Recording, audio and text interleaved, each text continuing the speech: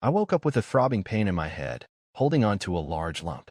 Looking around, I found myself in a courtyard, a towering castle visible in the distance. My mind was a blur, but as memories rushed in, I started piecing things together. My name was now Rain, and just an hour ago, I had been kicked in the head by a donkey. The courtyard was bustling with young servants watching a blacksmith trim a donkey's hoof. From my new memories, I realized I had just joined Habsburg Manor's servant training program 2 days ago. My family had spent a fortune to get me a spot.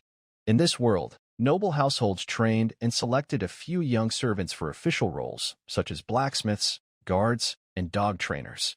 After 3 months of training, only a handful would be chosen. This felt like some kind of medieval job selection, but instead of aiming for success, I was expected to work as a servant. The thought annoyed me, but I had little time to dwell on it. Around me, a group of privileged young servants laughed at me. These were the sons of merchants, stronger, better fed, and more confident. They had already made me their target, forcing me to do extra chores like cleaning the dormitory. As I listened to their chatter, I picked up on troubling news. A nearby town had been attacked by an ogre, and another had suffered a cultist ritual. The more they talked, the more I realized this was a world where monsters, cultists, and supernatural dangers existed. If those rumors were true, then this world might be more than just medieval drudgery. It could hold real adventure. Before I could think further, I was called up for the next task, holding down the donkey's hoof for the blacksmith. The work was grueling, and soon, sweat dripped down my face. The donkey struggled violently, making it even harder. But I pushed through, knowing I had no choice. Then, something strange happened. A transparent box appeared in my vision, displaying messages. I had gained a skill, a hoof trimming. Not only that, but a job panel had appeared, listing me as a blacksmith apprentice. My heart pounded. Was this a system? When I looked at the screen in front of me, I saw the words Apprentice Blacksmith LV1, 0 out of 100, at the top, followed by a bunch of icons. Most were dark and unreadable, except for one that was lit up. It was labeled Nailing Horseshoes LV1, 1 out of 100. The icon showed a donkey's hoof and an iron shovel. This was strange. If working on the donkey's hooves had triggered a skill, shouldn't it have been something related to veterinary work? Maybe in this world, blacksmiths were responsible for hoof care too. Either way, unlocking this professional panel was a good thing. A blacksmith status in a world like this was much better than being just a servant. That thought made me smile. Determined to improve, I volunteered to go another round holding down the donkey's hooves, surprising everyone. Even George, my only real friend, thought I had lost my mind. But I had my reasons. More work meant more experience, and that was exactly what I needed. By the time I finally stopped, exhaustion weighed on me. My body was weak, and I could barely move, but when I checked the panel, I felt a rush of excitement. The screen was full of experience +1 notifications. My nailing horseshoe skill had already reached LV1, 12 out of 100, after just one morning. However, the overall apprentice blacksmith experience had only increased by 2 points, making me realize that hoofwork wasn't the fastest way to level up. The problem was, there were only so many donkeys in the manor. At most, I could continue this for another day before the opportunity was gone. If I wanted to progress further, I needed a new way to gain experience. With the assessment in 3 months, I had to act fast. Curious, I flipped to my attribute panel. My stats weren't great: strength, 4, constitution, 5, agility, 6, spirit, 8. My strength was especially low, which explained why I struggled so much. The only thing above average was my spirit, possibly due to my memories merging with this body. Shaking off my thoughts, I followed George to lunch. Today had given me new goals, but I still had a long way to go. Lunch at the manor wasn't terrible, but it wasn't great either. I stared at the rough black bread, half a smoked fish, and a bowl of vegetable soup. My appetite wasn't strong, but my fellow servants beside me were practically drooling. As soon as we got permission to eat, they tore into their food. The bread was hard, almost brick-like, and when I bit into it, I nearly spat it out. There were wood shavings inside. I had eaten questionable food in my past life, but at least it had some meat. Here, it was just survival. Still, I copied the others, softening the bread in the soup and forcing it down. As I ate, my mind wandered. This servant training felt like a drawn-out military camp. 3 months of hard work, followed by an assessment that determined our future. I had the advantage of my system panel, but my progress was slow. If I wanted to pass and become a blacksmith apprentice, I needed to find ways to improve faster. Becoming a guard was also appealing: armor, a sword, real strength. But I had no training. If I wanted that path, I needed an opportunity. Looking up, I noticed my friend George staring at something, or rather, someone. Following his gaze, I saw Sophia, a maid in training, clearing the tables. She was our age, but already drawing plenty of attention. Most of the boys couldn't help but stare, but I had more important things to focus on. George, flustered, tried to cover up his obvious distraction by offering me his food, which I declined. I teasingly reminded him that staring wouldn't get him anywhere. Passing the assessment would. His panicked reaction made me chuckle. Maybe getting kicked by a donkey had actually made me sharper. The afternoon training resumed, and despite my sore body, I was eager to gain more experience. However, we were soon interrupted. A group of young men and women entered the yard, tall, well-dressed, and clearly from noble families. These were the real elites, training as night attendants. Compared to them, even the wealthiest merchant kids among us were nothing. Ball slapped a staring servant and scoffed, reminding us of our place. He wasn't wrong. Our best chance was mastering a craft. Then I saw something that made my eyes widen in shock. I watched in shock as a towering man, clad in heavy armor, swung a massive greatsword down onto a thick stone block. In an instant, the blade sliced through the stone like butter, the clean-cut surface smooth and flawless. The wealthy young heirs erupted into applause, praising their instructor, Perez, for his incredible strength. I rubbed my eyes, struggling to believe what I had just witnessed. A single sword strike splitting solid stone? This was beyond human ability. Until now, all I had heard about supernatural strength came from travelers' tales. But this was real. It felt like seeing a superhero land in front of me. Suddenly, my blacksmith apprentice panel seemed unimpressive. If this world had beings with such overwhelming power, what was the point of just being a blacksmith? I couldn't settle for an ordinary life if there was even a small chance to gain this kind of strength. My thoughts were interrupted as a noble girl stepped forward, volunteering to spar with Perez. Though I couldn't see her face at first, her stance was sharp, like a predator ready to strike. When the fight began, sparks flew as their swords clashed. She moved with breathtaking speed, leaping and striking from all angles while Perez calmly deflected her blows. Then, she launched a powerful downward slash, and when their swords met, the sound was deafening. Even from a distance, my ears rang. A small shard of metal flew off, landing near me. Both the girl and Perez glanced in my direction, sending a chilling pressure through my body. It felt like being stared down by a beast. When the fight ended, I finally got a good look at the noble girl. She was strong, confident, and strikingly beautiful. Meanwhile, Perez looked at his chipped sword with regret, and she quickly apologized, offering to get it repaired. As the noble heirs moved on to advanced training, I bent down and picked up the metal fragment. It was surprisingly heavy, far beyond ordinary steel. If weapons here were this massive, how could she wield it so easily? Was it talent? Bloodline? A special technique? If training could make someone that strong, then I had a chance too. My system had already given me the blacksmith panel. Maybe it could unlock something greater. Would learning swordsmanship trigger a warrior's panel? A swordsman's panel? Excitement surged through me. I had to find out. The small metal shard in my hand was remarkable. It bore hammering marks, like fish scales, proof of the master craftsmanship that went into forging the greatsword. Even though it was hand-forged, it was nothing like simple ironwork. It reminded me of how, in my past life, even nuclear bomb casings were made by skilled hands. This world's forging techniques were more advanced than I had imagined. Bale's voice pulled me from my thoughts, and I quickly wrapped the shard in cloth and tucked it away. There was no time to dwell on it. I had more donkey hooves to fix.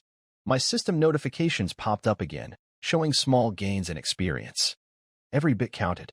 That night, back at the dormitory, exhaustion weighed on me.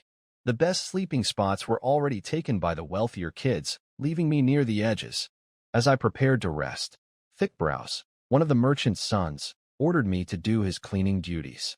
I clenched my fists, but I wasn't strong enough to fight back, yet. I played along for now, but in my mind, I was already planning revenge. As I cleaned, I wondered what triggered my system's profession panel. Fixing donkey hooves activated the blacksmith apprentice panel, but hours of sweeping and mopping didn't trigger a servant profession. Maybe such a profession didn't exist, or maybe it took more time. Either way, I needed a real plan to escape this life. I considered using my knowledge from my past life to gain favor with the noble lord, maybe by offering a powerful invention. But the risks were too high. I had no connections, and revealing knowledge I shouldn't have could be dangerous. Strength ruled this world, and the best path forward was to level up quickly. The next morning, Ball introduced a new task, nailing horseshoes. My excitement grew. If donkey hooves helped me gain experience, then surely working on horses would as well. When my turn came, I held down the horse's hoof as Ball demonstrated. As soon as the task was finished, my system notified me my hoofing skill had improved, and I had gained more blacksmith experience than ever before. The rate of growth was much faster than before. I had found the key to leveling up. This was my path forward. As noon approached, suddenly, the system displayed a different notification. You assisted in nailing horseshoes. Insight improved. You have comprehended a new skill nailing horseshoes. Your skill nailing horseshoes has increased. Experience +1 curious. Rain immediately flipped to the second page, the one for the blacksmith apprentice's profession panel. In the dense array of skills, aside from one lit-up icon of a hoof trimming, another icon now lit up in the position opposite to it. Nailing horseshoes LV1, 1 out of 100. This icon was simple, depicting a horseshoe in an inverted U shape, with 7 tiny holes clearly visible on it, while other icons on the profession panel remained obscure and unclear. Could it be that after some time of diligent learning, a profession-related skill can be triggered to light up, and then one could continuously practice to enhance the skill level? It seems that's the case. This discovery engaged Rain completely in the study of nailing horseshoes, to the extent that even the reappearance of the noble girl in the middle of the outer castle didn't make him look up more than once. At lunchtime, his close friend George looked at him quite strangely and said, "Rain, I've noticed you've changed." These words slightly startled Rain. Could it be that as an old friend, George had noticed something was off about him? George continued, "Rain, why are you working as if you're on a stimulant? Trimming donkey hooves and nailing horseshoes, you keep going till you absolutely can't anymore before you stop." Rain sighed in relief, so it was just this. He thought to himself, "That's because you don't have a golden finger. Otherwise, George, you might be even more diligent than me." Haha, maybe I just had a sudden realization. "I've come to understand the importance of learning a trade," Rain said with a smile. "Really?" George looked at Rain suspiciously. He always felt something had changed about his best friend, but he couldn't pinpoint exactly what. However, since Rain mentioned understanding the importance of learning a trade, George agreed with him. Although George's family wasn't very well off either, both of his parents were freemen with land and a stable source of income, so his circumstances were much better than Rain's. Unlike Rain's home, where his father was a farmer who worked someone else's land, and his mother had no stable source of income, not to mention, they also had a younger sister. So, it was understandable that Rain was more eager to master a trade than he was. After the young servants finished their lunch and rested briefly, they continued learning to nail horseshoes under Bale's guidance.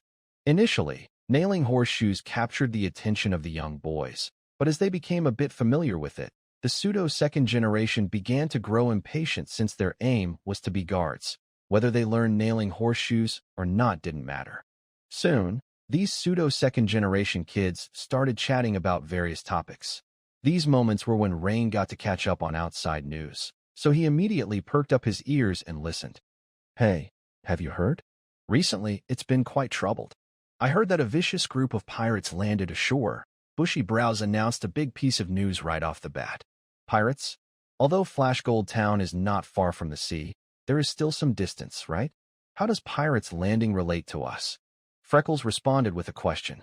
"Not sure.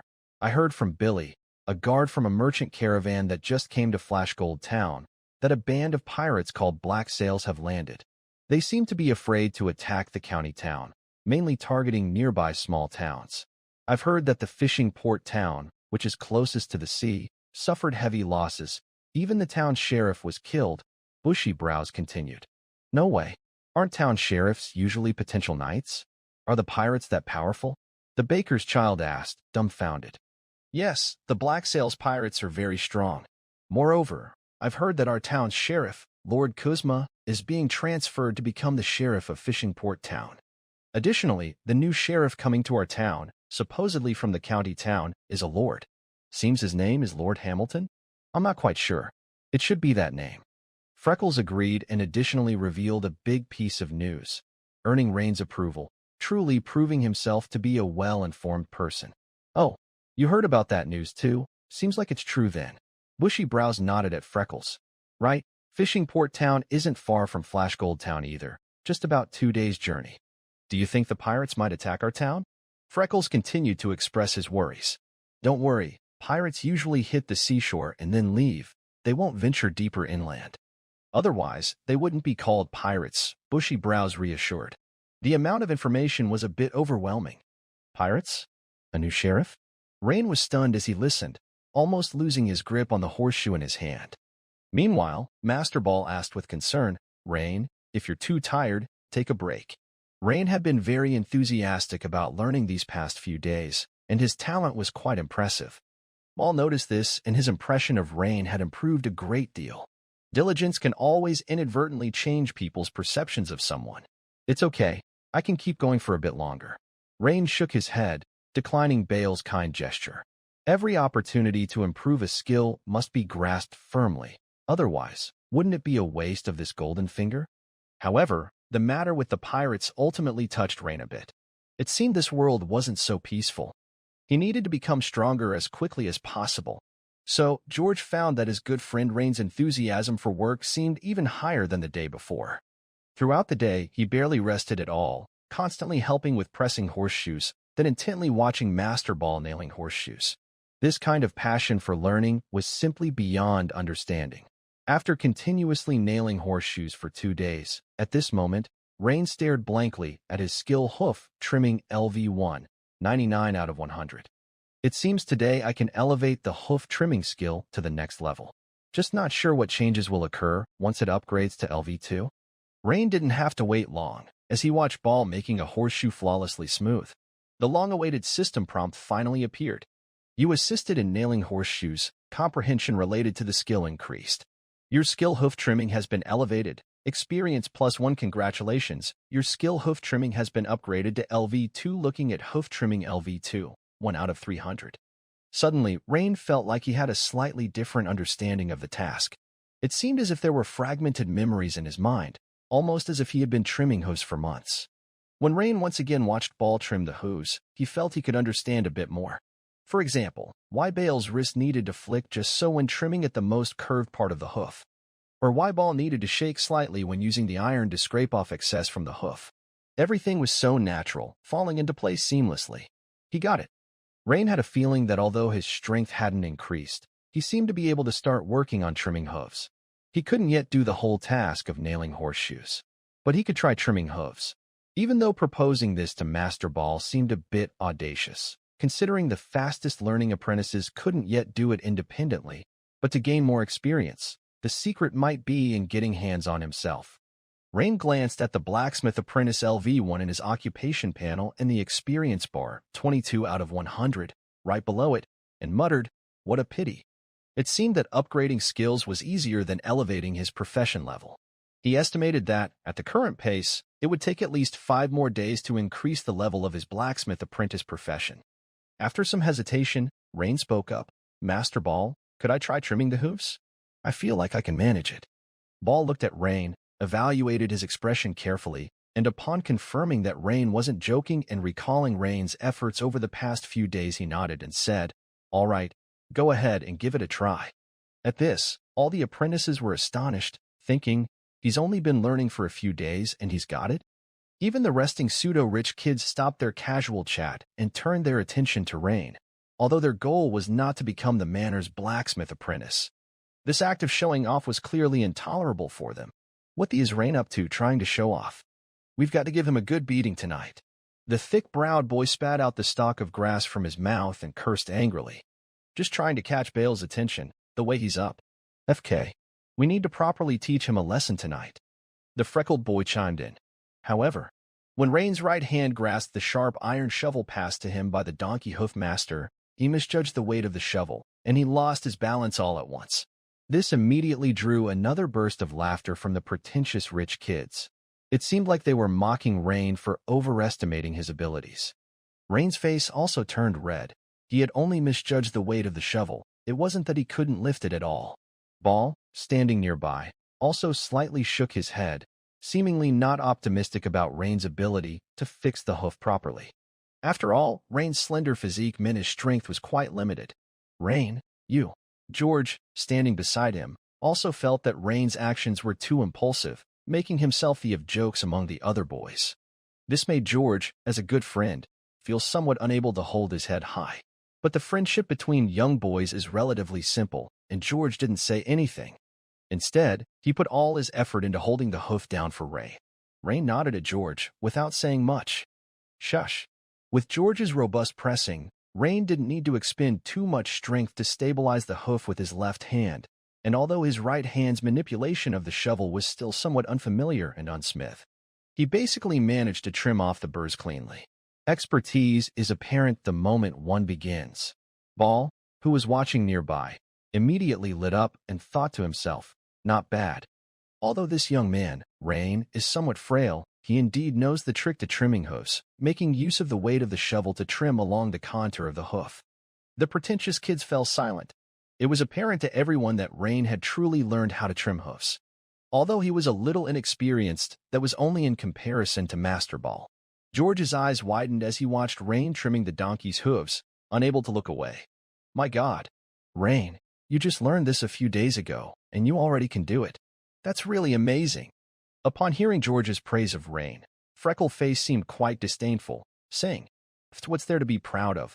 It's just shoeing a hoof, not swordsmanship. Yeah, exactly. Seeing Rain truly drawing attention to himself, the pretentious rich kids felt even more annoyed inside. Rain, however, paid no attention to everything happening around him. At this moment, his mind was already captivated by the system notifications. You've performed hoof trimming, insight improved. Your skill in trimming hooves has improved. Experience +5 you focused on trimming hooves. Blacksmith apprentice professional experience points +2 SSS. Getting hands-on actually gives this much experience. It was just as he had guessed. If he continued at this pace, leveling up his blacksmith apprentice profession level is just around the corner. No, there's no need to wait. It's very possible that today, he would be able to level up his blacksmith apprentice profession to LV2. After finishing all 4 hooves, Rain was sweating profusely, but his eyes were sparkling brightly. Not bad, Rain. You can trim hooves independently now, Ball said, nodding his head in approval of Rain's skills. Thank you, Master Ball, Rain nodded emphatically. And you all? If you want to compete for the blacksmith apprentice position, then learn seriously. Ball turned and bellowed at the child servants with a stern face. In the face of Ball, the pretentious kids naturally didn't dare show their temper, but their glances toward Rain turned much more vicious.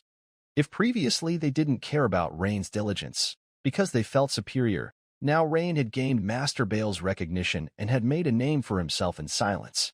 This was something they couldn't stand. At lunchtime, Rain felt a tense atmosphere around him.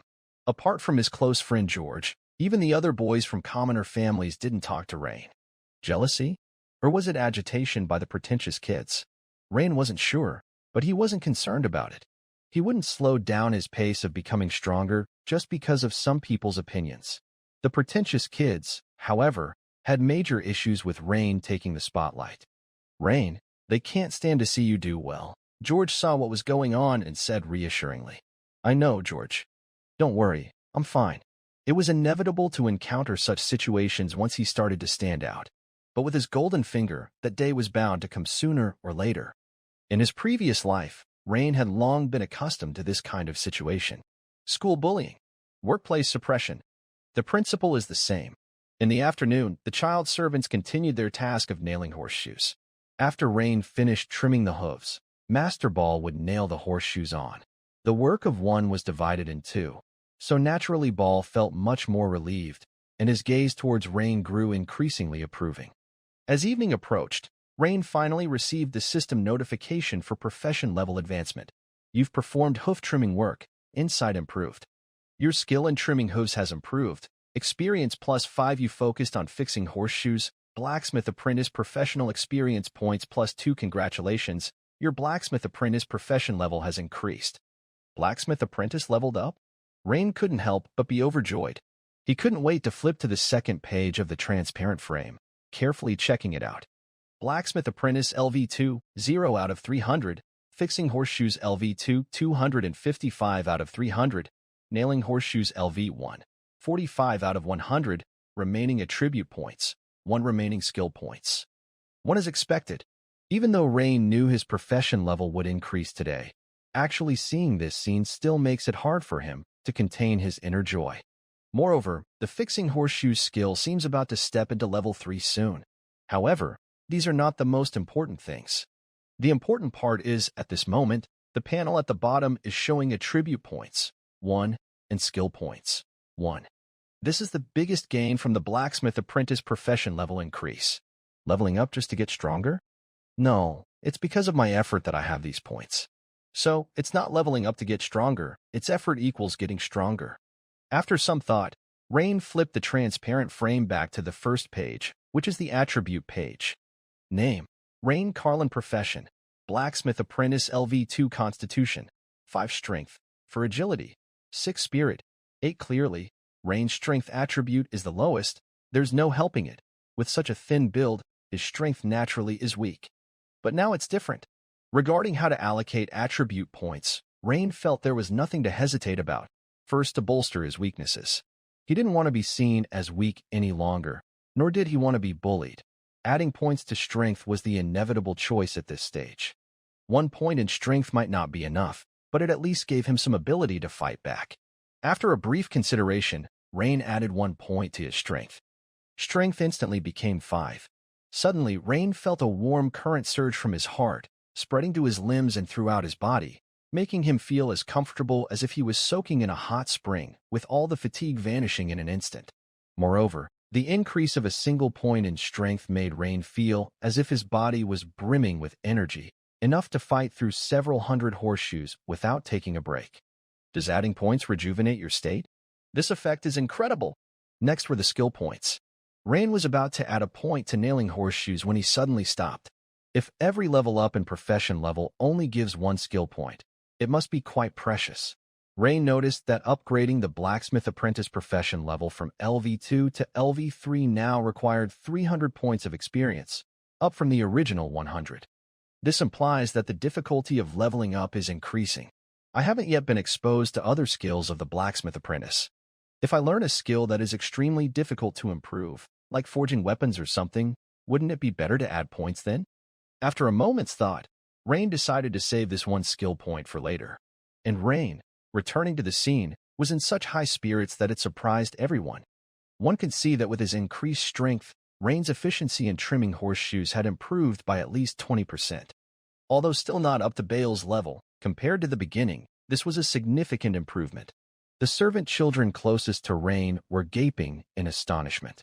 At dinner, Rain ate 3.5 bricks-sized black bread loaves and had 3 servings of vegetable soup, even licking the soup pot clean, a scene that left the rest of the servant children dumbfounded. Rain found that after adding 1 point to strength, the increase was genuinely significant, but he also got hungry very quickly. After eating his fill, Rain, returning to the dormitory, was blocked by bushy brows and freckles. Rain, you've done well today, showing off quite a bit. Bushy brows stepped forward, patting Rain's face with a challenging expression. I had to endure yesterday, but today is different. Rain's eyes suddenly turned from gentle to fierce. Slap. With all his might, Rain slapped Bushy Brows across the face. Immediately, it rang in Bushy Brows' head, causing him to stagger and nearly fall to the ground. This slap left Freckles and a few onlookers, the fake rich second generations, stunned, their minds racing with how Rain dared to strike. And Bushy Brows, he was so shocked by Rain's slap that he took a while to recover. But this was just the beginning. Boom. With a powerful knee, Rain hit Bushy Brows in the stomach, right under the diaphragm, making him his dinner all over the place. A sour stench immediately spread out. Get him. Beat up that brat, Rain. He dared to fight back. Freckles shouted, and the surrounding faux-rich kids rushed up, starting to beat up Rain. But Rain, heedless of everything, tucked his head in and kept swinging his fists at the vomiting Bushy Brows with lethal determination. This ruthless fierceness was truly frightening. However, the incident here was quickly reported by other child servants. Soon after, a steward of the manor arrived, and the fighters were promptly separated. Coincidentally, this particular steward happened to be distantly related to the Rain family. As a result, Both Rain and the thick-browed servant received 50 heavy strikes each and were punished with sweeping and mopping for a week. At the same time, a bruised and swollen Rain was transferred to George's dormitory. But obviously, this matter was far from over. The thick-browed servant was tall and muscular. He had never expected Rain to launch a sneak attack, and he was caught off guard. However, by that evening, he had come to his senses, and his eyes were bloodshot with rage. As the bully among the child servants, he had never suffered such a loss before. The next day, while nailing horseshoes, the thick-browed servant glared at Rain with a murderous look. "Thick brows, how do you plan on getting revenge?" A freckled servant beside him asked. Hearing this, the other pseudo-nobility child servants also turned their attention to the thick-browed servant. He had, in fact, already thought of a plan. In the manner, if he fought with Rain again, both would certainly be punished, and they might even be directly dismissed, which would be a loss not worth taking. Swordsmanship training starts next week, and I've heard there will be sparring sessions. At that time, that kid will suffer. Thick Brows said through gritted teeth. Well, Thick Brows, you've learned swordsmanship? That's incredible! Not bad. I studied with my uncle for 2 years. I'll make sure to beat him so badly that even his mother won't recognize him. Thick Brows clenched his fist, showing his firm confidence. Unlike Thick Brows, Rain was currently sweating profusely as he trimmed hooves and explained the intricacies of the task to the other child servants. For instance, one should utilize the weight of the hoof rasp itself, trimming along the contour of the hoof. This attracted many child servants aspiring to be blacksmith apprentices to Rain. And as a result, Rain successfully divided the child servants who had originally been instigated by the pseudo-nobility. A great man in his previous life had said, "Make many friends and few enemies." Worried that the child servants would learn and surpass him? If one has a golden finger, why fear being surpassed by others? They might as well go to sleep. As long as one progresses faster than others, they will never have to worry about being overtaken. After finishing with the last horse in the stables, Rain wiped his sweat and opened his profession panel to check. Blacksmith Apprentice LV2, 27 out of 300. There was still a way to go before his profession level as a blacksmith apprentice would increase to LV3, but Rain was already quite satisfied with his current progress. Hoof trimming LV2, 295 out of 300. Nailing horseshoes LV1, 56 out of 100. Remaining skill points. One is for this one skill point. Rain had already decided not to use it for the time being. At present, whether it was hoof trimming or nailing horseshoes, improving these skills was just a matter of time. As long as he had enough time, Rain would be able to easily level them up. Therefore, the later the skill point was used, the higher its cost-effectiveness would be. Moreover, since all the horses in the stable now had their horseshoes nailed, it would clearly be foolish to add a point to upgrade the skill of nailing horseshoes right now. He would wait until a skill became hard to level up or required a massive amount of experience to level up before using this skill point. Just then, a middle-aged man dressed in a neat gray linen robe came over to the child servants, apparently with an announcement. According to the memories of his original body, this man was a formal servant of the Habsburg Manor, responsible for arranging the training of child servants. He greeted Ball and then coughed twice before saying, "Tomorrow is Sunday, and you'll have a day of rest. After a while, you may go home on your own, and be sure to return to the manor on time tomorrow evening. From the day after tomorrow, you will start practicing basic swordsmanship. Mr. Humbert, a manor guard, will teach you then. I hope you take this opportunity to study earnestly." The child servants' training included 1 day of rest per week, coinciding with the day of church services, with the other 6 days spent within the manor. After speaking, the middle-aged man walked away with an air of composure. However, the words of the middle-aged man immediately ignited the child servants' enthusiasm, like pouring oil into a fierce fire. The voices of the child servants discussing the news suddenly grew louder. "Rain, did you hear that? We're going to start swordsmanship training." George grabbed Rain's arm and said with longing, "Of course I heard. I'm excited too. Let's work hard together, young man." Rain replied with a smile. The pseudo-nobility child servants were also thrilled, because they knew that next week's swordsmanship lessons would be the time when the bushy-browed teacher would give Rain a harsh lesson. They were expecting quite a show. Clearly, the past few days had not been joyous for the pretenders. Rain's brilliance had overshadowed them, but they didn't care much about it. A genius at fixing donkeys' hooves and nailing horseshoes? That's nothing. But swordsmanship is different. As for next week's basic swordsmanship training, Rain was naturally as excited as any normal boy would be. After all, which boy doesn't love the excitement of swinging a sword and engaging in battle? But he was even more curious whether the swordsmanship training would trigger a new panel, such as a swordsman, guard, or warrior panel. However, right now, he was not thinking about swordsmanship training, because he was about to go home and see his original parents. Not only his parents, but the original owner of the body also had a 7-year-old sister. All at once, Rain couldn't help but think of his parents from his previous life and wondered how they were doing. Alas! For a moment, Rain's eyes held a touch of melancholy. Just then, George came over, glanced at the second-generation kids, and asked, "By the way, Rain, what are you planning to do after you get home tomorrow? Want to join me in gathering nuts in the woods?" Rain, pulled from his thoughts, considered it.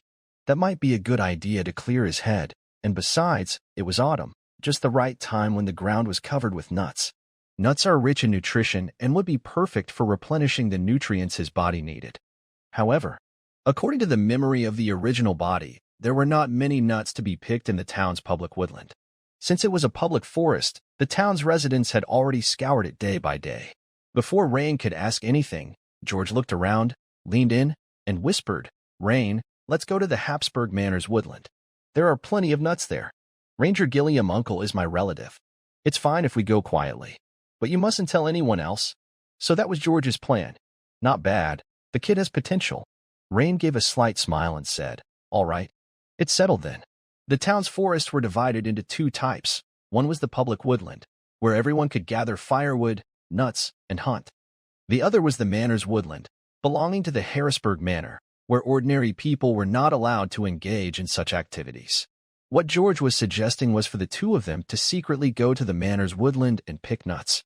At dusk, with the pleasant breeze, Rain walked home alone. George had already gone home earlier. Rain's home was located to the south of the town, directly opposite the Harrisburg Manor to the north. This meant that to get home, Rain practically had to cross the most bustling street of the town. This one is a bakery. This one is an inn, the Freckled Family's Inn. It seemed that every segment of the road he passed, and every familiar shop he saw triggered memories of the original host to flood in, slowly merging with Rain's own memories. However, as he passed the town square and saw a crowd of town residents gathered around the notice board, curiosity made him take a look as well.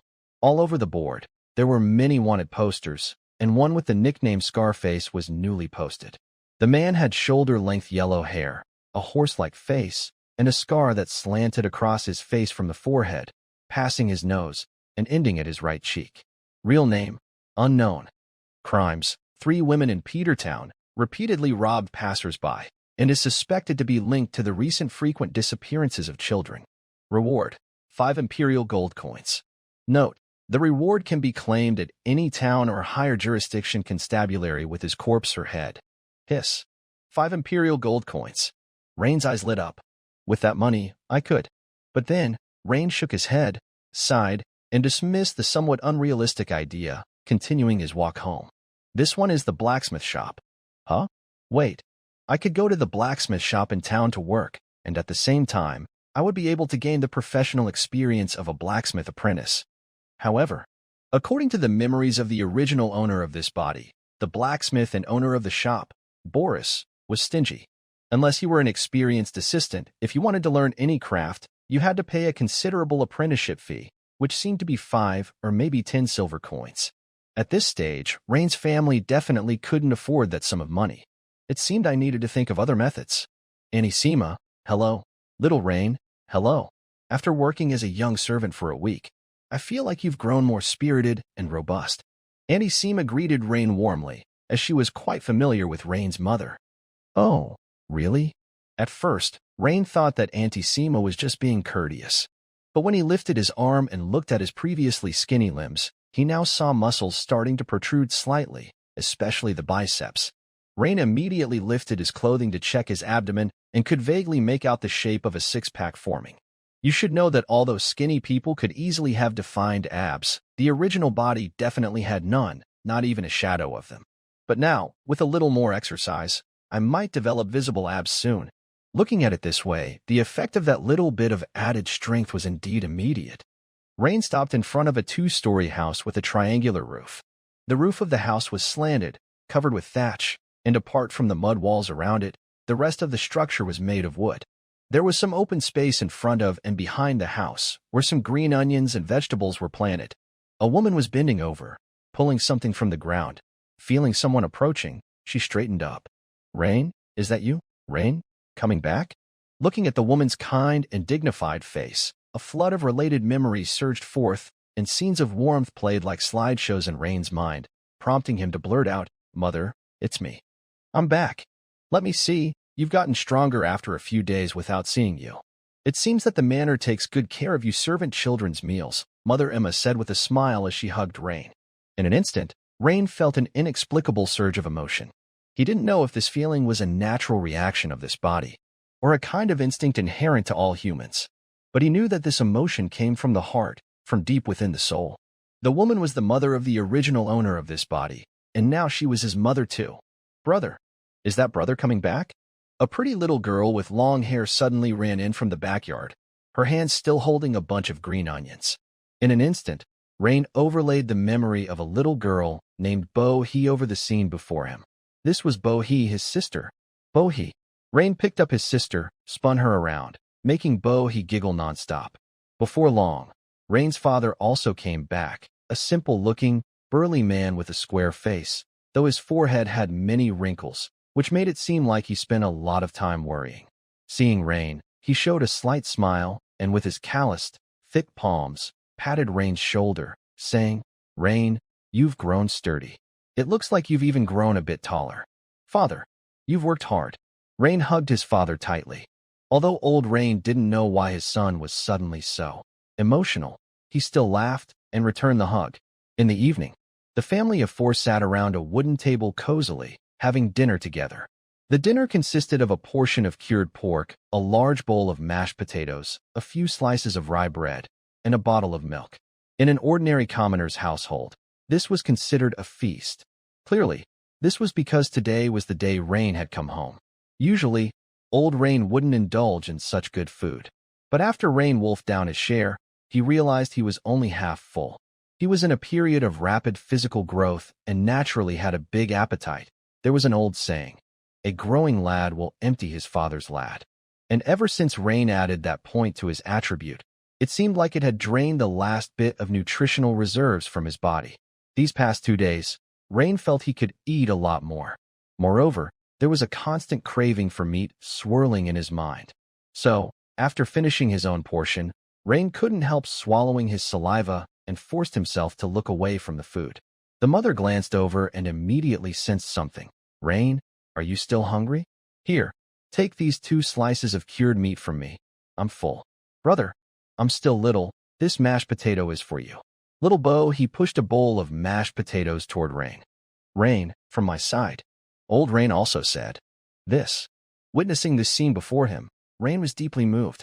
If before his efforts were due to his desire as a person from another world to change the status quo and his longing for this transcendent world. But from this moment on, another deep, vivid was added to Rain's motivation. In the end, Rain accepted the cured meat and mashed potatoes from his mother and little Bo-He, but refused the bread from his father.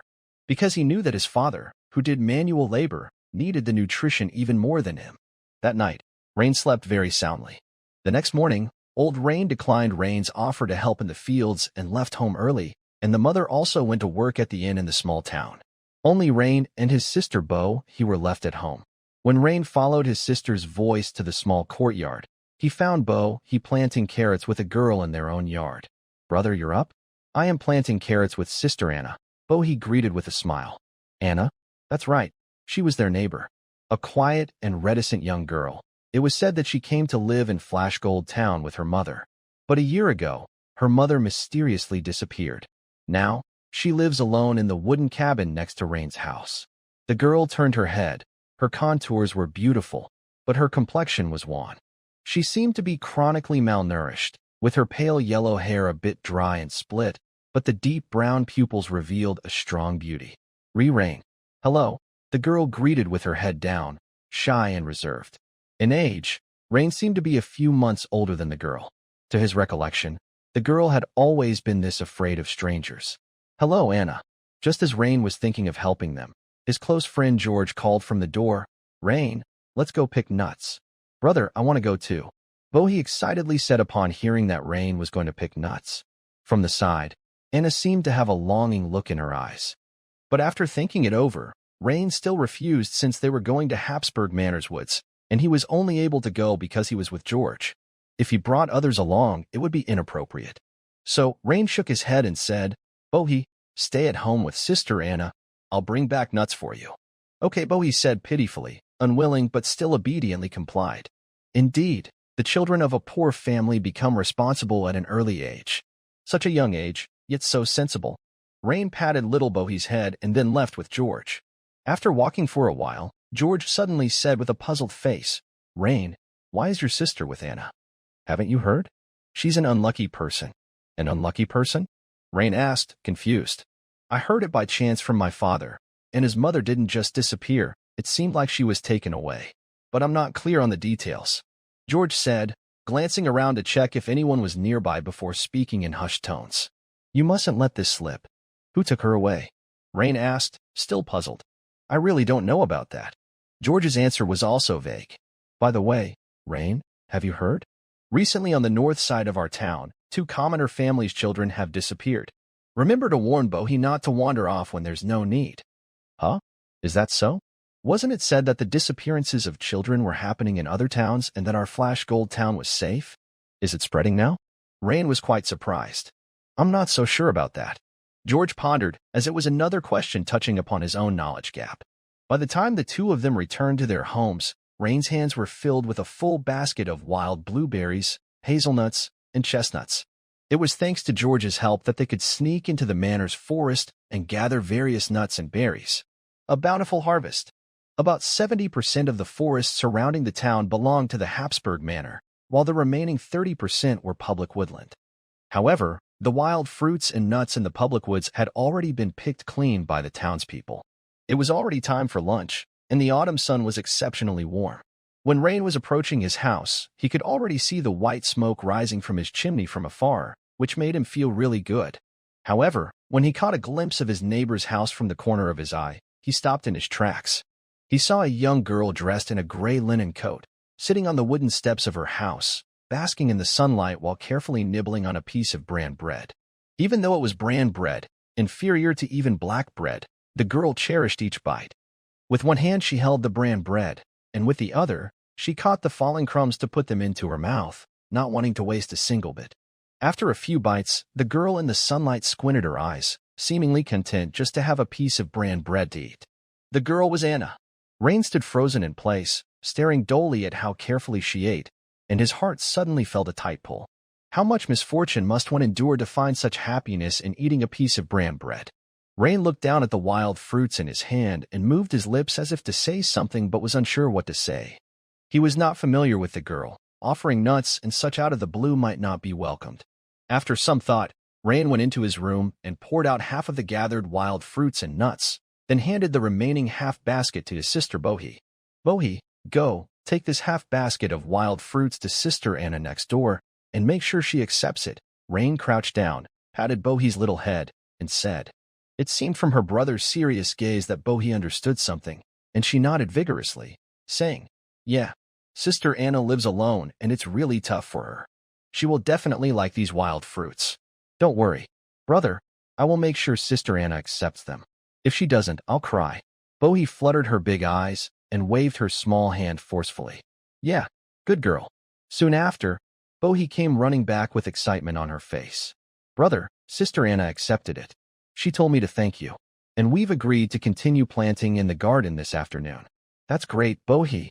Hearing that Anna accepted the gift eased Rain's concern, and he gave his sister a thumbs up, complimenting her. After lunch, Rain headed toward the blacksmith shop in Flash Gold Town. The blacksmith shop was on the main road of the town, and even before Rain got close, he could hear the ding-ding of the blacksmithing from a distance. As soon as he entered the blacksmith shop, Rain immediately felt a wave of heat rush over him. Inside, several sturdy men were bustling about in the manner of helpers and apprentices, while blacksmith Boris Patton was forging a pot. A few apprentices looked puzzled as Rain approached Boris. Uncle Boris, might I help around in the shop? I'm willing to do anything.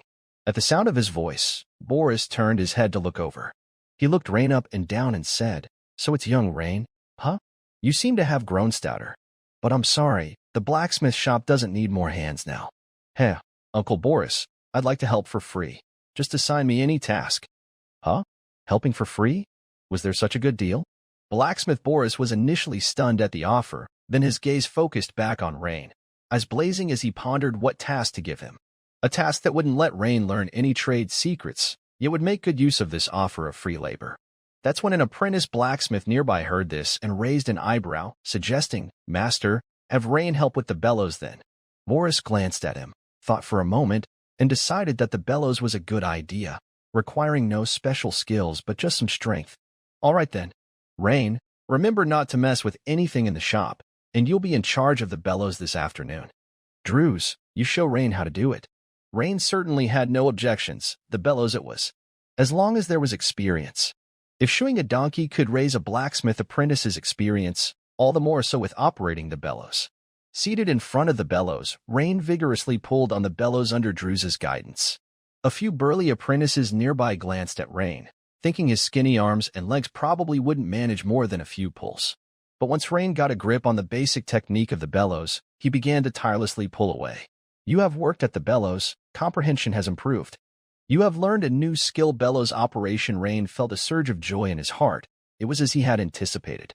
Subsequently, almost every pull of the bellows added +1 to the experience. The blacksmith apprentice's professional experience points also quickly showed a +1 notification.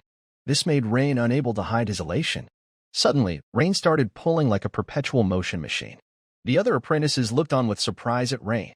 They couldn't understand why a mechanical, monotonous task could inspire such enthusiasm in the new kid, to the point where he did it with such gusto. Didn't this kid know what volunteering meant? Was there really a need to be more zealous than they, the official blacksmith apprentices? It was indeed a rare sight. Rain continued until nightfall. The number of breaks he took in the meantime could be counted on the fingers of one hand. This earned him a new look of respect from the blacksmith Boris. At the same time, Boris took the opportunity to give several blacksmith apprentices a tongue lashing, saying a lot about how they should learn from Rain and such. Suddenly, the blacksmith apprentices glanced at each other, seeing a sense of urgency in each other's eyes. Though the work of a blacksmith apprentice was hard, the conditions were top-notch compared to apprentices in other trades. They didn't say it aloud, but they valued it greatly in their hearts. Immediately, they all sped up their pace. Watching this unfold, blacksmith Boris couldn't help but laugh. He had not expected that by agreeing to let Rain take on the task of operating the bellows, such an unintended effect would occur. It wasn't long before Rain received a system notification about a profession level upgrade. "You have worked at the bellows. Comprehension has improved. Your skill in bellows operation has improved. Experience +3. You were focused on the bellows. Blacksmith apprentice professional experience points +1. Congratulations. Your blacksmith apprentice profession level has been raised." Eagerly flipping to the second page of the transparent box, Rain scrutinized it carefully. The first entry on the panel showed that the blacksmith apprentice had risen to level 3. Blacksmith apprentice LV3, 0 out of 500. Bellows operation LV2, 245 out of 300. Hoof repair LV2, 295 out of 300. Nailing horseshoes LV1, 56 out of 100. Remaining attribute points, 1 remaining skill points. 2. Even though Rain knew his profession level might very well rise today, the actual sight of it still made it hard for him to suppress his inner joy. Even though he was working for free at Boris's forge this time, the added 1 attribute point and 1 skill point at the bottom of the attribute panel right now were the best rewards for his voluntary work. Near evening, an exhausted Rain bid farewell to blacksmith Boris and returned to the Habsburg Manor. After hastily taking care of dinner, he fell asleep deeply in the dormitory. The next morning, the young servants were gathered together, and they were greeted by a tall and burly man walking towards them. This burly man had blonde hair stiff like the bristles of a wild boar, thick brows over big eyes, a resolute face, and a sword hanging at his waist which gave him a very steady presence when he walked. "I am your swordsmanship instructor, Humbert. What you will be learning is the basic swordsmanship that all militia must master. Has anyone among you learned swordsmanship before?" Having said this, the burly man scanned the group with his large eyes. Only George, somewhat excitedly, raised his right hand, saying, "Reporting to Instructor Humbert, I've learned." "What kind of swordsmanship?" For how long? Basic swordsmanship as well, for about 2 years, I guess. George seemed to recall his learning process, his intermittent practice amounting to about 2 years in total. He had intended to understate the amount of practice to highlight his natural talent for swordsmanship, but under Humbert's piercing gaze, he ended up revealing the truth. Humbert nodded and said, "Anyone else?" No one responded. "If no one else will, then you, come up here and demonstrate the basic swordsmanship you've learned." Me. Demonstrate? All right. Clearly, George was a bit nervous facing the robust instructor Humbert. After taking the iron wooden sword that Humbert handed him, George took up a swordsmanship starting pose and began to hack and chop vigorously. The servants, having never learned basic swordsmanship, watched with great interest, thinking that George executed the basic swordsmanship quite well. "Stop. Not bad. You may step down," Humbert said with a slight frown, waving his hand. Oh, okay, instructor." George, having received praise from the instructor, was visibly elated. However, Rain could see that Humbert did not seem satisfied with George's demonstration of basic swordsmanship. Rain, however, thought to himself that George was quite good, both in terms of strength and proficiency with the techniques, at least far better than himself. Because he hadn't learned basic swordsmanship, George returned to the group with a smile, seemingly very delighted that he had received the instructor's praise on the first day of swordsmanship training. The group of servants, led by Humbert, headed to the training ground in the middle of the outer courtyard. The real second-generation kids did not come today. This was the servants' first time at the training ground, and they couldn't help looking around curiously. Under the awning, there were blunt two-handed swords, one-handed swords, shields, riding spears, and all sorts of training gear like training armor and thick padded jackets. But all these had nothing to do with the servants. The instructor led them to a place with only wooden short swords hanging, pointed, and said, "There. Each of you take a short sword, and after you've got it, line up." Suddenly, the group noisily went up and each person took a sword. "What's this? Wooden swords, a child's toy? My 5-year-old brother plays with this kind of thing," Freckles said disdainfully, looking at the wooden sword. "George, the swordsmanship you just did was quite something. I feel like you're much better than me." Freckles, have you also learned basic swordsmanship before?" George asked, surprised. "Of course, my uncle is a mercenary. I learned a bit from him since I was young, but I've nearly forgotten it all," Freckles boasted with pride. After all, in his opinion, when it came to swordsmanship among all the young servants, he was the second strongest after George. "Not bad, George and Freckles. It looks like you two are going to shine," the baker's son exclaimed admiringly. "Yeah, now a certain someone can't attract attention by fixing hooves anymore, right? Men should be all about physical strength." Freckles glanced sideways at Rain and said, "You." George was becoming impatient to hear more. But Rain shook his head, dismissing George's desire to argue with the others. After all, it was just idle talk, and he didn't lose anything from it. Arguing with a bunch of fake second generations was pointless. And who said that if you have a foundation in swordsmanship, I definitely couldn't catch up? Rain glanced at the 2 skill points reserved on his panel, his eyes flickering.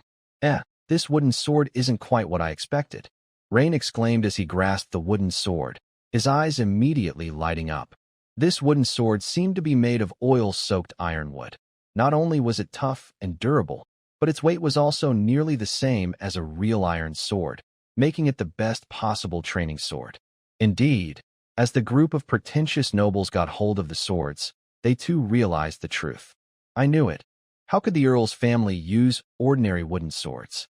So they are made of ironwood after all."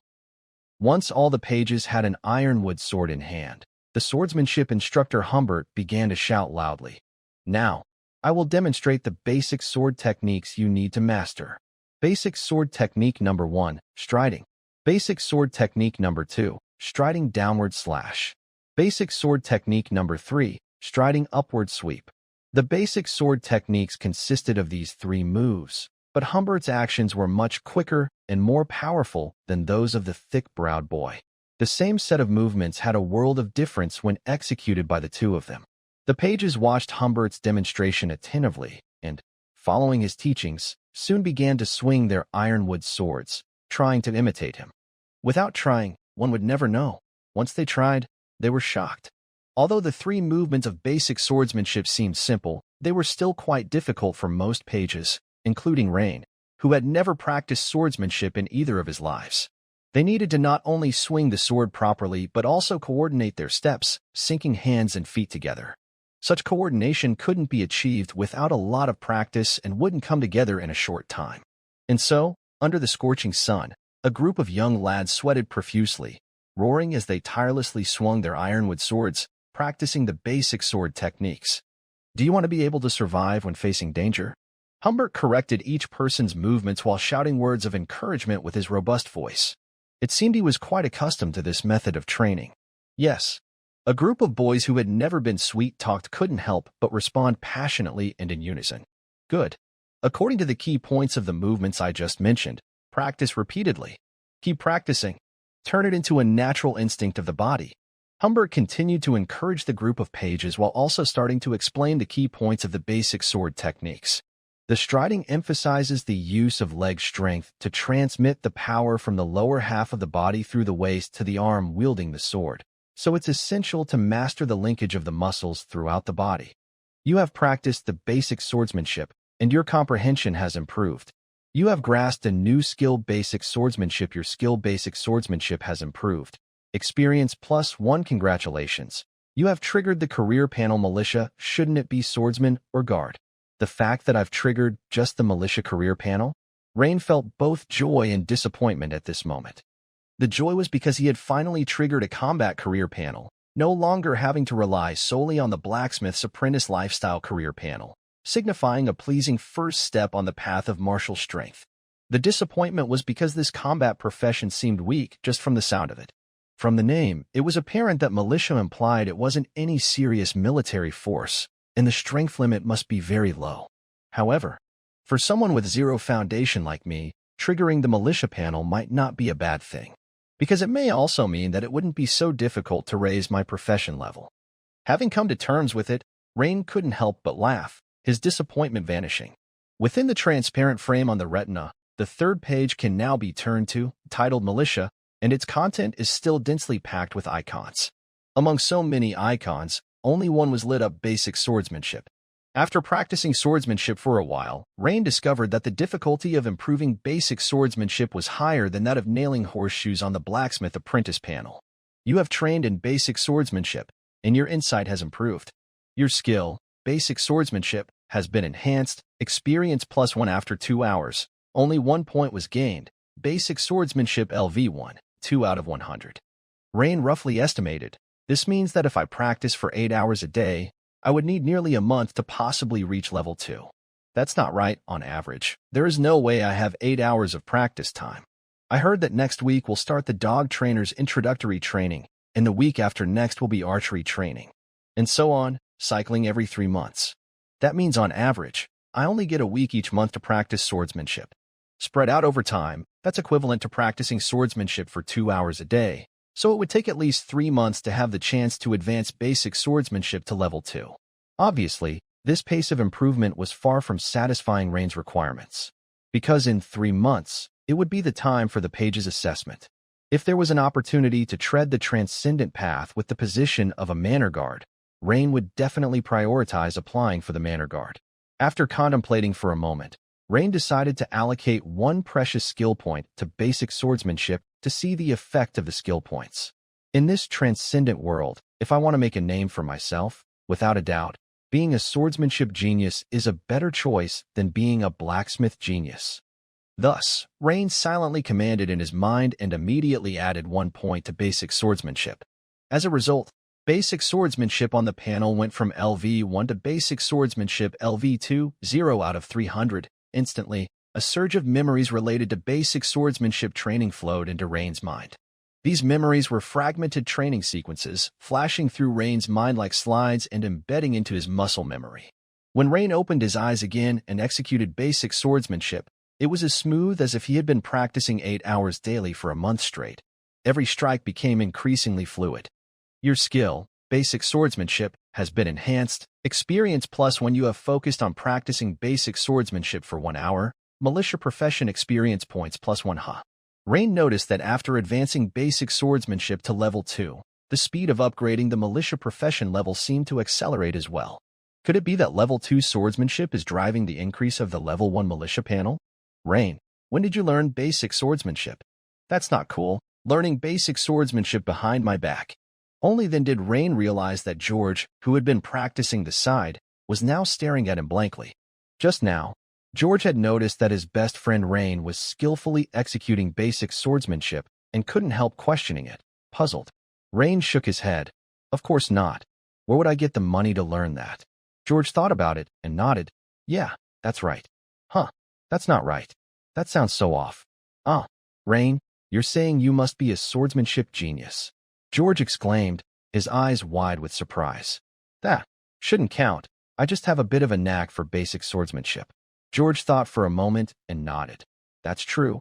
Basic swordsmanship is only the most rudimentary introductory skill, and it doesn't mean you're a swordsmanship genius. I've heard my brother say that the nobles study family swordsmanship passed down through generations, which is much more difficult than basic swordsmanship. Oh, is that so? Rain was taken aback, but then he didn't give it much thought. After all, he had just started out with basic swordsmanship, and meals needed to be eaten one bite at a time. It was better to first master basic swordsmanship before anything else. A tall building rises from the ground.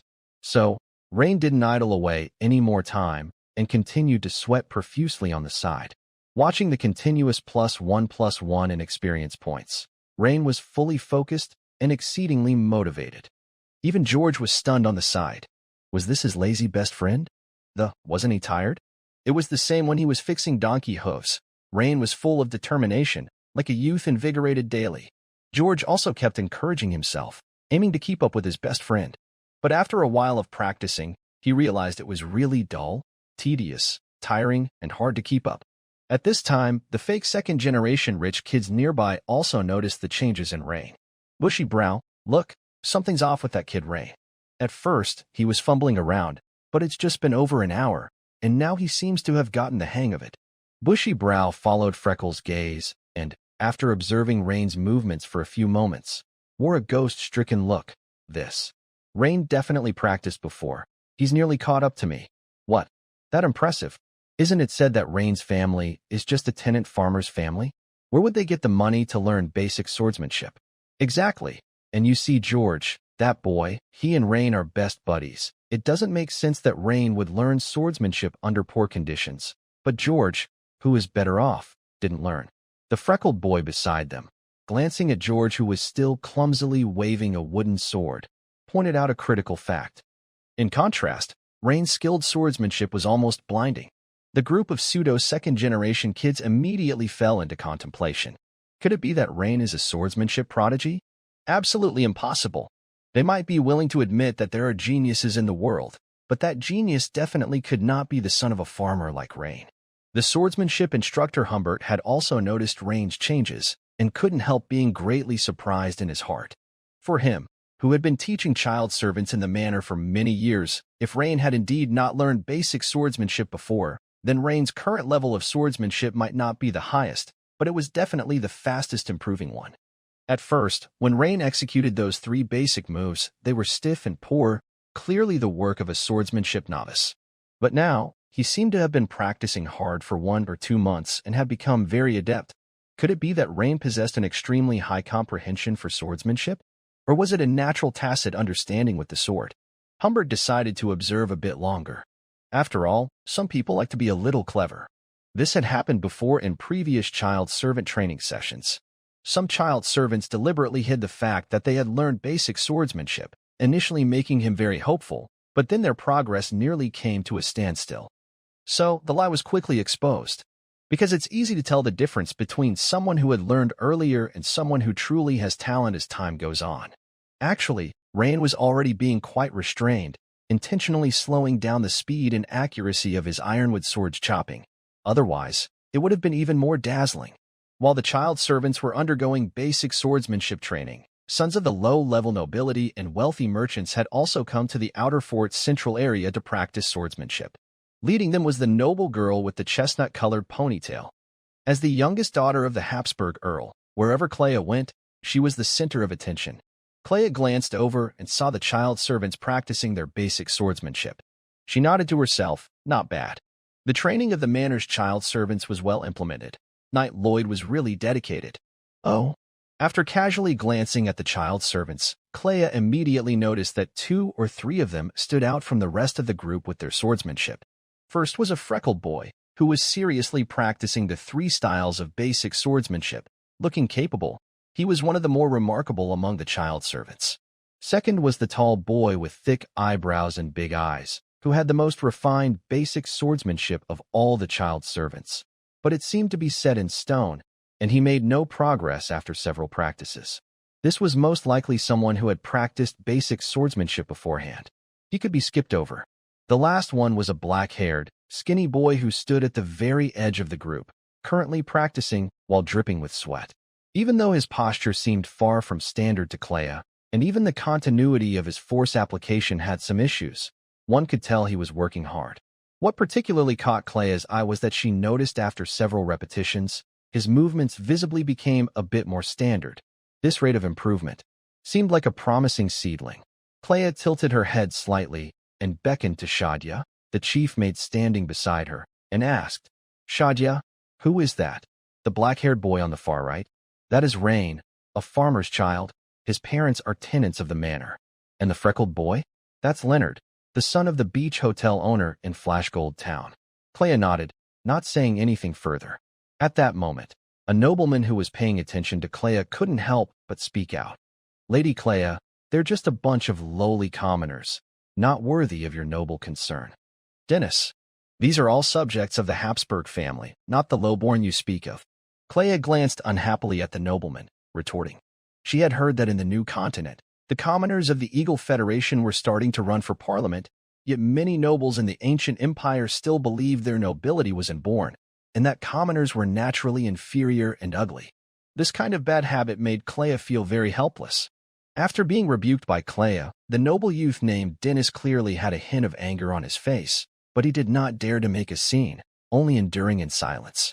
Meanwhile, a young man dressed in silk clothes behind Dennis looked at Clea, then at Dennis, seemingly thinking of something amusing, his mouth curving slightly into a smile.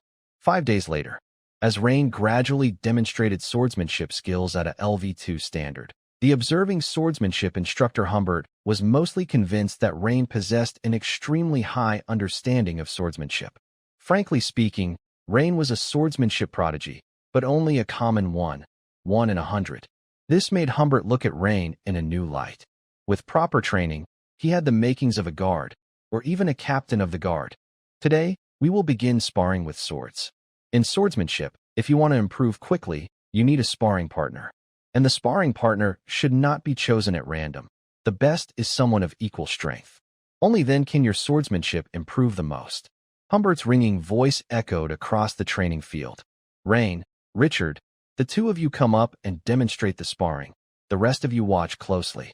Humbert called out. The man with thick eyebrows was none other than Richard. "Yes, instructor," the 2 men said in unison. After speaking, they quickly stepped out from the ranks and positioned themselves in front of the troop, assuming the initial stance of basic swordsmanship, with the tips of their ironwood swords pointing at each other. Thick Eyebrow felt an indescribable anxiety and irritation about Rain's recent changes. Previously, when Rain stood out while fixing donkey hooves or nailing horseshoes, he did not care at all, because his goal was to become a manor guard, and it was clear from his studying basic swordsmanship with his relatives in advance for the past 2 years. But what he did not expect was that during the swordsmanship training, Rain once again attracted the attention of the swordsmanship instructor Humbert. This, he found difficult to accept. If this continued, this kid Rain would sooner or later become his formidable rival. Moreover, Rain had fought with him before, and he had come off worse. So, Thick Eyebrow had been thinking all along whether he should accidentally hurt Rain during the sparring, maybe even to the point where Rain would be unable to hold a sword. Begin. Right after Humbert's command, Rain and Thick Eyebrow both their swords at the same time, but Rain immediately noticed that Thick Eyebrow's sword was slightly faster. This was due to the other's taller stature, longer reach, and more practiced basic swordsmanship giving him an advantage. Instantly, Rain quickly changed his move and used the strong sword body to block the opponents. The ironwood swords clashed with a dull sound. Rain stepped back 3 paces, while Thick Eyebrow only stepped back 1, clearly showing he had the upper hand. Thick Eyebrow showed a look of triumph. "No matter how prodigious you are, kid, it'll be at least half a year before you can surpass me." But Rain's expression remained calm, as he had anticipated this situation all along. Firstly, when it comes to height, Thick Eyebrow was nearly a head taller than him, which naturally meant he had a much longer reach. This is quite advantageous in a sword fight. Secondly, with nearly 2 years of studying basic swordsmanship, Thick Eyebrow's skills were not something Rain's current LV2 basic swordsmanship could compare with. Rain estimated that, converted into the system's display of swordsmanship levels, Thick Eyebrow's swordsmanship skill should have reached or be close to a LV3 standard. Rain continuously blocked Thick Eyebrow's multiple attacks, and it was fraught with danger. Although there was no threat to his life, the heavy strikes of the ironwood sword were enough to cause excruciating pain. If I don't increase my own swordsmanship level, I'm definitely going to lose this match. What is Instructor Humbert's purpose in having me spar with Thick Eyebrow this time? To motivate me to strive harder after a defeat, or to further stimulate my potential? The dull sounds of the ironwood swords clashing kept coming. Humbert, standing with his arms crossed, watched the two duel with an impassive face. Although he had already made up his mind that if nothing unexpected happened, Thick Eyebrow would win the bout. Then Rain, having undergone a minor setback, should be inspired to strive harder. Good steel needs to be hammered. At this moment, the tall Clea took the lead, accompanied by a group of nobles and rich merchants' sons, riding into the outer fort from outside, seemingly having just finished their horseback riding training. On their high vantage point, they clearly saw two servant boys sparring. The sweaty Rain also sensed the hostility from Thick Eyebrow, because several times the opponent had deliberately aimed at his vital points. Holding a grudge, are we? No wonder this has been so quiet these past few days, so he's been waiting for me here. Serious injury? To put me out of action for 1 or 2 months. This is utterly intolerable. Rain's face showed a trace of fierceness. At points, as Rain decisively used a skill point, in an instant, basic swordsmanship rose from LV2 to LV3. At the same time, fragments of training memories regarding basic swordsmanship also flooded into his mind. Meanwhile, the thick-browed man noticed that Rain had a moment of blankness. He inwardly thought, good opportunity. With that, a fierce look crossed his face as he stepped forward and chopped down at Rain's right shoulder. If this were to hit, lying down for 10 days to half a month would be considered mild, and moreover, it was very likely that he could not study swordsmanship for 1 or 2 months. Facing the thick-browed man's attack, in an instant, Rain felt the wooden sword in his hand as if it was an extension of his own arm. That feeling was as though the longsword was an extension of his arm. In the blink of an eye, Rain once again blocked strongly with the sword horizontally. The two wooden swords struck each other, once again making a dull sound. But this time, Rain firmly caught it and did not retreat. The thick-browed man, using the recoil from the clash, smoothly spun around and executed a spinning downward chop, swiftly aiming for Rain's face and eyes. At this moment, the thick-browed man felt incredibly exhilarated. This move was him performing above his swordsman level. In his mind, there was no way Rain could block it. When the time came, all he had to do was pretend that it was an accidental injury and act the part. The nickname, One-Eyed Rain, doesn't sound too bad. The corner of the thick-browed man's mouth curled up with a tiny trace of smugness. This downward chop immediately made the onlooking boys exclaim in surprise. George watched Rain anxiously, unsure if his close friend could fend off this attack. Swordsmanship Instructor Humbert was poised and ready to intervene and block the sword. A jolt of alarm shot through Rain's heart, and in an instant, he put power into his waist, instinctively leaned back quickly, and, using the strong blade, once again shielded himself, blocking the thick-browed man's fierce strike. Then, using the strength of his abdominal muscles, he sprang up and counterattacked rapidly. Snap! The thick-browed man's wrist, holding the sword, was struck heavily by Rain, and the wooden sword dropped in response. The swift reversal of the situation left the surrounding youths dumbfounded. Suddenly, it was so quiet you could hear a pin drop. This sort of instinctive intuition with swordsmanship. Seems like I underestimated myself before. Humbert was both surprised and slightly excited at this point. And at a distance, Clea, daughter of Earl Habsburg, also had a glint of admiration in her beautiful eyes. I remember Shadia saying that this black-haired boy seems to be named Rain. His father is a tenant farmer of the manor. Very good, a clean family background, maybe. I could try nurturing him. If he truly had talent, she wouldn't skimp on giving him a chance. However, whether or not he could seize the opportunity, that remained to be seen in his performance. Rain wins. Swordsmanship Instructor Humbert immediately announced loudly, with an approving expression. The thick-browed man, expressionless, watched Rain's retreating figure as he left the field, feelings of resentment rising in his heart. Go on and be smug, Rain. Just you wait. He had already thought of another way to deal with Rain. Originally, he had been too proud to stoop to such methods. But this brat Rain was improving too quickly, so quickly that it gave him a feeling of alarm and dread. His family had run a tavern for many years, and the thick-browed man knew many people from all walks of life. For instance, Drunk Jack, who was a great choice, having been a mercenary, was no ordinary talent. Rain, stepping off the field, suddenly stiffened. Then, he was overjoyed.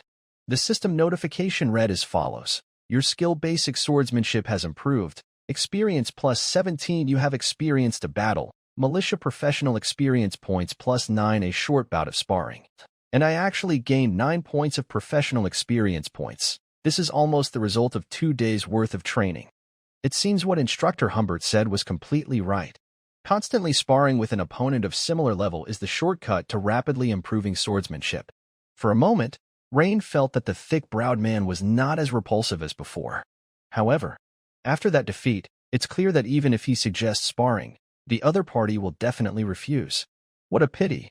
Rain glanced around at the young servants. The only one with strength close to his was thick eyebrows, so choose Freckles.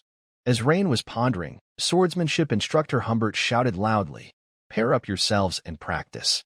Thick eyebrows directly chose Freckles for the practice. This meant Rain could only practice with George. But basically, with one exertion of force, Rain could defeat George, which greatly reduced the effectiveness of Rain's practice. This scene was clearly seen by Humbert, who had always been paying attention to Rain. After thinking for a moment, the opportunity-seeking Humbert stepped forward and said, Rain, come here, let's spar a bit. The words of swordsmanship instructor Humbert took all the young servants by surprise. And the gaze with which thick eyebrows and the group of pretenders looked at Rain was filled with even more jealousy. Clearly, this also startled Rain. Although he had improved the basic swordsmanship to LV3 in terms of strength, he was definitely no match for Humbert. But upon further thought, Rain was overjoyed. Instructor Humbert was planning to feed him moves. Rain checked the militiaman's profession panel again. Basic swordsmanship LV3, 20 out of 500, was still far from leveling up, but his current militiaman level was already militiaman LV1, 69 out of 100. If he could practice with an expert, Rain was sure that he could soon raise his militiaman profession level to LV2. Yes, Instructor Humbert. Rain, don't be nervous, attack me, Humbert said, smiling encouragingly.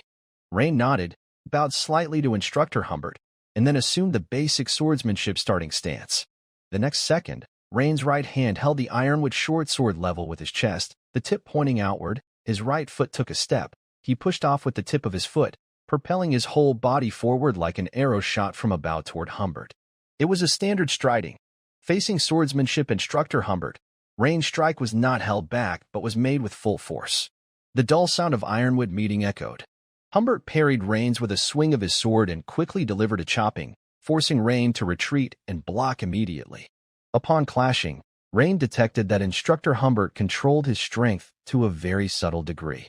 Almost every swing of the sword was nearly the same as Rain's limit in strength. Their exchange was extremely fast, and in just over 10 seconds, they had exchanged more than a dozen moves back and forth. After another clash, they quickly separated. The sparring ended. Very good. Rain, take a rest. Humbert was very satisfied with Rain's performance just now. It was clear to all the young servants below that Instructor Humbert was feeding moves to Rain. This was akin to the special coaching given in the past. Only top students got this kind of treatment. Now, all the young servants looked at Rain with jealousy. This kid had talent not only in blacksmithing but now in swordsmanship as well, which was really. Among them, Thick Eyebrows was burning with the most jealousy, his eyes turning red with anger. Rain, if it weren't for this brat, now Instructor Humbert's focus would definitely be on me. The practice partner, too, would definitely be me. Meanwhile, Rain was catching his breath deeply, his forehead covered in fine beads of sweat. Huff huff. The short battle with swordsmanship instructor Humbert had drained Rain of a lot of physical strength and spirit, because the pressure Humbert gave him was far greater than Thick Eyebrows. Having regained his breath, he once again checked the system notifications. Your skill basic swordsmanship has gained improvement. experience plus 20 when you have experienced a battle, militia profession experience points plus 12 his. That's a lot of experience. That brief sparring session of less than half a minute was equivalent to nearly 3 days of hard training on my own. Of course, this was the result of Humbert deliberately suppressing his own strength and feeding the moves to me. Seeing that Rain seemed to have recovered, Humbert, with a smile on his face, leisurely walked up to him and said, "Rain, your basic swordsmanship is now on par with a regular militiaman, but don't be complacent. Continue to train hard." "Thank you for the compliment, instructor. I will keep working hard," Rain promptly replied respectfully. Humbert smiled and nodded. He glanced at the sunset about to dip below the horizon. It was Saturday, and the servant boys could go home.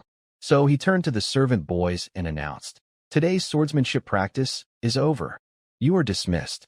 At once, the already exhausted servant boys couldn't help but cheer.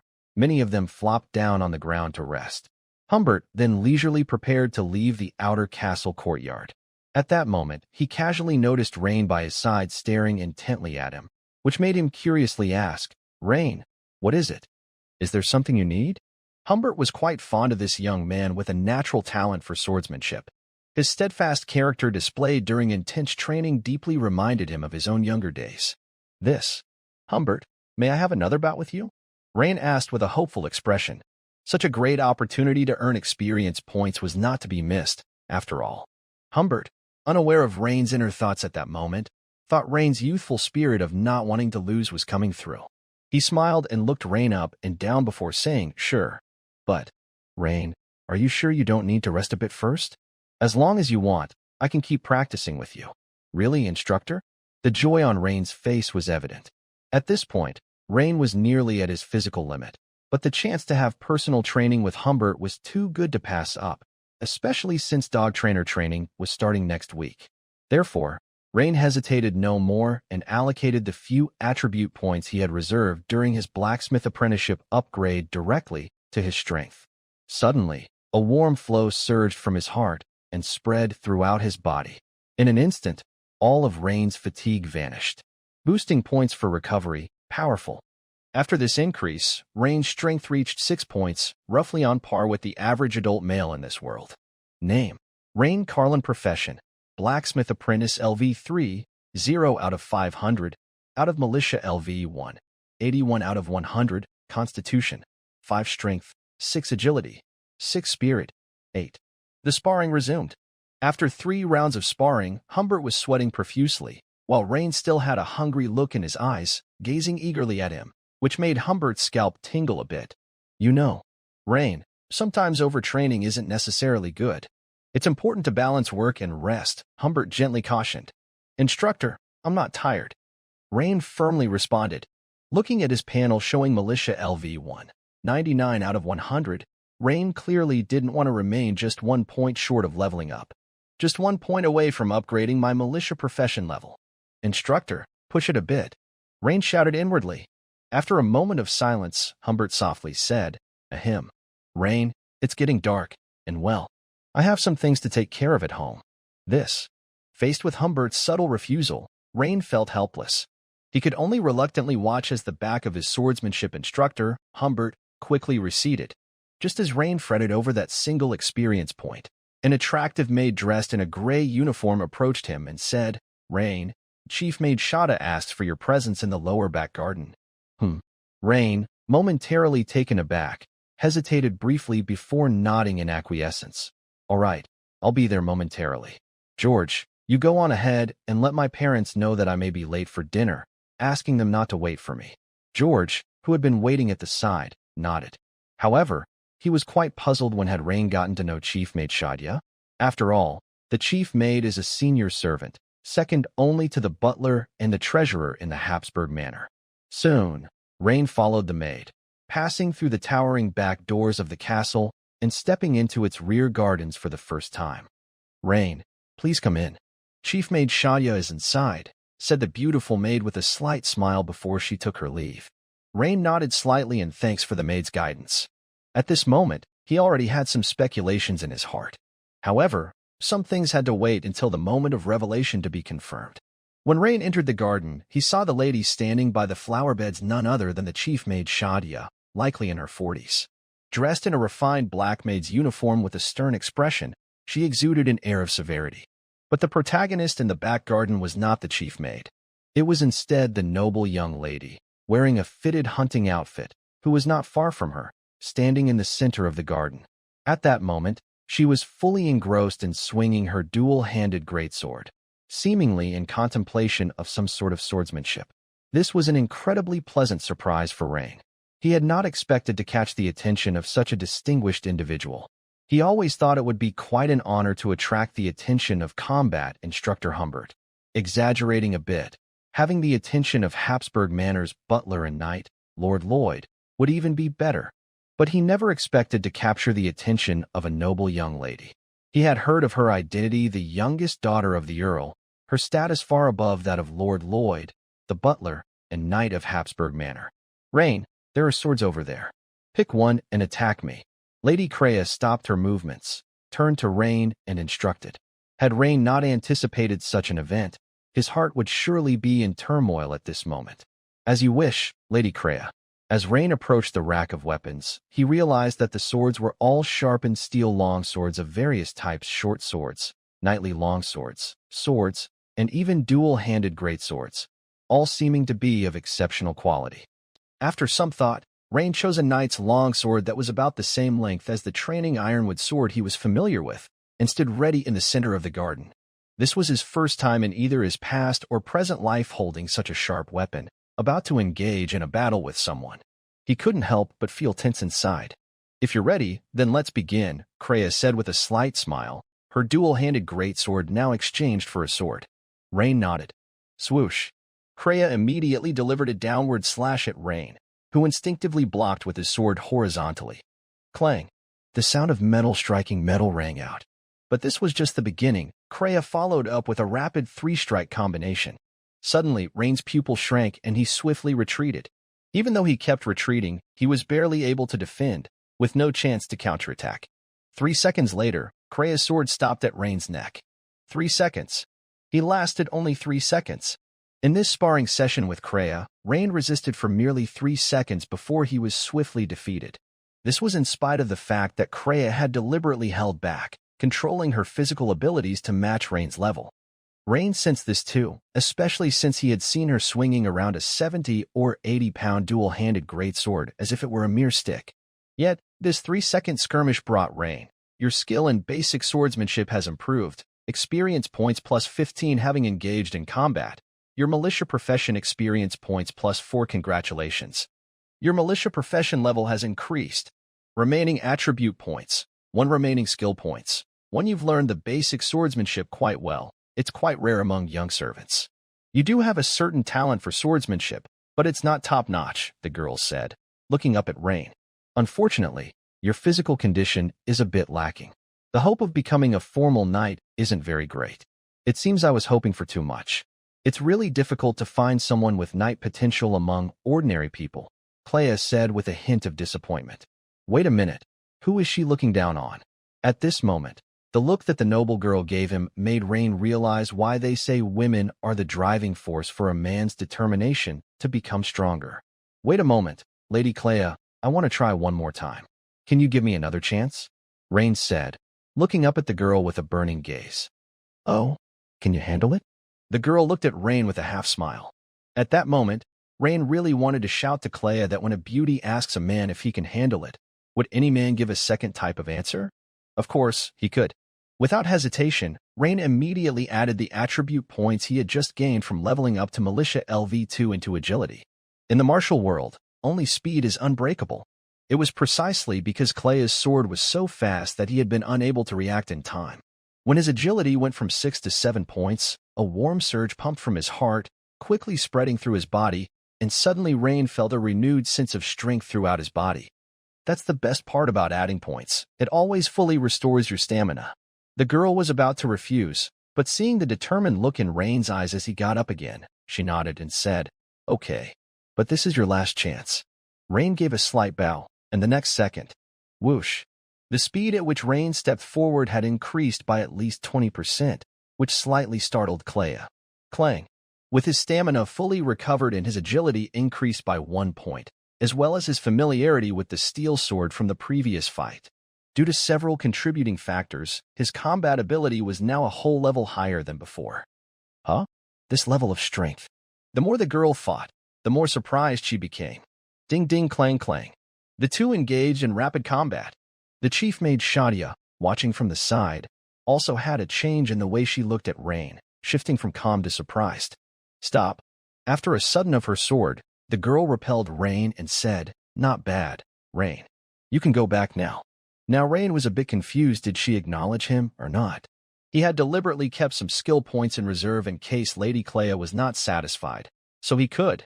But given her current stance, all Rain could do was give a slight bow and say, "Goodbye, Lady Clea." Then, Rain turned and left. The girl watched Rain's departing figure intently. She had been ready to give up, but Rain had suddenly given her a pleasant surprise.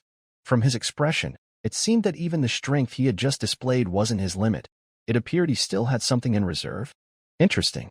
If that's the case, then he might indeed be a knight prospect worth cultivating. However, there's no rush. She needed to investigate his background first. At this moment, Shadia, pondering, asked with a hint of confusion, "Miss, why do you value this Rain so much?" Although Rain seems to have decent talent, both young Master Dennis and young Master Marcos are already level 3 knight attendants, and they are much stronger than Rain, who is about the same age. In the chief maid's eyes, Rain might have good talent, but starting knight training now is just too late. She didn't think Rain had any chance of catching up with Dennis and Marcos. Yet if Rain's future was just to become an ordinary guard, then he wouldn't be worth the trouble the mistress was taking. Shadia, Rain is fundamentally different from them. Dennis is the son of Baron Norman and has been practicing the family's inherited night-breathing method from a young age. His current strength is proof of mediocre talent at best, Clea said slowly. And Marcos is the son of the president of the Bordeaux Merchants Guild. He has been taking all sorts of potions to enhance his attributes since he was a child. It may seem like he's making fast progress, but he has already exhausted his potential, and the possibility of becoming a formal knight is very low, Clea explained. Shadia's eyes widened. It was the first time she had heard her mistress talk about this. "So you mean to say, Rain has high potential?" The girl did not answer immediately. Instead, she turned around, bent down, and gently stroked a pure white horseshoe orchid in the back garden, creating a beautiful curve. "Shadia, do you know what conditions a person needs to meet to become a transcendent?" The chief maid furrowed her brow, deep in thought over the question. Though she was literate and often read books, they were mostly about noble etiquette, introductions to noble emblems, or the daily management of estates. The scope of this question frankly exceeded her knowledge. After a good while, the chief maid, frowning delicately and with some hesitation, replied, "Talent?" The girl let out a gentle smile. "You've got one right. To become a transcendent, one must have 4 conditions simultaneously: determination, talent, perseverance, and opportunity. I had seen determination and perseverance in Rain, which is why I asked you to call him to the back garden. Just now, I confirmed that he indeed possesses considerable talent." Upon hearing this, the chief maid said with sudden realization, "I see. But, miss, you just mentioned 3 qualities that Rain possesses, but didn't you say one needs 4? Shadia, are you talking about opportunity?" "I am his opportunity," the girl declared, her face blooming into a radiant smile. Inside the Flash Gold Town Inn, bushy brows were deep in conversation with a burly adult male in a secluded corner. "Drunkard Jack, here are 10 silver coins. Just break that kid Rain's sword hand and it'll be enough," Richard said sourly to the adult male beside him. "Skillful, even with a talent? If his hand is broken, I'd like to see how the boy will learn swordsmanship. Just 10 silver coins? That's not enough to buy me 2 days' worth of drink." The man known as Drunkard Jack was still somewhat sturdy in appearance, having once been a mercenary. Though he now spent his years frequenting taverns or mingling with streetwalkers, his strength was no longer what it once was. "Richard, make it at least 15 silver coins, and I'll take care of that kid for you." Drunkard Jack gestured for more money, greed shining in his eyes. "Fine, 15 it is. But you have to make sure this doesn't get out." Richard gritted his teeth and agreed to the price increase. After all, with the money he had on hand, he couldn't afford to hire a real expert. He could only rely on people like Drunkard Jack. But to deal with Rain, that would suffice, right? Today, he should be heading home to stay the night, and tomorrow evening he will return to the manor. So, Drunkard Jack, If you're going to act, seize the opportunity and make your move quickly. Burp. No worries. Drunkard Jack belched, patting his chest in assurance. Just a little brat. Before leaving, Richard gave it some thought and reminded Drunkard Jack that kid's got some talent for swordsmanship. Don't capsize in the gutter. Pfft. Don't forget, I used to be a mercenary. A mercenary, Drunkard Jack muttered, scoffing at Richard's caution. After Richard left, Drunkard Jack planned to have a couple more drinks. But as he lifted his head, he inadvertently caught sight of a familiar figure walking past the front of the tavern. Hey, isn't that the kid, Rain? Drunkard Jack was overjoyed at once. TSK. Easy money. Immediately, Drunkard Jack stood up and began to follow him. At dusk, as the sun set in the west, Rain hurried home, pondering what move Lady Kreia would make next. Would she recruit him directly, or would she say? Suddenly, he heard the faint sound of footsteps from behind. The wind whistled behind his head. The effects of his agility raised to 7 points were now fully displayed. Rain abruptly darted forward, causing the attacker's plan to the back of his head to miss entirely. But Rain hadn't completely evaded injury. The strike still landed heavily on his back. Smack. A severe pain shot through his back, but it was much better than being hit in the back of the head. At the same time, the attacker behind Rain had not expected his seemingly guaranteed strike to miss, and the person froze in surprise. Seizing the moment of the attacker's hesitation, Rain quickly turned around and grabbed the stick used to attack him, pulling it with force. The attacker, of course, was not about to let go and immediately gripped the stick tightly, but in his haste, he still staggered from Rain's pull. With this pull, the attacker's mind momentarily relaxed. Indeed, his opponent was just a youngster, whose strength was far from matching his own. Even with the element of surprise, the young foe couldn't seize the stick from his hands, which was quite weak. As he was thinking this, snap! Rain delivered an extremely swift uppercut kick, striking hard at the center of his adversary's groin. The attacker's face went ashen as a pig's liver, releasing the stick in agony, clutching his groin with both hands, and immediately squatting down. Rain, holding the stick, aimed it at the attacker's temple, and struck down hard. Without even a grunt, the attacker crumpled to the ground. Only then did Rain start to breathe heavily. Although the struggle had lasted less than 10 seconds, it was his first time being attacked in this world. It was a real fight. Luckily, he had made significant progress in all his physical attributes and swordsmanship lately. Otherwise, he might not have been able to react to the attacker's first in time. He could have been taken down with just one strike of the cudgel. Rain quickly looked up and scanned the surroundings. At this time, most of the residents of Flashgold Town had already gone home for dinner, and there were few people on the nearby streets. And Rain's home was at the end of the town's main thoroughfare, an isolated location, which meant even fewer passers-by. This meant that almost no one had noticed what had happened here. After a moment's thought, Rain expended some effort to drag the attacker into the nearby woods and found a vine about as thick as a thumb to tie the person in loops around a large tree. It was then that Rain ripped off the black scarf the attacker had used as a disguise. Isn't this Drunkard Jack, who loiters in the tavern all the time? Flashgold Town was not a big place, and Rain immediately recognized the person's identity. After a bit of contemplation, Rain thought of several suspects who might have been behind this deed. Bushy eyebrows? Freckles? Or was it the other two science? Clearly, bushy eyebrows was the most likely. After thinking it over, Rain woke Drunkard Jack up. Rain, you little brat, untie me right now. Rain swiftly pulled off Drunkard Jack's smelly socks and stuffed them into the fellow's mouth. Although the dense forest had good sound insulation, to be on the safe side, Rain quickly covered his mouth. A month's worth of stench from unwashed socks, once pressed into Jack's mouth, even made him tear up and drip mucus. Rain, disgusted, rubbed the hand that had touched the opponent's smelly socks on the ground. I ask, you answer. If you understand, nod your head. Rain crouched down and stared at Jack, who was like a rice dumpling. Apparently, the stench was unbearable, and Jack nodded his head frantically. Rain took the dirty socks out of the mouth of Drunkard Jack and said, "Who told you to attack me?"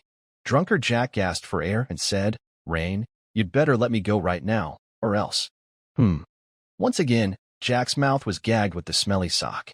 Rain looked at Drunkard Jack fiercely and said, "Drunkard Jack, it seems you haven't grasped the situation. We're in the forest, and if I let a little blood, it won't be long before wild animals are attracted. You don't have relatives in Flash Gold Town, and nobody cares about you there. So when people notice your disappearance, it's likely half a month will have passed. You say. At first, Drunkard Jack's eyes held a strong sense of disdain. You, a mere brat, have the audacity to kill someone? He simply didn't believe it. But when Rain laid out a very feasible plan, word by word, his eyes slowly filled with horror. And Rain immediately caught the flash of terror that passed through the other's eyes. He had a chance. This was nothing but a hollow tough guy. So, Rain continued to threaten with an emotionless face, and at that time, what would you have left? Probably not even your bones. But no one will suspect me, because I'm just a child. At this point, Drunkard Jack's expression seemed to start yielding. Go to? Still a child? Is there such a ruthless child? Rickley wanted me to break your hand, but you're directly after my life. Drunkard Jack had always been a coward. Otherwise, he wouldn't have stopped being a mercenary after doing it for some time. Because he felt that the blood-spattered life of a mercenary really didn't suit him. This time, as soon as Rain removed the stinky sock from his mouth, Drunkard Jack immediately shouted, "It was the tavern keeper's kid, Richard. He gave me some money to break your hand." Upon hearing this, Rain knew it was that bushy-browed guy. Rain hadn't ruled out the possibility that Drunkard Jack was lying, but it's very hard to lie when one is scared. Of course, the most important thing was that the bushy-browed guy had the motive to do this. His natural talent in swordsmanship seemed to really irk Bushy Brows. Recalling the look in Bushy Brows' eyes when he was defeated in the day's sparring, Rain quickly connected the two events. Meanwhile, in the dense forest nearby, a silent spectator had appeared.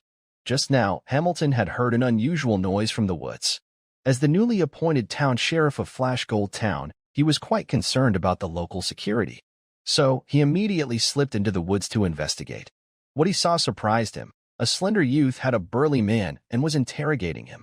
With just a glance, Hamilton recognized the burly man tied to the tree. It was Drunkard Jack, a man with a terrible reputation in Flash Gold Town.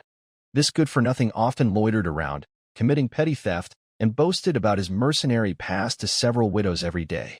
As a potential threat to local security, Hamilton had been watching him closely ever since he came to Flash Gold Town. Quickly, he learned the whole story from Drunkard Jack's interrogation. He hadn't expected that this daring youth was just a commoner's son and was currently undergoing servant training at the Habsburg Manor. An interesting little. Following Hamilton's gaze, we turned back to Rain. Rain appeared deep in thought. But he hadn't really considered that Bushy Brows, with his thick eyebrows and big eyes, could be so devious. As for the man in front of him, Rain began to size up Drunkard Jack. This made Drunkard Jack think that Rain was really about to bleed him, and he couldn't help but cry out in terror, "Rain, stop. Let's talk this out nicely." Smack. Rain struck Drunkard Jack the head, prompting a miserable howl from him. "What number is this?" "Huh?" Drunkard Jack's eyes widened as he stared at the single finger that Rain was holding up. He quickly said, "It's 1. 1. Wrong answer." Smack. Rain struck his head hard again with a stick. "What number is this?" Rain asked again calmly. Drunkard Jack's eyes bulged as he stared at the hand Rain held out. He wasn't seeing things. There was only one finger. 1. It's 1. Stop hitting me. Still wrong. Smack. Immediately after, Rain struck Jack's forehead with his stick again. "How many is this?" Rain asked, gesturing with his fingers once more. By this time, Drunkard Jack was not feeling good at all and wailed with a crying tone, "Whatever you say it is." Not knocked senseless yet?" Rain muttered to himself. Although he spoke softly, Hamilton, not far away and with formidable strength, heard everything clearly, causing the corners of his mouth to twitch involuntarily. The kid's ruthless enough to dumbfound someone. But soon, Hamilton understood something and a slight smile formed on his lips. He guessed that this young man actually didn't want to kill Drunkard Jack outright, which is why he aimed to beat him senseless, avoiding future trouble. However, having an additional murder case in my jurisdiction is not a good thing. So Hamilton took a few steps forward, his leather boots making a sound as they stepped on dry twigs. Meanwhile, Rain had just noticed Drunkard Jack's exposed money pouch, bulging as though it contained a fair amount of coins. This made Rain's eyes shine with anticipation. Just as he bent down to take the other's money pouch, his body suddenly froze. Then, he quickly stood up, turned, and gripping the stick tightly, looked towards the direction from where the noise was coming. Indistinctly, he saw a tall figure emerging from the dense forest, causing cold sweat to break out on Rain's back whoosh in an instant. Moreover, Rain could barely make out a long sword at the person's waist. This startled Rain, making the hairs on his body stand on end. They have a weapon. I don't know if they are friend or foe. No, they must be an enemy. I don't recognize any mercenary. I can't risk my life on this. I must first flee into the forest to lose this person and ensure safety. In just a moment, a series of thoughts flashed through Rain's mind. The next second, Rain shot into the nearby dense forest like an agile monkey, disappearing in an instant.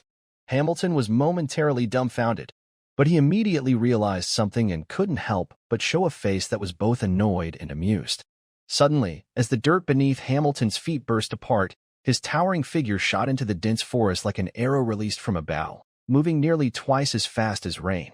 Rain, meanwhile, was darting left and right through the forest, trying to confuse his pursuer's line of sight, and after maintaining high-speed running for a while, he started to feel the strain on his stamina. He slowed down his pace to listen carefully, and after a while, there seemed to be no movement behind him. So, Rain immediately hid behind a large tree, panting heavily. Huff huff, he thought to himself. Who could that be? Suddenly, a stranger's voice came from beside Rain, not a bad speed. Rain, as if struck by lightning, was startled and thought, he won't let me go? He actually chased me this far. This made Rain feel even more certain that the other person was an enemy, not a friend. Instantly, Rain's face showed determination, and he made a decision. He decided to add his last skill points to his basic swordsmanship. After all, what's the use of points if you've lost your life? In an instant, Rain's basic swordsmanship skill level 3 had risen to level 4. In his mind, hundreds of training images flashed by like a slideshow. Suddenly, Rain exploded with a fierce energy, wielding the stick he had just picked up and performed a striding directly at the opponent's face. Since I can't escape, I might as well fight for a chance to survive. This extraordinary and swift strike surprised Hamilton, and his appreciation for Rain increased a notch. Such temperament, speed, and swordsmanship in a common young boy was indeed a rare gift. Snap! However, against Rain's full power, Hamilton merely extended his right hand and, very ordinarily, gripped and securely fixed the swiftly attacking stick in front of him. No matter how hard Rain tried, he couldn't move the stick at all, which suddenly made his heart sink to the bottom. It's over. The difference in strength is just too great. It was then that Hamilton slowly continued speaking. Don't be nervous, young man. I'll handle that drunkard Jack for you. I'll make sure he spends a good while in the solitary cell, and afterward, I won't let him trouble you again. Ah, solitary cell? Are you the newly appointed sheriff? Rain was stunned at first, but then immediately realized and blurted out. Immediately after, Rain carefully sized up the other man. The man was tall and imposing, wearing a male noble's hunting outfit that fit perfectly. With a long sword at his waist, he indeed looked more like a noble than a bandit or a bounty hunter. This slightly eased Rain's mind. Clever young man, I am indeed the new sheriff of Flashgold Town. Hamilton, seeing the astonishment on Rain's face, Hamilton couldn't help but show a trace of a smile on his serious face. It wasn't that he wanted to scare Rain, but Rain's quick reactions were somewhat unexpected, leaving him no chance to speak. Sir, I'm really sorry. I didn't know you were. Rain clearly detected the goodwill in the other man's words. Haha, there's nothing wrong with what you did to that drunkard Jack. After all, he attacked you first, and you were merely defending yourself. However, you just swung a weapon at an imperial baron and the sheriff of Flashgold Town. What do you think I should do to punish you? Hamilton said, slightly teasing. This. Rain was dumbfounded. The sheriff before him had changed his tone so suddenly. However, considering your youth, I can forgive you this time, but you need to do something for me. Hamilton seemed not to want to stress Rain further and quickly changed his tone again. What is it? I won't do anything illegal or disorderly.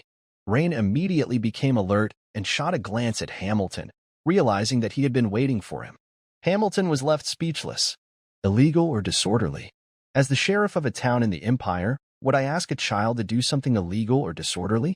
However, after thinking it over, he decided to reveal a bit of information to Rain, saying, I can't tell you the details right now, but you should know about the child disappearances that have been happening from time to time.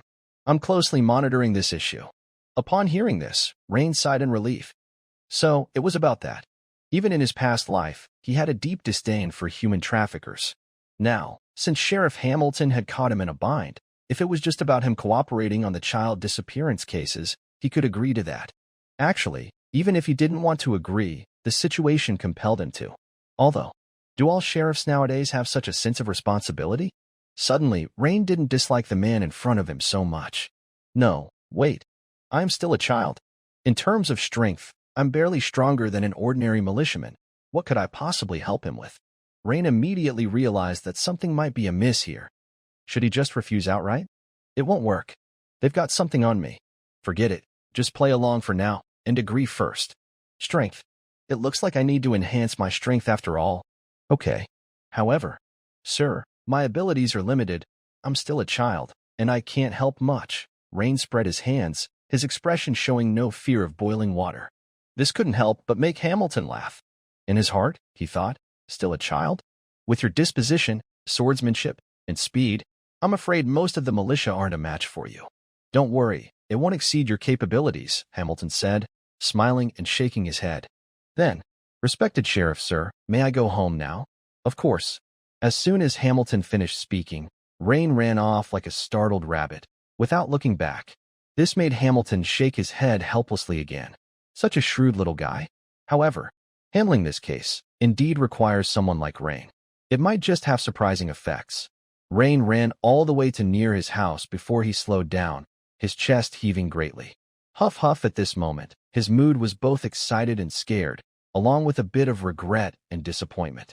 Everything about tonight's incident was under control. But, unfortunately, I ran into the new sheriff, Hamilton. His strength is too great. Rain thought about it. Skill-wise, Humbert, the servant swordsman, probably isn't his opponent. It seems only the noble young men's instructor, Lord Perez, could possibly fight him. Luckily, he doesn't seem to be a particularly harsh person. Otherwise, I might have been in trouble. Also, what exactly does he want me to help with? But, thinking about how even after continuously boosting my agility and militiaman swordsmanship, I'm still no match for Hamilton, not even forcing out his true strength, it's indeed a bit disheartening. The gap in strength is just too great. I still need to think of a way to enhance my strength quickly. However, today's events, which were almost like actual combat, greatly benefited Rain. He focused his attention on the system, and the notification was as follows. You have undergone a battle, militiaman professional experience points plus 23. Your skill basic swordsmanship has been enhanced, experience points plus 11. You have undergone a battle, militiaman professional experience points plus 8. The only thing that Rain slightly regretted was that he didn't manage to grab Drunkard Jack's waist pouch. Otherwise, the money inside would have been enough to buy some treats to reward himself and his family. Feeling a tad disappointed, Rain quickly returned home. Brother, you're back. Bowie immediately gave Rain a big hug as soon as he arrived. Soon after, the family of four sat down at the simple dining table and started dinner. The warm oil lamp, the cozy atmosphere, instantly dispelled the disappointment in Rain's heart. Money. I'll definitely find a way to earn it. Early the next morning, declining his best friend George's suggestion to go to the forest to pick nuts again, Rain arrived at the blacksmith shop. Upon entering the blacksmith shop, he was immediately greeted by a wave of intense heat. The apprentices were all busy with their own tasks, while the blacksmith Boris Patton was forging an iron sword, which instantly caught Rain's eye. Just as he was about to move closer to get a better look, Drews, who was working the bellows, eagerly waved at Rain. Rain, you're here. Hearing this memorable name, the blacksmith apprentices, who had been concentrating on their work, were all startled. Suddenly, a few of the burly apprentices exchanged glances, seeing a sense of urgency in each other's eyes. The expression on their faces seemed to convey, why is this kid here again? And this time, he's not even coming in the afternoon but bright and early in the morning. Bad luck. The blacksmith Boris, who rarely took the initiative to greet anyone, called out, Rain, you're here. Yes, Uncle Boris. Oh, you're making a longsword today. Rain pretended to have just noticed and took 2 steps forward, planning to observe Boris's forging technique. The glowing hot sword embryo was clearly longer than the average one-handed sword. That's right. Today I'm making a sword for a friend, Boris said succinctly. Rain suddenly understood. He knew what a sword was, a type of sword that fell between one-handed swords and two-handed swords. It had advantages in length and offensive power over a one-handed sword, and was more convenient to carry than a two-handed sword. Nobility, bounty hunters, or mercenaries often used it, and it required some time to train in order to use it with agility. By the way, Rain, last time you got familiar with working the bellows, so continue to help Drews with the bellows today. Boris didn't let Rain sit idle and quickly gave him a task. Okay, Uncle Boris. Although it was just working the bellows again, Rain agreed promptly. Rain also wanted to learn other things like casting, forging nails, pots, and such, but trust between people takes time to build. If Rain had money now, he certainly could speed up this relationship and maybe even get Boris the miser to start teaching him to forge some kind of ironware today. But alas, he was poor. Thinking of this, Rain felt a strong sense of annoyance toward Hamilton, the newly appointed sheriff. Rain walked over to the bellows, and Drews, with a joyous expression, quickly stepped aside. Rain, you were already skillful at working the bellows last time, so I'll leave this to you. After speaking, Drews moved as agilely as a monkey, quickly joining Boris at his side, with an eager-to-learn expression, watching the creation of the sword. Rain smiled to himself, betting that it wouldn't be long before Drews would be assigned to other tasks by Boris. Sure enough, within 5 minutes, Boris sent Drews off to smelt iron ingots. Rain couldn't help but chuckle to himself. Boris Patton was notoriously stingy with his craft in Flash Gold Town. Without cold, hard cash, he definitely wouldn't teach you anything substantial in a short time, unless you spend enough time in the blacksmith shop. No longer distracted by watching others, Rain began to focus on the task of working the bellows. You have performed the bellows work, and your comprehension has increased. Your skill in working the bellows has improved. Experience +3. You focused on the blower. Blacksmith apprentice professional experience points +1. Aside from going home at noon to have lunch with his family, Rain spent the entire Sunday at the blacksmith shop. Of course, the results were gratifying. Rain flipped to the second page of the framework, the Blacksmith Apprentice Professional panel. Blacksmith Apprentice LV3 was more than halfway completed, meaning that if everything went well, he would be able to advance to LV4 by next Sunday. Blacksmith Apprentice LV3, 265 out of 500. Stoking Blower LV3, 395 out of 500. Hoof Trimming LV2, 295 out of 300. Nailing Horseshoes LV1, 56 out of 100. As dusk approached, an exhausted Rain stepped out of the blacksmith shop, ready to return to the Habsburg Manor. At the same time, not far from Rain, something sinister was happening in a secluded alley. In a low house, a skinny boy was about to go out to buy some stuff when suddenly his mouth was covered with a piece of rag. Immediately, the skinny boy began to struggle. MMPH. Kid, behave. A deep male voice exclaimed. The next second, a sharp dagger, gleaming with a cold light, appeared in front of the boy. Instantly, the little boy dared not struggle any longer. A piece of rope quickly bounded the little boy tightly, and a piece of coarse cloth was stuffed into his mouth before a pair of strong hands put him into a large black bag. Soon after, 2 burly figures carrying black bags disappeared quickly into the alley. Boss, what does the higher-up want with so many kids? Including this one, we've already nabbed the 11th child. I heard the other brothers are snatching kids too. Could it be that the nobles' demand for boys and girls has spiked recently? But could the nobles really fancy these skinny, odd-smelling street urchins or poor kids? Scarface seemed puzzled, turning his head in doubt to ask his companion with the scruffy beard. Scarface, is this something you need to worry about? The higher-ups have made their request. As long as the money is right, we just do our job. Why bother asking so many questions? The scruffy, bearded man retorted irritably.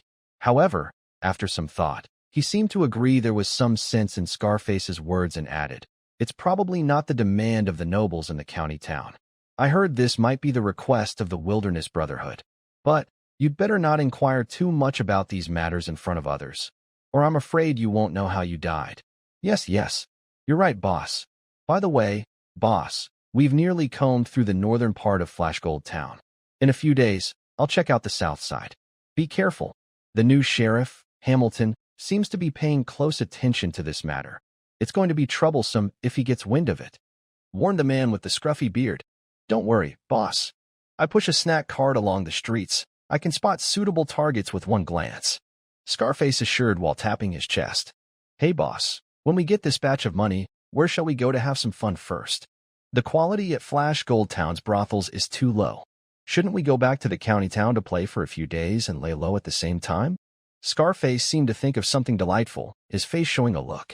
Scarface, you'll end up dead on a woman's belly someday.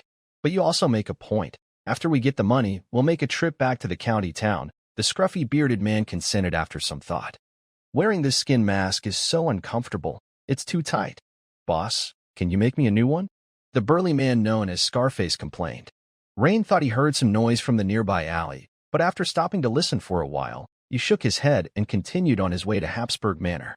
What he didn't know was that he had just passed by an evil deed. The next morning, the child servants began their dog training apprentice course under the guidance of an old man with a goat beard, accompanied by a Scyhound much like the ones from his past life. Rain recognized the breed, long-limbed, with a body shaped like a bow. Both speed and explosive power were truly astonishing. Even their heads seemed designed to reduce wind resistance, longer and more narrow than a usual dog's head, but with strong jaw muscles and a formidable biting force, making them exceptional noble hunting dogs. However, with droopy eyelids, the old man showed little interest in teaching the child servants, evidently just going through the motions. In some time, each of you will receive a 3-month-old sighthound. During the assessment, if you can command the sighthound to squat, attack, stop, and retrieve, you will be considered to have passed the test, he said. For the rest of the time, the old man had no wish to speak more than necessary with the child servants, instead directing them to the dog kennels on the west side of the outer fort to pick out a puppy, and after that, simply let them play with their dogs. Although the child servants were all confused, they were still very happy to have a small dog to play with. In the meantime, Rain paid close attention to the expression of the boy with thick eyebrows. As expected, this guy had something to hide. While playing with the puppies, he often got distracted, frequently casting sidelong glances at Rain. In his eyes was confusion, as if puzzled by something that should have happened but did not. Rain chuckled silently.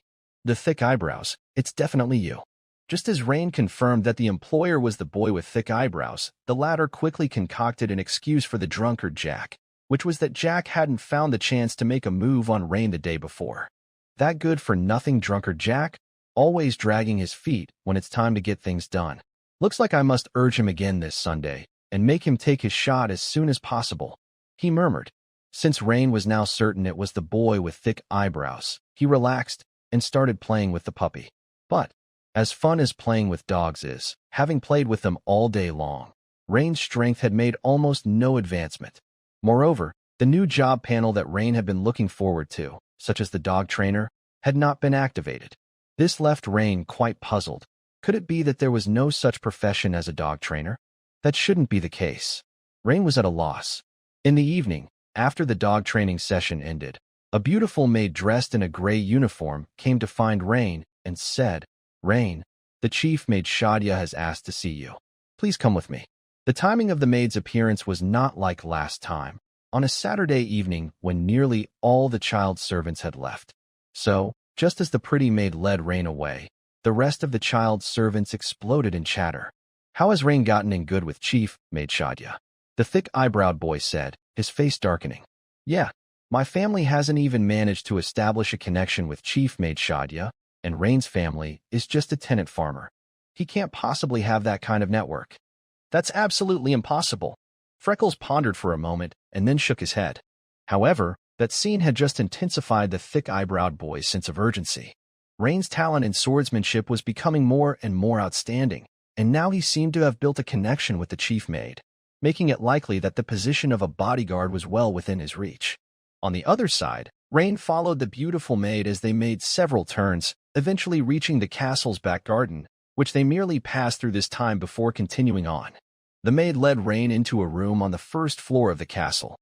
"Knock, knock, knock." The maid knocked on the door respectfully and said, "Chief Maid Shadia, Rain is here." "Come in," came the response. The 40-year-old Chief Maid Shadia opened the door, gestured for Rain to enter the room, and after closing the door, stood respectfully to one side. After entering, Rain first detected a strange fragrance, not the scent of women's perfume, but rather an aroma that could stir one's appetite. Then he quickly took in the room's features. The room seemed to be a spacious study, with a coffee table, several soft leather armchairs, and a simple mahogany desk, above which a candle on a mountain-shaped sconce was glowing warmly. But Rain also noticed another door at the back of the study, seemingly leading to another place. Lady Clea, the youngest daughter of the Earl, was diligently writing something on a parchment scroll with a goose feather quill. Rain, on the side table, There's a piece of bear meat specially prepared for you. Go eat it, Clea said without looking up. Rain was taken aback, while Chief Mage Shadia gave a subtle gesture towards the side table. Indeed, on the side table there was a covered silver dish. Rain approached and opened it to find a palm-sized piece of beast meat, emitting an aroma that whetted the appetite. It turned out to be the enticing smell he had noticed when he first walked in. Bear meat? A kind of delicious bear meat? This meat smells absolutely amazing. But, isn't this portion a bit too small? Rain didn't even use the knife beside him, only a fork to skewer the chunk of meat and began to gobble it down. Delicious and quite chewy. In no time at all, Rain had devoured the so-called bear meat and still felt unsatisfied, exclaiming, tasty. Just too little of it. At that moment, a slightly mocking smile appeared on the face of Chief Mage Shadia. Suddenly, Rain felt a warm current spreading rapidly from his stomach throughout his body. Soon, an extreme feeling of fullness emanated from his stomach, as if he had eaten 10 packs of those military compressed biscuits from his previous life. Instantly, Rain felt as though his stomach was about to burst. Poisoned? Definitely not, because there was absolutely no need for that. It was then that Lady Clea's voice, clear as a aureole, rang out, Rain, do you feel a bit overstuffed? That was giant bear meat. It is rich in nutrients and energy. Given your constitution, eating that much is already your limit. So that's it. Rain suddenly understood. No wonder he was only given a piece the size of a palm. Clea stood up and handed a scroll made of sheepskin to Rain. Rain, have a look, she said. Upon receiving it, Rain opened the scroll to see 7 figures in different positions with giant bear breathing technique written alongside them. Since it was written in the common tongue, Rain could recognize it. The Empire did well in this aspect, as the spread of simple everyday written language among the populace was quite extensive. This is the breathing technique? Rain felt blissfully surprised. It was like being suddenly hit by a pie falling from the sky. Rain greedily began to read the contents of the breathing technique. The figures were simple line drawings, but they vividly captured the essence of each movement, and combined with the descriptions of the breathing rhythm, seemed to be a set of high-difficulty yoga positions similar to what Rain knew in his previous life. At the end, there was a long paragraph about how to use a secret medicine called Black Bomb in conjunction with the training that would greatly accelerate the progress of the giant bear breathing technique. Giant bear breathing technique? No wonder Lady Clea can wield a dual-handed greatsword that weighs 70 or 80 pounds as if it were a stick. Rain glanced at the imposing figure of Clea and had an epiphany. But Clea was no ordinary person, keen and transparent in her thoughts.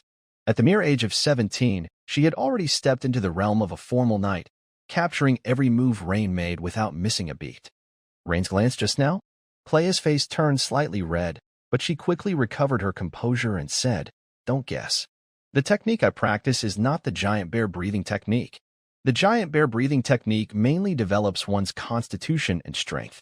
I think it's quite suitable for your current condition. Got appropriate for my current condition. Rain was initially embarrassed by Clea's revealing of his thoughts, but once she finished her sentence, he quickly grasped her meaning. She's basically saying I'm a weakling in a roundabout way. Rain, do you know why the maximum age for a page is 14? Clea's voice rang out. This. Rain shook his head.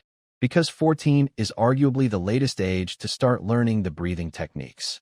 Any later, one would miss the body's rapid developmental phase, making it very difficult to train the breathing technique to a high level.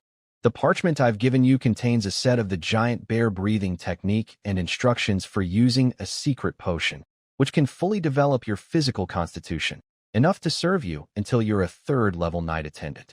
As for the advanced magic potion needed to be promoted to a formal knight. At this point, Clea paused, displaying a contemplative expression. You shouldn't be progressing that quickly. There is no need to worry about promotion now. Just focus on laying a solid foundation. Before long, I will leave Habsburg Manor. I've also left you some of the black tongue oil, and Shadia will arrange it for you. Suddenly, Clea changed the subject, her beautiful eyes looking at Rain as she asked, By the way, Rain, what is your purpose for participating in the page training this time? Under the gaze of Clea's clear eyes, Rain found himself unable to think of any lies and honestly said, I want to pass the assessment and become a guard of Habsburg Manor. Giggle, giggle, giggle. A melodious laugh like that of silver bells rang out. How about setting a more ambitious goal, like becoming a true knight?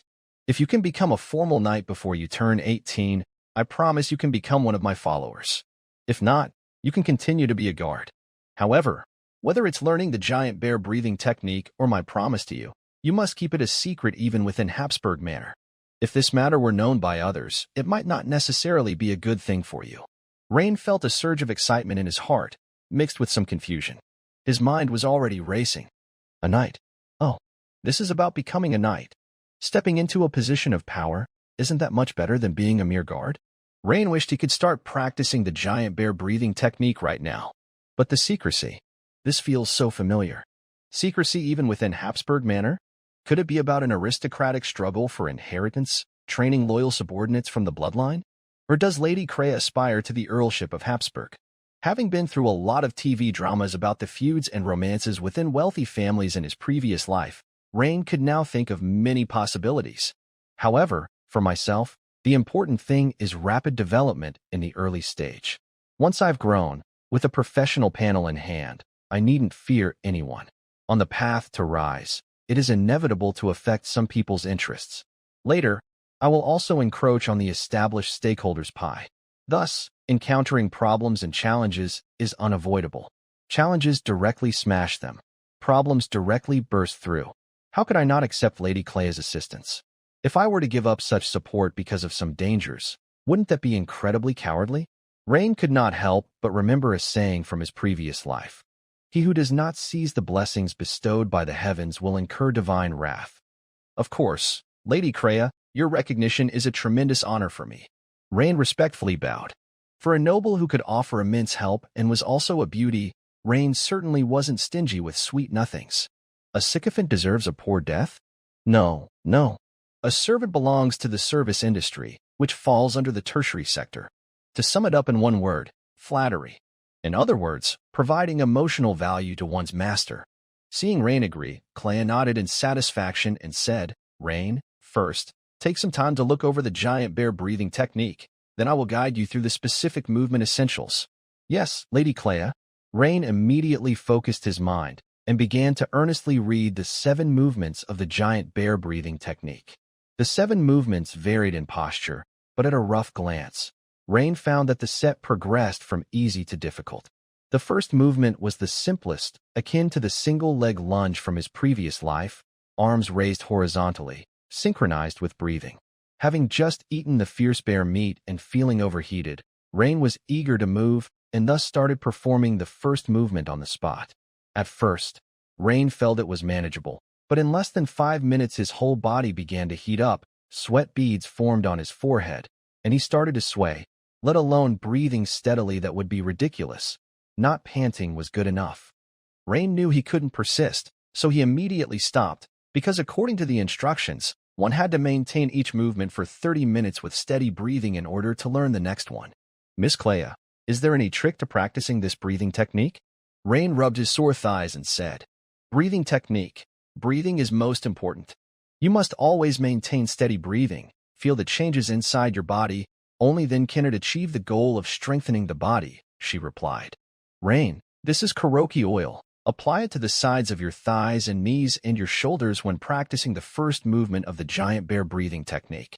It can effectively enhance your perception of the body's changes. All right, I'll give it another try. Rain immediately took the small black bottle that Kleia handed to him. Upon opening the bottle, a unique fragrance escaped, somewhat reminiscent of the musk and tiger bone balm from Rain's previous life.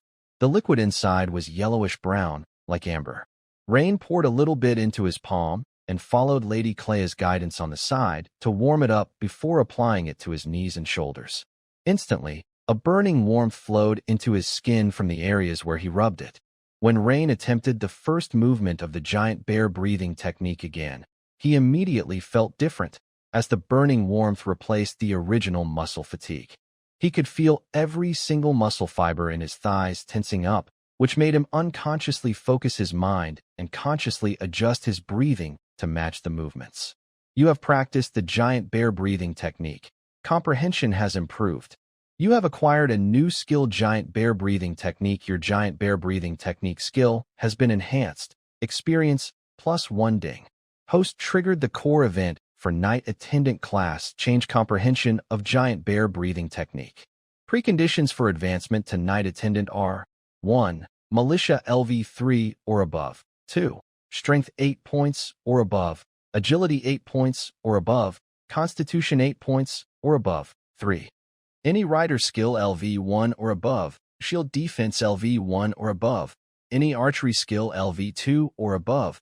Any swordsmanship skill LV3 or above. Current conditions do not meet the requirements. Advancement to Knight Attendant failed. Surprise system prompts suddenly popped up, and Rain read over it several times, feeling both shocked and pleased. What shocked him was that the conditions for advancing to Knight Attendant were rather extensive. Relatively speaking, he could possibly meet the first and second conditions after some time. However, among the intricate sub-items of the third condition, besides any swordsmanship skill LV3, which he met, he would have a hard time meeting the other parts in the short term. What pleased him was that now Rain knew what he was lacking and where to start in order to improve. Triggering an event to gain advancement information? Rain pondered silently. The triggering event that had just taken place gave Rain a deeper understanding of his golden finger. Rain glanced at it, and this time the giant bear breathing technique LV1, 1 out of 100, was displayed on the militia panel, which was probably because there was no other more suitable profession panel available. Obviously, it would have been even less suitable to show the breathing technique in the blacksmith apprentice's profession panel. As Rain pondered the conditions for advancement, this time he managed to maintain the first posture of the giant bear breathing technique for an entire 15 minutes, which was undoubtedly a huge improvement compared to the previous 5 minutes. This made Clea, who was observing Rain from the side, smile and nod, saying, "Very good, Rain. Once you can maintain the first move for over half an hour, you can then try the second move." Although Rain's constitution was a bit weak, his comprehension was excellent, and he learned quickly. In fact, Rain's ability to sustain it for so long this time was not without the aid of a wandering mind technique. Meanwhile, the chief mage Shadia was looking at Rain with a face full of amazement. With such a rate of improvement, no wonder Lady Clea holds Rain in a different regard. It seems that when it comes to recognizing people, the young lady's vision is indeed much stronger than mine. Congratulations. Your constitution attribute has increased. Rain was startled and immediately focused his attention on the panel, where he noticed his constitution had unexpectedly changed from 5 points to 6 points. He remembered clearly that he hadn't spent any points just now. What was going on? Neither of his two professions, blacksmith apprentice and militia, had gained a level, so why did his constitution suddenly increase? Rain began to speculate. Was it due to practicing the giant bear breathing technique? This effect was too immediate. Wait, it couldn't be entirely due to the giant bear breathing technique.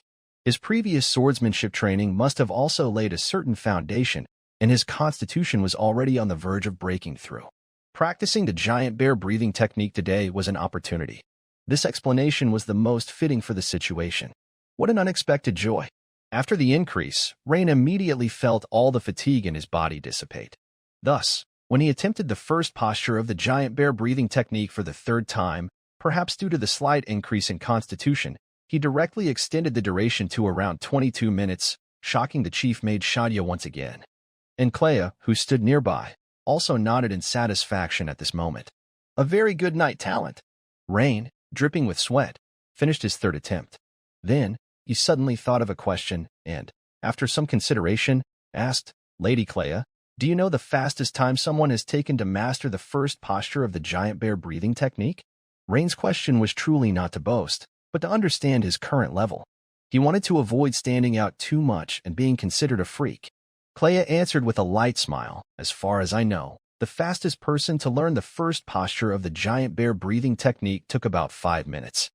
After spending 5 minutes to grasp the essentials, that person then proceeded to maintain the posture for over 30 minutes straight. This made Rain's expression freeze, giving him the feeling that he was the fool he had been laughing at. All right, that's enough for today. Rain, you should go back and rest. For the next few days, a maid will bring you here, and the giant bear breathing technique scroll will be kept safe by Shadia." "Yes, Lady Clea, Chief Mage Shadia. Then I will take my leave," Rain said, bowing slightly. He left the back garden under the guidance of the original maid. On his way back, Rain's initially excited mood gradually calmed down as he seriously contemplated an issue. Today, he had obtained the giant bear breathing technique because Lady Clea saw potential in his talent. Otherwise, even with a system, if he wanted to step onto the transcendent path, it would probably be a long journey ahead. For the commoners of this world, stepping onto the transcendent path is much more difficult than it is for noble science. For example, after Rain entered his room, he first ate a piece of savage bear meat, which was completely different from the meat he usually ate. Obviously, this type of meat was either extremely valuable or very difficult to capture. Without the backing of a power, ordinary commoners could hardly afford it. Rain thought to himself that without eating this piece of explosive bear meat, his current constitution wouldn't have been able to support him practicing the first form of the giant bear breathing technique continuously. Secondly, the black balsam oil he had used during the practice of the giant bear breathing technique. The recipe for it must be top secret, and the raw materials difficult to collect. Of course, it might also be that the production process was complicated. He had just experienced it himself. Practicing with and without the black balsam oil was completely different. The efficiency of his practice was at least 3 to 5 times worse. Looking at the experience, one was a half hour without any increase, but once he used the black balsam oil, it went up by 5 points in half an hour. The difference was huge. The third point was the advanced magic potion that Clea had casually mentioned. Although he still didn't know what it was, it seemed essential. Even for Clea, when she mentioned this magic potion, her face showed a slightly furrowed brow. Clearly, the advanced magic potion must be incredibly precious.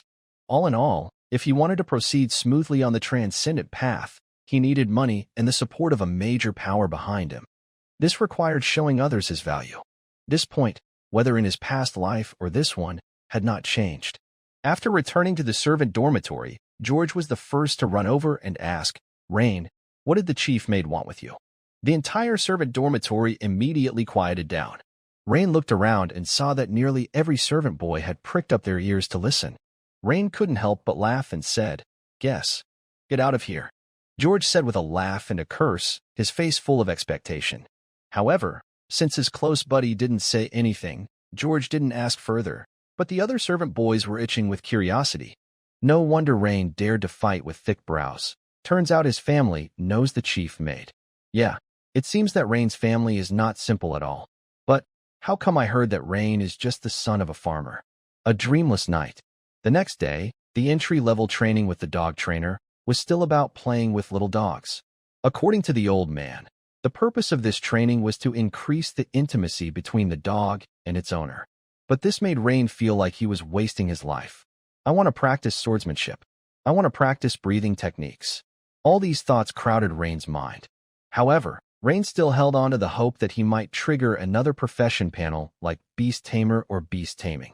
So he didn't make excuses to take leave. After ending a day's training with the dogs, Rain followed the beautiful maid once again to Lady Clea's study.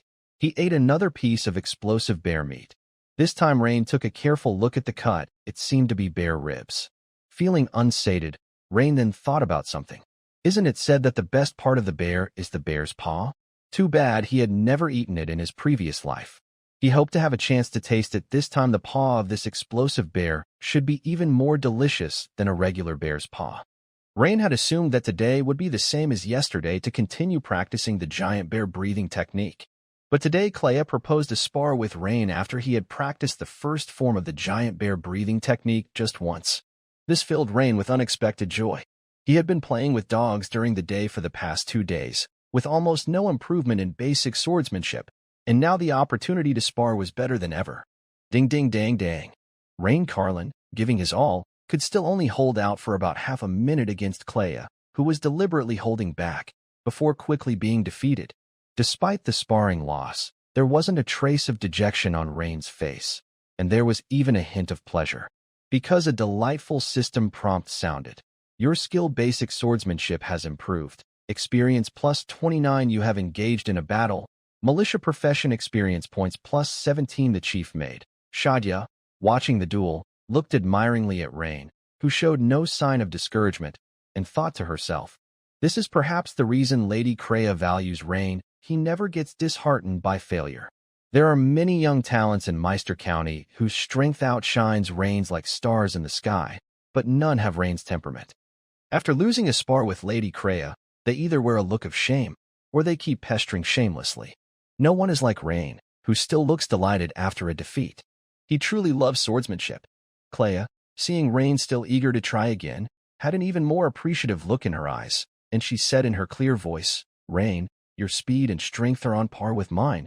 You should have been able to last longer, but do you know why you were defeated so quickly?" Is my swordsmanship still too weak?" Rain scratched his head. "Not entirely. Did you notice that every time you attack, you make your intentions too obvious?" The girl said while demonstrating with her bouncy long legs. "When you attack, look straight ahead, use the corner of your eyes to lock onto the target, and at no time should you expose your attacking intentions." Initially, Rain listened with a relaxed attitude, but as the noble girl spoke these words, Rain's expression turned serious as well, because Clea was teaching him extremely crucial combat skills. If Clea hadn't suddenly pointed this out, it would have taken Rain much longer to realize it. "Catching the enemy off guard, is that what you mean?" "Very well summed up," the girl praised. "That's exactly it. Once you reveal your attack intentions too soon, an experienced enemy will immediately dodge or block your attack route. Some may even deliberately lure you to attack their intentionally exposed weak spots, then quickly counterattack and defeat you." After pondering for a moment, Rain understood the girl's point. "Please, Lady Clea, let's try again." The girl nodded, signaling that Rain could attack again. This time, as Rain attacked, he kept his gaze level with the girl, his movements as light as a willow in the wind, and he swiftly took a step forward, thrusting his sword straight. The girl deftly blocked and stepped to the right, avoiding Rain's attack. This time, Rain's gaze stayed fixed on the girl, but he did not focus intently on any specific part of her body, which slightly slowed down Clea's anticipation compared to before, and the duel lasted noticeably longer than their previous bout. Suddenly, seizing an opportunity, Rain surged forward with a lunge, swinging a chopping attack, which the girl once again evaded with ease. During the exchanges deliberately set up by the girl, Rain and Clea went back and forth, with the sound of ding ding dang dang of weapons clashing continuously echoing in the area. After a minute, exhausted, Rain lay on the ground, drenched in sweat. Although he was tired, the satisfying feeling of the exhilarating fight was so invigorating that Rain felt a tinge of longing for more. "Your skill basic swordsmanship has improved. Experience plus 37 you have engaged in a battle, militia profession experience points plus 21, and then there were those handfuls of experience points. Rain, I notice you have a particular interest in swordsmanship, and that's good, but also not so good." Clea saw that after every swordplay duel, Rain's unparalleled passion was rekindled. But breath control is the foundation. You need to spend more time to master the giant bear breathing technique's 7 movements as soon as possible. The sooner you master them, the better for your body's development, Clea advised. "Yes, Lady Clea." Although Rain responded in this way, he couldn't help but sigh inwardly. "You don't understand, my lady. Only by sparring more can I improve quickly." Rain had never felt time fly by so quickly. He now somewhat understood the feelings of those wealthy clients from his previous life's gym, who spent small fortunes inviting beautiful personal trainers to accompany their workouts. Just like now, with him not spending a penny, the youngest daughter of the Earl was his workout partner. Today's practice had already ended, but Rain was already looking forward to the next session. For 4 consecutive days, it was like this, and Rain's strength improved by leaps and bounds. Giant Bear Breathing Technique LV2, 12 out of 300. With the aid of the precious items, bear meat and black pine oil, Rain had already started practicing the second pose of the giant bear breathing technique, which resembled the Russian kettlebell swing, but was far more difficult than the first pose. Rain could only persist for 5 minutes at present, a far cry from the half-hour mark. However, it still added a bit of strength to Rain, bringing his strength to 7 points, surpassing that of an average adult.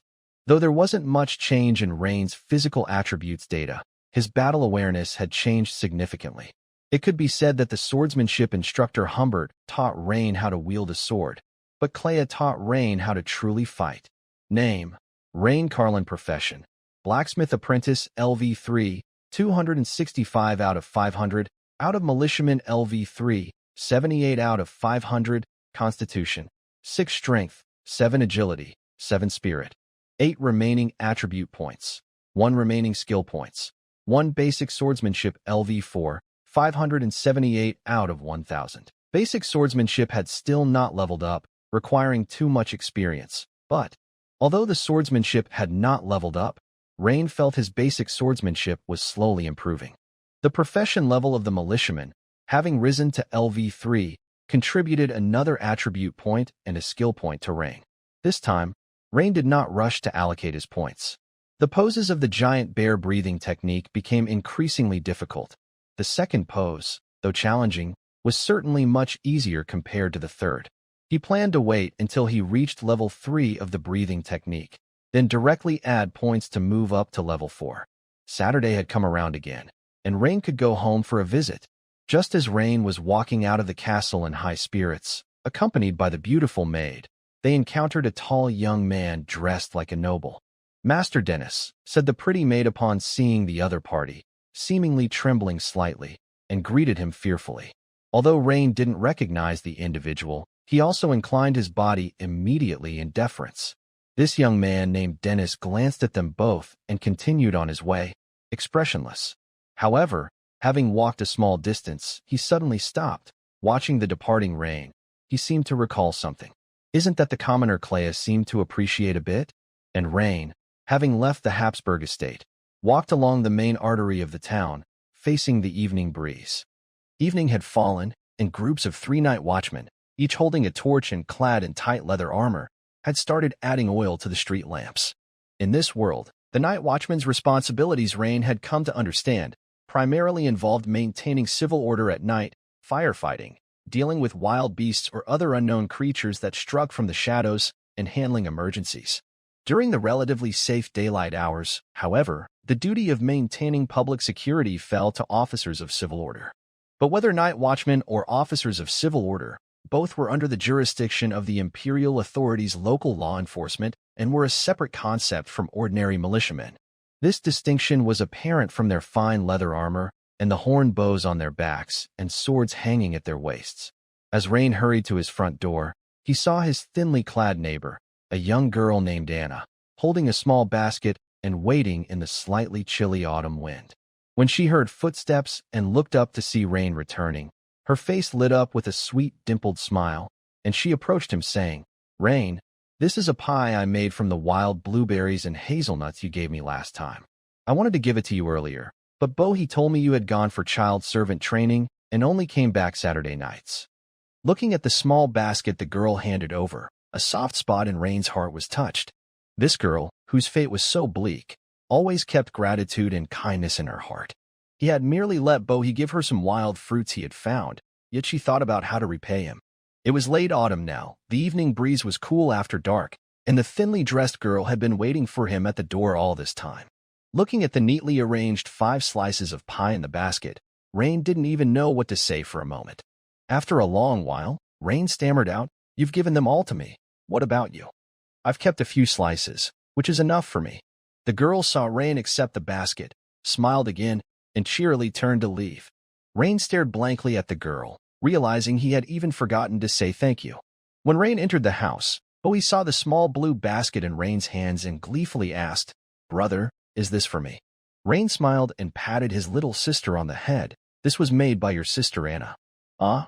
Sister Anna made it? No wonder she hasn't been playing with me lately. She said she was helping Aunt Mary."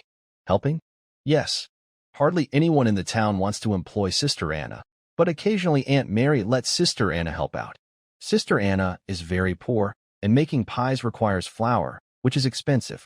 Sister Anna can only afford to buy flour by helping out." Bohi, with her innocent big eyes, looked at Rain and clearly narrated. Rain looked at the pies in the basket and fell silent. After dinner with the family, Rain went back to his room early and lay down to rest. But he tossed and turned, unable to sleep. Suddenly, Rain thought he heard faint cries and the sound of something heavy falling next door. Anna's house? Rain's pupils dilated, immediately thinking of the recent child disappearance cases in the town. Could it be that the criminals had targeted Anna? Suddenly, a rush of blood surged to his head. At once, Rain jumped out of bed like a carp, looked around, grabbed a carpenter's hammer from the utility room, and dashed out as nimbly as a cat. As he approached Anna's front door, the rustling voices, which had been unclear at first, were now increasingly clear. "This girl has a fierce temper. After you're done, boss, let me have a taste. There's just her in this house. Don't worry, we're going to have a lovely night. Hee hee. It's been a while since we had someone this tender. This is going to be enjoyable. Not to mention, Scarface, you've picked a nice spot." Aside from being a bit skinny, the girl is pretty. Another voice known as the boss spoke up. After we're done, we can even sell her to the Brotherhood of the Wilderness. They've recently raised their prices, so we can make good money. Boss, you can count on me. I was pushing a cart all over the south side of Flash Gold Town just a couple of days ago. Whimper. It seemed like the sound of Anna, her mouth covered, crying.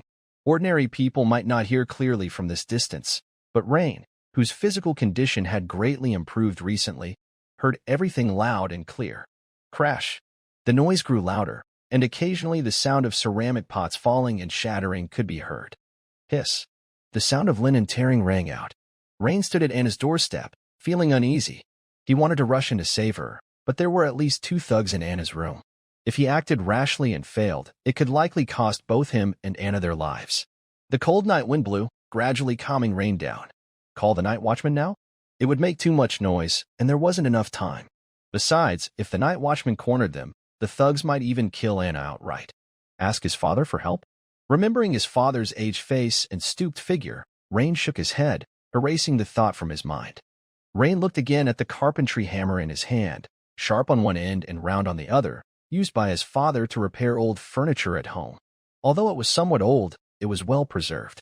Rain turned the sharp end upward, hiding the hammer in his somewhat loose sleeve, and stepped forward to knock on the door. Knock, knock, knock. Anna, are you home?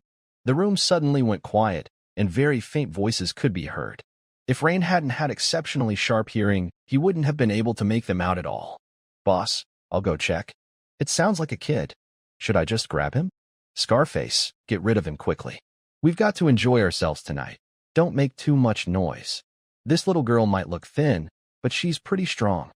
Dull footsteps sounded in the room as if the person inside first peered through the door to check the outside, confirming that it was just a young kid outside. Then creak, the door was opened. What caught Rain's eye was an unfamiliar face, without any scars, and he didn't know why the man was nicknamed Scarface. The curved yellow hair and the man's large, strong build gave Rain a vague sense of oppression. The man's hand was still on the hilt of his sword at his waist, his expression alert. Kid, what do you want? The man's fierce gaze took a closer look at the small, thin kid in front of him, and after confirming that he posed no threat, he relaxed somewhat and asked, You, who are you? I'm here to see Anna. Isn't this Anna's house? Rain feigned a cringing demeanor, his expression terrified. I'm Anna's uncle. Anna and her aunt already left Flash Gold Town. This house belongs to me now. You don't need to come here anymore. Scarface forced a smile, carelessly concocted a lie, akin to a creepy uncle deceiving a child.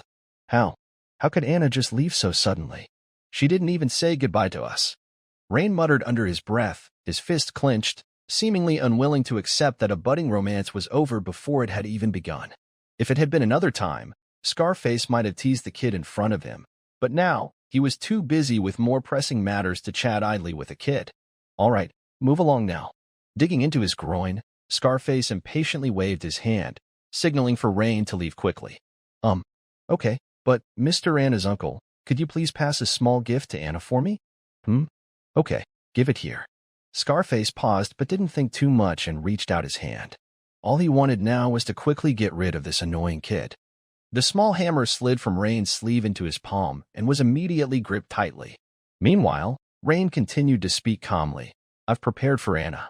Just as Scarface was about to hear what Rain had prepared, bending slightly forward to take what was in Rain's hand, he suddenly couldn't see the kid's hands clearly. They were a blur.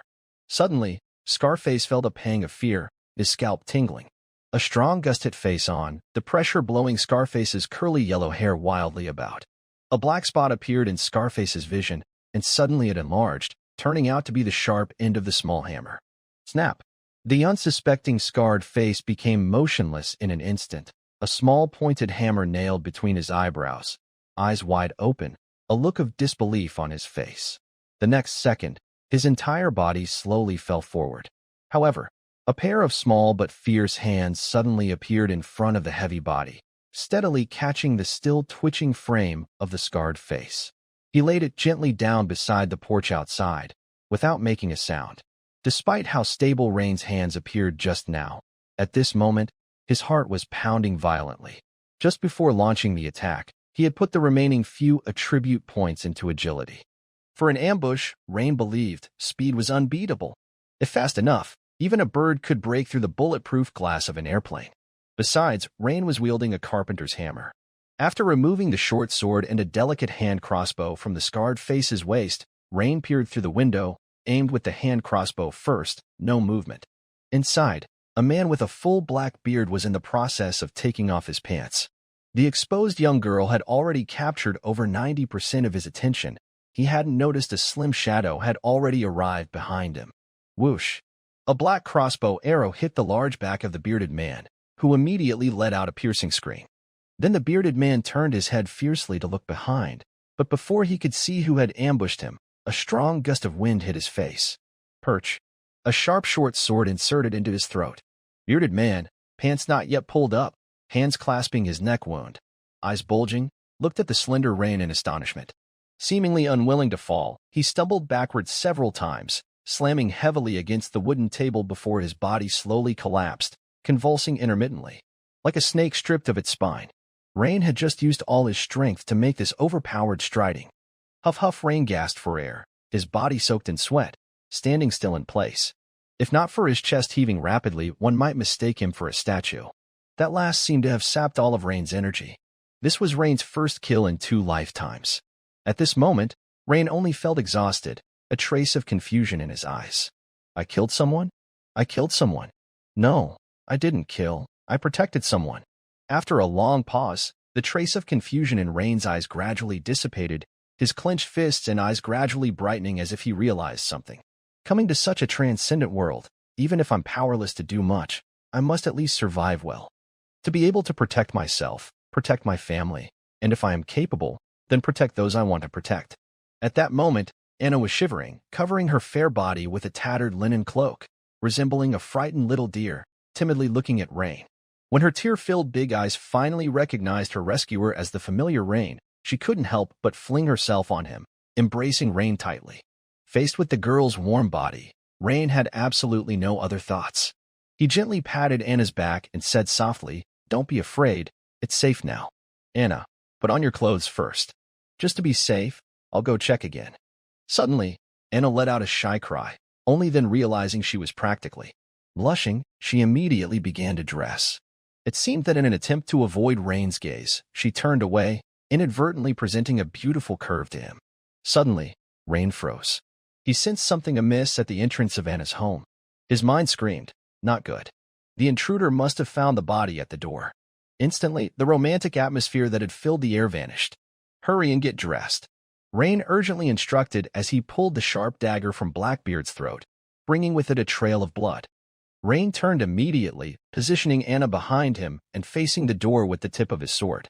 Anna began to hurriedly dress, noticing Rain's tense expression and understanding that danger might descend upon them again. It looked like he would have to waste skill points, just as Rain was considering adding them to the giant bear breathing technique. A figure Rain found familiar yet loathsome appeared in the doorway, followed by several fully armed elite night watchmen.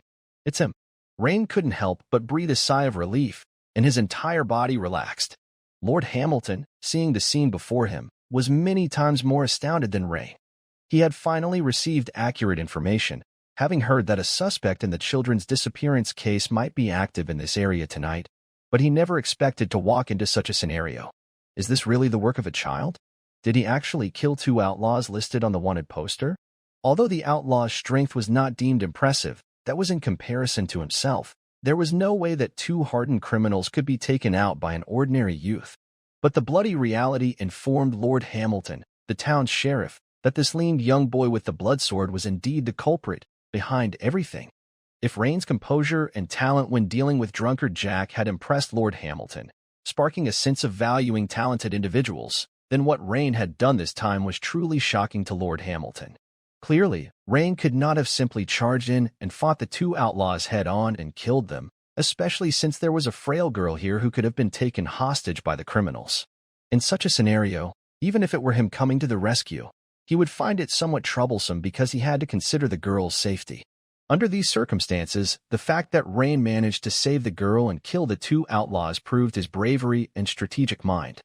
From this moment on, Lord Hamilton regarded Rain with newfound respect. In his heart, he no longer saw Rain as just a child, but as equivalent to one of his own elite night watchmen. Lord Hamilton's eyes flickered, examining Rain up and down several times, and he praised inwardly. After having killed and seen blood, Rain's entire spirit state is indeed different. If the previous Rain still had a hint of immaturity, like a rough gemstone, then the current Rain seemed like a gemstone that had just been polished on one side, beginning to shine with a light that demanded attention. "Did you do this?" Although he already knew the answer, Lord Hamilton asked once more. "Yes, sir. These two men broke in late at night with the intention of a young girl. I happened to be nearby, heard the noise, and killed them both. Sheriff, according to the Imperial Security Management regulations, I shouldn't be breaking any law this time, should I?" After the killing, the completely transformed Rain spoke confidently. Just now, Rain thought it over. There was no need to hide anything from Lord Hamilton. He had interacted with Lord Hamilton before and knew that this experienced sheriff might view any concealment as a potential sign of guilt. "Haha, of course, you're not breaking the law. Rain, come, tell me how you managed to kill these two. Your strength is decent, but it would be nearly impossible for you to directly kill either of them in a head-on fight," Lord Hamilton said with a laugh as he walked toward Rain and waved his hand to the night watchman behind him. The elite night watchman in black leather armor entered and began to deal with the bodies on the ground. When they first saw the bodies, they were all stunned, clearly shocked as well. They glanced at Rain, and their eyes seemed to say that such a small kid could be so ruthlessly efficient. Soon, a capable night watchman came forward to report. Lord Hamilton, among the two deceased, one was wearing a skin mask confirmed to be Scarface, and the other was Blackbeard, both suspects in the children's disappearance case we've been pursuing. Additionally, these two men were also outlaws listed on the wanted poster. "Very well. Remove the body and clean up the traces in the room," Lord Hamilton nodded. "A human skin mask? A wanted poster? Scarface?" Upon hearing a string of keywords, Rain's heart was initially puzzled, but then he was startled, obviously frightened. He hadn't expected these two were wanted criminals. He was indeed lucky to have killed them both. It was partly due to luck. Scarface had been fooled by his frail appearance and acting skills, while the black-bearded man was driven by, focused entirely on Anna. If they had been slightly more cautious, under normal circumstances, he could have been turned over by either of them. But why does the name Scarface sound so familiar? That's right. It's that guy, worth a full 5 Imperial gold coins. Rain's eyes lit up, instantly remembering the notorious bandit known as Scarface and the bounty amount on the wanted poster. This means he could claim a substantial reward. And what about that black-bearded guy who called Scarface boss? Shouldn't he be worth even more? A wave of joy swept over Rain's heart. "Lord Hamilton, about the reward. You want the reward? Come to the town's administration office tomorrow to find me." Lord Hamilton glanced at Rain with a smile that was not quite a smile, then turned and left. Rain felt that there was something hidden in the other man's eyes. Getting the reward tomorrow might not be so straightforward. The night watchman quickly carried away the bodies inside the room and at the door and dealt with the bloodstains crudely, but the room still reeked of a heavy scent of blood. After all, 2 people had just died here. Rain glanced at Anna, who was still shivering violently. Clearly, it was no longer suitable for her to stay here. He was quite troubled, but eventually thought that the only option was to let Anna stay at his home for the time being. "Anna, please don't mention what happened tonight to my parents or to Bohi, all right?" Rain crouched down, gently speaking to Anna, whose large eyes still held traces of fright. Anna didn't speak, but instinctively nodded her head. That was enough. Gently picking up the somewhat limp girl, Rain returned to his own house next door. Perhaps because Rain was guarding her side, the girl fell into a deep sleep in the latter half of the night, with tears glistening on her long eyelashes. Although the matter was resolved and he felt very exhausted, Rain couldn't fall asleep at once. The scene of the murder and the ferocious expressions of the 2 men as they lay dying replayed in his mind like a slideshow. Suddenly, Rain remembered that the system seemed to have sent a notification, but until now, he hadn't had the chance to check it. He opened it to see, "You have been through a battle, militiaman professional experience points plus 121. You have been through a battle, militiaman professional experience points plus 129. Your skill. Basic swordsmanship has improved, experience plus 34 his. The militiaman profession level has risen that much?" Rain stared at his militiaman LV3, 328 out of 500, on the panel, lost in thought. It seems that dangerous real combat is the best way to increase experience points. Although there was a young girl sleeping in the same room with him, The atmosphere couldn't be any further from being romantic or intimate. Looking at Anna, who was curled up and exuded an extreme lack of security even through her sleeping posture, Rain couldn't muster the slightest desire for this pitiful but tenacious and optimistic fragile girl. Talking about women? Clearly, Miss Clea with her bouncy long legs and curvaceous figure held more allure in Rain's heart.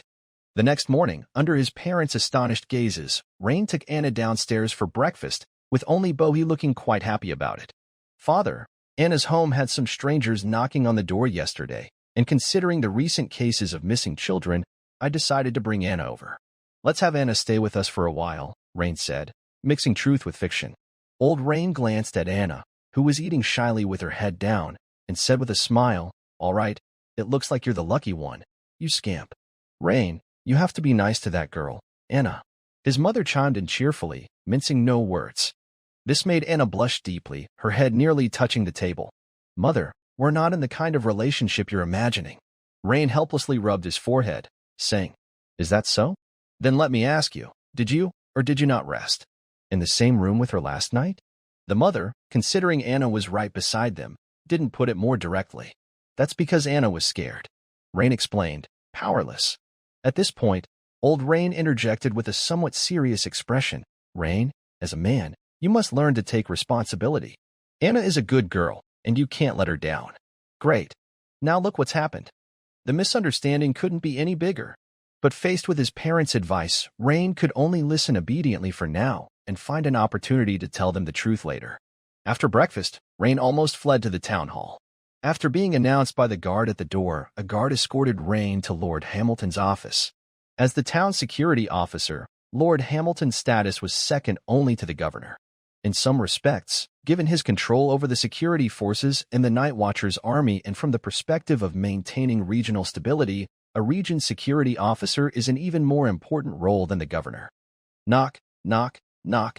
The guard knocked on the door. "Come in," a deep and resonant voice responded. The guard opened the door, and as Rain walked into the room, he saw Lord Hamilton, dressed in noble hunting attire, sitting behind a mahogany desk in the room, currently browsing through some documents. Lord Hamilton looked up, and without bothering with pleasantries, simply said, "Rain, take a seat first. I'm looking at a file here. Give me a moment." Rain nodded, pulled out a chair to sit down, and then began to look around. The office was bright and spacious, about 40 to 50 square meters in size, with several soft deerskin chairs and a coffee table in the central area and bookshelves on the sides.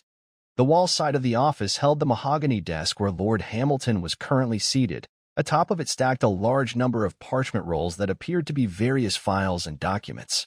Before Rain could finish surveying the room, Lord Hamilton put down the file he was examining, looked at Rain with a smile, and said, "Rain, your growth has exceeded my expectations. Are you interested in joining the Night Watchman's squad to help me? See all these files? They are all unresolved cases, left by that fool Kuzma. Recently, I've been severely understaffed. In fact, the entire Meister County security situation is not looking good. The day before yesterday, in the southwest of Flashgold Town, at Aline Mine, 3 miners went missing. It is said that some unidentified creatures appeared inside the gold mine, and only bloodstains were found at the scene. Also, just yesterday, my guards reported finding traces of foul-finned men around the source of water for our town, upstream from Glimmer Lake. Bear in mind these disgusting creatures heavily pollute the water. But right now, I don't have enough manpower to drive them away." Lord Hamilton pointed at the stack of parchment files on his mahogany desk, saying with a hint of anger, "Kuzma?" Rain had heard this name before, mentioned by the faux-rich kids during their idle chatter. He was the former security officer of Flashgold Town, and it seemed he left Lord Hamilton, the new appointee, with a multitude of messy issues to deal with. After some thought, Rain was not interested in Hamilton's invitation.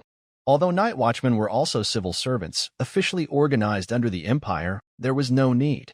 With Lady Clea's high regard for him, Rain could currently lay a solid foundation at the Habsburg estate, safe and sound.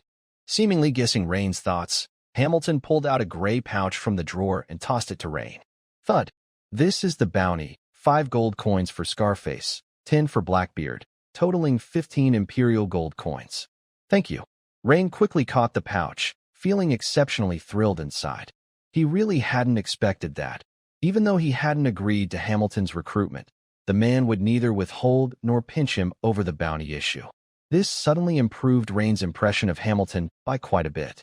However, this delight lasted only a few seconds before Hamilton's next words dissipated it like smoke. Rain, I must remind you, the Scarface you killed had no notable background, but Blackbeard, on the other hand, has a brother who is the boss of the Hyena gang in Meister County, and he's very powerful. Just now, I was reviewing the dossier on Blackbeard, said Hamilton as he handed over the parchment roll to Rain. Rain took the sheepskin roll and immediately started reading through the dossier only. The more he read, the more solemn his expression became. The dossier showed that the Hyena gang commanded hundreds of men and dealt in all kinds of dirty deeds, like theft, extortion of protection fees, and occasionally even more detestable acts like trafficking women and children. What was especially noted in the dossier was that the Hyena gang's boss, nicknamed the Canine King Core, had managed through some unknown means to tame a mutant hyena queen, as large as a boar, a few years ago. After raising a litter of pups, he equipped his core members with them. Dependent on the hyena's combat abilities, which far exceeded those of ordinary dogs, the Hyena gang quickly rose above other gangs in Meister County, and it was rumored they even made connections with certain nobility in the city. Faced with such an unscrupulous gang, Rain knew that even if he wasn't afraid, his family certainly couldn't afford to provoke them. Realizing this, Rain knew that he could only rely on the law enforcement officer before him to escape this predicament. That was also the purpose of Hamilton showing him the dossier. Hamilton continued speaking. As I understand it, Blackbeard had a good relationship with his brother. He came out on his own this time to make some easy money. If his brother finds out his own sibling was killed by you, he will surely seek revenge. After a few seconds of silence, Rain, with a calm expression, looked at Hamilton and said, Lord Hamilton, since you took the initiative to discuss this matter with me, you must have a way to resolve it. Appreciation gleamed in Hamilton's eyes. He himself, at Rain's age, probably couldn't have faced the situation as calmly as Rain did. Just as he was about to share his thoughts, suddenly, Hamilton's eyes brightened as he looked at Rain. He had just noticed a significant change in Rain, who was sitting across from him, compared to the last time they met. The events of the previous night had happened in the dark, and Hamilton had not noticed Rain's transformation due to the dim light. But today was daytime, and after scrutinizing Rain closely, Hamilton realized that his eyes were bright and spirited, his breathing steady and strong, bearing a great resemblance to how Hamilton himself had been when he first began learning the night breathing method. Hamilton couldn't help but blurt out, Rain, have you practiced the night breathing method? This sudden realization alarmed Rain. You can see that? However, Rain remained silent, maintaining a smile and calmly looking at Hamilton. To this, Hamilton didn't seem to mind. Instead, he appeared thoughtful and murmured to himself, You have been training as a child servant on the Habsburg estate recently, which means that one of the knights within the Habsburgs must have taught you the breathing method. So, is this knight His Excellency the estate steward Knight Lloyd, or the swordsmanship instructor Sir Perez? Hamilton's gaze was piercing as he watched Rain, trying to discern something from his expression. This made Rain reevaluate Hamilton once again. He hadn't expected that this robust man before him would have such a delicate mind, nearly guessing the whole matter correctly, except for the last part about the person involved. I'm sorry, Lord Hamilton, but I cannot reveal which lord taught me the breathing method, because I have promised to keep this secret. Haha, good lad. However, the infighting among the heirs of the Count Hab's family is intense, and joining the estate might not necessarily be a good thing for you. The Count's two sons are fighting over power and profit, while his young daughter has an exceptional knightly talent, having become an official knight 2 years ago and deeply favored by the old Count. Hamilton waved his hand, obviously not minding whether Rain spoke or not, but instead revealed a significant secret to him. In fighting? Was it Lady Creia and her brothers, or brother against brother? No wonder earlier Lady Creia said that she wanted the fact that she taught me the breathing method kept a secret and mentioned that letting it out might not be good for me. Rain suddenly understood. And the eldest son of the Count Habs, Alonso, has dubious relations with the Wilderness Brotherhood. So Rain, as a talented individual, joining the Night Watcher's army and serving the Empire would be your best choice. Hamilton slowly stood up, his bright eyes seriously fixed on Rain as he spoke.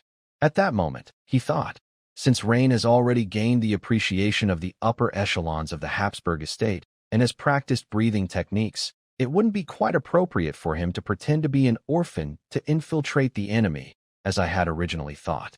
Once you join the Night Watcher's army, I will have reason to move our already stretched forces and pay special attention to the area where your family lives, ensuring the safety of you and your family. Against the threats of the hyena gang, the Night Watchman will be your solid support. Hamilton's words were very enticing to Rain. The information that the other party had shared was high-end information that Rain had never been privy to, but he believed that Hamilton wouldn't deceive him on this matter. After all, some things are very easy to verify. Seeing that Rain was still hesitant, Hamilton continued to up the ante. Rain, practicing the breathing method isn't cheap. You have completed 2 bounty tasks this time, earning more than 10 Imperial Gold coins, which meets the minimum requirement to apply for an Imperial Bounty Hunter's license. Rain strongly agreed with Hamilton's words, as cultivating the breathing method was indeed expensive. If it weren't for Lady Kreia providing him with berserker bear meat and the specialized secret medicine for the giant bear breathing technique Black Kirin oil, his progress wouldn't be this rapid. However, what puzzled Rain was this bounty hunter's license. What was that all about? Shouldn't anyone be able to kill a wanted criminal and thus receive the bounty? I apologize, Lord Hamilton. Does a bounty hunter still need a permit? Rain asked, puzzled. Haha, Rain, it seems I need to explain to you that if you are the offspring of nobility, of course, you don't need this bounty hunter permit. But for a person of common status who aspires to rely on bounties as a source of income, having this permit can be very convenient. Firstly, the bounty hunter's permit is universally recognized by the Empire. It allows you to carry weapons during the day or at night. Otherwise, according to the Empire's public security regulations, civilians can only keep their weapons at home, except under special circumstances. Moreover, if one day the total amount of your accumulated bounties reaches 100 gold coins or more, you can apply for Intermediate Bounty Hunter certification, which grants you the privilege of riding a horse. This immediately left Rain stunned. Official recognition of all-day weapon carrying and horse riding? Were these privileges, normally reserved for the nobility, also available to bounty hunters? Indeed, in this world, military strength was the best pathway to class ascension. However, the Empire controls the number of bounty hunter slots quite strictly, but as it happens, I still have one recommendation slot available, Hamilton continued. Rain appeared pensive, naturally very tempted by the bounty hunter slot. Bearing arms, riding, and earning a considerable amount of gold coins were crucial elements on his transcendental path. Because even if he became an estate guard or even a night watchman, the basic salary would definitely not suffice for his training. However, since Hamilton had already mentioned the scarcity of these slots, it was clear there were no pies falling from the sky. Actually, some things were already quite clear between the lines. But the issue was that he had already accepted Lady Kreia's kindness, and now to switch to joining the Night Watcher's army.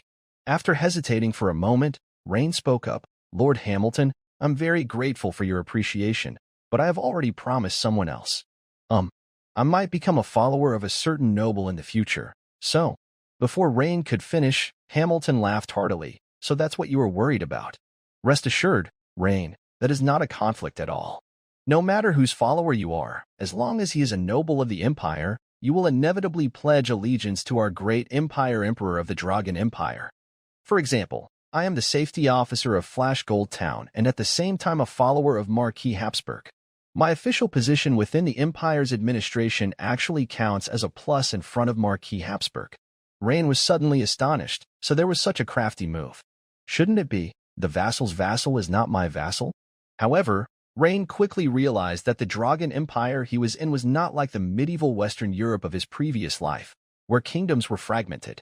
Instead, the central authority was very strong, and naturally, everyone pledged allegiance to the Empire Emperor. After Hamilton's explanation, Rain quickly understood that it was very favorable for the Empire's nobles to have their followers become administrative officials in the kingdom's power departments. By the way, Rain, you haven't undergone the ceremony of swearing allegiance as a follower yet, have you? Hamilton inquired. No. Rain thought, indeed, there had been no form of allegiance ceremony between himself and Lady Kreia. Her exact words were that he could become her follower if he could step into the role of a formal knight.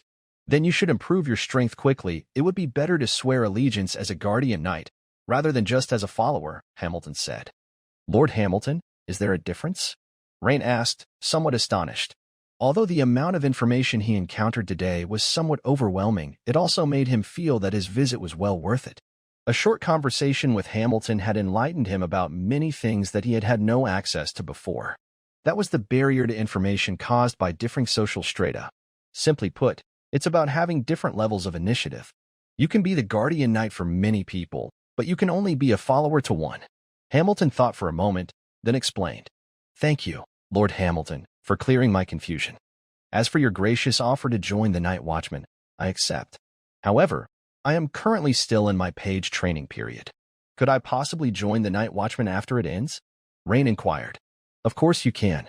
The page training at Habsburg Manor is quite exceptional. It's just right for you to also learn archery. Hamilton seemed quite familiar with the page training, knowing that it included archery instruction.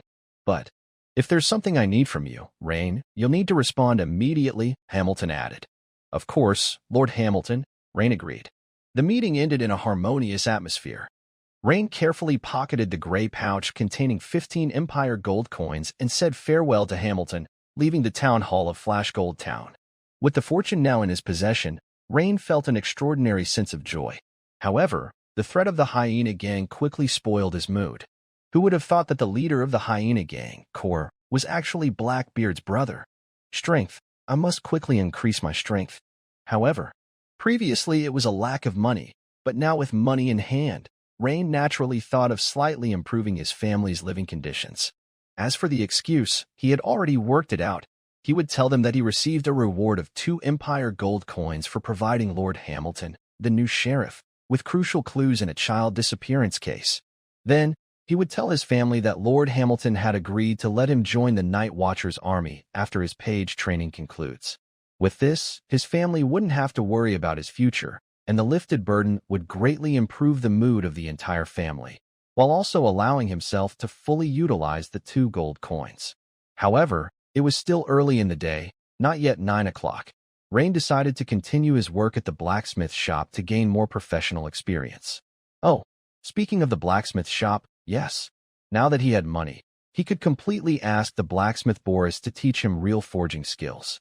The barrier before was that he couldn't afford it no money, but now all that was needed was to pay a hefty tuition fee. Of course, it was worth it. If he could greatly improve the efficiency of gaining experience, it would not only allow his blacksmith apprenticeship profession level to rise rapidly, but also lay a solid foundation for crafting his own equipment later. Thinking of this, Rain felt a surge of excitement. Thus, Rain turned left and right, rushing to the blacksmith shop. As soon as he entered the blacksmith shop, the continuous clang of hammering filled the air. The blacksmith apprentices were still busy at their work, and blacksmith Boris was in the midst of horseshoe forging, which immediately caught Rain's eye. This horseshoe forging, combined with hoof trimming, was precisely the complete set. Boris placed an iron bar of about half a meter into the fire to heat it. Once the middle turned white hot, he took it out, brushed away the impurities on the surface, then immersed it in water for quenching. Quenching was a process Rain was familiar with from his previous life.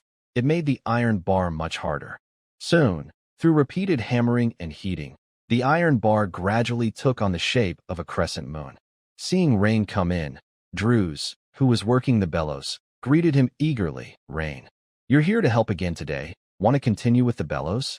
Rain smiled and said, Drews, I'm sorry, but I might not be able to work the bellows today. Under Drew's astonished gaze, Rain walked up to Boris and pointed to the horseshoe in the making. Uncle Boris, I want to learn this. How much is the tuition fee? The blacksmith Boris looked at Rain in surprise and said, Rain, you have money? You are not my official apprentice. If you just want to learn horseshoe forging, the tuition is not cheap. Even though you have help for free, I can't give you a discount on how much I should charge. After listening to this, Rain couldn't help but inwardly scoff. The rumors were true. Blacksmith Boris was quite skilled, but exceedingly stingy. Of course, Uncle Boris. How much is the tuition to learn horseshoe forging? To teach you horseshoe forging for a month, 12 silver coins. If you can't learn it when the time is up, there's nothing I can do about it. But the tuition is non-refundable. Hiss. Hearing this price, the surrounding apprentices exchanged glances, as if to say that this time Rain was likely to suffer a self-inflicted disappointment. After all, this price was indeed too high for most people, let alone Rain, who did not come from a well-off family. Rain was also speechless. This price, just for 1 month, and without guarantee of success. You should know that in Flashgold Town, the monthly income of an ordinary adult male is only about 2 to 3 silver coins. The currency system of the Dragon Empire was a bit similar to Rain's previous life in England.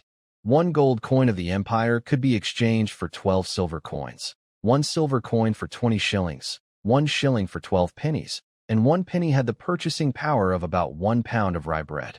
But he still had to learn. Rain feigned an expression of great distress and pulled out a gold coin from his embrace, handing it to the slightly surprised Boris. Deal. Uncle Boris. This time, my family signed me up for the Habsburg Manners page training, aiming for a blacksmith apprentice, so they specifically prepared some money for me to learn the essential blacksmith skills. Rain half-truthfully explained, accounting for the source of the money. It seems old Rain has high hopes for you. Work hard, lad. Don't end up like my good-for-nothing boy, wandering off to county town every day, now completely untraceable. Boris suddenly became emotional, patting Rain on the shoulder with a sigh. This made Rain change his opinion of Boris a bit, realizing that even a stingy man like Boris had the heart of a father wanting his son to succeed. Come on, Rain, give me a hand here. With that, blacksmith Boris handed Rain a heavy hammer. Just as Rain grasped the hammer handed to him by Boris, suddenly, a string of system notifications appeared, causing Rain to be slightly startled. Ding. Host has come into contact with the blacksmith apprentice promotion medium blacksmith's hammer. Preconditions for promotion to blacksmith. 1. Blacksmith apprentice LV3 at full level. 2. Strength of at least 6 points, constitution of at least 6 points. 3. Forge 10 qualifying blacksmith products. Current conditions do not meet the requirements. Promotion to blacksmith failed. Rain was immediately thrilled, so this was the key to advancing from blacksmith apprentice to blacksmith. Rain, what are you standing around for? Oh, right away, Uncle Boris. Quickly coming back to his senses, Rain immediately began to assist with the forging. Being new to the craft, Rain only needed to complete one step, indenting a groove in the U-shaped iron bar. After the iron bar for the horseshoe was shaped into a crescent, the following steps required 2 people to work together. Blacksmith Boris clamped the iron bar with his left hand and heated it up again while holding a sharp tool in his right hand, shaped like an axe, moving it swiftly over the iron bar. Meanwhile, Rain swung the hammer forcefully in rhythm, striking the wider top of the axe, whose blade was relatively narrow, leaving a slender groove in the hot iron bar under the heavy. This groove in the horseshoe was to accommodate the soil on the ground to enhance the grip of the horseshoe. Although Boris charged extortionately, his teaching attitude was commendable. He guided Rain on the rhythm of force application while explaining to Rain the complete experience of horseshoe forging. This benefited Rain a great deal. Before long, the system prompt appeared again. You have engaged in horseshoe forging, and your insight has improved. You have realized a new skill horseshoe forging. Your skill in horseshoe forging has improved. Experience plus 2 you focused on forging horseshoes. Blacksmith apprentice professional experience points plus 5 clearly. After participating in the horseshoe forging, the professional experience points of the blacksmith apprentice sword, far surpassing previous bellows pulling work. This might be the essence of pay to win. At the same time, one after another, qualified horseshoes were forged by Rain and Boris. But unfortunately, perhaps because most of this part of the work was completed by Boris, the system did not recognize these horseshoes as being forged by Rain. Naturally, this did not meet the condition of forging 10 qualified blacksmith products. This left Rain slightly disappointed. He still wanted to advance to a blacksmith as quickly as possible. However, apart from horseshoes, what else could be learned quickly? Ah, there it is. That would be the nails used for horseshoes. These items are relatively simple to make, and logically, the horseshoe nails should also count as blacksmith products. Rain remembered a saying from his past life. For one of a nail, the shoe was lost. For one of a shoe, the horse was lost. For one of a horse, the rider was lost. For one of a rider, the battle was lost. For one of a battle, the kingdom was lost. And all for the one of a horseshoe nail. So, even though the horseshoe nail was small, it was equally important. Seizing the moment during a break, Rain asked Boris if he could start learning the skill of forging horseshoe nails first. Although Boris found it strange that Rain was insistent on learning how to forge horseshoe nails before the more important horseshoes, after giving it a bit of thought, he quickly agreed. The reason was that the forging of horseshoe nails was also part of the lesson fee paid by Rain. After all, once the horseshoes were made, they needed to be used in conjunction with horseshoe nails, and the sequence didn't matter. Rain managed to contain his small surge of excitement and began to seriously forge horseshoe nails following Boris's instructions. At first, the horseshoe nails that Rain produced were all bent and unusable, but slowly, the quality began to improve. Indeed, as Rain had previously guessed, the system recognized the horseshoe nails as falling within the category of any qualified blacksmith product. With that realization, Rain was overjoyed, and like he had been injected with chicken blood, he swung the hammer vigorously, dripping with sweat as he forged the horseshoe nails. Boris, on the other hand, looked at the enthusiastic Rain working on the horseshoe nails, shook his head, and said, "What a strange habit." Finally, before lunch, Rain achieved both of his goals. Any qualified blacksmith product, 10 out of 10. Achieved. Blacksmith Apprentice LV3, 500 out of 500. Max level. Achieved. Conditions detected for host upgrade to blacksmith. 1. Blacksmith Apprentice LV3 max level. 2. Strength above 6 points. Constitution above 6 points. 3. Forge 10 qualifying blacksmith products. All conditions met. Upgrade to blacksmith, yes out of no.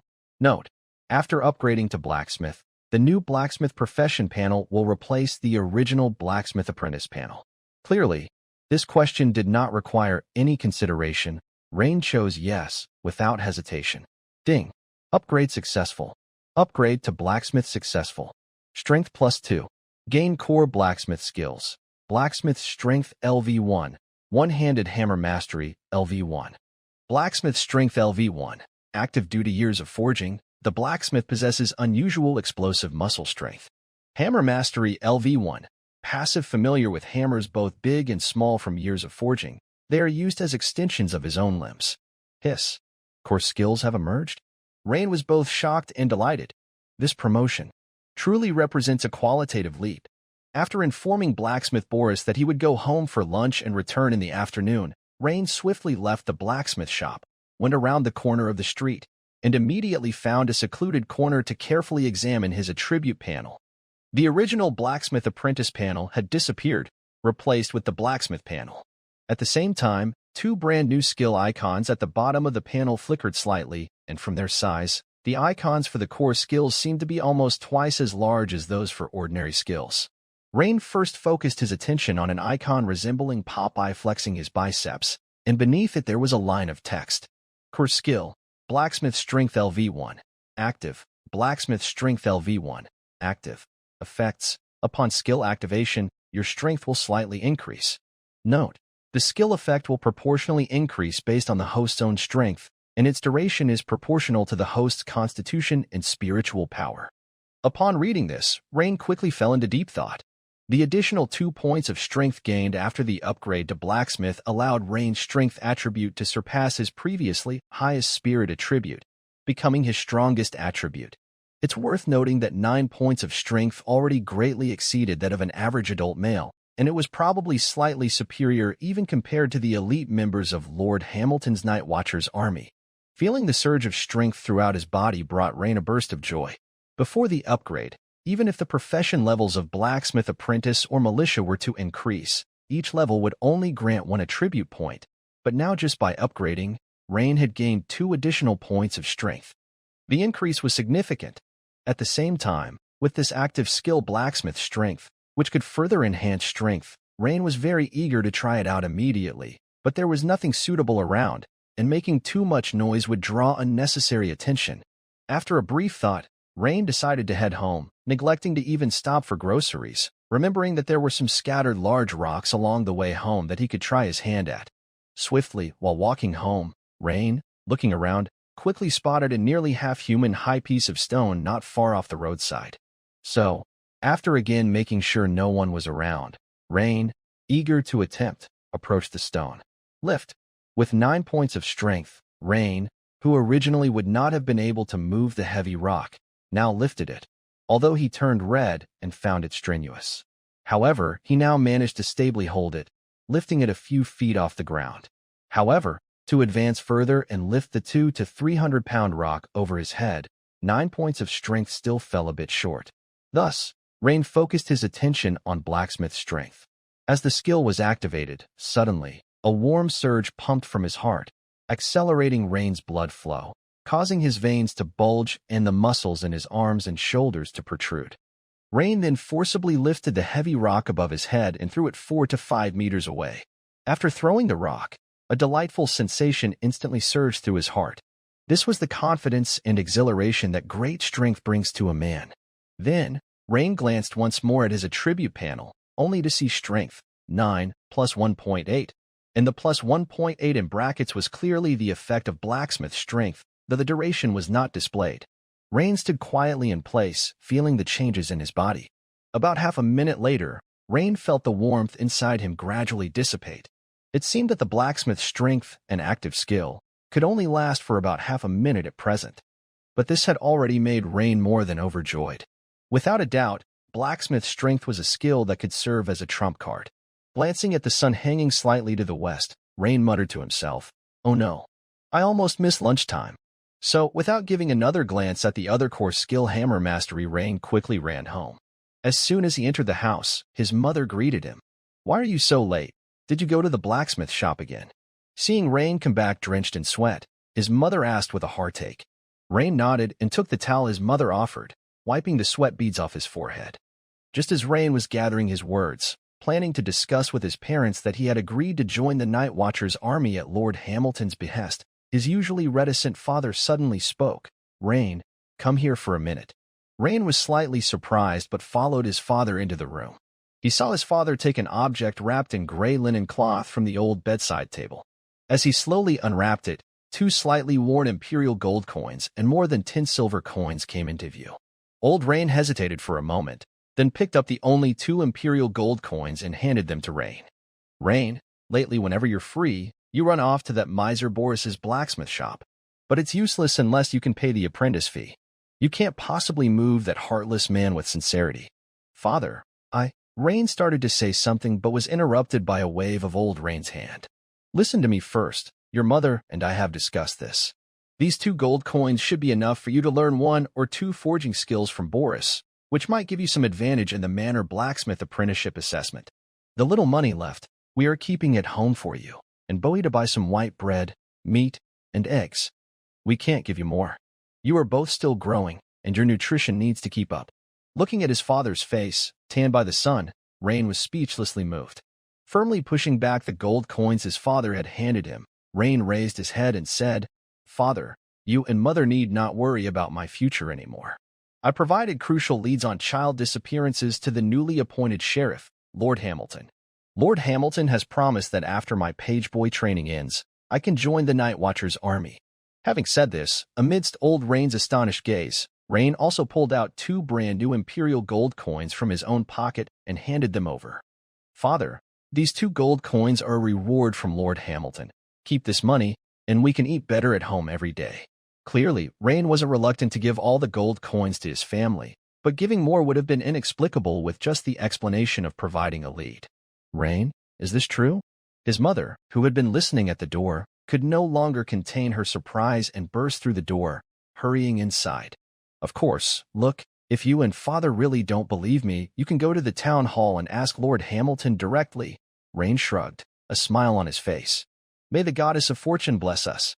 His mother cried tears of joy, praying continuously while hurriedly wiping away her tears.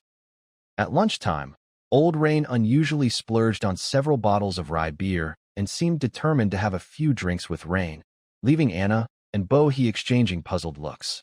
Anna sensed something, but felt too embarrassed to ask Rain directly. "Rain, from now on, you're a man. Hick about you and Anna. Hick, it's up to you. Son, I support you. Hick, Father this." Seeing his father, who had drunk too much, Rain felt a wave of embarrassment and quickly exchanged glances with Anna, who then swiftly diverted her eyes. The next second, like a frightened rabbit, Anna immediately lowered her head, a blush spreading across her fair cheeks. After the meal, Anna spoke to Rain with a slightly shy expression. "Rain, can you come to the room for a moment?" Having spent a day at Rain's home, Anna still felt somewhat uneasy, not because Rain's family treated her badly, but because they were too enthusiastic. The 2 made their way to a room on the 2nd floor. "Rain, I want to go back to my own home," Anna said, lowering her head with her fingers interlocked tightly, clutching the hem of her skirt. For some reason, Although Rain was her savior, every time she faced him, Anna always felt a bit nervous, and her heart would pound fiercely. That's probably not a good idea. Rain shook his head and declined. This. Why? Why not? Anna looked at Rain with a puzzled and surprised expression, her mind a tangle of confusion. This response was not what she had expected at all. Could it be that? While the girl's thoughts fluttered, Rain spoke with a serious expression. According to Lord Hamilton, the constable, the Blackbeard I killed last time is the younger brother of the leader of the county town hyena gang. I'm worried that they might send someone to investigate his brother's disappearance. So, it's better for you to stay here for the time being and not go back. Anna's face immediately turned pale. Don't worry, I will be joining the Night Watcher's army soon. To calm Anna's shocked emotions, Rain shared with her a part of his conversation in Lord Hamilton's office. After his explanation, Anna felt somewhat relieved. Her complexion also stabilized considerably, and she nodded. All right then, I'll help out with whatever I can, she agreed. Rain waved his hand and said, if you have time, you could keep Bohi company. No one is at home usually, and I'm sure she'd be very happy to have your company.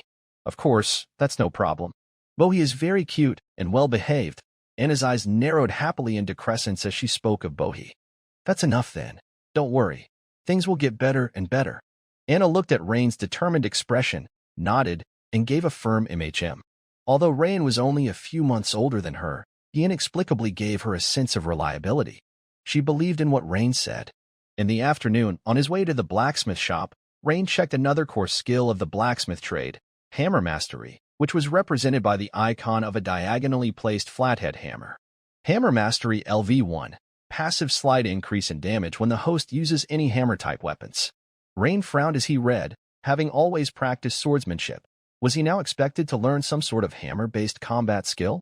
It seemed that this skill wasn't likely to immediately enhance his combat abilities.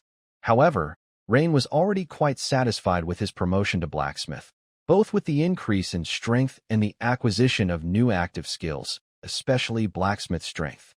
Rain flipped to the first page of his status panel.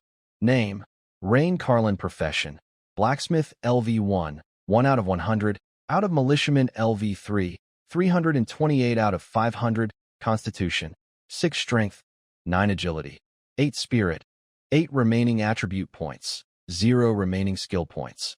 1 beneath both core skills. There was a mention of a LV suggesting that they were likely upgradable.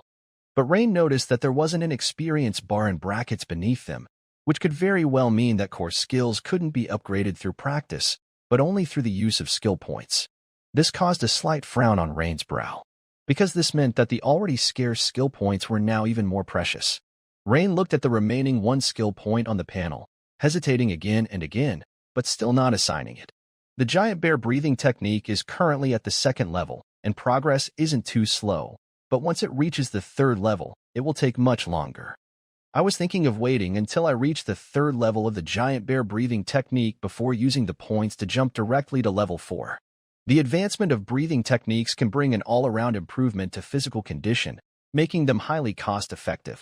But now a core skill has emerged that cannot be improved through practice alone, which is quite troublesome, Rain mused as he walked towards the blacksmith shop. Moreover, given this trend, the shortage of skill points is likely to grow more significant over time. As for a solution, either I find a way to trigger more professions, but right now, this seems highly uncertain. I had hoped that a week of training with the Greyhound would lead to a new profession panel like a dog trainer or beast tamer, but it never materialized. So it seems the only thing I can control right now is to continue advancing the profession levels of a blacksmith or militiaman. After reflecting for a while, Rain's goal became clear. Once he returned to the blacksmith shop, his enthusiasm reignited, and he continued to learn horseshoe forging from blacksmith Boris. After an afternoon of continued learning, Rain became increasingly adept at forging horseshoes, and blacksmith Boris found less and less to do. This couldn't help but impress Boris, who hadn't expected the kid to have such a talent for blacksmithing. Regrettably, after an afternoon of hard work, his blacksmith profession level had only risen by 5 points, now at blacksmith LV1, 5 out of 100. It seemed that after becoming a blacksmith, the experience provided by some of the forging outputs was becoming less and less. As the sky grew dark, Rain left the blacksmith shop and headed towards Habsburg Manor. After returning to the page dormitory, Rain chatted briefly with George before drifting off to sleep. The next morning, as a new week of training began, the pages were to undergo archery training, still overseen by Humbert, the manor's veteran guard. As part of the Habsburg Manor Guard's assessment, both swordsmanship and archery were mandatory skills to be learned. The group of pages arrived at the northwest corner of the outer yard of Habsburg Manor, where 10 neatly aligned targets were set up, and a variety of training bows of different sizes and draw weights were laid out in the adjacent shelter. Rain took a careful look and noticed that there were short bows, war bows, and long bows over 1.5 meters in length. Today, we will be practicing archery. Everyone, go to the shelter and pick a bow that suits your strength and an arrow quiver, Instructor Humbert commanded, with his hands clasped behind his back and a stern tone. As soon as Instructor Humbert finished speaking, the pages swarmed the shelter to pick their bows. Because of limited strength, most of the pages chose short bows, but quite a few among the pseudo-nobles were tall and strong and opted for regular-sized war bows. Rain also selected a war bow, but he deliberately chose one that was slightly less powerful, about a medium draw weight. Otherwise, with his actual strength, Rain could have chosen the most potent war bow available here. Thick Eyebrows glanced over at Rain and saw that he had picked a bow with a higher draw weight than his own.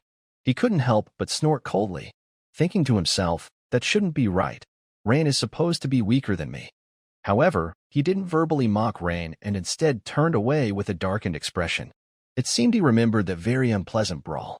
Remembering the fight, Thick Eyebrows felt his stomach churn a bit and cursed inwardly. What is Jack up to? It's been a week, and now the guy's gone missing.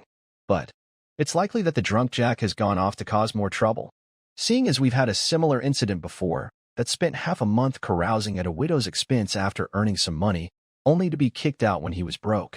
Thick Eyebrows shook his head in frustration, regretting having paid Jack in full ahead of time that day. That good-for-nothing was just too unreliable. Rain was naturally very eager about archery, but currently, he couldn't afford to allocate his precious skill points into it. So after a whole day of sincere effort, his progress in archery was modest, adding only a basic archery LV1, 8 out of 100, badge to his existing militia panel. After all, Rome wasn't built in a day, and accuracy in archery required extensive practice over time. This caused a flicker of disappointment in Humbert's eyes, who had held high hopes for Rain. However, this turn of events delighted Thick Eyebrows, who had been quite anxious initially. Since archery was one of the mandatory parts of the guard's assessment, Rain's poor archery skills would significantly drag down his overall score during the evaluation. In contrast, his second-ranked swordsmanship combined with top-ranked archery would ensure his total score surpassed Rain's. He had it in the bag. At dusk, after finishing a day of archery training, Rain arrived at Lady Crea's study. After practicing the giant bear breathing technique for a while, Rain followed Lady Crea to a separate training room located behind the door at the back of the study. The room spanned a little over 200 square meters, with various longswords, dual-handed greatswords, shields, and even bows and arrows placed on both sides. Opposite them stood 3 fixed targets and wooden dummies for training. Clang! Upon their swords clashing, Lady Crea's chestnut ponytail flicked, and she almost stepped back, which surprised her. "Rain, has your strength really increased this much?" she asked. Rain then realized that since he had changed his class to blacksmith, his strength had soared to 9 points. He hadn't fully controlled his power in the heat of sparring, which was why there was an evident increase in his sword's force. Lady Crea, with her keen perception, detected this immediately. "Haha, maybe it's because the giant bear breathing technique is particularly suited for me," Rain said as he touched his nose, quickly inventing an explanation. Lady Crea's large, brown-gray eyes scrutinized Rain skeptically, and she murmured softly, "But you've only reached the second form of the giant bear breathing technique. Could it really have improved your physical constitution this much?" Although the giant bear breathing technique focuses on enhancing a person's strength and constitution, this is the first time I've seen someone just starting out and already experiencing such a significant improvement in their physical condition. Lady Crea furrowed her brows slightly and, after pondering for a moment without coming to any more plausible conclusion, she shook her head slightly and said, "It seems that's the only explanation for now. The giant bear breathing technique must be particularly compatible with your constitution. In the entire empire, cases like yours are extremely rare. but not unheard of. It's just that in Meister County, you may be the first. A perfect match, my foot. Only Rain knew the real situation. However, Lady Krea's piercing gaze that seemed to see into his heart had unsettled Rain just now. It seemed that next time, he needed to be more careful about this issue. However, this is actually a good thing. I had set aside some scrolls for you, but now it seems I can teach you the swordsmanship that accompanies the giant bear breathing technique, the giant bear sword technique. Lady Krea's next words startled Rain. This turnaround was somewhat sudden. Giant bear sword technique? Rain's heart leapt with joy. Just by the name alone, he knew that the swordsmanship Lady Krea was about to teach him would be far superior to the basic sword techniques. Lady Krea had not anticipated that Rain would bring her another surprise. So far, Rain's constitution and the giant bear breathing technique seemed an extremely good fit, and just a few days of practice had considerably enhanced Rain's strength, a rare phenomenon. Now, she felt much more confident that Rain would enter the transcendent stage and become an official knight before turning 18. Otherwise, with her knightly talent, after another 3 years, she would probably at least have advanced to a senior knight. By then, a follower who was merely at the level of a third-class knight attendant would be too weak and meaningless. It wasn't that her standards were too high, but to be her follower, one needed to possess a rate of progress close to hers at least, not too far behind. Lady Krea, looking at Rain with admiration, continued in a clear voice. The giant bear sword technique originates from imitating the claw strikes of the bear-like transcendent creatures, powerful and weighty, emphasizing strength and momentum. Therefore, the giant bear sword technique is used in conjunction with heavy dual-handed greatswords, which sets a relatively high strength requirement for the user. A regular person, however strong, would not be able to swing a dual-handed greatsword weighing tens of pounds if they haven't practiced any breathing techniques, and even those few with exceptional talent would still have many flaws. Upon hearing this, Rain strongly agreed. If his strength hadn't reached 9 points, he probably wouldn't even qualify to learn the giant bear sword technique. He would have to wait until his giant bear breathing technique reached the 5th or 6th form, and his physical constitution had greatly improved, before he would be qualified to practice the giant bear sword technique. That must also be why Lady Krea left the sword technique scroll behind, but did not teach it to him. After all, to learn the giant bear sword technique, you must at least be able to swing a dual-handed greatsword. Now, your strength should be enough to wield the lightest 36-pound dual-handed greatsword, Krea said, pointing to the sword rack beside her. Rain's gaze shifted to it, and saw that these dual-handed greatswords all had cross-shaped hilts, with long blades at least 1 meter and 20 centimeters in length. Moving forward, Rain selected the lightest dual-handed greatsword, but even the lightest one was much heavier than a longsword. With his strength at 9 points, it was not so smooth to swing, but as Krea said, he could barely use it now. At that moment, Krea casually picked up a dual-handed greatsword and began demonstrating. The giant bear sword technique comprises 5 forms, the first one being Furious Slash. Watch closely, Rain, Krea said with a stern expression, her entire body moving as quick as a darting rabbit. Swoosh. Propelled by her elastic legs, she moved like a swift leopardess, stepping out in one big stride. Already several meters away as she swung the dual-handed greatsword in a powerful chopping motion from above toward the wooden made of ironwood. As the silvery gleam of the sword flashed by, the ironwood post in front of Krea instantly split into 2. Hiss. Such power. Rain was certain that Krea had not given her full strength, she was just demonstrating for him, and yet the lethality was already so terrifying.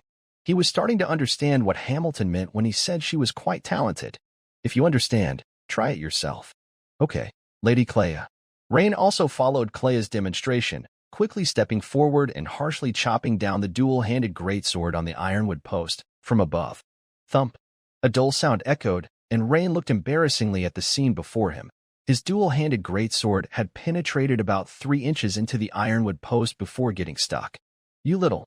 Seeing Rain's awkward situation, Krea couldn't help but burst into laughter. Rain smiled sheepishly, but this was the first time he had seen Krea shaking with laughter. Normally, Krea maintained an elegant, noble demeanor in front of others, and her style in combat was even more valiant and commanding. Rain, when you were exerting your force, your wrist was too tense. The movement for Furious Slash was too stiff. Remember, Only at the instant of the chop you must grip tightly and release a trembling burst of force through your wrist. That way, your sword won't get stuck in the post, Clea said with a playful smile. Especially when she got to the last part, Clea glanced again at Rain's greatsword stuck in the, trying to contain her laughter. Rain suddenly realized he hadn't expected that using a dual-handed greatsword would be so different from a longsword. Under Clea's guidance, after several practices, a system prompt appeared. You have trained in giant bear sword technique, improving related comprehension. You have comprehended a new skill giant bear sword technique. Your skill giant bear sword technique has been enhanced. Experience +1. The giant bear sword technique LV1, 1 out of 100, appeared on the militia panel, and its icon was amusingly a bear wielding a greatsword. While Rain was practicing the giant bear sword technique in the castle, in a room on the second floor of the castle, a burly middle-aged man clad in gray heavy armor was respectfully reporting Rain's situation to a noble young man with a sinister air about him. Young master, after investigation, the young man that Lady Crea has taken a liking to is named Rain, a 14-year-old farmer's son, who is said to have considerable talent in swordsmanship. These past few days, Lady Crea has been giving him extra training, seemingly placing high value on his swordsmanship talent. The noble youth, with a somewhat pale complexion, furrowed his brows and rhythmically tapped his fingers on the smooth wooden armrest of his chair. After a moment of thought, he spoke. Rulse, by the look of it, Crea has taken a fancy to the swordsmanship talent of that lowborn and intends to cultivate him as her own direct line, doesn't she? Yes, young Master Dennis, responded the attendant named Rulse, bowing slightly. If Rain had been present, he would have recognized the youth sitting on the deer leather chair as the expressionless noble young master he had encountered once before. Then, let this matter be leaked to Alonso, the eldest son of the Habs family. He has a far greater interest in his sister Crea than we do. If he learns that his sister has begun to cultivate a direct line, he will surely be more agitated than we are.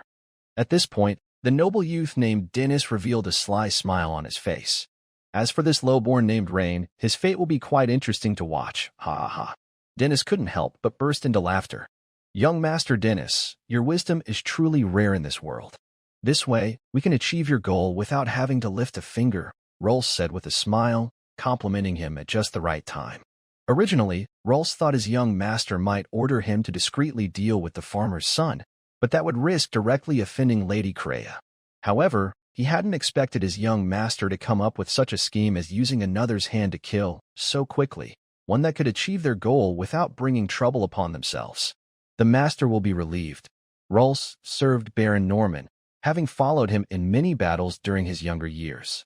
Combining his robust personal strength with a bit of luck, he had survived and his skill had reached the level of a nearly commissioned knight. A nearly commissioned knight is all set, just one step away from becoming a formal third-tier knight attendant. However, due to Rulse's advanced age, the possibility of using an extremely precious magic potion to advance and break through to Transcendent was less than 10%. Therefore, the final arrangement had been for Baron Norman to appoint him as the chief guard of his eldest legitimate son, Dennis.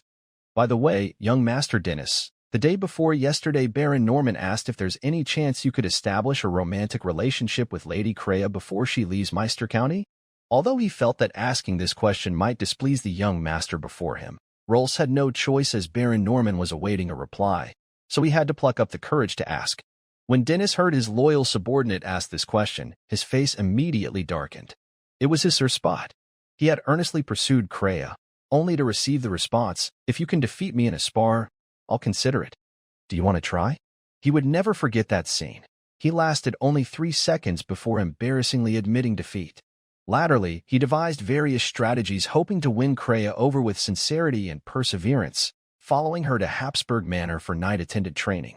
But so much time had passed, and he had made no progress, let alone held Crea's hand, with establishing a romantic relationship seeming even further away. Resorting to underhanded methods?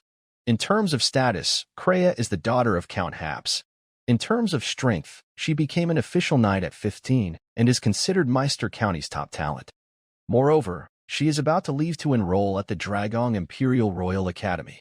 Having just become a third-tier knight attendant, if he dared to use any foul tricks, he would surely be squarely dealt with by Crea. Recalling past beatings that left him with a swollen nose and bruised face, Dennis involuntarily shivered. I wanted to lash out at Rolls, but after careful thought, I realized this was what my father wanted to inquire about. Feeling somewhat deflated, Dennis said, Rolls, reply to my father that I am trying hard.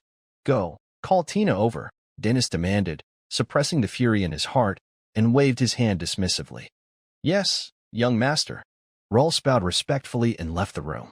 Soon after, a slim girl with features somewhat resembling Clea's walked timidly into the room and said fearfully, Young Master Dennis, close the door and come here, Dennis said, looking at the girl's fearful expression with disgust. Although this girl named Tina had some resemblance to Clea in her looks, the difference in her temperament and figure was like night and day. But as a substitute, the bar couldn't be set too high. After all, if it were, none could be found. This girl was, in fact, the daughter of a tailor whom Rolls had scoured the Meister County for and finally stumbled upon with great difficulty. Whenever Dennis was filled with rage with nowhere to vent, he would find her and lash out fiercely. Lift your head, Tina, and look at me. Imagine yourself as a noble from a prestigious family, unyielding and dignified. Young Master Dennis, I can't. Useless thing. Then get down on your front. Instantly, blood rushing to his head with rage, Dennis grabbed the poor maidservant, turned her back to him, and pressed her harshly onto the desk. After a sound of fabric tearing, the maidservant's pleas for mercy followed. It hurts. Young master. Smack. Shut up. Don't make a sound. The piteous maidservant could only stuff a roll of parchment into her mouth, while tears streamed down like pearls. At first, when her father sold her to young Master Dennis, she was secretly thrilled, thinking she would become the personal maid to a noble young master and step into a wonderful life. But her mood quickly plunged from heaven to. On the first day, Dennis treated her brutally, and she soon realized she was nothing but a stand-in for the high-born and beautiful Lady Crea in her own young master's heart. No, even saying she was a stand-in was overestimating her worth. She was merely an object for her young master to vent his beastly lust upon. For 3 consecutive days, after bout training at the estate, Rain would head to the castle to learn the giant bear sword technique with Clea. Recently, the teachings felt a bit rushed to Rain. Within a span of 3 days, Clea had successively taught him Furious Slash, Leap Slash, and Smooth Cleaving Slash. At present, he had only just begun to grasp the first technique, Furious Slash. He could only say he understood the method of channeling and exerting force for Leap Slash and Smooth Cleaving Slash, but using them was still very clumsy. This point would have to be improved upon with continuous practice and refinement. That is, assuming he wouldn't use skill points. By now, Rain had begun to guess that perhaps this was because the time of Clea's departure was drawing nearer. Rain, today I'll teach you a defensive stance, which is the only defensive move in the giant bear sword technique. Come, attack me. Clea raised her fine eyebrows, signaling Rain to advance on her. Rain nodded.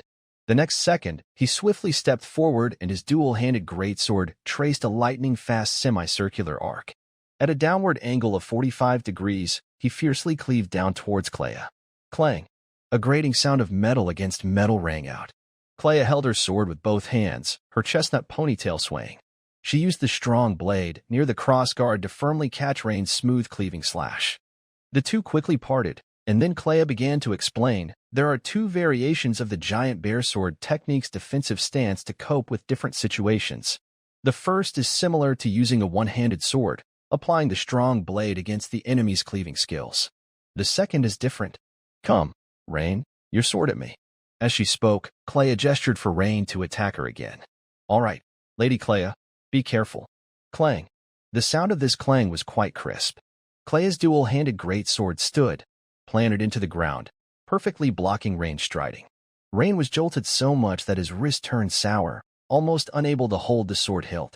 He looked closely and saw his sword tip was precisely on the groove of Clea's dual-handed greatsword's blade that was as wide as a palm. Clea did not launch an attack, purely defending. And Rain's greatsword did not scrape and spark, moving aside to continue thrusting at Clea, because the blood groove on the greatsword restricted the sword tip. Do you understand? The second variation of the giant bear sword technique's defensive stance is designed to block the enemy's quick thrusts. When the enemy attacks swiftly, it becomes very difficult to rely on the strong blade to cope. But you need to be aware, in the selection of dual-handed greatswords, you need to choose those with single or double blood grooves. Furthermore, after blocking, you must immediately counterattack. The giant bear sword technique is not primarily a defensive sword technique. What you need is to disrupt the opponent's offensive rhythm with fierce attacks, forcing them to be consumed with defense. With Clea's concise and clear explanation, Rain had an epiphany. Rain thought about it carefully and realized it was indeed so. The giant bear sword technique encompasses 5 moves: Furious Slash, Leap Slash, Smooth Cleaving Slash, Defensive Stance, and the one he hadn't learned, Whirlwind Slash. From the names, it's not hard to discern that out of the 5 moves, 4 are named with slash, fully demonstrating that the giant bear sword technique is primarily offensive. Unlike the one-handed sword skills which have many thrusting motions, the moves of the giant bear sword technique are all designed to make full use of the great sword's heavy blade, focusing mainly on powerful cleaving sword techniques. Guided by Clea's insightful instructions, Rain's progress in practicing the giant bear sword technique accelerated significantly. Having sparred many times with Clea over the past 3 days using the giant bear sword technique, Rain's militia profession level had smoothly advanced to LV4 and was now militia LV4, 18 out of 1,000. As a matter of course, he gained 1 attribute point and 1 skill point. Name: Rain Carlin. Profession: Blacksmith LV1, 5 out of 100, out of militia LV4, 18 out of 1,000. Constitution: 6 strength, 9 agility, 8 spirit, 8 remaining attribute points, 1 remaining skill points. 2. Regarding this attribute point, Rain did not hurry to use it since allocating points had the special effect of restoring status. Therefore, he planned to save it for an emergency. As for the 2 skill points, Rain was still somewhat undecided whether to use them to enhance his core skills or to improve the final 2 forms of the giant bear breathing technique. Since he was undecided, Rain planned to hold on to them for the time being. Rain, the last thing I'm going to teach you today is about the secret technique of the giant bear sword technique. Clea signaled for Rain to stop practicing the defensive posture. A secret technique? Rain was slightly taken aback upon hearing Clea's words. The giant bear sword technique, including the giant bear breathing technique, is not exclusive to the Habus family. It's widely spread among the imperial nobility. But only families that have studied the giant bear sword technique long enough can create their own secret techniques, or what could be called ultimate moves, based on the giant bear breathing technique and the giant bear sword technique. And today, I will teach you the Hobbs family's unique secret technique of the giant bear sword technique, the Roaring Strike. This move requires strong lung power to simulate the sonic shockwave of a bear's attack and should be executed in conjunction with the Whirlwind Slash, Clea said eloquently. A sonic attack combined with a physical attack? Rain quickly grasped the power of this secret technique. If both parties were of similar strength and one suddenly unleashed the Roaring Strike, as long as the opponent got momentarily stunned by the unexpected sonic attack, it would be game over. One could seize the opportunity to strike down the opponent directly. To help you understand, let's demonstrate. A sly smile appeared on Clea's face. Okay, Lady Crea. Rain gripped his dual-handed greatsword tightly, with the tip pointing up at a 45-degree angle, ready in a starting position. Ha! A huge roar blasted out from Clea's red lips, and even though Rain was prepared, he only felt a gust of wind hitting his face, causing his skin to tremble violently. His eardrums were in pain, and his whole head was buzzing. Although this lasted for a very brief moment, just under half a second, by the time Rain came to his senses again, he found that Clea's dual-handed greatsword had already stopped at his neck. Uffed. Seeing Rain's puzzled look just now, Clea couldn't help but laugh out loud. Cough. How about it? Rain, did you feel the power of the Roaring Strike? Apparently realizing her behavior was not very ladylike, Clea coughed and said, Actually, as a woman, I'm not at an advantage in executing this strike, and I don't practice the giant bear breathing technique, so the move I just demonstrated was only a simulation. Rain nodded silently without a word. Clea was completely correct. If it had been a powerful knight who specialized in the giant bear breathing technique executing that move, his eardrums would probably have burst and bled instantly, and he would have been left dizzy on the spot, rather than just being dazed for less than a second like just now. But in a fight between masters, who could afford to stop for 1 second? In his previous life, a 100-meter sprinter could cover 10 meters in 1 second, and in this world, with its exaggerated martial prowess, a second was enough to kill you several times over. Rain realized for the first time the importance of Constitution. If his constitution were strong enough, he could withstand such dizziness and other abnormal resistances, while also speeding up his physical recovery and bolstering his endurance, among other effects. It seemed he would have to devote more effort to the giant bear breathing technique and practice it diligently, since if the technique could be improved, it would enhance his physical attributes all around, especially constitution and strength, which would receive additional bonuses from training in the giant bear breathing technique. At that moment, Rain saw Clea suddenly place her great sword back onto the sword rack. While he was puzzled, he heard Clea turn around and say, "Rain, I will be going back to County Town to see my father in a moment. Early tomorrow morning, I will be leaving Meister County to head to the Imperial Royal Academy." Upon hearing this news, Rain was momentarily stunned. So soon? Although he had heard Clea mention before that she would be leaving after a while, at this moment, he felt somewhat lost. Perhaps it was because of the time they had spent together that he had grown much more familiar with the younger daughter of the Count's family. Let's end today's training here. If you have any issues in the future, you can seek out Shada. Rain looked to the side and saw the chief made Shada slightly nodding at him. Hold on a moment, Lady Clea. I still have a question about entering the transcendent path. Is the path of the night the only way in this world? How could that be possible? Clea couldn't help but laugh. She realized she had been so focused on teaching Rain the breathing techniques and swordsmanship that she hadn't discussed some basic knowledge with him. Of course, there are far more paths than just the knight's path. Even entering the path of the night isn't considered the strongest in the transcendence realm. For instance, all the major churches in the Empire have their own transcendent path, but the church's transcendent paths require one to become a devout follower of God, whereas the knight's path is the most stable and least dependent on external forces. It allows for achieving transcendence by tapping into one's potential. At the same time, it's also the path most accessible to ordinary people entering transcendence, Clea explained. According to records, the night breathing method originated from our human ancestors' studies on ferocious beasts, which eventually led to developing a training method suitable for humans. The giant bear breathing technique and giant bear sword technique that you are practicing are such methods. After finishing, Rain nodded. He understood this kind of situation, because in his previous life, ancestors used 5 animal frolics for health and Xingyi Quan mimicking 12 animals like monkeys, tigers, and bears for combat. Ferocious beasts? However, this was the first time Rain had heard of this concept and asked with curiosity. Yes, ordinary animals under the influence of the mysterious side all have a certain chance of becoming ferocious or mutated beasts, thereby gaining much greater strength, agility, and recovery speed than their ordinary counterparts, akin to human knights. Actually, from this perspective, the transcendent paths of knights and ferocious beasts are consistent. Both break through limits in some way. Only humans practice breathing techniques, whereas animals rely more on innate talent or lineage. Look. Suddenly, Clea's slender arm swelled, bulging her hunting coat sleeve, but it quickly shrank back. Rain widened his eyes and stared intently at the transformation of Clea's arm. Giant Barbie? He was stunned. So this was the true strength of Clea. This is the strength you possess after becoming a formal knight, breaking through the physical limits, what we call limit break.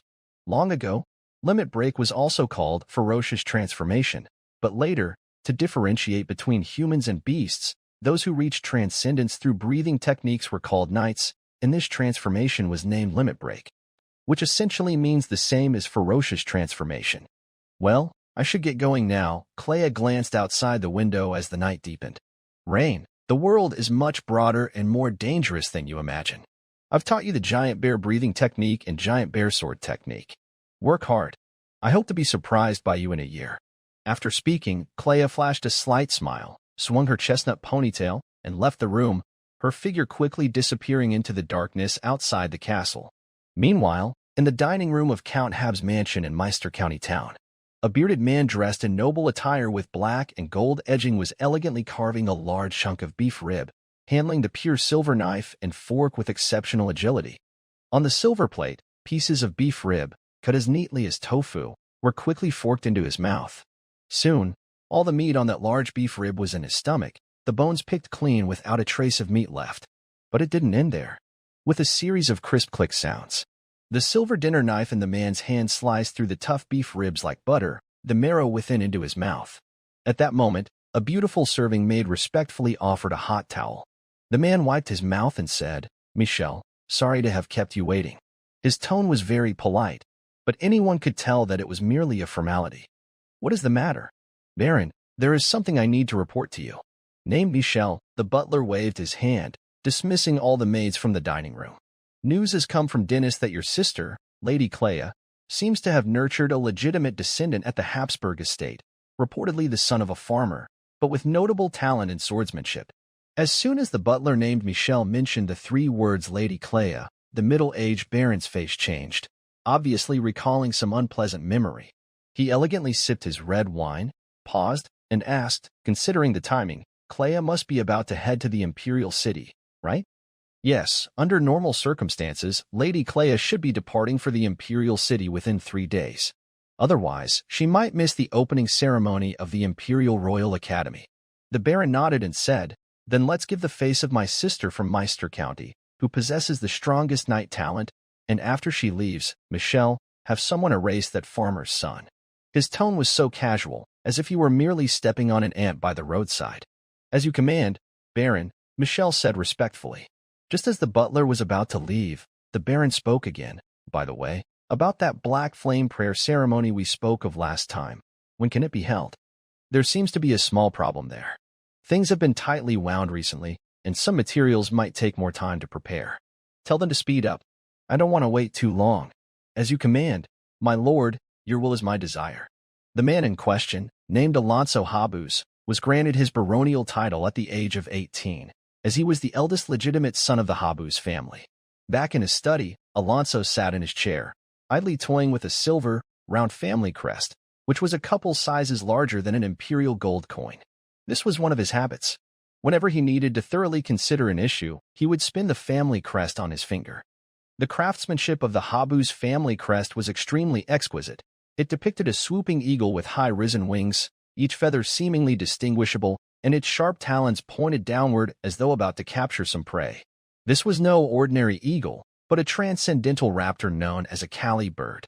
Once mature, this bird's wingspan could reach over 4 meters, far more ferocious than ordinary eagles. As the eldest son of the Habus family, Alonso was supposed to be the unquestioned heir to the family, but unfortunately, he was the weakest in terms of personal strength among Count Habs's 3 children. Nearing 30, he had only just managed to step into the official knight rank and had made little progress in the past few years. In this world, if the power disparity among heirs was not significant, inheritance followed the order of seniority, but if the gap was too large, then it was just too bad. Unfortunately for Alonso, his half-brother Descartes and his sister Clea both had exceptional talents. Descartes was already serving in the imperial military, with a promising future ahead. And Clea needs no mention, a rare genius knight of Meister County. She broke through to official knight rank at the age of 15 and was admitted to the Imperial Royal Academy for further education.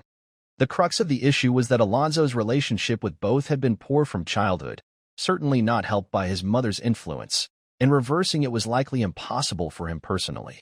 Thus, the sense of urgency within Alonso grew increasingly intense. He did not wish to spend his life merely as a minor baron. He stowed away the silver Kali bird crest of his family and gripped it tightly, saying, "I hope the Black Flame Prayer ceremony has the effects of legend." Somewhere in the Nightingale Forest, the blood-red eyes of Savage Claw swept around the surrounding cowering knolls. Not a single one dared meet its gaze, but it knew it had to leave this place. Standing over 7 feet tall and weighing 350 pounds, Savage Claw was a giant among gnolls, who averaged around 6 feet 3 inches and 200 pounds. Originally, it was the leader of this band of lowland gnolls, and its days had been very comfortable. But in the recent duel, it had been defeated by another, equally ferocious gnoll. The victor had emerged from the depths of the Nightingale Forest, a gnoll even stronger than it, towering over 7 feet 10 inches, with a terrifying strength. However, even though Savage Claw had been defeated, it would not die, not because of its opponent's mercy, but because of its own strength. When Savage Claw attacked at full force, a faint blue energy flow would surround it, a special energy that helped Savage Claw completely negate the air's resistance against it. This not only gave Savage Claw a moving speed far surpassing that of other gnolls, but it also enabled it to eliminate all its body odors during an attack, providing excellent stealth. This was also why Savage Claw was confident that it could live well on its own. With a heavy snort, Savage Claw left its former gnoll encampment and ran towards the eastern part of the forest. Without subordinates to command, hunting would now have to be done by Savage Claw itself. Now, it was roaming the woods near human towns, hoping for a different kind of bounty. It was getting tired of the meat of forest beasts. The meat of wild beasts could never compare to the deliciousness of human flesh, especially that of human females, which was exceptionally tender and juicy. One bite would cause red juices to splash everywhere, an utterly delightful taste. However, Savage Claw had tasted human flesh only 3 times. Although these events were in the distant past, the memories had left a profound impression, making it long for more. This was also the reason it was heading towards the eastern side of the forest. For it knew there was a human town nearby, which was the closest to it, apparently called Flashgold Town. Dusk had long fallen. The newly arrived Savage Claw, after avoiding several humans dressed in leather armor, carrying bows and swords, unknowingly approached a large fenced but open area. There, it smelled the dense, young, and tender scent of human flesh. This was the smell of younglings. The taste of younglings was generally quite delicious, which made Savage Claw's thick Adam's apple bob up and down a few times. It hadn't eaten all day, so Savage Claw decided to pick this spot. It observed and noticed that every so often a patrol of guards, clad in fine chainmail, with iron-covered oak shields in one hand and sword hilts in the other, would pass by. These must be the patrolling guards.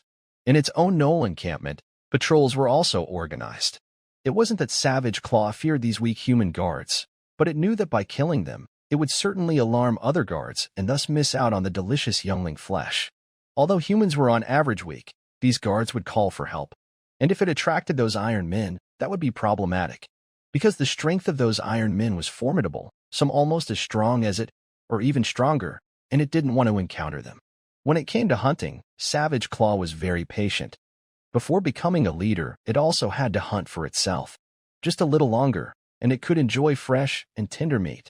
At that moment, in the western dormitory of the outer court, all the young servants had already laid down. Soft snores rose and fell in waves, and the day's archery training had left the arms of most servants incredibly sore. Only bushy-browed In tossed and turned with worries in his mind, and so his sleep was unsettled. He felt as though in his half-asleep state, he had heard it as a door opened. Wonder which was that loud? He muttered. But soon, he sensed something wrong because En heard a strange chewing sound. Crunch, crunch. Judging from the sound, it seemed to be coming from near the entrance of the servants' dormitory. In the middle of the night, someone was eating? No, that's not right. In this large dormitory, besides himself and Freckles and a few others, which servant had such luxury? Wasn't Rain's original position by the door? Who's sleeping there now? He couldn't remember, but the very thought of Rain made his thick eyebrows furrow, and suddenly his thoughts became clearer. So, with a bit of grogginess, he propped up his upper body, huffing and puffing as he looked towards the doorway. Just as he was about to curse out loud, a strong scent of blood wafted over, sending a shiver down his spine, and his skin broke out in goosebumps, instantly making him fully alert. He saw a dark, hulking figure squatting by the door, cradling something in his arms and devouring it with big gulps. Immediately, he realized that none of the young servants had such a massive size. Even being the biggest among them, he was still much smaller than the other. The dark figure squatting by the door seemed like a small mountain. This made his thick eyebrows think of some very eerie things, and large beads of sweat instantly appeared on his forehead. His heart started pounding violently at once. He slowly lay back down, but his trembling hands betrayed his inner turmoil. Am I separated from that bed by the door by 7 people? No, 6 people. That monster should leave after it's had its fill, right? Mom, bless me, I don't want to die yet. Dad, tell me what should I do? The mentally crumbling thick eyebrows seemed completely at a loss for what to do. That's right, there were guards. Every so often, a small patrol team of guards would pass by the young servants' dormitory. I used to be annoyed by their noise. Seizing onto this lifeline, Thick Eyebrows immediately began to listen attentively for the rhythmic sound of footsteps outside. Unfortunately, it seemed that the patrolling team had just passed, or hadn't arrived yet.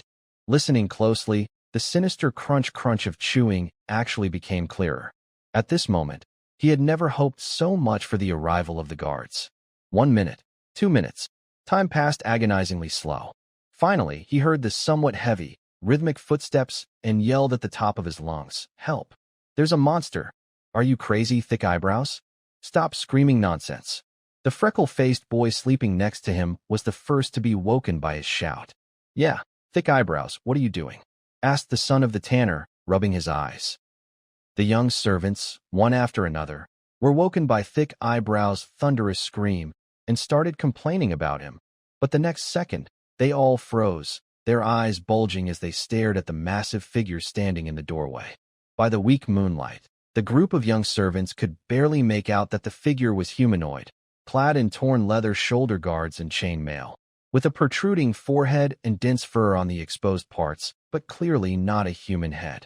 It was unmistakably the gigantic head of a hyena.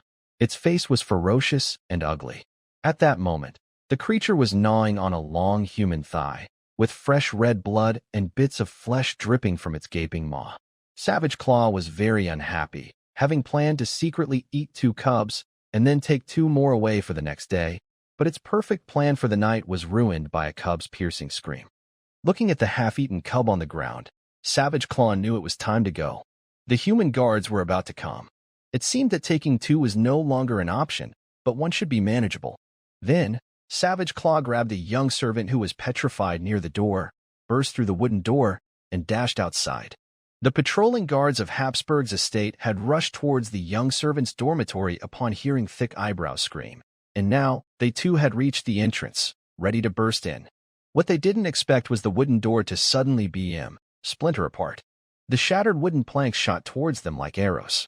The next second, a ferocious monster, over 2 meters tall, charged out from inside, knocking the 2 guards blocking the way and sending them flying 7 or 8 meters before making its escape. Before long, the entire Habsburg estate was ablaze with lights. Rain, who was in another servant's dormitory, woke up immediately after George shouted that alert. He heard clearly that, besides screaming for help, George also cried out the words monster. Without hesitation, Rain shook George awake and instructed him to wake everyone else. Rain himself quickly went to the door and looked outside, just as he found it strange that there was no movement from the dormitory across from them. A 5-man manor patrol headed briskly toward the opposite dormitory. The next second, Rain's heart clenched violently. His scalp tingled and his pupils contracted. Before his eyes, a massive shadow burst out from the opposite dormitory, shattering the door into fragments that instantly covered the few guards like a torrential downpour. As the guards raised their hands to shield themselves, 2 of them were sent flying. Without pausing, this enormous humanoid shadow, carrying a skinny, shirtless servant boy, quickly leaped over the fence. Judging by its speed, it was definitely faster than Bolt's 100-meter sprint that Rain had seen in his previous life. Under the moonlight, Rain could vaguely see the strong build of the creature, its hyena-like ugly face, and its thick, hairy arms. What is this monster? Rain was shocked. A sense of crisis filled his heart immediately. In Rain's mind, with his professional panel, as long as he grinded slowly and progressed step by step, he would eventually reach the peak in this world. But the scene before him snapped him back to reality. Sometimes, even if he did not seek danger, danger might actively seek him out. If that monster had chosen their servant's dormitory, could they only rely on luck and sit waiting for death? No, never. He needed to double his efforts. Rain's face was as still as water, but his heart was churning. Soon, the Habsburg manor was in turmoil, and noise erupted everywhere. Guards rushed over from all directions. One after another, guards wearing nose-guard helmets, chainmail, and carrying sword shields or spear shields arrived. Woof, woof, woof. Some guards also brought greyhounds, relying on the dog's keen sense of smell and the tracks on the ground. The guards quickly determined the direction and traces of the fleeing monster. Yet the guards still did not release the dogs to track it down, seemingly waiting for someone. Rain and the other servants had already walked out and were standing from a distance, looking at the cordoned dormitory opposite them, at the pale-faced servants who were either vomiting or sobbing, and couldn't help feeling empathetic. If it weren't for the protection of the goddess of fortune from the unknown, if the monster had chosen their servants' dormitory to hunt in, the terrible consequences made George and the other servants shudder with fear. After a while, a towering figure clad in solid plate armor and a black cloak came over, and the guards saluted Lord Lloyd. The middle-aged man with a commanding presence was none other than Sir Lloyd, the steward and knight of the Habsburg manor. What's the situation? The arrival of Sir Lloyd immediately brought order to what had previously been a somewhat chaotic scene. Such was the deterrent power of a true knight's transcendent strength, which quickly stabilized people's hearts. 2 servant boys are dead, and 1 is missing, likely abducted. According to the descriptions from the manor's patrol guards and the huge footprints left on the ground, it appears that the attacker of the servant boys was a rogue werewolf-like creature, immensely large and powerful, far more so than an ordinary werewolf. Reported a guard who looked like a squad leader. "Take me to the scene." "The knight with golden hair and a goatee," Sir Lloyd said in a deep voice after hearing the report from the guard. "At once, my lord." 2 chainmail-clad guards led the way as the group made their way to the servant boys' dormitory where Humbert and the others resided. The dormitory's door had been utterly demolished, leaving a gaping hole nearly 3 meters high and over 2 meters wide. The surrounding wooden boards were shattered into jagged splinters. According to the guard's account, the werewolf-like creature had simply smashed through the door. The level of strength required. Sir Lloyd couldn't help but fall into deep thought. "Sir Lloyd, this must be an exceedingly rare and aggressive werewolf-like creature." A deep male voice sounded from behind Sir Lloyd. It was none other than Sir Perez, the knight instructor of the noble scions at Meister County. "Lord Perez." The guards saluted him. "Sir Perez, do you have any suggestions?" Sir Lloyd asked, turning to Perez. "The forest at night is not our domain. I suggest we bolster the manor's nighttime defenses and at daybreak, contact the new chief of security of Flashgold Town, Sir Hamilton, and organize a team to search together." Unexpectedly, Perez, although looked imposing, suggested a highly cautious approach. Indeed, battling a ferocious werewolf-like creature in the woods at night was a daunting prospect, even for a knight who had stepped into the realm of the transcendent. More critically, the nighttime forest was not the domain of humans. One might encounter creatures more terrifying than a ferocious transformed werewolf, which could lead not only to a failed hunt but also to significant casualties. After a brief consideration, Sir Lloyd nodded in agreement and turned to a messenger beside him. "Increase the guard, especially around the servants' quarters, the stables, and animal pens. Also, send someone immediately to Flashgold Town to notify them about the encounter with the ferocious werewolf-like creature. The creature may not return here, but the possibility of it heading to Flashgold Town in search of food is not negligible. They should be prepared. As you command, Lord Lloyd." After saluting, the messenger quickly mounted a horse and left the manor. While Rain and George listened intently to the conversation between Sir Lloyd and Lord Perez from a distance, Humbert, also dressed in chainmail and a swordsmanship instructor for servant boys, hurried over to them and said, "The servant boy training is suspended. You will all follow me and return to Flashgold Town immediately." This left George and the other servant boys exchanging puzzled glances, but Rain, after a moment's thought, understood why Sir Lloyd had made this decision. In the wake of the manor being attacked by a ferocious transformed werewolf, keeping a large number of servant boys there before the danger was resolved would only increase the pressure on Habsburg Manor. If a large number of servant boys were to be killed or injured, Sir Lloyd, as the principal person in charge of the manor, could not escape responsibility. Even as a knight, he would face accountability from the nobles above him. Therefore, the best course of action was naturally to send the servant boys home. For the unfortunate servant boys who had died, arrangements needed to be made to compensate and console their families, minimizing the impact. Under the of Humbert and several other guards, the group of servant boys made their way back to Flashgold Town amidst the cover of night. Thud, thud, thud. In the shocked expression of old Rain when he opened the door. Rain entered his home in Flashgold Town, where, aside from his sister Bohee, who had already been fast asleep, Rain's mother and Anna had also been woken up by the noise of the door and had come out of their rooms. "Rain, why have you come back? What has happened at the manor?" With the cold wind from the door blowing on him, old Rain became much more alert, and seeing his son's expression, he guessed that something had happened. Rain thought for a moment and decided to confront his parents directly, as he estimated that the news would spread soon. Moreover, if the ferocious werewolf continued to hunt humans around Flashgold Town, farmers like his father, who worked on the outskirts, would be amongst the most vulnerable groups. "Father, just now, one of the servant boys' dormitories at the manor was attacked by a werewolf. 2 people were killed on the spot, and another was kidnapped." "Ah?" Hiss. Old Rain couldn't help but in a cold breath. He was aware of werewolves, having seen one from a distance in his youth. These fierce humanoid creatures generally live deep in the forests, so why had it come out this time? However, don't worry too much. Knight Sir Lloyd and Sir Perez at the manor manage the situation on site. Flash Goldtown has also been notified, so I believe the matter should be resolved soon. To reassure his family, Rain did not mention that the attacker was a werewolf over 2 meters tall, as strong as a fully trained knight, because mentioning the details would only increase his family's worry. Mother, please don't go to the woods to gather firewood or anything else tomorrow. You should be safe if you stay in town. After thinking it over, Rain turned to his father and said, "And father, it's best if you don't go to the farm outside town tomorrow." "All right, I'll listen to you." Old Rain nodded. Ever since Rain had told them that the new sheriff, Lord Hamilton, had invited him to join the night watchman, Old Rain believed that Rain had grown up. He was no longer a child who needed their care but an adult capable of bearing responsibilities. Thus, the persuasiveness of Rain's words greatly increased.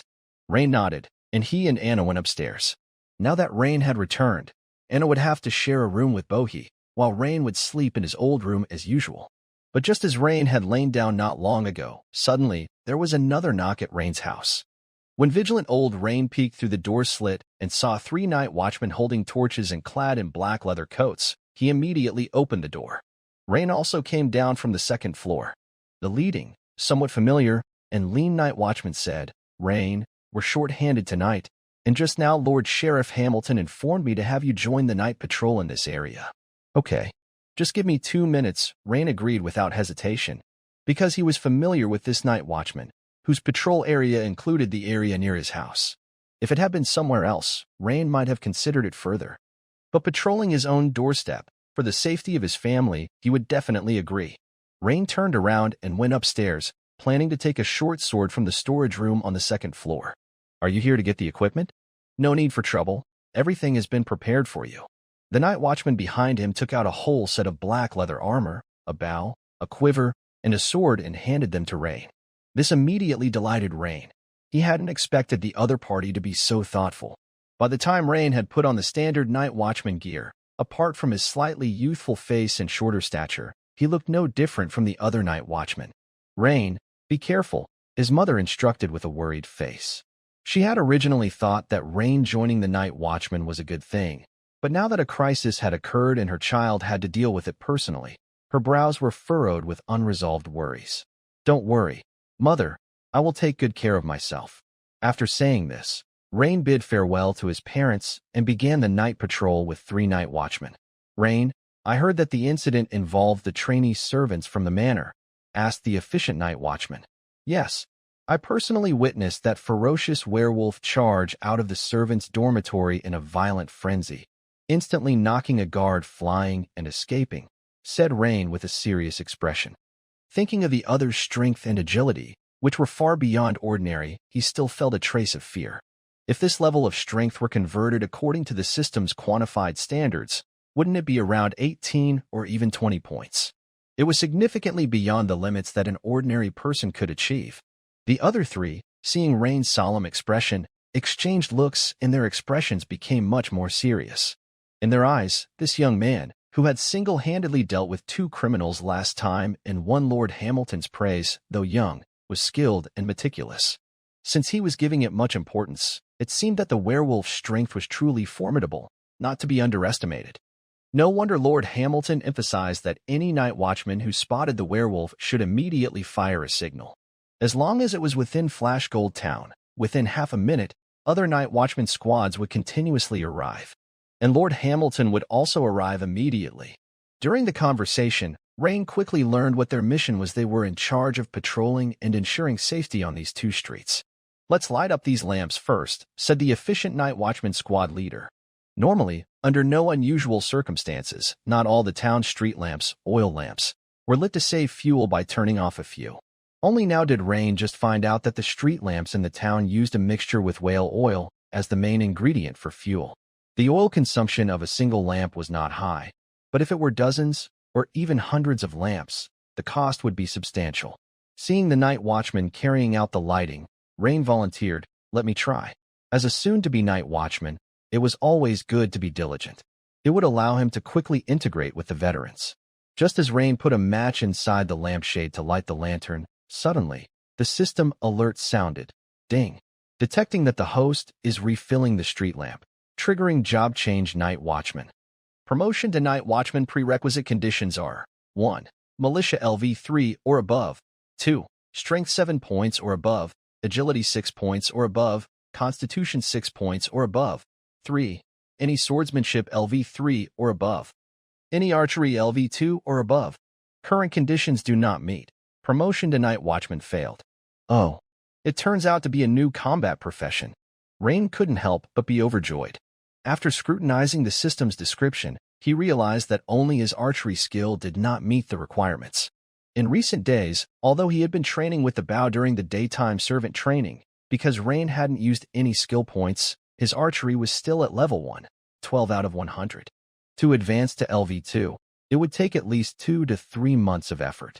Rain took just a second to think before deciding to add a skill point to the basic archery. Although he originally planned to use that skill point on the core skill blacksmith strength or the giant bear breathing technique, neither option was likely to bring as much benefit as a career transition to a combat role. The reason was simple. Just like the apprentice blacksmith gained an increase in strength attribute and core skills upon promotion. Therefore, it was reasonable to speculate that transitioning from militia to night watchman would likely bring gains in attributes, and perhaps even new core skills. It might bring a qualitative change. If the ferocious werewolf decided to make a counterattack at this moment, with Rain's current strength, the gap was too wide to withstand. Why not transition to night attendant? Because there simply wasn't enough time, and one only has one life. Moving to the obviously stronger combat career, night watchman, was the best choice at the moment. Skill points, attribute points, or even other professional panels, as long as one is alive, there will always be opportunities. Rain thought this through very clearly. Previously, Rain had always had a doubt. Is the career panel militia only and solely followed by night attendant? It turns out that is not the case. It's just because he hadn't met specific trigger conditions. Previously, for the blacksmith apprentice's promotion to blacksmith, the trigger needed an item, a blacksmith's hammer. But this time, the trigger condition for transitioning to night watchman was surprisingly refilling the street lamp oil. This left Rain momentarily baffled by this transition or promotion trigger requirement. Shaking his head, Rain decided not to delve into this issue further for now. Completing the transition was the most important thing for now. He hoped it would bring a surprise. All conditions for transitioning from militia to night watchman are met. Don't transition to night watchman? Note, transitioning to night watchman will overwrite the militia panel. Upon seeing this, Rain chose yes without any hesitation. Ding. Transition successful. Transition to night watchman successful. Strength +1, agility +1, spirit +1. Acquired night watchman core skills. Danger perception LV1, passive, dark vision, passive. Danger perception LV1, passive. As night watchmen guard humanity through the nights, your perception of danger is beyond ordinary people. Dark vision, passive. As night watchmen frequently fight at night, your vision in the darkness is like that of nocturnal animals. Wow. Not only did he gain 3 attributes, but both core skills were passive. This was somewhat unexpected for Rain. He saw that the word militia had vanished from the original militia panel, and in its place were the large characters, night watchman. Under the panel title, besides the icons like the giant bear breathing technique and giant bear sword technique, there were now 2 new icons added. 2 new icons flashed around the edges, and Rain first focused his attention on an icon shaped like an eye. Immediately, a line of small text appeared below the icon. Core skill, dark vision, passive, dark vision, passive, effect. Your vision in unlit or dimly lit environments is greatly enhanced, almost to the level of nocturnal animals. Upon seeing this skill effect description, Rain looked around and indeed, everything was different. This night environment suddenly gave Rain a sense of inexplicable familiarity. At the same time, he now looked around at the pitch-black areas the streetlights couldn't reach, places that were previously unclear to him. But now, it felt almost like twilight vision to him. Though slightly dim, Rain could see very clearly. For example, in that dark corner, a rat had just emerged from its hole, sniffing around east and west, planning to find food. A cockroach had just crawled into a shadowy pile of garbage. Rain instantly grasped the significant advantage this passive ability provided him. It made fighting at night akin to fighting with night vision goggles, an unmistakably powerful tool. Furthermore, Rain immediately noticed that there was no experience bar below this icon. This indicated that the dark vision passive skill could not be enhanced by adding skill points. Rain? What's wrong? An elite night watchman nearby asked as he noticed Rain suddenly freeze. Oh, nothing. I just thought of something. Rain quickly recovered, realizing he had been focusing on the newly appeared night watchman panel and had become somewhat distracted. Since you've selected it, let's continue moving forward, the elite night watchman called out. Okay. As Rain moved forward, he started examining the effects of the second core skill. Core skill, Danger Perception LV1, Passive, Danger Perception LV1, Passive, Effect. Your awareness of danger in your surroundings is slightly enhanced. Note, the sharpness of danger perception is related to the user's spirit. The stronger the spiritual power, the more acute the perception. After a brief reflection, Rain felt that this core skill was the biggest gain of the night. If dark vision straightforwardly endowed Rain with night vision capabilities, then danger perception granted him an animal-like intuition for danger. In a sense, the importance of this ability could definitely be ranked first. In this transcendent world, events beyond control were not uncommon, such as the recent violent werewolfman incident Rain encountered. Before having the ability to directly contend, being able to sense danger in advance and evade it was a survival law for most animals. Rain believed this was equally applicable to himself, especially before he was strong enough. Rain and a few elite night watchmen patrolled cautiously through the night until the sky started to brighten. They had not encountered the violent werewolfman nor seen any distress signals from other night watchmen. It seemed that the violent werewolfman had not been in Flashgold Town or Habsburg Manor last night. Just as Rain and his companions were preparing to end their night patrol and each head back to rest, a messenger came hurrying over to inform them to gather at the administration hall entrance. Lord Hamilton himself was going to lead a joint team with the Habsburg Manor to enter the Nightingale Forest and go after this monster. After a moment's thought, Rain decided he wanted to witness it as well.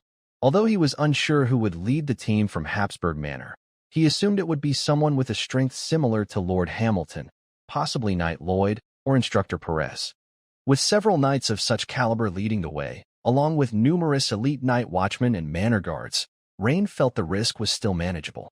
The main reason was that after his class changed to night watchman, his strength had further improved, and he was eager to see what a real battle between strong combatants looked like. Furthermore, although he had not been very close to the several young servants who had died, Rain also felt a pang of sorrow. After all, they had lived and trained together, sharing meals every day, and now they were gone. If safety was controllable, he wouldn't mind striking that monster a few fierce blows. It's a pity that he doesn't have a handy dual-handed greatsword right now. If he had a dual-handed greatsword, Rain could have fully unleashed the power of the giant bear sword technique, and his combat strength would have been further enhanced.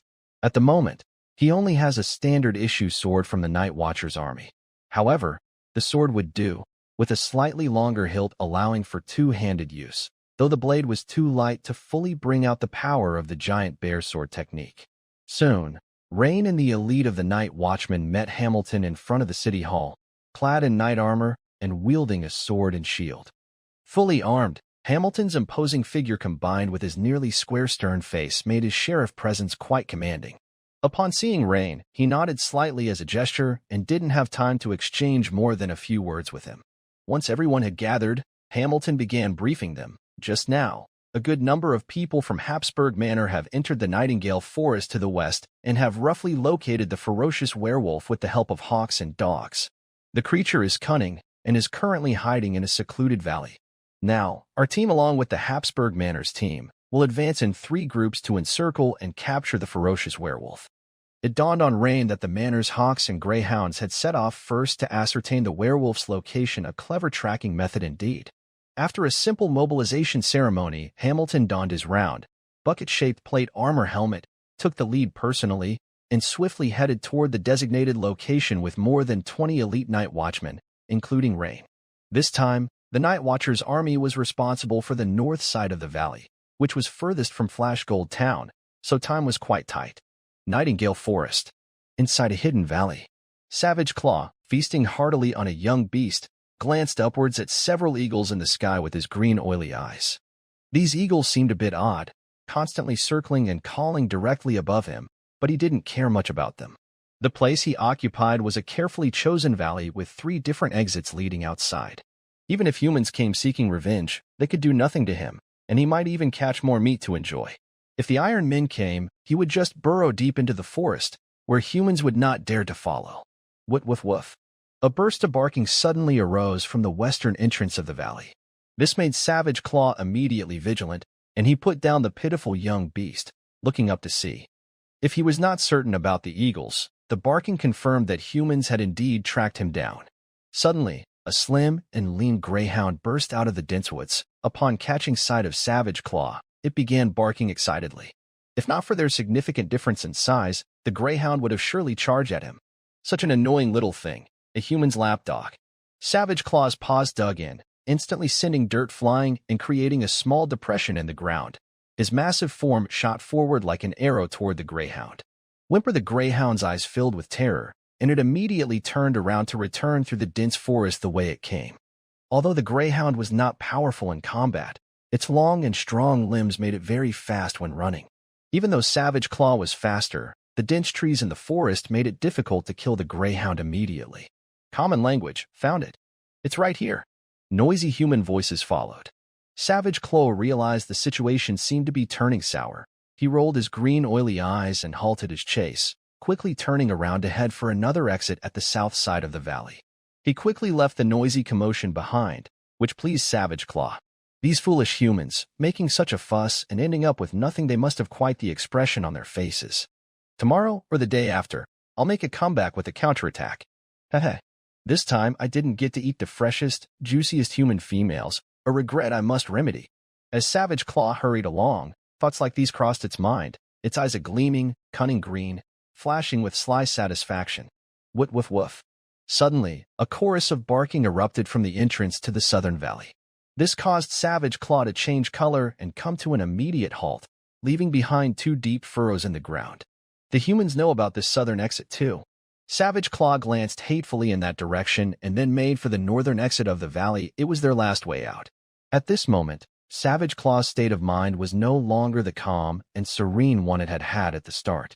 But it wasn't entirely in a panic either. As it ran, it muttered, "Lucky for me, I was prepared in advance, or else I would have been caught in a pincer attack by the humans."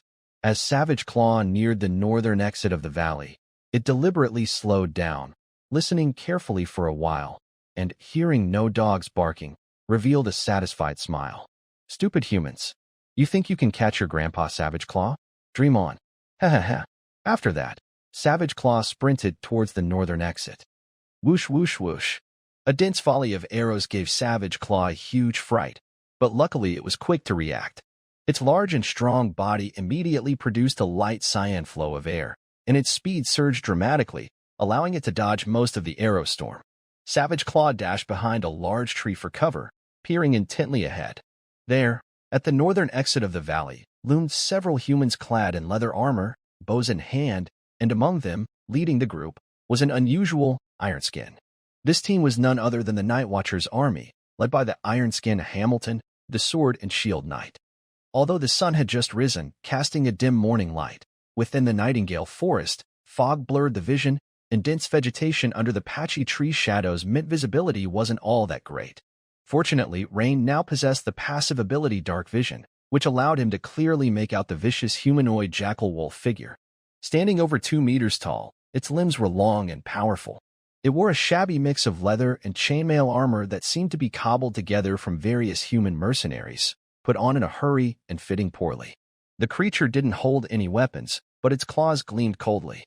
The child servant it had been carrying was nowhere to be seen, its fate easily imagined. While Rain and his companions observed the beast, Savage Claw was sizing them up as well. Ironskins are too tough to deal with, and there are so many human archers around. This made Savage Claw extinguish the idea of a fight to the death. It immediately turned and rushed towards the valley's southern exit. Faced with an Ironskin, it would rather confront a horde of ordinary human soldiers.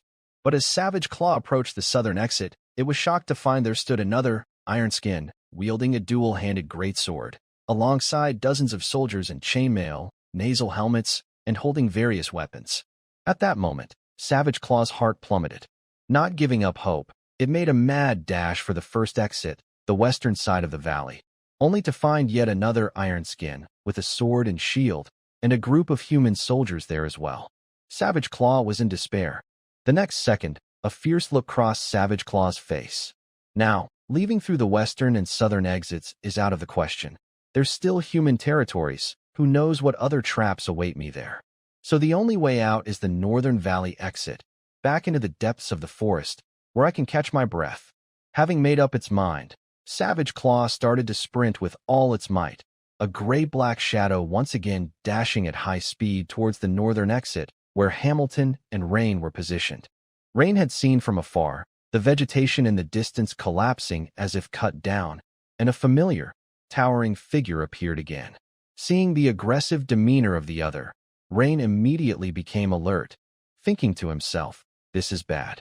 The fact that the opponent had returned to this valley's exit meant they must have chosen this spot as their breakthrough point. This savage werewolf, in its life or death situation, would likely fight with all its might to break free. A fierce battle was probably about to ensue. Rain promptly accessed his panel and focused his attention on the first page of attributes. Name, Rain Carlin. Occupation, blacksmith. LV1, 5 out of 100. Out of night watchman. LV1, 1 out of 100. Constitution, 6 strength, 10 agility, 9 spirit, 9 remaining attribute points, 1 remaining skill points. Since changing his job to night watchman, his strength, agility, and spirit had each increased by 1 point, his strength reaching 10 points, and agility had been boosted to 9 points. Considering the special recovery effect when adding attribute points, Rain still hadn't used the remaining 1 attribute point. Instead, he used the last skill point on a core skill blacksmith strength.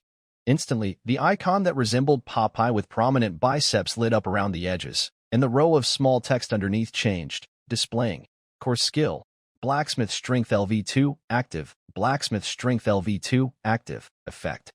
When the skill is activated, your strength increases slightly.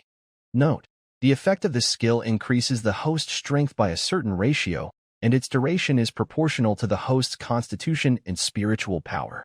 Rain read the details meticulously and noticed that besides the change from LV1 to LV2, the description for blacksmith strength had replaced the word slightly with slightly.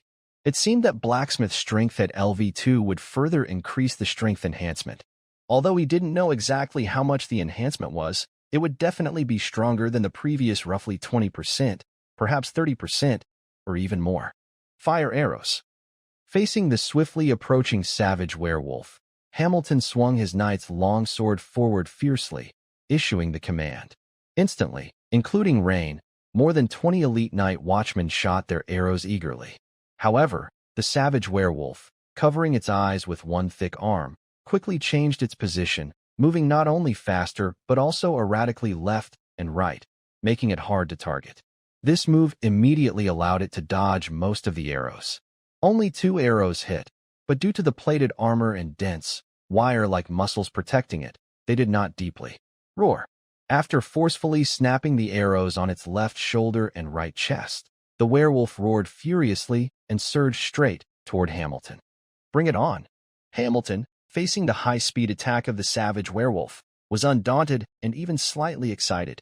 Since transitioning from the Imperial Army to the local officer of Flash Gold Town, Hamilton had not encountered such a ferocious opponent for a long time.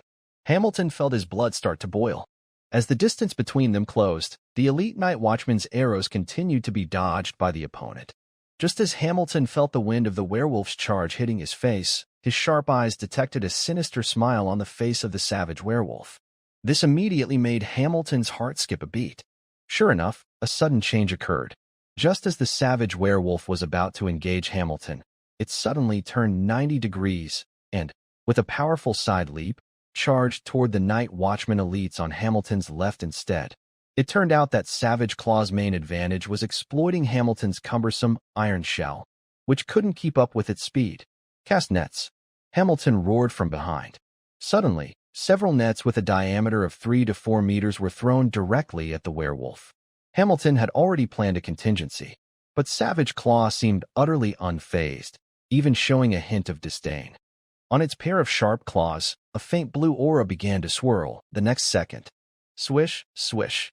After two incredibly swift claw strikes, the rope net instantly fell apart. They hadn't expected the robust net soaked in linseed oil to be so easily torn apart by the opponent's sharp claws, leaving everyone in shock. The next second, the fierce werewolf-human hybrid charged into the crowd and struck again with its claws, splattering blood. Although two elite night watchmen tried their best to defend with their swords, they were heavily thrown 4 to 5 meters away by the savage claw's immense strength, presumably breaking several ribs each. The severe injury of his subordinates immediately filled Hamilton with fury. He hadn't expected this ferocious werewolf-human hybrid to have also awakened a special transcendent trait Voidbreaker. This innate ability not only increased its own movement speed, but also enhanced its slashing effect, which was why the net was so easily torn apart. If they let this cunning werewolf-human hybrid escape, Flashgold Town would surely face a brutal retaliation from the creature. Just as Savage Claw was escaping towards the Northern Valley exit with a smug look, Hamilton responded swiftly. He heaved his shield and threw it hard at the werewolf-human hybrid, the flat shield spinning rapidly and whistling towards the creature's back. The Iron Man strike clearly caught Savage Claw by surprise, forcing it to dodge to the side and slightly slow down. But immediately after, another dark object rapidly flew towards it. Clang! Savage Claw forcefully struck it away, but its speed was further reduced. It was then that it realized the object was actually the Iron Man's night helmet. Meanwhile, the Night Watchman had once again released a dense volley of arrows at the exit. This forced Savage Claw to move sideways to dodge again. Just then, Hamilton had seized the opportunity and caught up, his right hand clutching the knight's longsword as he hit Savage Claw. Savage Claw was infuriated. Could the Iron Man, without shield and helmet, possibly block its claw attack? It didn't believe so. Savage Claw planned to quickly kill the Iron Man in front of it and then make its escape. Otherwise, being tangled by such a stubborn opponent, it feared it might not be able to escape the valley before getting surrounded by the other two Iron Men. With a long howl, Savage Claw targeted Hamilton's head with its killer move Fury Claw combo. Swish, swish, swish. The high-speed claw strikes, coupled with its special ability, were so fast that almost stationary afterimages could be seen, its attacking power extremely formidable. Savage Claw had once killed a 5-meter-long ferocious jungle lizard with this killer move. It didn't believe a shieldless Iron Man could withstand it. But Hamilton didn't dodge or retreat. Instead, he roared. Heave. Huge strength.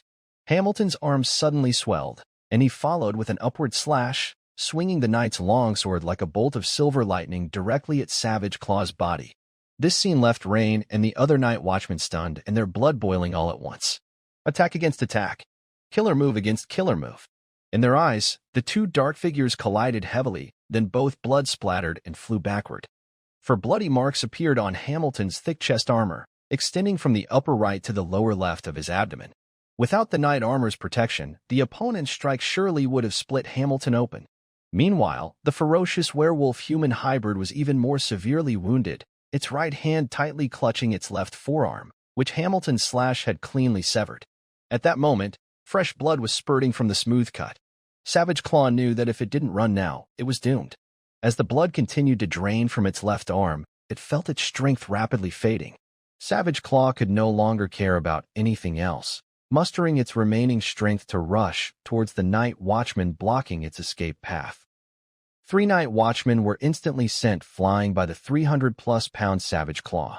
Next, it saw a particularly small human in front of it, a hint of joy appearing at the corner of Savage Claw's mouth. If it could just knock this little guy aside, it would be able to make its escape to freedom. The little one in front of Savage Claw was none other than Rain. As the ferocious werewolf-like creature charged at him, Rain saw that it had been seriously injured by Hamilton, with one arm severed. How much of its strength remained? 50% or 60%? No matter what, it was certain that the enemy's strength had greatly diminished. Moreover, Rain didn't need to defeat it. He just had to delay it for a few seconds. Then the elite night watchman would immediately surround it, leaving no escape. Isn't it dangerous to intercept it? Of course, it's dangerous. Rain, who possessed the passive ability Danger Perception LV1, felt alarms going off in his heart at this moment. But when Rain thought of the scene in the servant dormitory the night before, he shuddered with fear. Because, if such a vicious monster were to lurk around Flashgold Town every day, Rain didn't know when misfortune would befall him or descend upon his family and friends.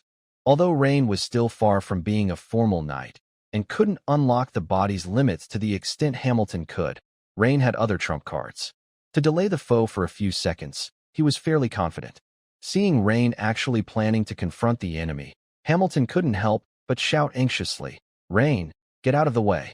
Even though letting the ferocious werewolf-like creature escape would have serious consequences, Hamilton was even less willing to see a promising young man die tragically in front of him. Hamilton and the other elite night watchmen immediately ran at full speed towards the werewolf-like creature. Even though Rain's plans were well thought out, only when he truly faced the ferocious werewolf-like creature did he realize he had oversimplified the situation. The ferocious face, indifferent eyes, and towering stature alone instilled fear in the heart of anyone who hadn't stepped into the transcendent realm. Luckily, Rain had killed criminals before and experienced real combat. Otherwise, he would have lost the battle before it even began. Blacksmith strength. With a solemn expression, Rain focused his mind and silently invoked blacksmith strength. As he released this core skill, the strength value displayed on his panel surged from 10 to 10, plus 4. The next second, a thick warm current violently pumped from Rain's heart, like an overdose of adrenaline, accelerating his bloodstream and causing the muscle fibers throughout his body to tense up like strands of steel wire in an instant. Rain felt as if a ferocious tiger had suddenly awakened inside him. He had never felt so powerful before. Leap slash. With a roar, Rain gripped the sword with both hands, leaped high into the air, and slashed downward like lightning at the towering ferocious werewolf-like creature in front of him. As he was usually trained with the heavy dual-handed greatsword, this time, due to weapon limitations, he could only use the more nimble sword. Even though the power was greatly diminished, the speed had almost doubled. In the moment when the injured Savage Claw was astonished that the little one in front of it dared to swing a sword at it, it suddenly felt like a formidable beast being provoked by an ant. Blazing with anger, Savage Claw immediately swung its intact right claw at its opponent with a rapid. Savage Claw only saw a flash of silver before it sharply felt a stabbing pain coursing through its right claw. At the same time, it felt a force not much weaker than its own power transmitted from the opponent's sharp sword. Then, Savage Claw incredulously discovered that it was actually knocked back several meters by the seemingly insignificant little one's strike. Rain, having been flung by Savage Claw's claw strike, flew backwards at an even faster speed than before. Thud, thud, thud. Rain retreated more than 10 steps, his face flushing with the exertion of clashing against the strike. The next second, he suddenly raised his head, his eyes burning as he stared at the heavily injured ferocious werewolf-like creature in front of him. It was too unexpected for him. He had actually managed to block it unharmed. What did this mean? 2 words: can fight. If before the battle Rain was overwhelmed with emotions like worry, fear, and hesitation when facing such a fierce and powerful opponent, after clashing head-on, all those chaotic emotions were swept away from his mind. At this moment, his confidence surged. Rain's strike had the Night Watchman elites following closely behind him looking on in astonishment. They had clearly witnessed the monstrous werewolf's strength being on par with that of Lord Hamilton, a proper knight. Yet Rain's had caused the creature to retreat, almost blinding them with surprise. Could it be that the werewolf's strength had declined so much that only 1/10 remained, allowing Rain to easily exploit a weakness? Rain's attack also caught Lord Hamilton's eye. Though he too was severely injured, he immediately clamped his muscles tight to stem the bleeding and, with a forceful push off the ground, sent dirt flying with a. Seizing the opportunity provided by Rain's interception, Lord Hamilton mustered all his strength and, lifting his longsword, it straight at the back of the monstrous werewolf. Alarm bells rang in the Savage Claw's mind, and as soon as it felt the strong gust of wind behind it, it knew something was wrong and instinctively turned around, counterattacking with a claw strike. But the only claw it could use at that moment, its right, had been deeply gashed by Rain, visible to the bone, significantly reducing the power of its attack. Lord Hamilton's sword pierced Savage Claw's left chest, blood immediately seeping out, but in the next second, he too was sent flying by its counterstrike. This time, Lord Hamilton could no longer contain the wounds on his body. Midair, you could see multiple wounds gush out blood, followed by a thud as he heavily fell to the ground. Seeing the Tin Man possibly beaten to the brink of death by its savage claw couldn't help but feel a surge of joy. But before that joy could be fully expressed on its face, it sensed another gust of wind coming from behind its head. This time, with its injuries further aggravated, it found its body couldn't keep up with the commands of its brain. As it turned its head, Savage Claw saw only a beautiful arc of silver flash before its eyes. The next second, all Savage Claw felt was a tickling sensation in its neck, followed by the sensation of something wet running out. Then a searing pain hit. Savage Claw clutched at its neck, trying to speak, but could only produce gurgle bubble sounds as blood frothed from its mouth and the ferocity in its eyes gradually faded, leaving them lifeless. Thud. Savage Claw collapsed to the ground. Its large and muscular body continued to twitch as the grass was quickly stained red with blood. Even the strongest life force can't last long when both carotid arteries in its neck are sliced open, spraying blood like fountains. At that moment, Rain was standing on the spot, taking deep breaths, his chest heaving like bellows. The life and death struggle, although it lasted mere seconds, demanded his utmost effort with every move. In the instant he launched his leap slash, Rain remembered Klea's teachings and altered the angle of his sword swing from a vertical top to bottom cut to a horizontal slash from right to left. Because from the moment he first collided with the monstrous werewolf, he realized that even with his massive strength of 14 points, he couldn't sever the creature's claws, a testament to its incredible toughness. So, considering that the skull is inherently the hardest bone in the body, Rain opted for a horizontal cut after all. The neck is much softer. The clash between Rain, Savage Claw, and Hamilton was over in a flash, and the night watchmen who were nearby hadn't even covered 2 steps before the fight was already over. At this time, they were all gaping at the scene before them, especially given Rain's small frame displaying such explosive power and the fearless momentum of someone who dares to fight and risk it all, giving them the feeling that a little kitty had suddenly transformed into a roaring tiger. Good. Ha ha ha. Cough, cough. Lord Hamilton burst into laughter upon seeing Rain taking down Savage Claw, but his injured lungs soon made him cough uncontrollably. Just now, Lord Hamilton had confirmed Rain's heritage, or rather his origin, as soon as he witnessed the sword technique Rain had used. This technique and momentum are clearly the leap slash from the giant bear sword technique. It seems his teacher must be Perez without a doubt. But this kid's strength has increased too quickly, hasn't it? Or is it that this ferocious werewolf has been severely injured by me, so its strength has significantly decreased? The other elite night watchmen were all staring at Rain with faces full of amazement. Only then did they realize that the boy, who was a head shorter than them, was hiding the strength of a tiger in his lean body, and his explosive power was incredibly astonishing, capable of sending the hundreds of pounds heavy ferocious werewolf flying with a single. The small stature, such a simple and brutal way of fighting. But it really got the blood boiling. My lord, are you all right? Soon, 2 night watchmen quickly approached and helped Hamilton up, promptly treating the wounds on his body. Just wrap it up with bandages for now. I won't die.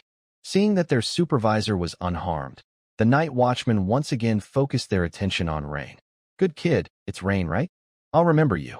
An elite night watchman walked up with a smile and clapped Rain on the shoulder. Rain, that was amazing. I heard from Lord Hamilton that you are about to join us. Remember to come to our squad. I am. Get lost. Wayluin, you're already poaching people before Rain has even joined? Aren't you shameless? Yeah, fair competition. Let Rain choose himself. Seeing the night watchman's enthusiasm, Rain responded with a smile to each one. At that moment, noises came from 2 other directions, with the barking of the greyhounds getting closer and closer. Clearly, the 2 teams from Habsburg Manor were about to reach this location. This made Rain's gaze sharpen as he pondered. It's best not to show up in front of the manor's higher-ups yet. Clea had warned him of this before, and Rain himself wanted to keep a low profile too. He really didn't want to get involved in the internal struggles of the Habs Earl family's offspring. Right away, Rain stepped forward 2 paces to Hamilton, who was being bandaged up. Lord, I would like to return to Flash Gold Town in advance. After all, my reason for coming this time. Rain stopped halfway through his sentence, but successfully misled Hamilton. Hamilton understood immediately because he also didn't want Perez to see that he had taken his proud protege. Then, Hamilton nodded and said, Rain, Wayluin, you 2 are responsible for taking these few injured brothers back to Flash Gold Town first. Also, everyone pay attention, do not reveal that Rain was the one who ultimately killed the ferocious werewolf. To the outside world, just say it was I who killed it. The elite night watchman looked between their supervisor and Rain, and, seeing Rain's indifferent expression and complete lack of objection, they knew there must be some secret between the two, so they echoed loudly, "As you command, my lord." Rain couldn't help but smirk inwardly upon seeing this. Reading people and situations really was an essential workplace skill. So, before the Manor's teams arrived, Rain and a few other night watchmen quickly left the valley first.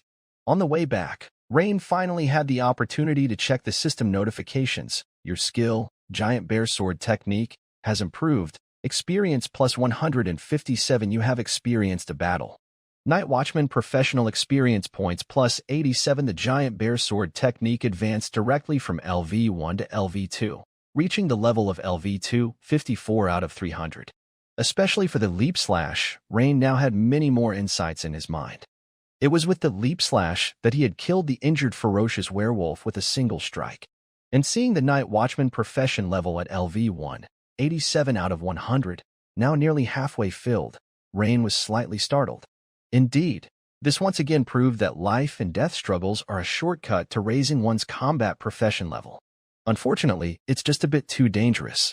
Perhaps, once my own strength increases a bit more, I could consider taking on some of those bounty quests. Not only do they offer high rewards, but they can also improve my combat profession level. Two birds with one stone. Moreover, through this battle, Rain also roughly understood what the average strength of a formal knight might be. From the process of the battle, it seemed that, after Hamilton exerted his full strength, he was roughly equal in strength to that ferocious man-wolf over 2 meters tall. Even after I activated Blacksmith Strength LV2, I was still slightly weaker than the ferociously transformed man-wolf in its grievously injured state. Thus, it is reasonable to speculate that the strength of the ferociously transformed man-wolf, when quantified, is about 15-16 points if it is seriously injured. In its prime, it should be around 20 points. Therefore, the strength of a formal knight should not be too far off that, almost 3 to 4 times that of an ordinary person. No wonder Clea said that the path of knighthood is a process of breaking through one's own limits. To reach a strength 3 to 4 times that of an ordinary person does indeed signify surpassing a certain limit of the human body.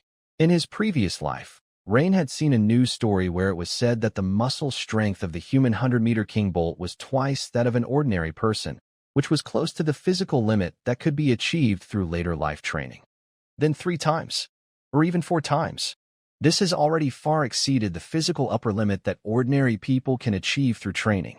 This must be the special and precious aspect of breath techniques, allowing practitioners to break through these limits. Rain greatly admired the tremendous strength displayed by Hamilton. A formal knight, huh? I wonder when I will be able to step into that role myself. On the way back, the Night Watchman squad leader Wayluin was exceptionally enthusiastic toward Rain. Clearly, Rain's performance in the previous battle had impressed Wayluin. Rain, when will you formally join the Night Watchman? Remember to consider joining our squad first, Wayluin said with a smile as he patted Rain on the shoulder. Of course, Captain Wayluin, I will give it serious thought, Rain replied with a slight smile. After delivering the injured to the town's administrative hall, specialized physicians came to take over. Rain, of course, went home first, planning to rest well. Upon Rain's return home, his entrance startled his entire family and Anna. This was because of the intense fight with the ferocious man-wolf, which had left Rain's body covered with bloodstains. After a thorough check, it was confirmed that Rain indeed had not been injured, which relieved his family. However, a hint of worry still shone in his mother's eyes. She hadn't realized that being a night watchman was so dangerous, involving battles with such monsters. Originally, she had been very happy that Rain could join the Night Watch, but now she felt conflicted. Don't worry, Emma, since Rain has chosen this path, we must believe in him. It's dangerous, but there are many opportunities, and it's certainly better than me being a mudleg for a lifetime. Old Rain comforted his wife. At that moment, Rain rubbed Bohi's head and greeted Anna. After hastily eating a few bites, he went to take a bath. Immediately afterwards, he fell into a deep sleep. He hadn't rested properly from the previous night until now, and even though Rain was full of energy, he was exhausted at this point. When Rain woke up again, it was already the next morning. Rain was just thinking about getting up when, as he started to rise, he exclaimed, "Ouch," and lay back down. It was then he realized that his muscles were incredibly sore all over his body, which immediately made him think of the blacksmith strength core skill he had used the day before. It must be because blacksmith strength, while granting me extraordinary power, also caused overload in my muscles after use. Rain blinked, understanding the most likely reason instantly. Fortunately, this side effect didn't erupt on the spot, but manifested itself after a period of time. If it were to erupt immediately after the performance, that would be really interesting. If the enemy still has the strength for another round, it would be like entering a weak period during battle, so the blacksmith's strength must be used with great care. Rain grimaced as he endured the soreness in his muscles and fascia, and climbed up with a grimace. However, could it be that after my constitution enhances, the severity of these after effects will decrease, or even eliminate them completely? This speculation suddenly occurred to Rain. He was quite eager to try, but it's a pity that there is only one attribute point left. I have to save it. Otherwise, I could directly add the point to confirm my speculation, and at the same time, immediately relieve this muscle soreness. Rain had always treated the remaining one attribute point as his trump card to use. Unless he obtains new attribute points, he would not consider using it. After all, adding attribute points has a special effect of restoring the body's condition. This is comparable to a divine technique in battle. After getting up, Rain unintentionally discovered in the bedroom mirror that his body had bulked up significantly. He hadn't paid much attention before, but now that he took a closer look, he indeed had become much more robust. Rain looked down and touched the linen corset he was wearing, only to find the previously loose clothing was now slightly tight, subtly outlining the contours of his upper body muscles.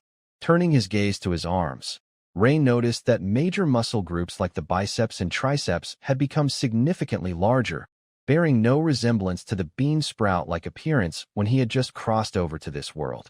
After some thought, Rain took off the rather tight linen corset and rummaged through the wardrobe to find a larger-sized one. This one belonged to his father, the old Rain. After changing clothes, Rain's physique was much more concealed, and his muscular contours were hardly noticeable. Looking at himself in the mirror, Rain nodded in satisfaction. When he reached the doorframe, he sized up his height and realized that although the growth wasn't obvious, he had actually grown nearly half a pinky finger taller. It was just that Rain's horizontal development was faster, which made it seem like he hadn't grown at all. When Rain arrived on the first floor, he saw through the window that in their small courtyard, Anna was accompanying Bohi and planting winter rapeseed in a small patch of land. Bohi was wearing a layered corset with a long light blue skirt resembling an apron over it. This kind of tube-shaped, waistless long skirt hung on the shoulders with straps, looked like a modern apron from the front, and made Bohi look very cute in Rain's eyes. Bohi asked, "Sister Anna, when can we harvest the winter rapeseed we planted?" Around the month of blooming flowers, I guess?" Anna looked at Bohi with a smile, her eyes full of fondness. "The month of blooming flowers? That's still 3, 4, 5. Nearly 5 months away," Bohi counted on her fingers, sounding a bit disappointed. However, Bohi soon pointed at the newly planted chives next to her and asked, "Sister Anna, what about the chives we planted before? When can we harvest them?" "These can be harvested sooner, probably by the month of green grass. We should be able to harvest them," Anna said as she wiped a bit of mud from Bohi's face. "That's great. That means we can harvest them after winter." Bohi smiled, her eyes curving into crescent moons. Seeing the warm scene outside the window, Rain felt as if a layer of fog had been lifted from his soul. He remembered facing the ferocious werewolf the day before, whose menacing appearance, imposing stature, and bloodthirsty aura had brought a strong sense of oppression. If at that time he hadn't held on to anything in his heart, his will would not have been so steadfast. Then it's very likely that he would have dodged early on, hiding to the side without even the courage to swing his sword at the werewolf. Such a person, even if he could become stronger by continuously adding attribute points, would merely possess a strong shell. When facing real crises, hardships, and formidable enemies, he wouldn't know how much of his fighting power he could actually utilize. Suddenly, Rain, who had just come to his senses, received a system notification. "Congratulations! You've experienced an epiphany, and your spirit attribute has been slightly increased." Rain was startled and immediately checked his attribute panel. Sure enough, the spirit attribute had increased from the original 9 to 11, a full 2 points, thereby once again surpassing strength to become the highest attribute. When Rain looked up, He noticed that the way he perceived the objects around him seemed different. He could faintly sense that outside his line of sight, there should be 3 birds chirping away on the oak tree by the front door, and in the corner of the kitchen wall, there seemed to be a mouse cautiously poking its head out. This wasn't an enhancement of vision, but more like a change in perception. His senses seemed to have become sharper. Rain was somewhat astonished at the moment. He hadn't expected that his reflections and conclusions about battles and life would bring him such a surprise. Perhaps this was the true reward hidden within battles. As Rain basked in joy, his stomach suddenly let out a gurgle sound. Only then did he remember that he had come downstairs to eat something. A large piece of white bread weighing about a pound, a slice of cured meat, and an egg were the breakfast his mother had prepared for him in advance. Obviously, this was an above-standard breakfast. For the people of this world, breakfast wasn't considered a main meal, and generally, only laborers with strong physical demands would have a better breakfast. The improvement in the meals at home had occurred after Rain had handed over 2 gold coins. Knowing that her child was about to join the night watchman, his mother had immediately raised the quality of the family's 3 meals a day by 2 levels. After wolfing down the food in a few bites, Rain patted his still flat stomach and sighed. My appetite is definitely getting better. Speaking honestly, Rain was at most half full right now. One reason was due to the rapid, intense spike in his physical constitution lately. The other was that he was in his growth phase, with his body eagerly needing nutrition. Looks like I'll need to go to the pie shop later and buy a few meat pies to fill me up. At that moment, as if hearing the noise in the kitchen, Bowie ran in excitedly and said sweetly, "Brother, you're finally awake. Come and join us in planting the winter canola." Yes. Seeing Bowie's smiling face, Rain couldn't help but step forward and pat her head, saying, "Bowie, you and Sister Anna continue planting. I have something to do outside." "Okay, brother, come back soon." With that, Bowie bounced off to continue planting. Anna, standing by the doorframe, shyly glanced at Rain, nodded, and said, "Then, I'll go keep Bowie company." Looking at Anna's side profile, Rain noticed that over time, Anna's complexion seemed much improved, and her light yellow hair no longer looked as dry as before, gaining a slight sheen. Rain responded to Anna with a smile and a nod, but he quickly remembered something. "Wait, Anna." Anna turned around, her large, deep brown eyes looking at Rain with confusion. "Right, Anna, did anyone from the manor come by this morning to notify us when the servant training will resume?"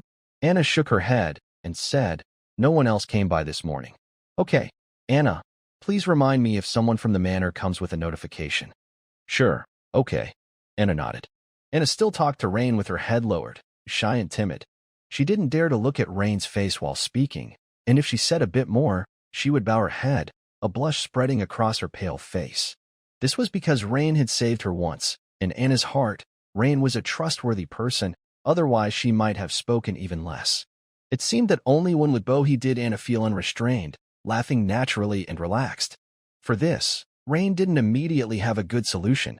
He just hoped time would make her more cheerful. The servant training is still on hold. It seems there's still some cleanup work to be handled in the manor, or possibly some other issue. Hamilton hasn't sent anyone to look for me either. He must be busy treating his injuries.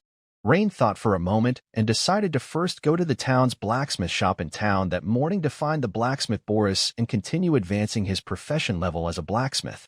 Why not train in the giant bear breathing technique? That was because Clea had once instructed Rain that when the body is very tired or in a bad state, one must not force oneself to practice the breathing techniques. At the moment, Rain's muscles ached profoundly all over, hardly a good state, so naturally, he shouldn't force himself to practice the giant bear breathing technique. However, after leaving the house, Rain didn't head straight to the blacksmith shop. Instead, he first went to a pie shop and bought 3 pies, each the size of a 12-inch pizza from his previous life, and began to eat heartily. You should know, one 12-inch meat pie should be enough for a meal for a family of 3. But after eating 3 pies, Rain only just felt full. "It looks like I need to find a way to earn more money. Otherwise, the few gold coins I have left won't be enough to let me enjoy good food. If I just eat plain white bread, the few gold coins I have could last a long time, but whether practicing the giant bear breathing technique or swordsmanship, both consume a lot of physical energy. My body craves meat."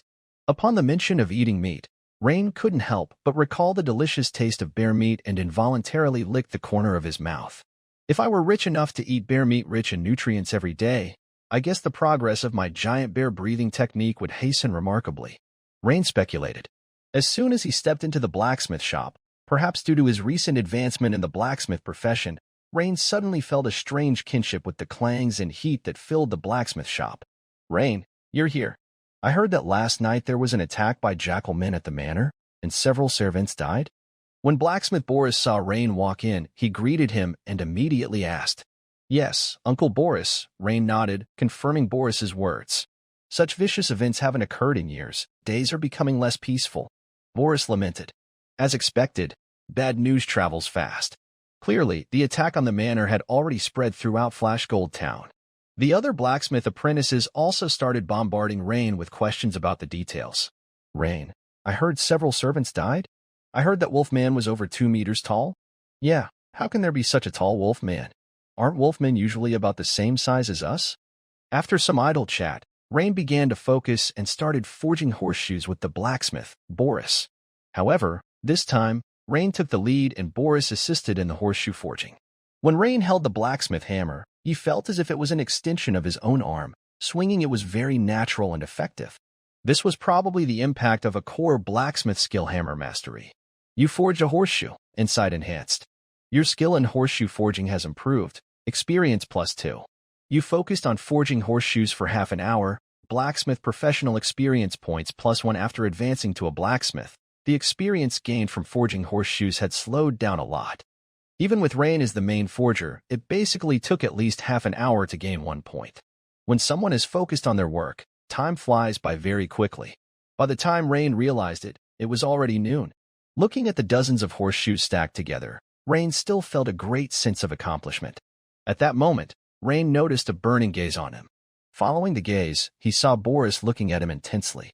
"Rain, have you considered coming to work for me? With a salary?"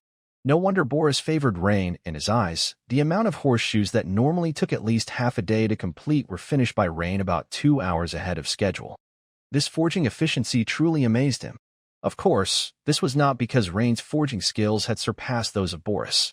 It was due to the overall enhancement of Rain's attributes, especially the growth in spiritual power, which allowed Rain to grasp the subtle changes in the material after each hammer strike. And the increase in strength allowed Rain to swing the 7 or 8 caddies blacksmith hammer with ease, without using too much physical energy. Rain was taken aback upon hearing Boris's offer. Before coming to Boris's smithy, Rain had made sure to inquire about it. Boris's smithy had only 1 assistant, and the others were paying apprentices. Normally, a smithy in Flashgold Town like this one would need at least 2 to 3 assistants. Being an assistant meant that you already had the skills of a blacksmith, achieving a level comparable to that of a certified blacksmith in either a certain ironwork craft or a forging process. This meant you could make a living off of it. Rain looked around and noticed that the other apprentices were occasionally casting anxious glances his way, seemingly nervous about Rain accepting the offer and taking the spot they had long coveted. But obviously, Rain was not going to choose to join Boris's smithy. He came here to learn forging purely to enhance his professional level as a blacksmith, thus gaining more upgrade rewards. However, now relying solely on forging horseshoes, the speed of gaining blacksmith professional experience has become very slow. I could use this opportunity to ask Boris about the tuition for learning other forging skills. Rain thought to himself. For example, skills such as material selection, quenching, and grinding and so on were very practical, and perhaps one of these could bring Rain a relatively larger amount of blacksmith professional experience points. As for why not learn to make weapons like a dual-handed greatsword? It wasn't that Rain didn't want it, but rather that blacksmith Boris didn't know how. Rain had long understood that blacksmith Boris was merely skilled at crafting everyday items, mainly focused on making common iron goods used in daily life, such as horseshoes, iron pots, kitchen knives, and so on, not adept at forging weapons or armor. As for the skills involved in Boris's making of the sword last time, Rain had already clearly learned about it from blacksmith apprentice Drews. That was Boris's secret skill, which he did not intend to teach any non-blood relatives. Therefore, Rain wasn't going to make things difficult for himself. Moreover, his giant bear sword technique required a dual-handed greatsword, not a sword, because only a dual-handed greatsword could fully unleash the power of the giant bear sword technique. "Uncle Boris, thank you for your kindness, but I would still like to try my hand at the manor's trial," Rain said tactfully. Blacksmith Boris wasn't offended by Rain's refusal. "Young man, it's good to try out different things. If you can get into the manor, that would be an even better option. By the way, Uncle Boris, how much would it cost to learn skills like material selection, quenching, and grinding, etc.? I would like to have a better chance during the manor's assessment." Upon hearing Rain's words, a collective gasp could immediately be heard from those around. Clearly, the surrounding blacksmith apprentices were surprised at Rain's tall order. Not only did he not want to be a helper, but he also wanted to learn so many skills, which would be costly and not easy to master entirely. "That won't be cheap. These 3 skills together will cost 5 imperial gold coins. However, if you come to work as a helper, I could slowly teach you these skills for free over the course of about a year." Blacksmith Boris paused for a moment, smiling amiably at Rain, while also making an offer that was very tempting to ordinary people. This made the blacksmith apprentices, who were eavesdropping on the conversation, look enviously at Rain, their expressions seeming to say, "Rain is so lucky to have such a talent for smithing. Why couldn't I have been born with this talent?" Facing Boris's invitation for the second time, Rain scratched his nose, smiling wryly. He hadn't expected the normally stingy blacksmith Boris to value him so highly. If it had been before, Rain would have agreed without hesitation. But now, his goal was the stars and sea. How could he possibly confine himself to a small blacksmith shop?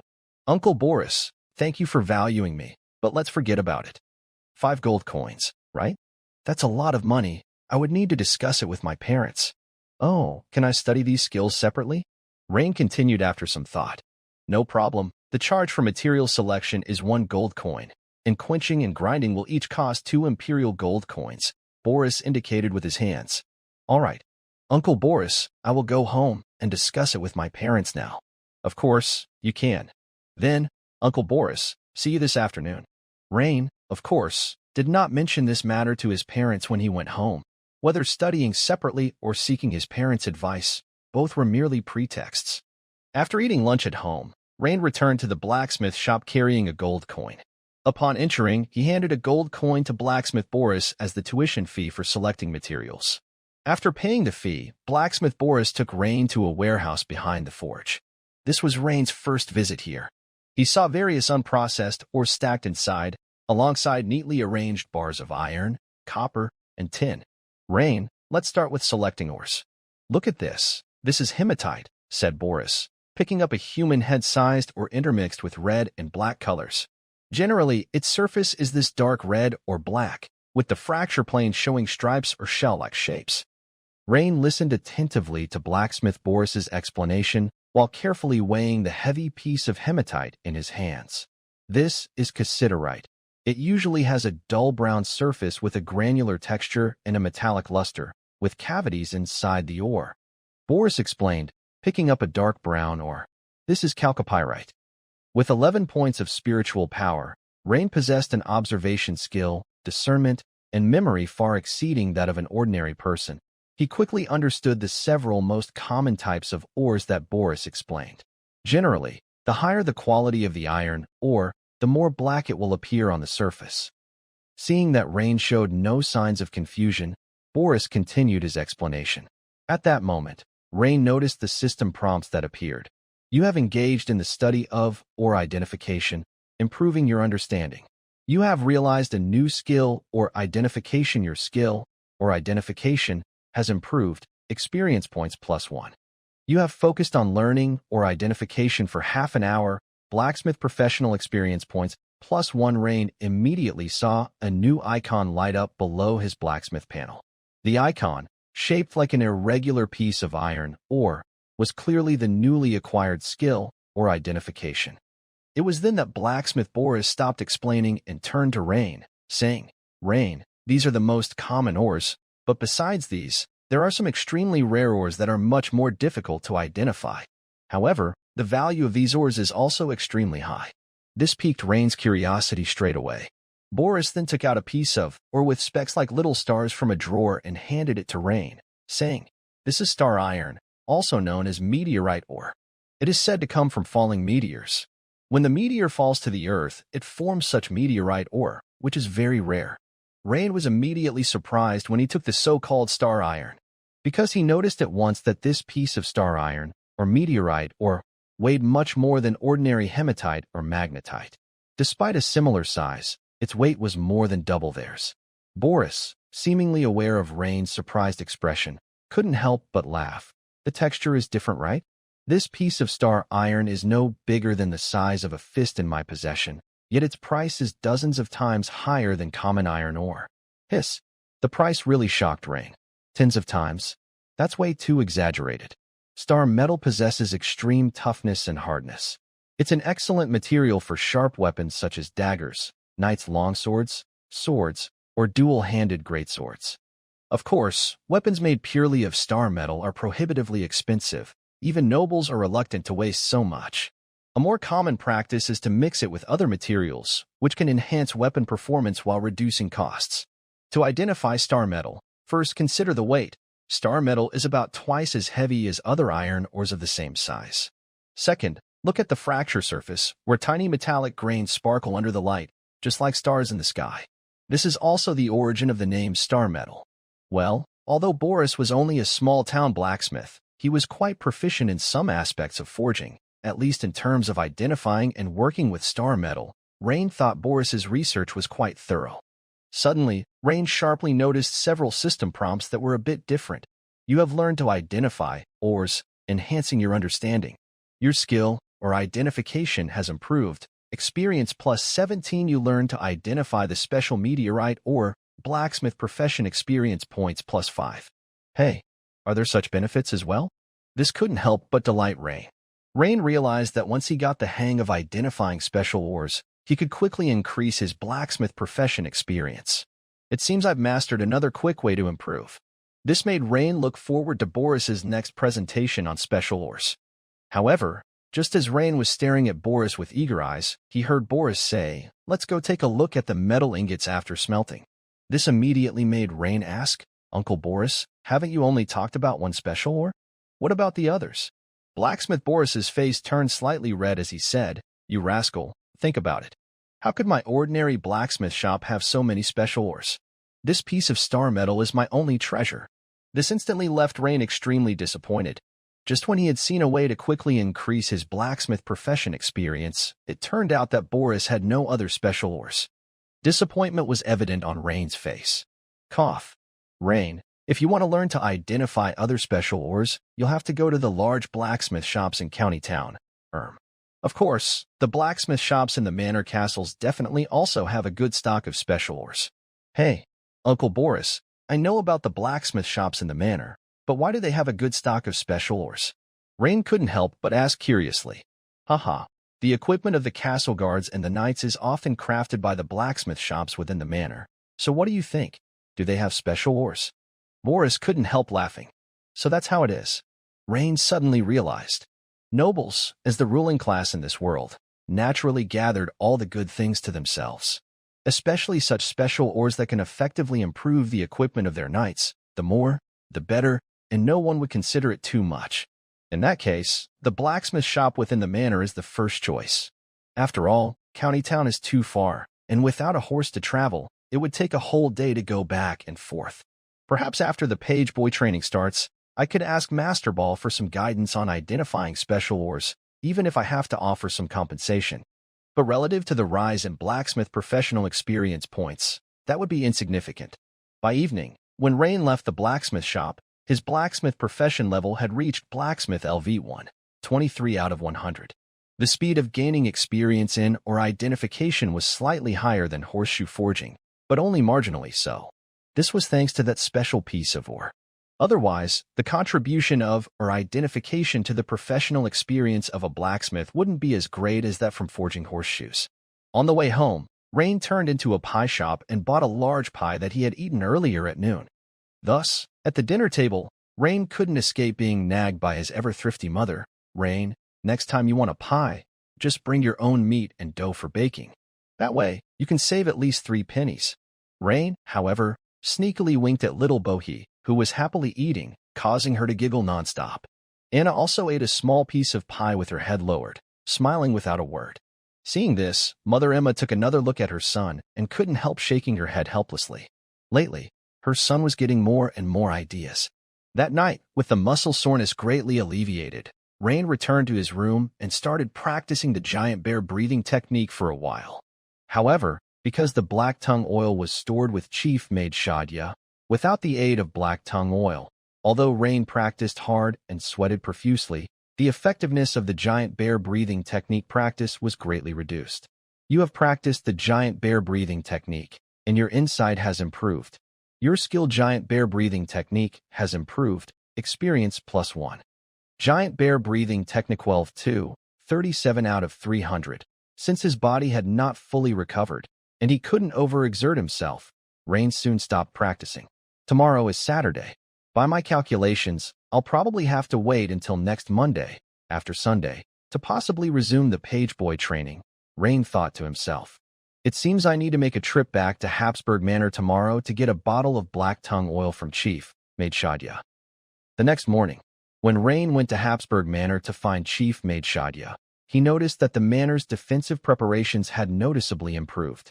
Soon, Rain found Chief Maid Shadia, who still wore her usual impassive, somewhat solemn expression, dressed in the black maid outfit that represented a higher-ranking servant.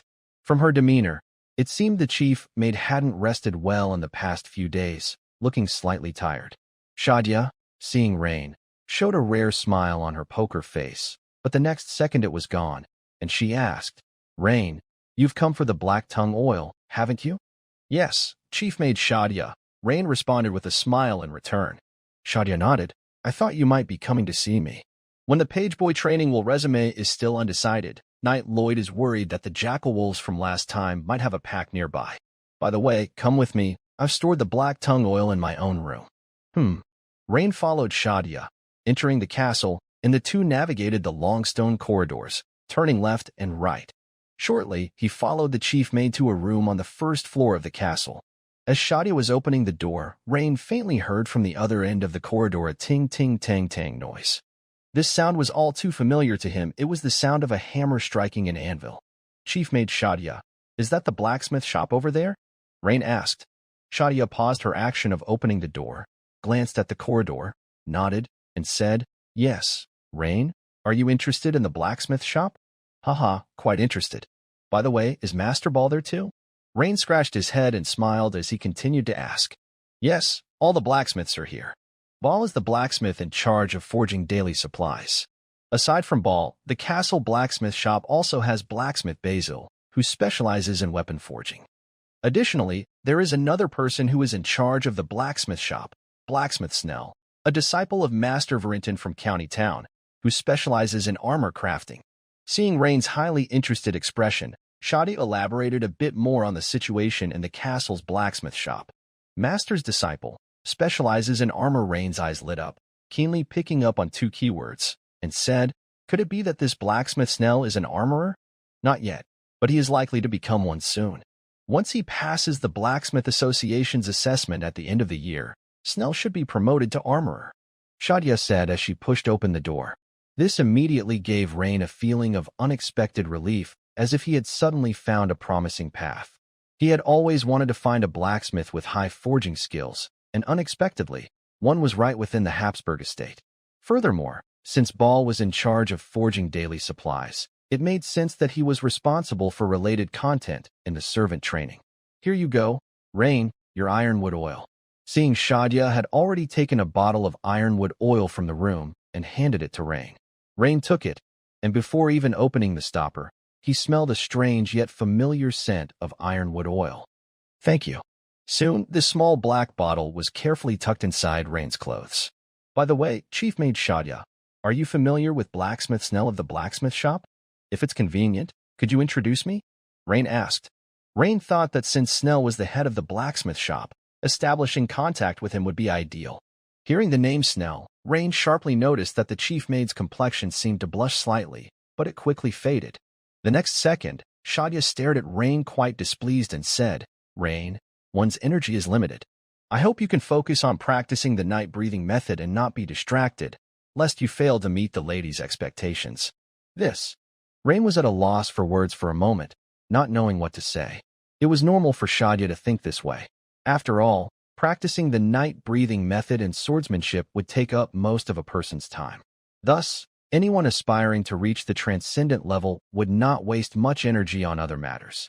However, What Shadia didn't know was that this situation only applied to ordinary people. But Rain was different. He had a cheat. For Rain, quickly leveling up his blacksmithing secondary profession was equivalent to quickly improving his combat profession. It would allow him to reach transcendence sooner. But this, Rain obviously couldn't explain to Shadia. Seeing the chief main's displeased expression again, Rain knew that the idea of having Shadia help make contact was probably blown. So, Rain could only regretfully take the bottle of ironwood oil and head home. Since his body ached no more, Rain decided to wait until later to visit Boris's blacksmith shop, planning to first practice the giant bear breathing technique at home. He opened the bottle, and a strange fragrance filled the air. Rain poured a little bit of the amber-colored black poplar oil into his palm. Following Lady Clea's previous instructions, he rubbed his hands together to warm the oil before applying it to his knees and shoulders. Instantly, a burning warmth flowed from the applied areas into his skin. About half an hour later, a sweaty Rain suddenly received a system notification. Congratulations. Your constitution attribute has increased. Oh, this time it was only the constitution attribute that increased. However, this had raised Rain's constitution from 6 points to 7 points. Rain remembered that the last time he practiced the giant bear breathing technique, both constitution and strength had increased. After a moment's thought, Rain seemed to understand why. That's because my strength attribute is relatively high already, at a full 10 points, while my constitution attribute is comparatively low, at only 6 points. That's why practicing the giant bear breathing technique resulted in a particularly rapid increase in constitution. Unexpectedly, after retrieving a bottle of black poplar oil from Shadia, the chief maid, on Saturday, 3 whole days had passed and the servant training class had still not resumed. But Rain didn't mind. During those 3 days, he usually spent his days at the blacksmith shop and his nights practicing the giant bear breathing technique. His days were quite fulfilling. Now, he was past the halfway mark in his blacksmith profession level, reaching blacksmith LV1, 52 out of 100, and had made considerable progress with the giant bear breathing technique, reaching LV2, 51 out of 300. Rain was keen to practice the giant bear sword technique as well, but unfortunately, there was no suitable place near his home. Additionally, he didn't have a dual-handed greatsword, only a standard sword of the night watchman. Tuesday morning, just as Rain was planning to head to the blacksmith shop again, a locked armored guard came to his door and said, "Rain, the sheriff wants to see you. If it's convenient, come with me to the town hall now. Lord Hamilton is waiting in his office for you." "All right, I'll come right away." Rain didn't hesitate at all and immediately agreed. Last time Lord Hamilton had been seriously injured, and Rain also wanted to see if his wounds had healed, since he was, after all, his boss. He had gone to the town hall a couple of days ago, but the guards had told him Lord Hamilton seemed to have gone back to the county town to recuperate and had not yet returned. To see him today, there must be something urgent. Thud, thud, thud. "Come in." Hearing the familiar voice, Rain opened the door and entered, seeing Lord Hamilton still in his noble hunting attire, but his complexion was still somewhat pale, and Rain seemed to smell a certain medicinal potion. He was very familiar with this smell. He often smelled it whenever he passed by the town's only Abel's potion shop. "Rain, take a seat." "Lord Hamilton, how has your injury recovered since last time?" "It was supposed to have healed today, but the ferocious werewolf's claws had some special energy. It took a lot of effort to deal with the wounds, and now I guess I'll need about another week to recover fully." Hamilton waved his hand, indicating that he didn't want to talk further about his injuries, only to continue saying, "I've called you here this time because there's an urgent matter that needs your assistance. Remember the fishmen I mentioned to you before? Just yesterday, my guard came to report again that the Sinfin fishmen have extended their activity area to less than a few miles from Glimmer Lake. We need to immediately contain their expansion. Otherwise, if they start spawning in Glimmer Lake, that will be a huge problem. So, I want you to head out with a team of night watchmen today and clear out that filthy group of fish-smelling monsters. Or just chase them upstream. That's fine too. Next week, once my injuries heal, I'll personally lead a team to eradicate them all," Hamilton said with a solemn expression.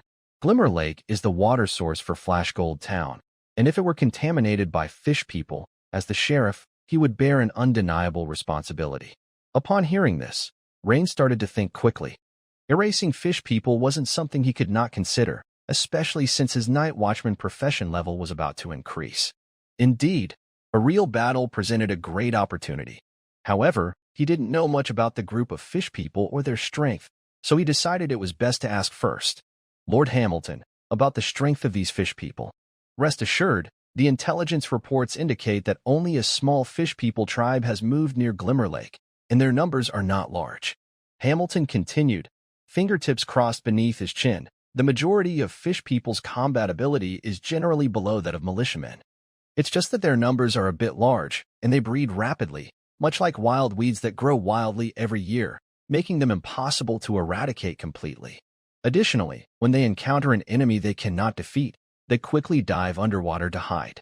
Therefore, Rain, if I were you, I would find a way to lure the fish people away from the water before striking hard. An injured Hamilton detailed his experience fighting the fish people. Okay, Lord Hamilton, but I currently don't have a suitable weapon. Could you lend me a dual-handed greatsword? Rain thought for a moment, then nodded in agreement. Since Hamilton had made it clear that the number of fish people wasn't large and their strength was not formidable, and considering he wasn't going to fight alone but with a squad of night watchmen, it was a suitable real battle opportunity. There was no reason not to agree through it. He could not only gain some valuable combat experience but also improve his night watchman profession level. Additionally, if the fish people continued to breed, it would directly impact the water safety of Flashgold Town. By defeating the fish people, he would also be protecting himself and his family. Ha ha ha, a dual-handed greatsword, you say? Of course, follow me. Hamilton laughed heartily and gave Rain a meaningful glance. That made Rain somewhat puzzled. Once Rain followed Hamilton to a small partition behind his office and saw a rack full of various short swords, long swords, swords, and dual-handed greatswords, he couldn't help but feel envious. However, there was only one dual-handed greatsword there. At that moment, Hamilton had already taken the dual-handed greatsword from the rack. Thank you, Rain said as he took it, simultaneously giving Hamilton a thoughtful look.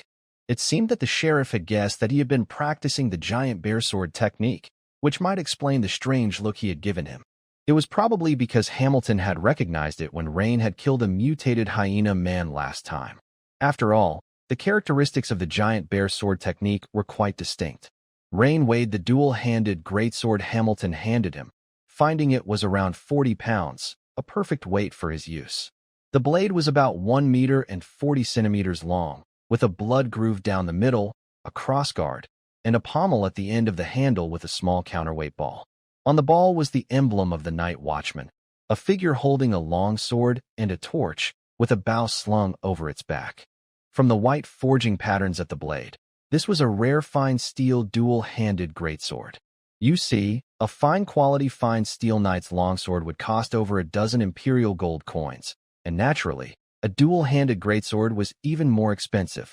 Here, when we talk about fine quality, we refer to those knights' longswords that can be used for high-intensity combat, not the common iron swords that militiamen could own.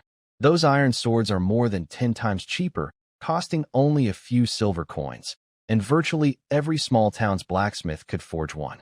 But a good quality dual-handed greatsword. Not only is the skill required for forging one higher than that of a similar level longsword, but the quality of the steel selected for the blade is also crucial. It needs high-quality steel and an experienced blacksmith to confidently forge a fine dual-handed greatsword. It's been a long time since someone in the Night Watchman used a dual-handed greatsword like you. This dual-handed greatsword is also part of my personal collection. Rain, do you like it? Of course I like it. In fact, what Rain was thinking was more like it.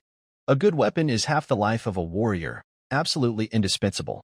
Rain, if you can clean up the merfolk for me this time, then this fine steel greatsword is my gift to you. It's also a reward for your assistance last time in killing that frenzied werewolf. Lord Hamilton said heartily. Rain wanted to refuse, but he just couldn't let go of the greatsword.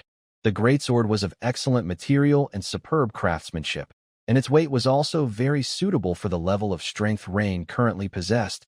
He really couldn't find a reason to refuse. Thank you for your gift, my lord. When the two sat down in the office again, Lord Hamilton suddenly remembered something, took out several documents from the office, and handed them to Rain, saying, "One is the official document for you to join the Night Watcher's army, which needs your signature.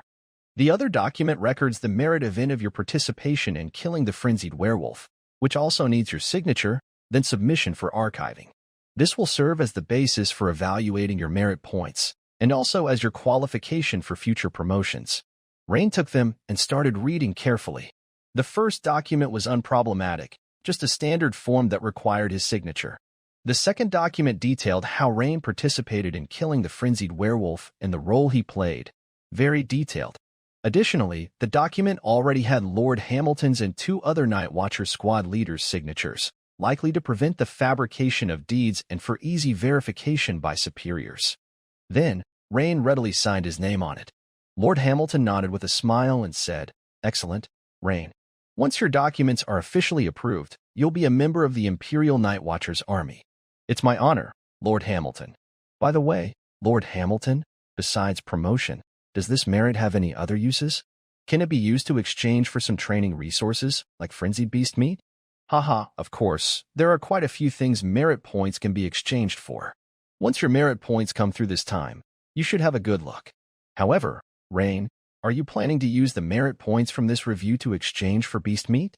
"On this point, I wouldn't recommend it." Lord Hamilton first shook his head, then gave a mysterious smile. Rain was first delighted when he heard that he could exchange for ferocious beast meat similar to giant bear meat. But after hearing the latter part of Lord Hamilton's statement, he was stunned and looked at him with a puzzled face. Lord Hamilton did not beat around the bush and directly said, "Although ferocious beast meat is rare, if the amount you need is not too large, you can completely buy it with gold coins in the county town. Many monster hunters specifically do this business. Moreover, if you don't mind spending more gold coins, you can always buy fresh, high-quality ferocious beast meat at the auction house in the county town. So, regarding merit points, my advice to you is to spend them in more valuable places. For example, to use them to improve your strength with secret potions or to choose to save up your merit points to exchange for the advanced magic potions necessary for the subsequent promotion to a formal knight. If you want to buy high-quality advanced magic potions from the auction house, not only are they outrageously expensive, but the main problem is that they are hard to come by. Your teacher must have told you this. Different night breathing techniques require the ingestion of specific advanced magic potions to successfully promote. The better the quality of the same type of potion, the better the effect of the promotion." Lord Hamilton talked at length, but Rain listened very carefully, hardly missing a word. Clea did not mention anything about how to be promoted to a formal knight before she left. Come to think of it, it made sense. After all, starting from scratch, in Clea's view, it was impossible for him to encounter the promotion stage within a year. Rain keenly caught several key points in Lord Hamilton's words, such as buying meat with gold coins, advanced magic potions, and the better the quality, the better the effect. At the same time, Rain recalled the last time Clea talked about advanced magic potions. That time, Clea had mentioned advanced magic potions once and then avoided the topic, simply telling him to focus on building a solid foundation first. She must be worried that knowing too much might not be good for me. After all, practicing combat skills requires full focus to achieve the best effects. However, some time will pass before the merit points are finally assessed, and regarding the exchange, I have ample time to consider this issue. Thus, Rain nodded and said, "Thank you for the advice, Lord Hamilton. I will consider it carefully." "All right. You should set out as soon as possible then. Wei-Luan and the others should already be waiting for you at the door." "Yes, my lord." Although Rain was a bit surprised to be departing immediately, he had a premonition that Lord Hamilton had sought him out for a reason, so it wasn't completely out of the blue. When Rain reached the administrative hall's entrance, he realized that the elite night watchmen accompanying him each had a nag. Although the nags did not compare to the impressive steeds in the manor stables, they were still adequate for traveling. Night Watchman Captain Wei-Luan had also prepared a nag for Rain. "Rain, we are now going to ride to Glimmer Lake, which will take about 2 hours to reach our destination, spend a few more hours to complete the mission, and we should be able to return to Flash Gold Town before nightfall. As for other matters, we can discuss them on the way." Wei-Luan briefly explained the arrangements. Rain immediately nodded his head. No wonder Wei-Luan and the others had prepared nags. The distance from Flash Gold Town to Glimmer Lake was a bit further than to the county town, and walking there would probably take half a day. In that case, they might not be able to complete the mission before darkness fell. The forest at night was a place even knights preferred to avoid. For the night watchman, surely the best choice was to complete the mission quickly and then returned to Flashgold Town to rest. All right, Captain Wayluin, let's set out then. Before leaving, Rain also had someone send a message back home. However, it was awkward because Rain had never learned to ride horses, so after mounting, he was wobbly and unsteady. It took a long time for him to adapt before it got marginally better. Haha, Rain, once you join the Night Watchman, horseback riding is an essential skill. You need to learn it promptly, Wayluin said with a laugh, patting Rain on the shoulder. On the southern side of Flashgold Town, John Moyle of John's Ranch not only sells horses, but also specifically teaches riding. The tuition seems to be 2 gold coins. Rain, you should find some free time to learn. Having a horse will make completing many long-distance tasks much easier. John's Ranch, huh? Rain pondered. At the same time, he recalled when he had just learned the giant bear breathing technique. The requirements for his job change to night attendant included mastering horsemanship. But Rain wasn't sure if he could still change his job to night attendant now that he had already changed from a militiaman to a night watchman. After a brief thought, Rain decided he still needed to find time to go to John's ranch to learn horsemanship. After all, a man with many skills is never oppressed. 2 hours later, Rain, carrying a dual-handed greatsword, stood with a group of night watchmen gazing at the nearby Glimmer Lake, shimmering in the distance. The morning mist had not yet completely dispersed. The sunlight shone on the lake's surface, casting a thin golden glow, surrounded by dark green forests. Such a beautiful painting dazzled Rain. Rain murmured to himself, "This should be called Golden Light Lake. Why is it called Glimmer Lake?" Beautiful, isn't it? Wayluin, noting Rain's enchanted demeanor, couldn't help but ask with a smile. "More than beautiful," Rain confidently said. "Then you probably haven't been here at night during summer. As for why it's called Glimmer Lake, it's because during summer nights, there are swathes of fireflies dancing on the lake's surface, and that's when Glimmer Lake is at its most beautiful," Wayluin explained. "Summer nights, huh? I'll definitely have to come and see it next time." Rain couldn't help but feel a hint of longing. "Hey, is that a merman?" While admiring the beautiful view, Rain sharply noticed something, immediately pointed towards the furthest end of Glimmer Lake, and said. Wayluin and other elite night watchmen immediately looked in the direction Rain was pointing.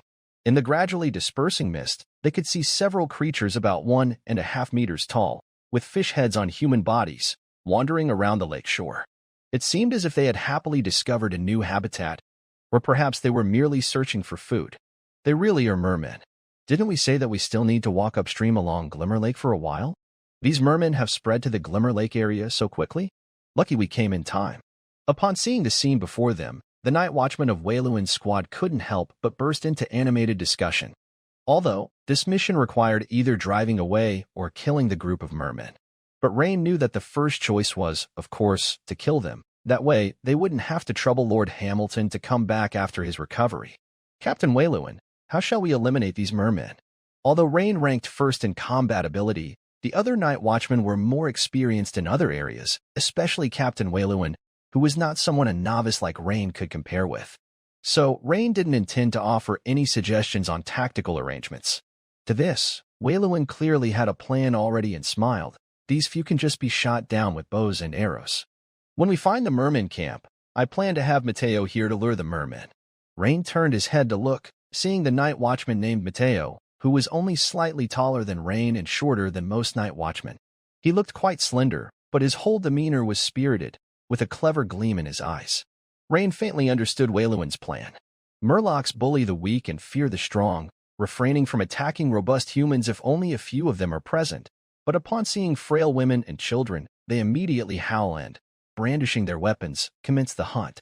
Therefore, Wayluin intended to use the lean Mateo as bait to lure out the Murlocs from their tribe and then encircle and kill them. Rain nodded, a very prudent scheme, allowing for an immediate retreat should any contingency arise. Wouldn't it work to just attack the Murloc tribe directly?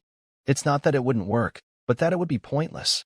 When Murlocs encounter insurmountable enemies or danger, they will immediately dive into nearby waters, either to gather more Murlocs for a counterattack or hide in the water until the formidable enemies leave. Therefore, if they can't annihilate a large number of Murlocs in one go, considering their extremely high reproductive rate, the waters will soon be teeming with Murlocs again. "Let's go, let's take out these few Murlocs first." Wayluin was pleased with Rain's amiable attitude.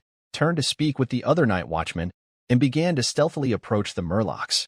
However, after only a few steps, Waylewin turned his head to Rain and said, "You know, Rain, you can rest for a while. We can handle these Murlocs with just our bows and arrows." After saying this, Waylewin also took down the bow and arrows from his back and gestured. This made Rain pause. He glanced at the other night watchman and instantly understood, scratching his head and smiling. "All right, Captain Waylewin, then I'll support you from the rear." He had come with only the dual-handed greatsword wrapped in sheepskin, having brought no bow and arrows at all. It wasn't really about Rain being lazy, but because, with his LV2 basic archery, it was a bit embarrassing to show off. Waylewin was aware of this too, hence he didn't remind Rain before they set off. Of course, the main reason was that Rain wouldn't consider wasting precious skill points on basic archery skills in the short term. Thus, Rain was left alone at the back, watching 10 elite night watchmen slowly advance in a semi-encirclement formation. Once they reached shooting distance, they notched their bows and took aim. Whoosh, whoosh, whoosh.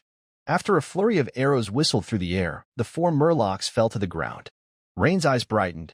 He finally realized why Lord Hamilton had sent the night watchmen instead of the peace officers and guards from Flash Gold Town. Because of archery. The archery skills of the night watchmen were generally a notch above those of the others. They were indeed perfectly suited for battling the Murlocs. Rain stepped forward and began to carefully examine these humanoid creatures that Captain Waylewin considered not very intelligent. These Murlocs were about 1.5 meters in length, covered with fine and slippery scales, seemingly having decent defensive power. They had bulbous eyes protruding from their fish heads and large mouths filled with sharp teeth, from which a foul stench emanated. Both hands and feet had webs, and they held a variety of poor-quality weapons, primarily shoddy fish spears, great swords, and short spears. None wielded short bows, and their equipment was quite crude. Rain even went so far as to poke the other side with the hilt of a sword. Sure enough, the layer of scales on the Murloc's surface had protection akin to a single layer of leather armor. Of course, if he were to strike with the fine steel greatsword in his hand, the difference with or without that layer of scales would be non-existent. "Rain, this is the distinctive mark of the Sinfin Murlocs. Look." Captain Waylewin flipped over one of the dead Murlocs, revealing a long dorsal fin that ran down the center of the Murloc's back. The fin, peppered with occasional sharp spines, was a dark gray color. Different features among Murlocs represent different tribes, and sometimes the disparity in strength can be significant. For instance, on the coastline near Fishing Port Town, the Blackgill fish people live, and their strength surpasses that of the Eviltail fish people by not just a little. Moreover, even within the same species of fish people, the strength of each tribe varies greatly. Rain listened intently at the side, nodding from time to time. He could tell that Captain Waylewin was passing on his experience to him. "Let's go." Following the fish people's tracks should lead us quickly to their encampment. Alongside a small river upstream from Glimmer Lake, Rain and his group followed the webbed footprints left by the fish people on the bank, searching upstream. Soon, they found the tracks growing more concentrated. Before them on the riverbank, they saw over a dozen newly built stilt houses made of branches and thatch, and the camp was bustling with the shadowy figures of many short individuals. Clearly, this was the headquarters of the Eviltail fish people.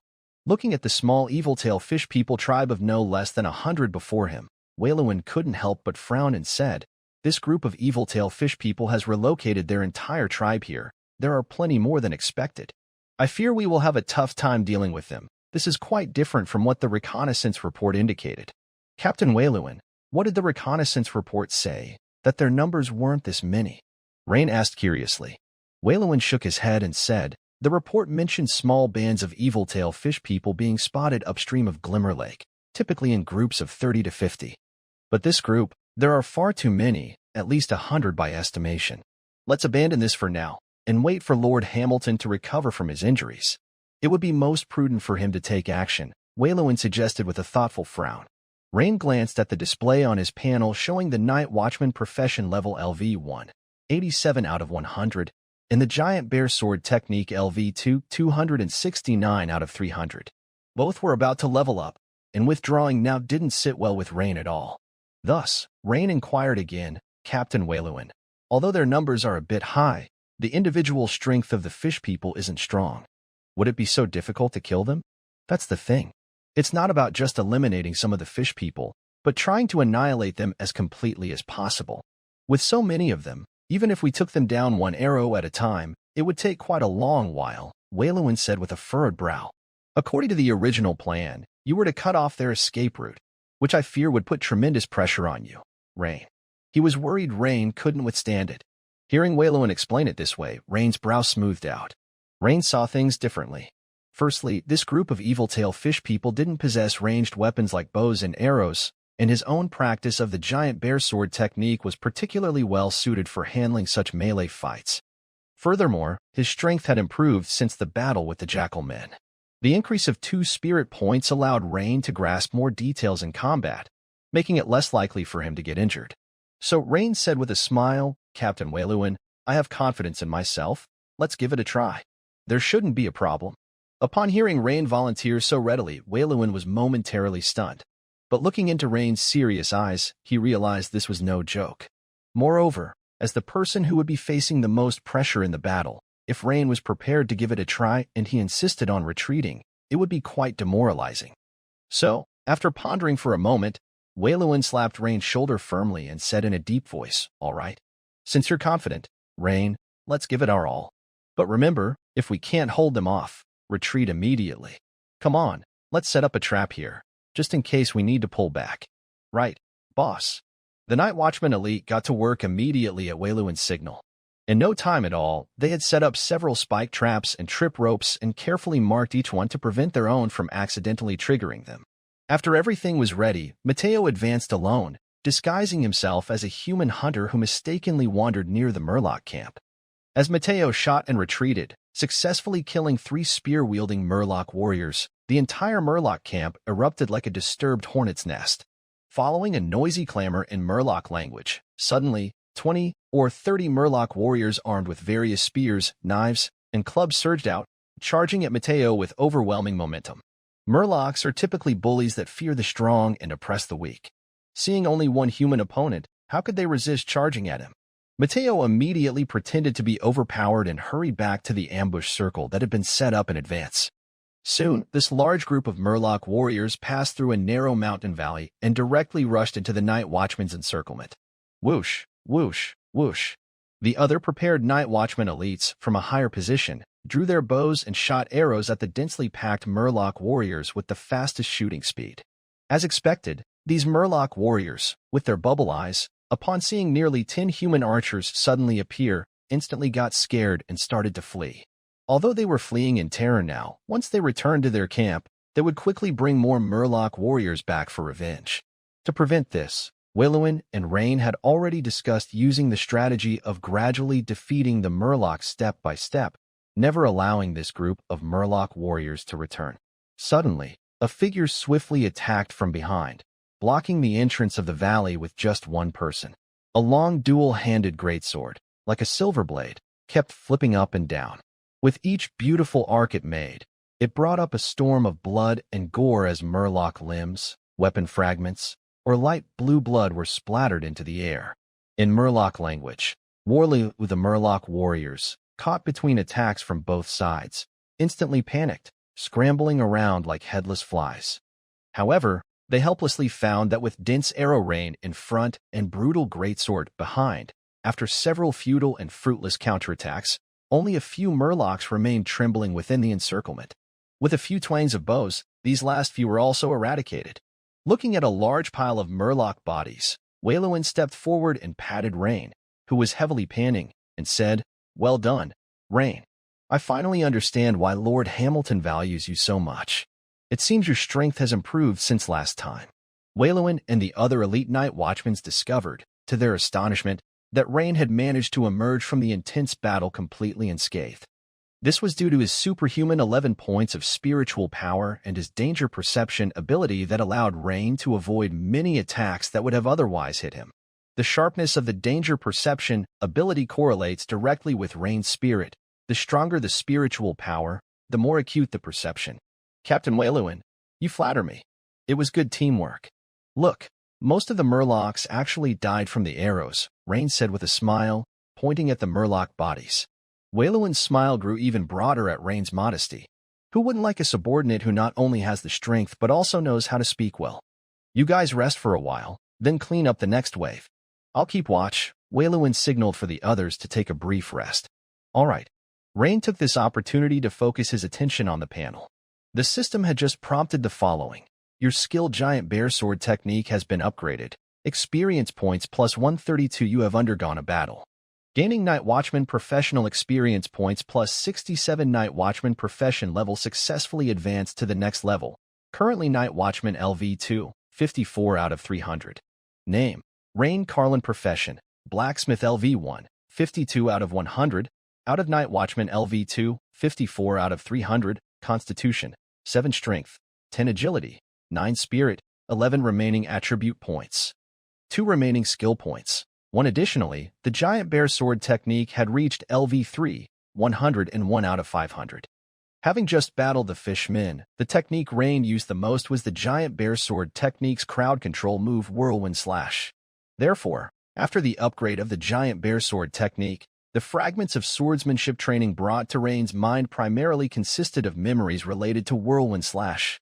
These training memories were quickly assimilated by Rain and swiftly embedded into his muscle memory. Thus, when Rain grasped the fine steel greatsword again, it seemed to feel a bit different. The greatsword in his hands felt even more familiar, and he was more proficient in handling it.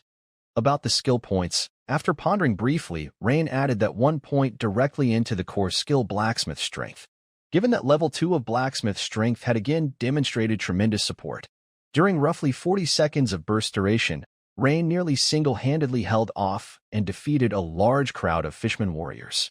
As soon as that 1 skill point was invested, the icon resembling Popeye flexing his biceps suddenly lit up around the edges. The line of text beneath the icon also changed, displaying Curse Skill, Blacksmith Strength LV3, Active, Blacksmith Strength LV3, Active. Effect: when this skill is activated, your strength will increase substantially. Note: the effect of this skill is based on a proportionate increase to the host's own strength, and its duration is proportional to the host's constitution and spiritual power. Rain scrutinized it carefully, noting that besides the increase from LV2 to LV3, the description of Blacksmith Strength had changed the word slightly to substantially. Clearly, LV3 of Blacksmith Strength would further increase the amplification of his strength. Although he did not know the exact proportion, it was definitely stronger than the previous roughly 40%, and judging by the past increase, it could likely be 60%. Shoot. If the increase really is 60%, that would be 10 plus 6, a total of 16 points of strength. He wouldn't be far behind a full-fledged knight now. A thought suddenly flashed through Rain's mind. Could it be that I am on the path of great strength brings miracles? After adding the skill point, looking at the panel which now showed 2 remaining attribute points, Rain thought briefly and quickly added 1 point to his constitution, while keeping the last point in reserve as a backup. Rain clearly remembered. The duration this time was nearly 10 seconds longer than the previous battle with the ferocious werewolves, which was likely due to the increase in his constitution.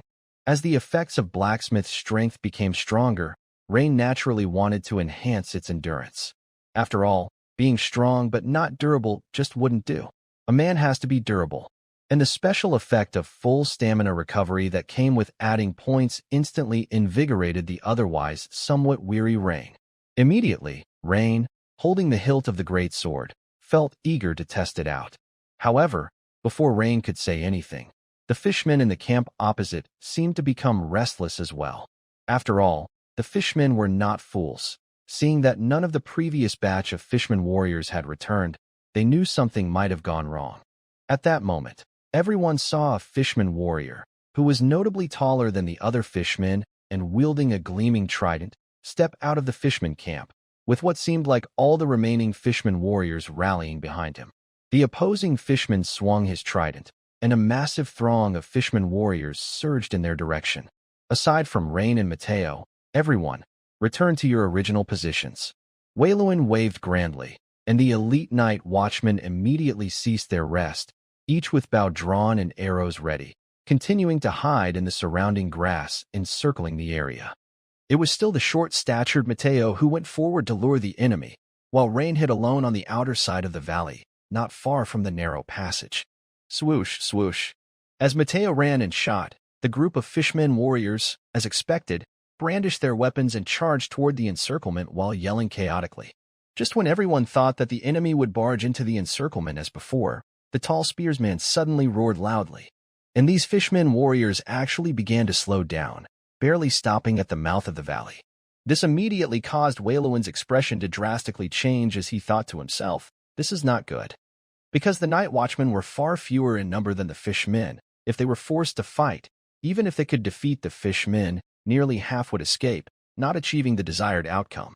Moreover, in a head-on battle, the night watchmen would inevitably suffer significant casualties. This was something Captain Waylowin did not want to see. The tall spearsman then stepped forward from the rear of the fishmen warriors, looking at the valley littered with fishmen corpses, and couldn't help but roar again in anger. Mateo was even more anxious. He not only stopped retreating but also advanced toward the narrow passage, fiercely shooting several arrows at the clustered fishmen warriors.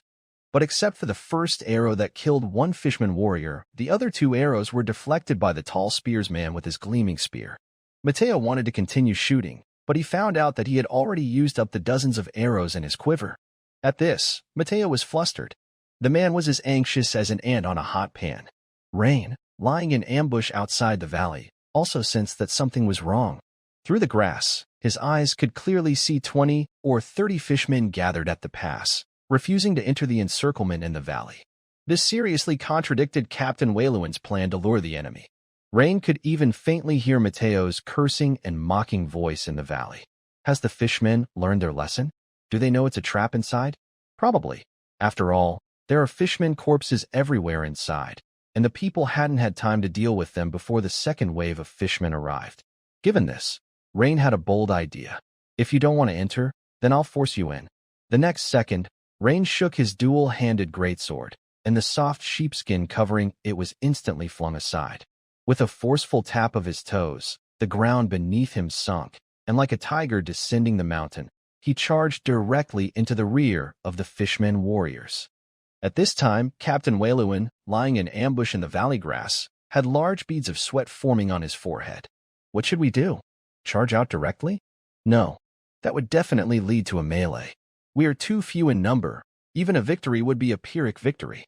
But if we don't charge out, once they block the pass, we'll be even more passive. Regardless, we have to charge. Just as Waylowin was about to rise, he suddenly discerned a disturbance at the mouth of the pass among the fishmen. He immediately focused his attention and saw a bright silver light suddenly appearing behind the fishmen, darting left and right, seemingly driving the fishmen warriors into the pass. Is that Rain? Waylowin couldn't help but blurt out as a flash of realization crossed his mind. That glow was indeed Rain, who had activated Blacksmith's power LV3, and supported by a strength of 10 plus 6, Rain was like an unleashed wild horse, rampaging through the group of fishmen warriors. More terrifying was the fine steel greatsword in Rain's hands, which, propelled by a strength of 16, swung about like a high-speed sewing machine. With a flash of light, severed limbs and body parts danced in midair. Merfolk language, blah blah blah. The towering spearfish warrior had, of course, also noticed Rain wreaking havoc behind him. He immediately roared and, brandishing his spear, charged rapidly towards Rain. Bring it on. Upon seeing the towering spearfish warrior charging at him, Rain felt no fear. Instead, a strong impulse to test his might surged within him. Leap slash. Rain pushed off the ground with his feet, causing the dirt to explode, and he rapidly soared into the air, slashing downward with a fierce leap slash at the incoming spearfish warrior. After this strike, Rain felt an exhilarating rush throughout his body. The tall fishman warrior, who had raised his steel fork in a desperate attempt to block, froze on the spot. By then, his steel fork was already split into two by Rain's sword, and more fatally, a bloodline had appeared on his forehead, slicing through his chest and abdomen down to his lower body. Sizzle! The next second, pale blue blood burst out from the bloodline like a fan-shaped fountain. The towering fishman warrior instantly split into two halves, his eyes bulging and his mouth opening and closing as if he wanted to say something. Seeing their leader fail to withstand even a single strike sent the remaining fishman warriors into a terrified disarray. A group of surviving fishman warriors, their desire to fight completely obliterated, involuntarily hid in the narrow pass. Although they knew it might be dangerous inside, staying outside meant certain death. Between a possible death and an inevitable death, no one would foolishly choose the inevitable. It was the same for the fishmen. Yes, Rain did an amazing job. At this moment, the elite night watchmen hidden in the bushes had all excitedly stood up, completely ignoring the less than 10 defeated soldiers who rushed into their trap. The fight Rain had fought in less than half a minute had them boiling with excitement. The subsequent battle was without suspense. After several volleys of arrows, the valley was almost entirely filled with the disgusting smell of rotting fishermen corpses. Haha, good job, Rain. Waylewin strode over to Rain and gave him a hearty hug while he was still savoring that sword strike. After Rain's rapturous leap slash, the fisherman warriors dared not face him anymore, desperately squeezing towards the pass and rushing towards the valley. Thus, Rain stopped and carefully relished that leap slash. This was the best leap slash Rain felt he had executed since he started learning the giant bear sword technique. The system notification confirmed this. Your skilled giant bear sword technique has improved. Experience plus 248. You have survived a battle. Night Watchman professional experience points plus 83. The progress bar of the giant bear sword technique surged significantly, jumping from LV3, 101 out of 500, to LV3, 349 out of 500, passing the halfway mark. Moreover, the Night Watchman's profession level also showed a significant increase, reaching LV2, 137 out of 300. The gains were indeed substantial. The successive annihilation of two groups of fishmen warriors meant that the backbone of this small evil fin fishmen tribe had been broken. After a brief rest, Captain Waylewin started directing the final battle. However, this time, no matter how Mateo lured them, the remaining evil fin fishmen would not leave their camp to pursue him. Instead, they seemed to harbor a faint fear of Mateo, who was alone. What should we do? Just charge in.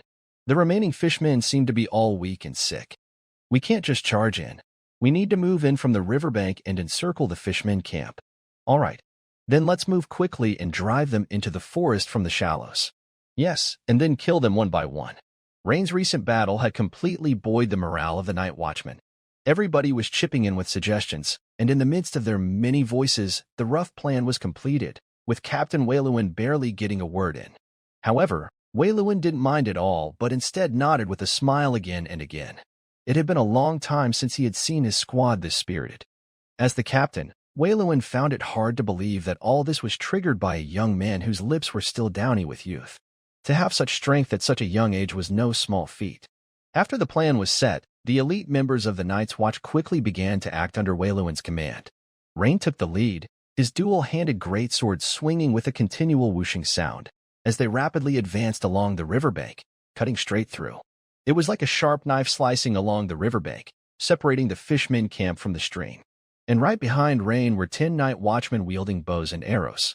They followed behind Rain, continuously drawing bows and shooting arrows, driving the fishmen deep into the forest. Most of the fishmen remaining in the camp were old, weak, or sick. From the moment Rain and the others appeared, the whole camp fell into chaos. Few had the courage to resist, and most were frantically running without choosing their paths. Any slight hesitation could result in the fishman's death under the sharp arrows of the Night Watchman. Thus, this fight encountered hardly any resistance and was akin to a swift breeze sweeping away the leaves, utterly defeating the remaining fishmen. After the panic, the fishmen that fled into the forest realized that it was a dead end as well. Not to mention anything else, just the fierce beast lurking in the Nightingale forest would consider them as food and devour them completely. So these scattered fishmen could only choose to run back toward the stream from the forest, where they were once again faced with a barrage of arrows. The elite Night Watchmen killed these returning fishmen one by one. In the end, the fishmen who truly managed to escape into the river were few and far between. By this point, the small evil fin fishmen tribe was completely doomed. Even if a handful of fishmen managed to flee, they were no longer a concern. Without a tribe and settlement to rely on, the remaining isolated fishmen were likely to become prey to other beasts soon. In the dense and overgrown Nightingale forest, the roles of hunter and prey could switch far faster than one might imagine. Your skill, giant bear sword technique, has improved. Experience plus 49. You have gone through a battle. Night Watchman professional experience points plus 15, since the intensity of this battle was very low. Almost like sweeping away fallen leaves with an autumn breeze, the experience Rain gained was also much less. Of course, this was all expected. While Rain was checking the system messages, the Night Watchmen were not resting, but were quickly starting to loot the battlefield for spoils, heads bowed. Although the weapons of these fishmen were crudely made, sometimes one could find quite a few good items among them. Once, someone had killed a fishman and discovered that it was actually carrying a piece of mithril or the size of a fist. That person made a fortune on the spot. So, after the fishman had been completely eliminated, the night watchman began to search for battle loot. "Rain, don't just stand there, come help." Captain Waylowin called out to Rain with a smile and a wave. Truth be told, it wasn't that Rain looked down on the fishman's poor weapons and equipment. Rather, Rain believed that, as this was his first time participating in a night watchman squad's battle, it was more beneficial for him to show restraint concerning the loot to integrate better into the team's collective. Seeing Rain's expression, Waylowin immediately guessed something and laughed heartily. "Haha. Rain, do you think the battle loot each person picks up belongs solely to themselves? That would be total chaos." Rain's brow furrowed. Could there be some etiquette involved? Captain Waylowin, isn't it that way? Of course not. The distribution of battle loot is carried out according to regulations. Otherwise, those who get injured and can't pick up any loot would be at a huge loss, Waylowin explained. Fairly distributing battle loot is a tradition of the Night Watchman, which, after long practice, has gradually been improved upon and formed into specific rules. Waylowin briefly explained to Rain the loot distribution rules of the Night Watchman. Rain nodded continuously as he listened. He hadn't expected that there were actually intricacies involved just in the distribution of battle loot. For instance, in the loot distribution rules of the Night Watchman, 30% was handed over to the Empire, and the remaining 70% was allocated to individuals. Within this remaining 70%, there were detailed rules regarding rewards for those who performed exceptionally in battle, the proportion of loot distribution based on different combat roles, the pricing of enemy weapons and equipment after the battle, and even how much compensation one should receive for having an arm severed on the battlefield. However, no matter how one calculated it, Rain had been incredibly instrumental in this battle and could almost directly claim half of the total amount of the 70% of the battle loot. After much searching, nearly half of the loot found by everyone turned out to be his. This suddenly made Rain, who had come to the realization, feel a bit embarrassed, so he quickened his pace and began searching the fishman camp. The corpses in the valley had been thoroughly searched earlier, and now it was mainly the fishman camp area. Rain stepped into one of the stilt houses and found it contained only numerous clay pots and dried fish, the entire house reeking of a strong fishy smell. This made him involuntarily furrow his eyebrows. Perhaps this fishy smell was a rare delicacy for the fishmen, but for humans, it was somewhat unbearable. Rain casually rummaged around and could say he found nothing of value. So, he quickly left and moved on to the next stilt house. This stilt house seems quite a bit larger. Rain noticed the difference as soon as he entered. Since the stilt houses all had a conical appearance, the larger size wasn't easy to distinguish from the outside, but one could tell the difference once inside. This stilt house had a lot more furnishings, and in one corner, there was even a worn wooden box. Rain's eyes lit up immediately, and he used his greatsword to pry open the box, revealing a glint of shine within. There were a small amount of gold and silver coins, a piece of green agate, 3 or 4 pieces of magnetite, and a nugget of gold. Rain picked up the supposed gold nugget with delight, but as soon as he held it, he felt that the weight was off. It was clearly too light. Upon closer inspection, it turned out to be just a high-quality piece of brass ore. Rain was greatly disappointed at this discovery, since the wooden box was beginning to rot and was too heavy to carry conveniently. Rain took the coins one by one and placed them in his pocket and packed the green agate and others into a large cloth bag. What's this? Suddenly, Rain discovered that in the half-empty wooden box, beneath several larger pieces of magnetite, there was a fist-sized, slightly luminescent mysterious ore.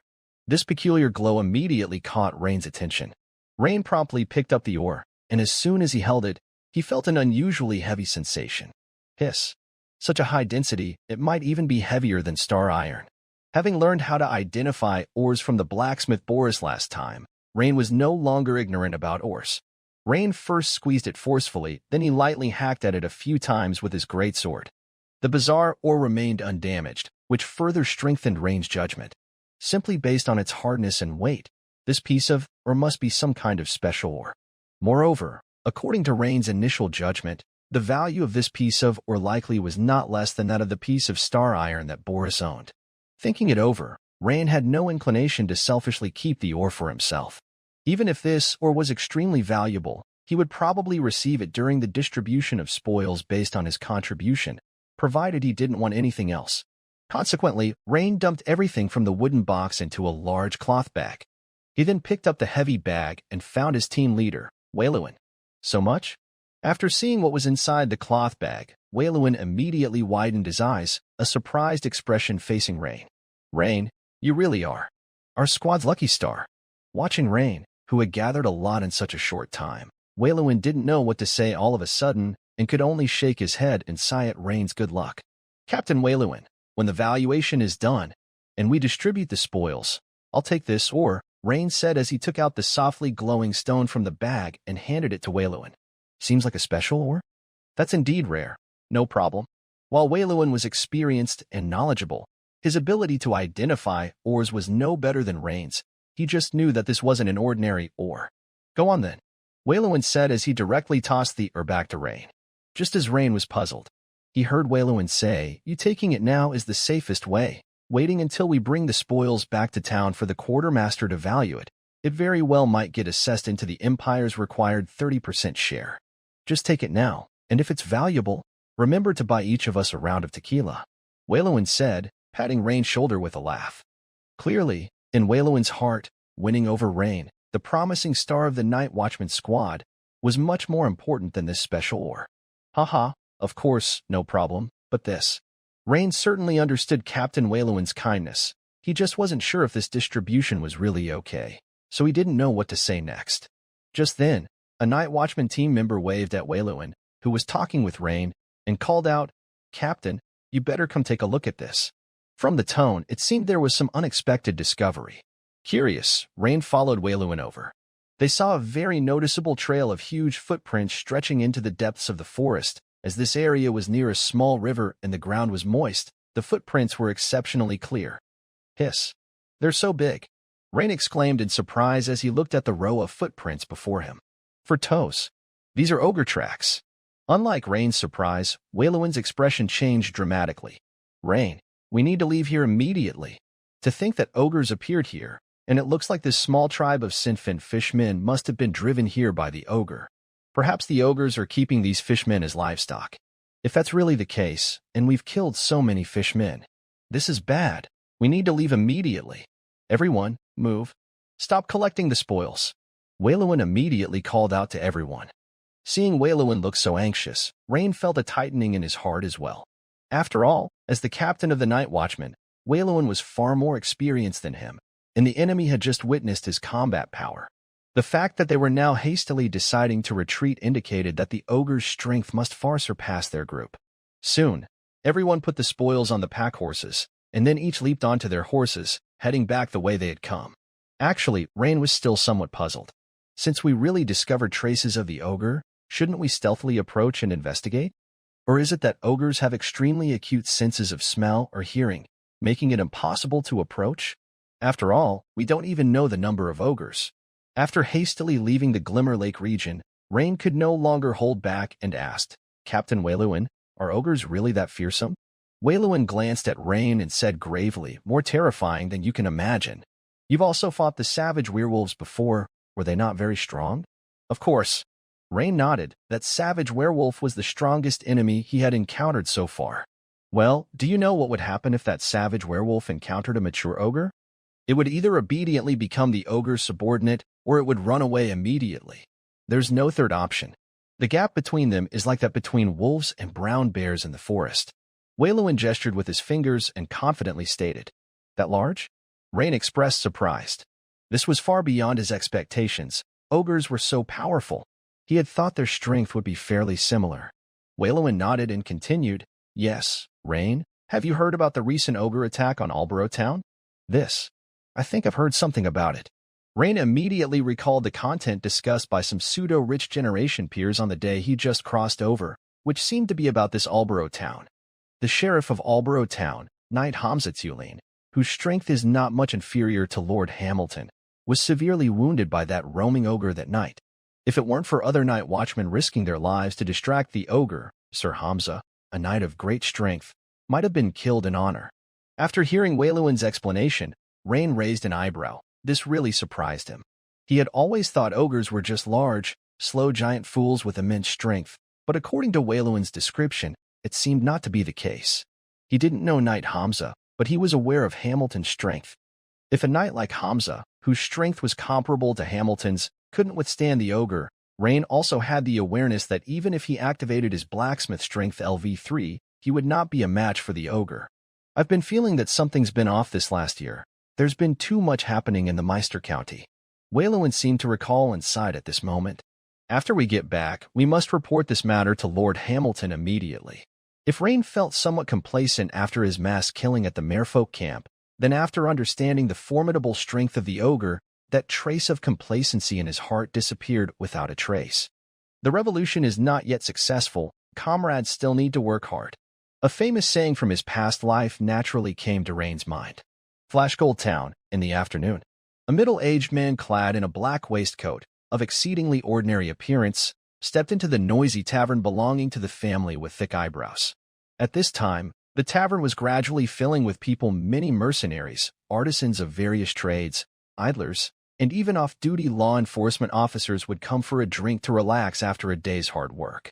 The man in black quietly ordered the most common rye beer and began sipping it in small mouthfuls.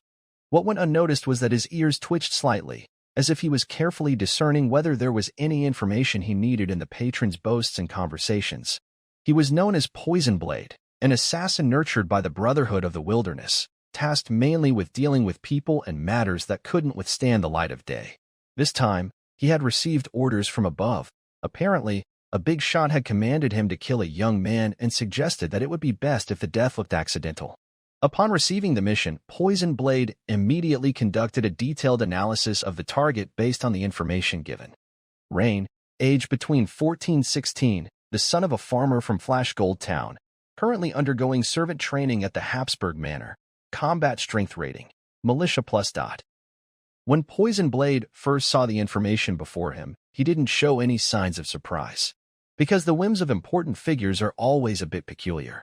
In the past, he had done dirtier jobs involving even stranger targets such as a viscount's personal maid, a baroness's accompanying guard, and even a newborn baby from a noble family. Soon, Poison Blade, who was all ears, picked up the information he needed amidst the clamor of the tavern. What a tragedy! The only son of the Iwan family died during servant training at the Habsburg Manor, eaten alive by a gnoll, said a man with a horse-like face dressed as a mercenary. Really? I thought the Habsburg Manor always had guards. If even that place isn't safe, doesn't that make Flashgold Town even less so?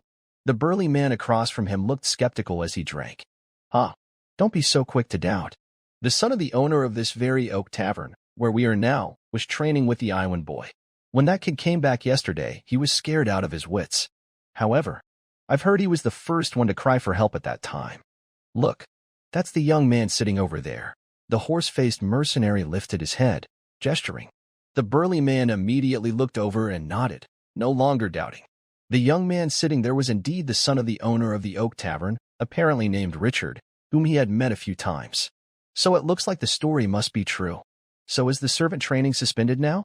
Of course, the training's been put on hold ever since the incident. The horse-faced mercenary gulped down half a glass of rye beer and belched contentedly. Poison Blade quickly learned that the servant training the target was attending had been suspended. In that case, there's no need to carry out my original plan of sneaking into the Habsburg Manor. The most difficult part of the mission was unexpectedly avoided. This brought a slight smile to Poison Blade's face. The reduction in mission difficulty was certainly good news. Now, all he had to do was lie in wait on the target's journey home and kill him. Strength slightly better than that of a militia. Meanwhile, inside Lord Hamilton's office at the Flashgold Town Government Hall, Wayluin and Rain sat in front of Hamilton's desk, reporting on the situation of their trip. So, the number of fishmen greatly exceeded expectations this time? Hamilton's brows furrowed slightly, but the next second they relaxed. The scout report was flawed, but you still completed the mission very well. Good job, really excellent work. Hamilton looked at Wayluin and Rain appreciatively. Pairing the two of them together seemed to be quite a good idea after all. Rain grew strong very quickly, capable of taking on hard bones, but he lacked experience. Wayluin, on the other hand, was seasoned and slick, but his strength was average. When facing enemies with stronger capabilities, he was at a complete loss. The two complemented each other perfectly. At that moment, Wayloin gave Rain a glance and continued his report to Hamilton with a solemn face. My lord, after we eradicated that small evil fin fishman tribe, we also discovered ogre footprints nearby. What? You found traces of an ogre? How many? Hamilton asked in surprise, his hands propping up the mahogany desk as he immediately stood up. Yes, Lord Hamilton. Near the fishman camp, we found huge footprints left by an ogre. After an initial survey, they appear to belong to the same ogre. That means we can confirm the presence of at least one ogre. But as for whether there are any other ogres, we are not sure. Perhaps worried about misleading his superior's judgment, Captain Wayloin spoke very cautiously about this matter. Good, it's right to be cautious. Ogres are not something you can handle, Hamilton replied, regaining his composure and slowly sitting down again. It seems that we need to report this matter to the county town. I'm still recovering from my injuries. If an ogre attack like the one in Alborough Town occurs, that would be terrible. After pondering for a moment, Hamilton picked up a quill pen and began writing swiftly on a piece of paper. Once he finished, he sealed it in an envelope. Hamilton then took out a red granule the size of a fingernail from a drawer, placed it on the seal of the envelope, and pressed down hard with his left fist. After Hamilton lifted his hand, the red granule had been flattened, revealing the embossed image of a mounted night watchman holding a torch on the wax seal. It was then that Rain noticed Hamilton's ring on his left was a seal ring, with an indented surface bearing a special pattern or text representing its owner. After completing these actions, Hamilton rang a delicate copper bell on the desk. Ding-a-ling-a-ling. A young man dressed as a guard walked in and bowed slightly. Lord Hamilton, what are your commands? Hudson, you must go to the county town immediately and deliver this letter to Viscount Hamadi, the sheriff there. Do not delay on this matter. Go now.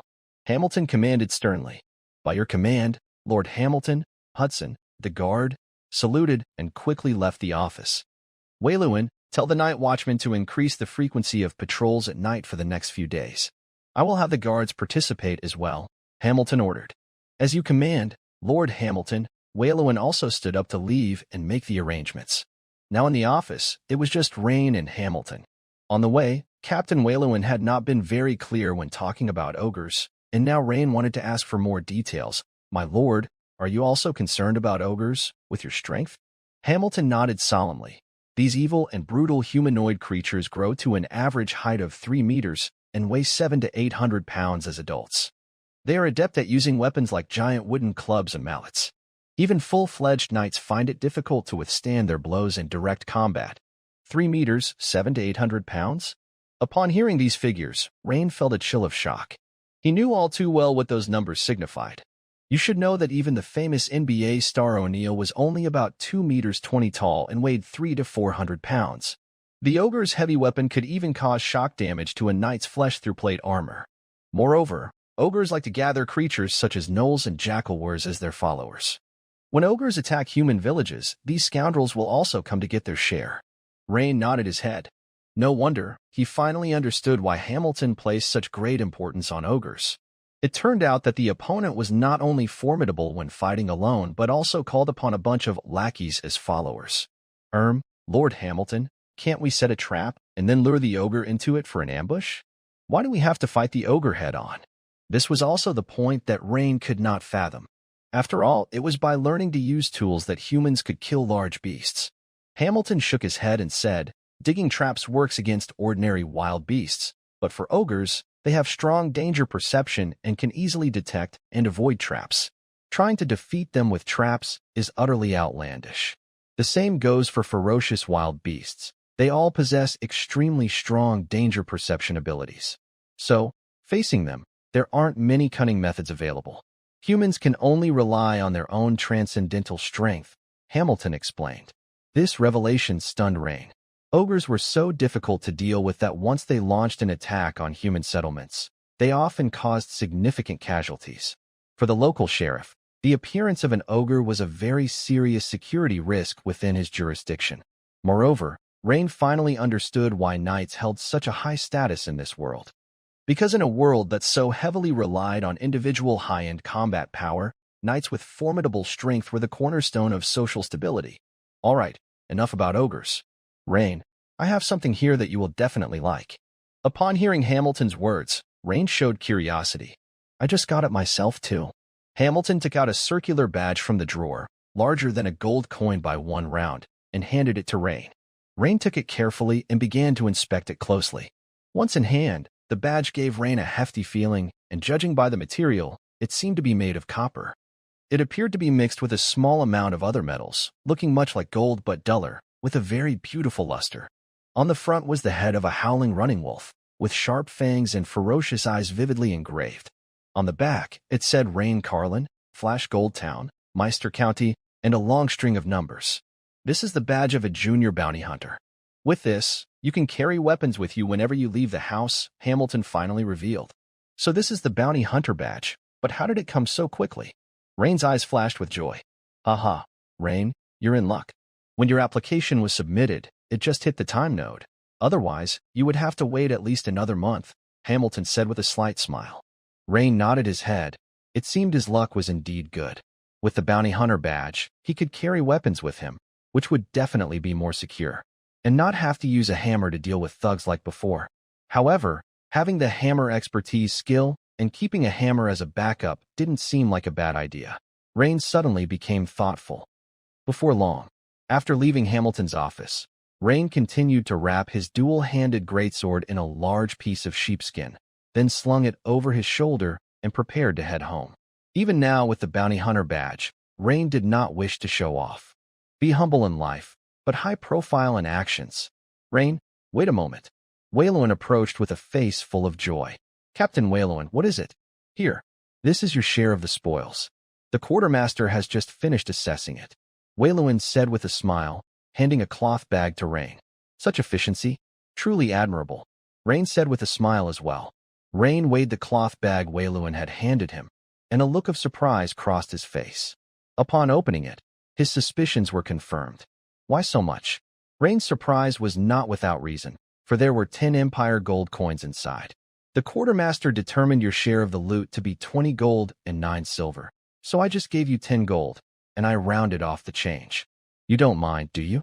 Captain Wayloin said with a beaming smile. Of course not. No. I mean, it seems like too much for me. Rain earnestly said. You deserve it. Now you go on home. I have to find the others and distribute the money. Wayloin patted Rain's shoulder, not giving him a chance to refuse any longer. Thank you, Captain Wayloin. Goodbye. After watching Wayloin leave, Rain joyfully tucked the money pouch carefully into his chest to keep it safe. At that moment, his hand brushed against that peculiar ore. How about taking a detour to the blacksmith shop now and ask Boris what kind of ore this actually is? Forget it. I should just go home first. It's not urgent at this moment. Rain looked up at the ever-darkening sky and abandoned his plan of going to the blacksmith, heading directly towards his home instead. By now, Poison Dagger had already arrived near Rain's home, completed the survey of the terrain, and confirmed through observation that Rain had not yet returned home.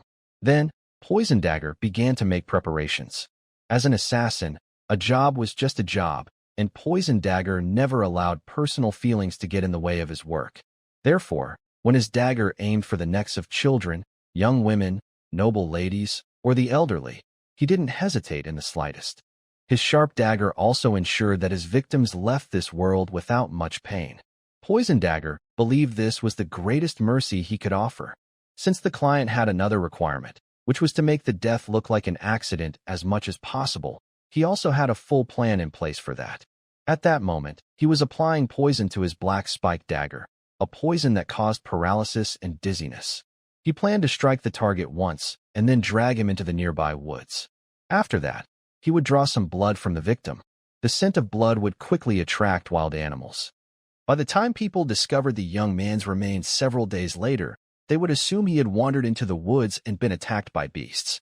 It seemed not quite perfect, but the money given by the client was only enough for him to do so much. Poison Dagger didn't plan on putting in any more effort.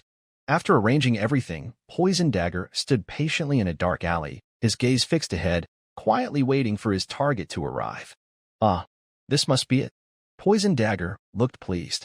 Once he had seen a person's portrait, he almost never made a mistake. He was confident that the young man approaching from afar was Rain, his target for the assassination. Therefore, he stepped briskly out of the alley and walked towards Rain. Under the cloak of night, Rain, delighted, was carrying a sheepskin-wrapped greatsword and walking towards his home. At that moment, an ordinary-looking middle-aged man in black approached him with a smile and asked, "Hello, could you tell me how to get to the Oak Tree Tavern in Flash Gold Town?" "The Oak Tree Tavern? That's the Brow family's place." Just as Rain was about to turn around to point out the direction, a sudden alarm went off in his mind. A streak of black light, fast as lightning, was rushing towards him. In the blink of an eye, Rain twisted his body with all his might, gripping the dual-handed greatsword with both hands, and from top to bottom, he swung with all his strength, delivering a furious slash. Almost simultaneously, a streak of black light flashed by, and Rain felt a slight pain in his right rib. Just flew up. It was the first time Rain had missed. His strike, the furious slash, had not hit the target. The dual-handed greatsword heavily fell on the ground. "It's a dagger. Assassin." Rain instantly realized that this strange middle-aged man in black was most likely an assassin. No wonder he moved so fast, dodging his counterattack in an instant. Suddenly, the black light struck again. Defensive stance. Instinctively, Rain used the only defensive sword technique from the giant bear sword technique, designed to counter high-speed moving enemies. He raised the fine steel greatsword vertically, blocking the path of the attacker's black light. Clang! The assassin's dagger struck the broad blade of the dual-handed greatsword, to no effect. However, the force of the rebound caused a slight delay in the assassin's movement. Good opportunity. Rain kicked powerfully at the wide back ridge of his sword, and the tip suddenly kicked up a large cloud of dust, covering the assassin's whole body like a torrential downpour, forcing him to raise his hands to shield himself. Blacksmith strength. Whirlwind slash. As the assassin lifted his arms to protect his eyes and retreated swiftly, Rain swung the dual-handed greatsword around in a semicircular area, attacked the whirlwind slash. This sword technique, which Rain had often used while clearing out murlocs, proved exceptionally swift and devastating. The 1.5-meter-long dual-handed greatsword traced a beautiful, bright, semicircular arc. With Rain's reach combined with the length of the greatsword, the assassin, although retreating at high speed, really couldn't avoid it. He was still half a meter short of escaping the reach of the greatsword.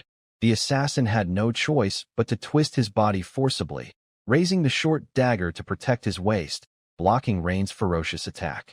It must be said that the assassin's close combat skills were extremely strong, as he managed to adopt a defensive posture mid-air to avoid being bisected by Rain's dual-handed greatsword. Clang! But tragedy still struck. The ferocious dual-handed greatsword struck heavily on the small dagger, especially since the assassin had underestimated Rain's explosive strength. Under the berserk force of 16 points of strength, the assassin was bent over like a straw. His whole body was violently smashed. Then, like a cannonball, he was severely hacked into the woods by the roadside. Pooh! The assassin heavily collided against a large tree, hugged by one person, and violently spat out a mouthful of fresh blood.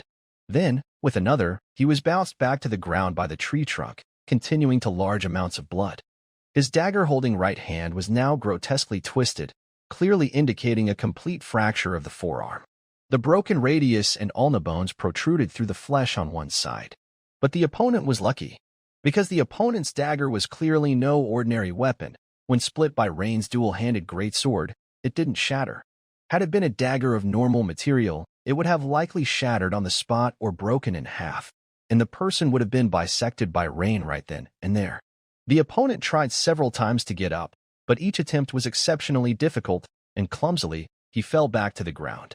Rain's recent whirlwind slash not only broke the opponent's arm but also left his ribs and organs in a complete mess. A normal person would have been dead by now. Only a well-trained assassin with strong vitality like this could survive. As Rain rapidly approached, the assassin's eyes revealed despair. Who said the guy was just a farmer's son with a bit of talent in swordsmanship, slightly stronger than a militiaman? The strength of that last strike exceeded that of an average third-level knight attendant. We up this time. A combatant comparable to a qualified knight was written off as just a bit stronger than a militiaman. The guy who did the intel. Unfortunately, Rain could not hear Poison Blade's internal monologue, or else Rain would have touched his nose and told Poison Blade that he was wrongly blaming others because the intelligence was essentially correct, because Poison Blade had indeed overestimated Rain. Without the enhancement from the skill blacksmith strength, Rain's power would diminish significantly, at best, he would be at the level of a first-level night attendant. So, the intelligence indicating that Rain's strength was militiaman plus was actually quite accurate, slightly flawed but not wrong. But Rain's skill blacksmith strength LV3 was too abnormal, boosting his strength by 60% in an instant, turning the kitten into a tiger. This kind of discrepancy would be unbearable for anyone. Additionally, a fresh trick works wonders everywhere. As for the other moves of the giant bear sword technique, Rain might not be so proficient and swift, but he was familiar with the whirlwind slash. Having swept through a day-long fisherman camp, Rain had been mostly practicing this very move. The abnormal skill blacksmith strength LV3 paired with the fresh move whirlwind slash had almost caused poison blade's intestines to spill out. Just when Rain was about to approach quickly and press the opponent for information, the black-clad assassin lying on the ground looked up at Rain defiantly with a hint of resolve in his eyes, and the next second, his mouth overflowed with a lot of black blood. Not good. Rain rushed forward, but it was already too late. The assassin had actually committed suicide. Such a professional assassin? Rain quickly recalled everyone he had offended. The first was Bushy Brows, but from his last hiring of the likes of Drunk Jack and only asking him to break Rain's hand, it seemed unlikely that this fierce and ruthless professional assassin was hired by him. Firstly, the style did not match. The level of Bushy Brows' hatred for him did not reach such an extent. Secondly, the cost of hiring such a professional assassin was likely beyond what a teenager could afford. Could it be? Was it because of killing Blackbeard, and Boss Cole of the Hyena gang found out? Rain murmured. Or was it because I accidentally got involved in the succession disputes of Count Habs? These were the only two possibilities so far. Rain thought it through and felt that whether it was the Hyena gang or Count Hab's successors, both had the motive and means to hire an assassin. Strength. I still need to enhance my strength. Rain once again felt a strong sense of urgency in his heart. This time, if it weren't for his danger perception skill and the fact that the opponent's strength was within his capability to handle, he could have turned the tables against the wind. Otherwise, he would really have been done for. As Rain was about to go forward and collect the spoils of war, the next second, he suddenly felt a slight dizziness in his head. He sharply looked down, and only then did Rain notice the light cut below his right rib. Although it bled little and the cut was shallow, the burst skin felt utterly numb. This made him realize at once. They used poison. Rain's complexion changed, but upon closer consideration, he was not very panicked in his heart. For the color of the wound did not darken or show any other reaction, suggesting that the poison was not very potent. Moreover, he had always kept one attribute point in reserve. Exactly for times like this. Without delay, Rain added this one attribute point to his constitution. Instantly, a warm current surged from his heart, filling Rain with new strength and erasing the dizziness he had just experienced. This immediately brought a sense of stability to Rain's mind. However, the sensation in the area of the wound had not returned, indicating that the poison was still present. It seemed that adding the point was more like refreshing the state of his body, but the poison in the wound was still threading its way deeper into his system. Rain immediately seized the time to move forward, first lifting the corpse of the assassin with the tip of his sword to confirm that the man had indeed ceased breathing. Then he quickly began to search the body. Generally speaking, since the assassin had used poison, he must have carried both poison and antidote on him, though of course, there might not be an antidote for the specific poison that had just affected Rain. But it was likely that the assassin had the same poison. Therefore, if Rain could find the poison that had affected him on the assassin's body, he might be able to understand what poison it was, which would make it much easier to deal with afterward. A few seconds later, Rain was dumbfounded. He saw that in the assassin's belt pouch, he had turned up 7 or 8 bottles and jars of different colors, but the problem was, none of these bottles and jars bore any labels. It appeared that the assassin relied on differences such as color and the shape of the bottle to remember which kind of poison or antidote was inside each one. After a moment of thought, Rain seemed to come up with an idea. Immediately, Rain no longer took the time to look closely, but dragged the assassin's body behind a large rock and took all the bottles, jars, dagger, and the money pouch, and hurried towards the town. Turning left and right, Rain quickly arrived at the door of a shop marked with the signs of herbs and reagents. The shop was named Abel's Pharmacy. The owner of the pharmacy was named Abel, a middle-aged man around 40, tall and thin, who was usually silent and hardly appeared in front of the townsfolk, spending his time alone fiddling with his concoctions in the pharmacy. At first, the townspeople called him Oddball Abel. But later on, as the residents of Flash Gold Town gradually realized that the potions Abel crafted were more effective than those from other places and were also slightly cheaper than similar potions on the market, their perception of him improved markedly. No longer did they refer to him as Oddball Abel. Instead, they respectfully called him Pharmacist Abel or Mr. Abel. Additionally, there was a curious incident to mention. Ever since Abel demonstrated his extraordinary knowledge in potion making, Molly, the 18 or 19-year-old beautiful daughter of the tailor shop owner next to the pharmacy, began to fall in love with Abel, the nearly 40-year-old bachelor. This matter initially astonished the people of Flash Gold Town, but upon further reflection, they realized that apart from immersing himself in potion research, Abel had no vices such as gambling or drinking and seemed to be indeed a fine man for fostering a family. The residents who came to this understanding envied Molly for her discernment, and the couple has now been married for half a year. Rain had come here not to buy potions but to seek the help of Abel, proficient in potion studies, to identify which bottle contained the correct antidote. After all, professional matters should be left to professionals. As for what Abel might perceive, at a time like this, who would care about such a thing? Preserving one's life was of the utmost importance. Moreover, since Abel was always reserved and hardly spoke, Rain wasn't too worried that this apothecary would spread rumors about him. When Rain reached Abel's pharmacy, that sensation of dizziness had started to bother him again. However, it did seem a bit better than just now. He didn't know whether it was because his constitution had grown stronger, or because the potency of the poison had started to wane. It seemed that adding attribute points could only restore all of his physical energy, but it couldn't dispel this adverse condition. He still needed an antidote. As he walked into the pharmacy, the owner Abel was not there. Instead, his newlywed wife Molly sat behind the counter. Rain was well aware that the expertise in potions lay with Abel, not with the woman in front of him. In fact, this young bride only knew the names and prices of each potion. Rain hesitated for a moment, then quickly stepped forward and asked, "Molly, is Mr. Abel here?" "Oh, if it isn't little Rain, you've grown taller and even more handsome." As for Abel, the new marshal has called for him. He should be over at the town administrative office. "What's the matter? Do you need something?" Molly said with a smile, standing up to greet Rain. Both having grown up in Flash Gold Town, Molly and Rain had known each other for a long time. Just a small issue." "The marshal? Then I'll go find Mr. Abel at the town administrative office." "Goodbye, Molly." Rain waved his hand and quickly left the pharmacy, heading towards the administrative office. "Hey, Rain, you could wait." Molly shook her head as she watched Rain hurry away, unable to understand why he was in such a rush. Soon, Rain arrived at the town administrative office, and after asking the guards, he quickly found out the answer. Indeed, Molly was right. Abel was here, currently in Hamilton's office. Knock, knock, knock. "Come in." So, before long, Rain was back in Hamilton's office again. Upon entering the office, he saw Abel, clad in a black robe, standing next to Hamilton, apparently examining the knight's injuries. This caused Rain to pause for a moment, but then a slight smile appeared on his face. This just proved that Abel's medical skills were very high, since even the injuries of an official knight like Hamilton were being treated by him. Rain thought confidently that the poison afflicting his own body would be no trouble at all.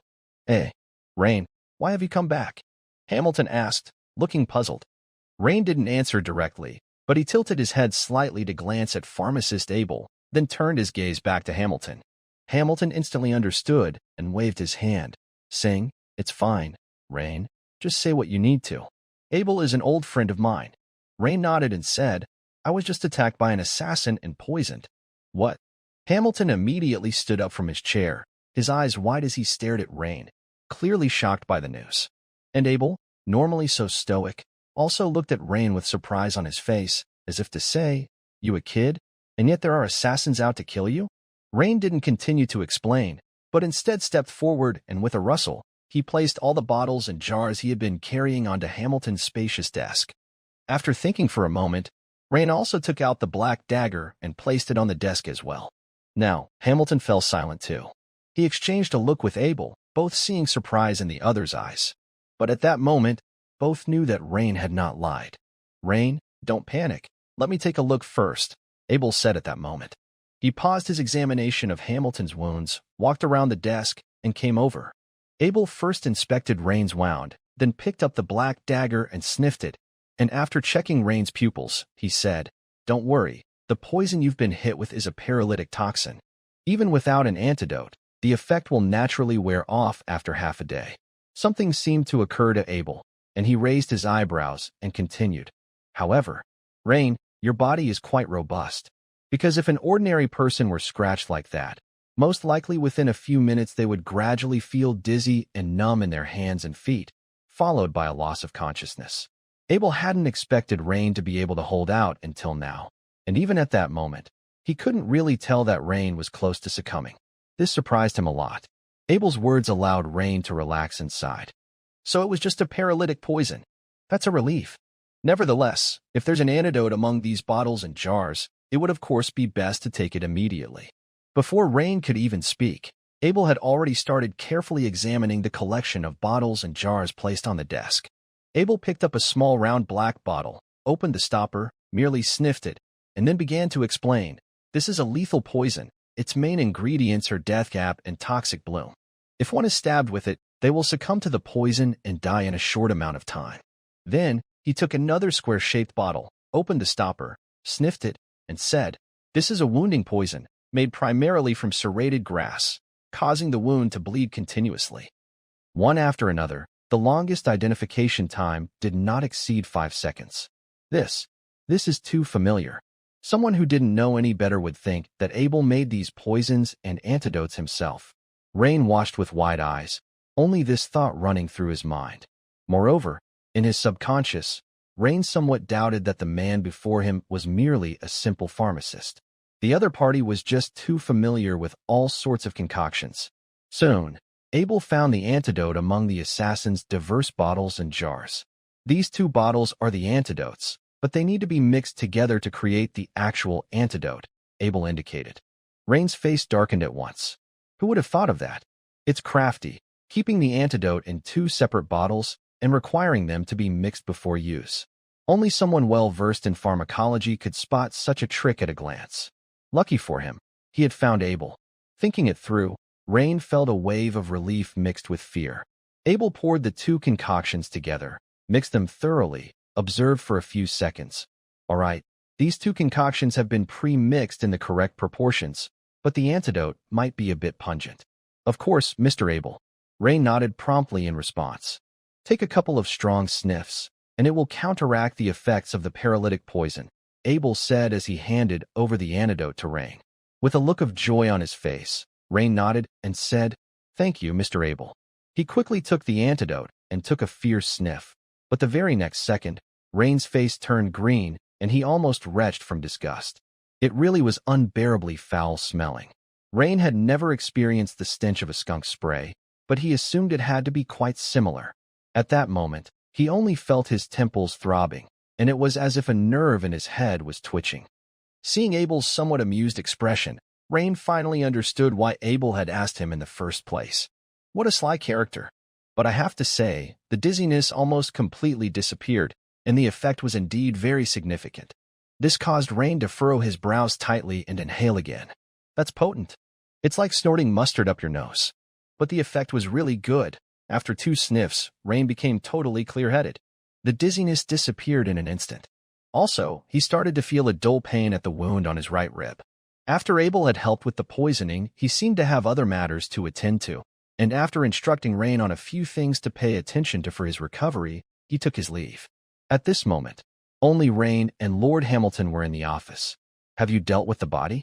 Lord Hamilton asked proactively. Not yet.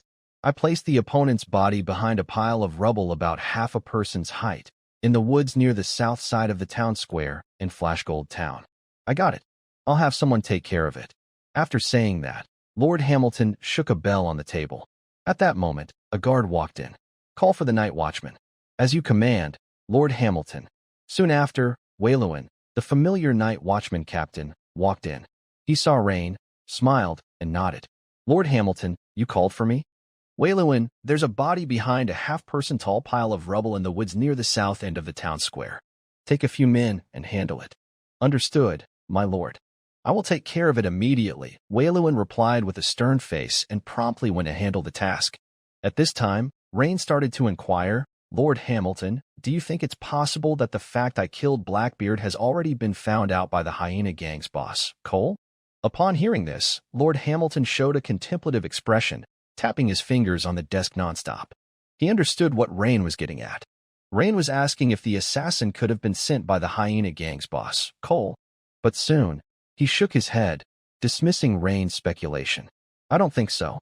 If the Hyena Gang wanted to target you, they would definitely send core members of their gang to Flashgold Town, not the kind who hires assassins. Rain, tell me about the assassin you encountered. What did he look like, his combat skills, or any distinctive features?" Rain did not hold back. He gave a rather complete account of his encounter with the assassin to Lord Hamilton. Afterwards, he particularly emphasized the assassin's fighting style and the fact that he took poison to commit suicide at the end. With hardly any hesitation, Lord Hamilton stated confidently, "Such a professional killer is either from organizations like the Shadow Stingers or raised by major nobles or groups. The Hyena Gang is far from a major organization. To hire an assassin from organizations like the Shadow Stingers would cost a substantial amount. King of Dogs Cole is notoriously miserly.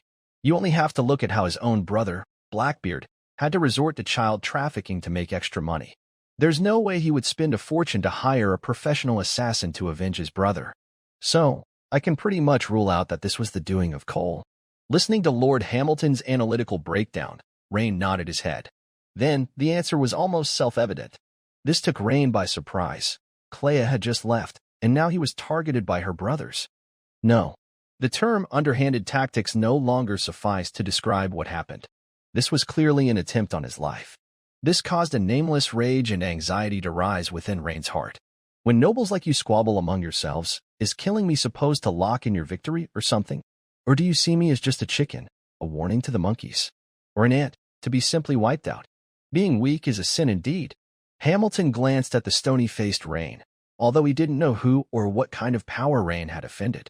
One thing he was curious about, however, was why Rain didn't go to his teacher, Perez, for guidance. Maybe it was because he was his superior? "Rain, don't be in a hurry to retaliate when your own strength is still relatively weak. There will naturally be opportunities after you've grown stronger," he advised. Rain nodded, his expression clearing slightly. He too wanted revenge without delay, to just go out and slaughter whoever was behind this. But alas, his strength did not permit it. So, he could only inspire himself with the thought that a gentleman's revenge is not too late even after 10 years. But 10 years is too long. Seize the day, that's the spirit of us young people. With that in mind, Rain looked up and asked, "Lord Hamilton, do you have any good methods for dealing with assassination attempts?" Clearly, if the other person didn't succeed this time, based on what Rain understood about the nature of nobles, there would likely be a next time. Hamilton furrowed his brow slightly, thought for a moment, and said, "Besides increasing your own strength, strengthening your defenses might be a good way to deal with assassins. Right, I have a suit of board armor here that you might find useful." "Board armor?" Rain looked puzzled. Hamilton then stood up and gestured for Rain to follow as they went to the small compartment behind his office. Aside from the rack of swords, there was also a large clothes rack against the wall in the compartment. During Rain's last visit, he had been so drawn to the various longswords on the sword rack that he had completely ignored it. Hamilton took down a waistcoat that appeared to be made of cotton and handed it to Rain. As soon as Rain took it in hand, he was slightly surprised by the weight. He hefted it and found the cotton waistcoat to be quite heavy, weighing about 20 to 30 pounds, obviously concealing a secret.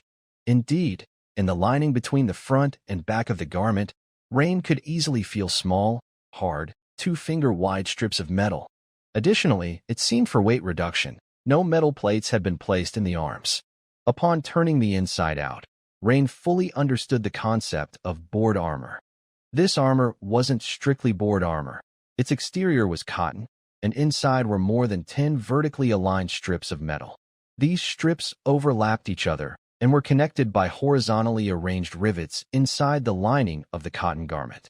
So, from the outside, it looked no different from an ordinary cotton waistcoat, but in essence, it was completely different. With this board armor, defending against ordinary assassination attempts will be somewhat easier. Hamilton motioned for Rain to put it on. Once Rain had donned the heavy board armor, his sense of security increased substantially. If he encountered an assassin like the last time, who aimed a dagger at his chest or abdomen, Rain felt almost confident to take the hit and then retaliate with a fierce move. Regarding the cost of this board armor, Lord Hamilton, I only have 18 Imperial gold coins on hand. I will make up the rest to you later, Rain said as he took a small cloth bag out of his and handed it to Hamilton. It was the assassin's money pouch.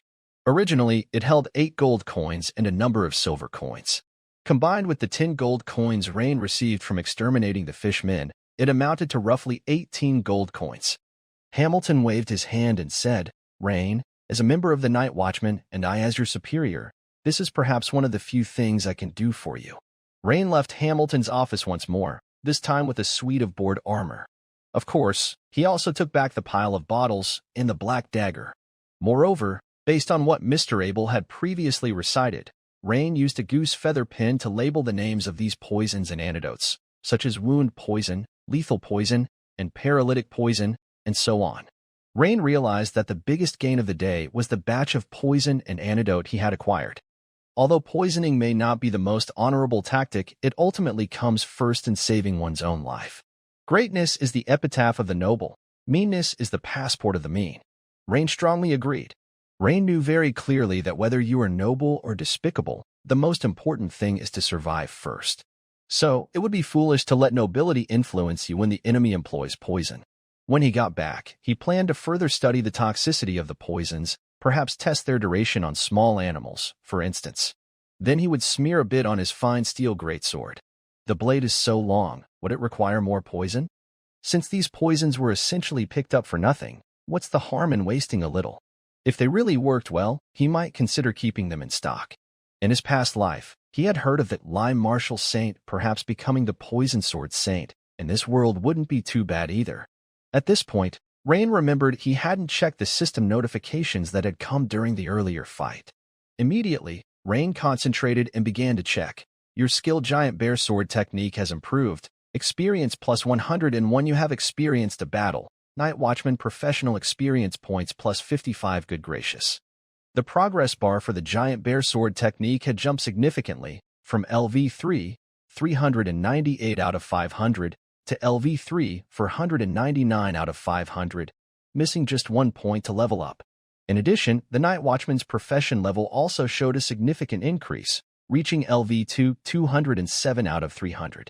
After a moment's thought, Rain stepped into a secluded area of the woods and began to practice the giant bear sword technique with swift swish-swish motions. Shortly after, a smile appeared on Rain's face. System notifications arrived. You have trained in the giant bear sword technique, and your comprehension has improved. Your skill giant bear sword technique has improved. Experience plus 1 instantly. The giant bear sword technique advanced from LV3, 499 out of 500, to LV4, 0 out of 1000. Pieces of fragmented giant bear sword technique training memories began to flood into Rain's mind. He quickly absorbed and mastered these memories, embedding them into his muscle memory.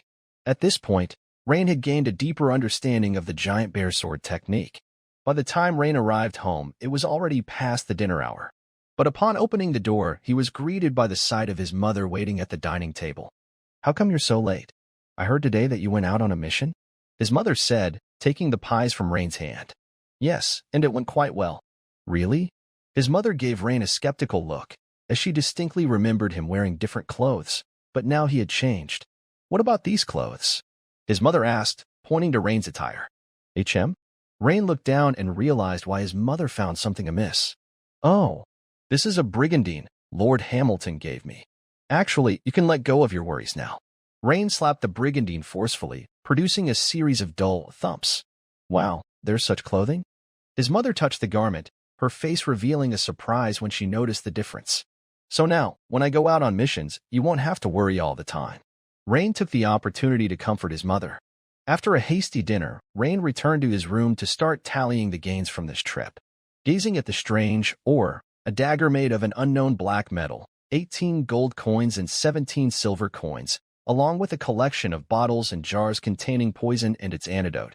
Rain pondered for a moment before deciding to put away the gold coins and silver coins first. Then, he sorted the poisons and antidotes, placing them in a wooden box which he hid under his bed. As for the curious piece of ore, Rain picked it up, weighed it in his hand, and planned to consult with the blacksmith Boris about it the next day. Worried that blacksmith Boris might covet it? As if the greatsword were just for show. Rain had no concerns about this at all. Finally, he picked up the black dagger, plucked a strand of hair, and placed it upon the blade. With a jingle, the hair was instantly split in two by the edge of the dagger. Hiss! Sharp enough to cut hair. After thinking it over, Rain decided to carry the dagger with him for self-defense, as the dual-handed greatsword was sometimes too conspicuous and not always convenient in certain situations. Having dealt with the spoils of battle, Rain turned his attention to the panel. Name: Rain Carlin. Profession: Blacksmith. LV1, 52 out of 100. Out of Night Watchman. LV2, 207 out of 300. Constitution: 9 Strength, 10 Agility, 9 Spirit, 11 remaining attribute points. 0 remaining skill points. 0 The Blacksmith. Strength. LV3, Hammer Mastery. LV1, Danger Perception. LV1, Giant Bear Sword Technique. LV4, 0 out of 1000. The one attribute point he had held in reserve was gone. This disappointed Rain a bit. He no longer had that trump card for a turnaround. However, I'm over halfway to the next level of the blacksmith profession and nearly 2/3 through the night watchman level. If I really buckle down these next couple of days and focus on improving one aspect, I will again have an attribute point to use. It's no big deal.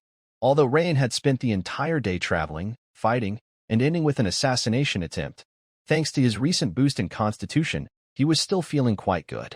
Therefore, Rain decided to go ahead with his practice of the giant bear breathing technique as usual. Diligence leads to excellence, play leads to ruin. However, when Rain started practicing the second movement of the giant bear breathing technique today, he noticed a significant difference. The second movement, resembling a Russian kettlebell swing, had become increasingly easy for him to perform as his strength rapidly grew, but he still hadn't managed to sustain it for half an hour or more. He had improved from the initial 5 minutes to 18 minutes just a couple of days ago. Yet today, Rain persevered for a whole 27 minutes straight.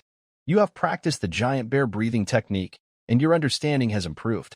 Your skill giant bear breathing technique has improved. Experience +2. Your skill giant bear breathing technique has improved. Experience +2. This was getting very close to the 30-minute mark. It also meant that Rain was soon going to be able to practice the third part of the giant bear breathing technique. This realization filled Rain with excitement. He also noticed that the rate at which he was gaining experience for the giant bear breathing technique seemed to be increasing according to the system notifications. In 1 hour, he had gained a total of 26 experience points, advancing the giant bear breathing technique to LV2, 77 out of 300. Of course, there was a daily limit to how long one could practice breathing techniques. With Rain's current physical condition, 1 hour was nearly the limit. To do more would be to damage his body and overdraw on his potential. The quicker experience gain made Rain reflective. Could it be that the improvement in both my constitution and strength is causing the breathing technique practice to yield significant progress? The increase in strength before made it easier for me to perform the second form, and now the further improvement of my constitution has enhanced my endurance, Rain Carlin noted. The training of the giant bear breathing technique enhanced constitution and strength, and in turn, the increase in these attributes facilitated the progress of the technique itself. They complemented each other perfectly. Rain Carlin nodded. Right, that seems to be the case, he agreed. The next morning, Rain arrived early at the blacksmith shop in the small town. Rain, you're here. The blacksmith Boris greeted him with a smile. What do you plan to learn today? Or are you going to forge some horseshoes again? Not in a hurry. Uncle Boris, I came to ask you something. Rain looked around, turned his back to the other apprentices, and pulled out the strange mineral that emitted a blurred, soft light from his chest. Blacksmith Boris's eyes immediately bulged. The next second, he snapped back to reality, glanced around quickly, and then grabbed Rain, pulling him into the storeroom behind the blacksmith shop. He asked, impatient and eager, "This is glowstone. Rain, how did you find such a rare mineral?" Glowstone? Rain showed a puzzled face. It was the first time he had heard this name. However, it seemed Boris recognized this mineral. It looked like he had come to the right person. Yes, glowstone, very precious. Uncle Boris, is it even more valuable than your star iron? Rain inquired. Exactly, several times more valuable than star iron. Boris confirmed, nodding emphatically. This immediately filled Rain with elation. Setting aside its use, such a small piece was actually worth dozens of Empire gold coins. Even before Rain could ask about its use, Boris had already started to explain non-stop.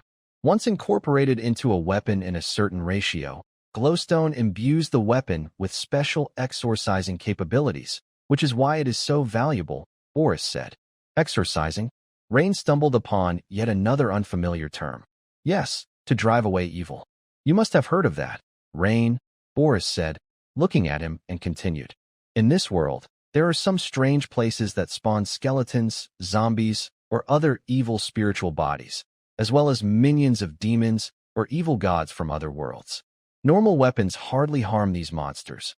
Only special weapons can do the job. And weapons mixed with glowstone, called glowstone weapons, can inflict significant damage on those evil beings when swinging. Now it made sense. Rain suddenly realized. But Uncle Boris, how come I've never encountered any of these evils? Rain couldn't help but ask curiously. Boris rolled his eyes and replied, of course there isn't any near Flashgold Town.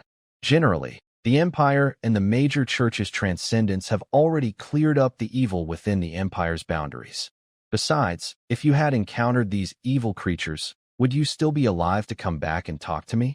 However, there have been rumors lately of cultists conducting blood sacrifices, so it's not impossible that some evil has popped up in our county town. You never know, you never know. Boris shook his head. Since there was a special effect of driving away evil, Rain naturally wanted to infuse his great sword with this glowstone. Uncle Boris, could you incorporate this glowstone into a dual-handed greatsword? Rain asked hopefully. That's not that I'm unwilling, but my forging skills simply aren't up to the task, Boris said. Also, melting glowstone requires a higher temperature than melting iron ore, and our forge isn't hot enough. If you want to fuse the glowstone into a greatsword, you'll have to go to the county town, Boris suggested. Only the advanced blacksmith shops there have blast furnaces, and there are skillful swordsmiths who can help you infuse the glowstone into a dual-handed greatsword. County town? Huh?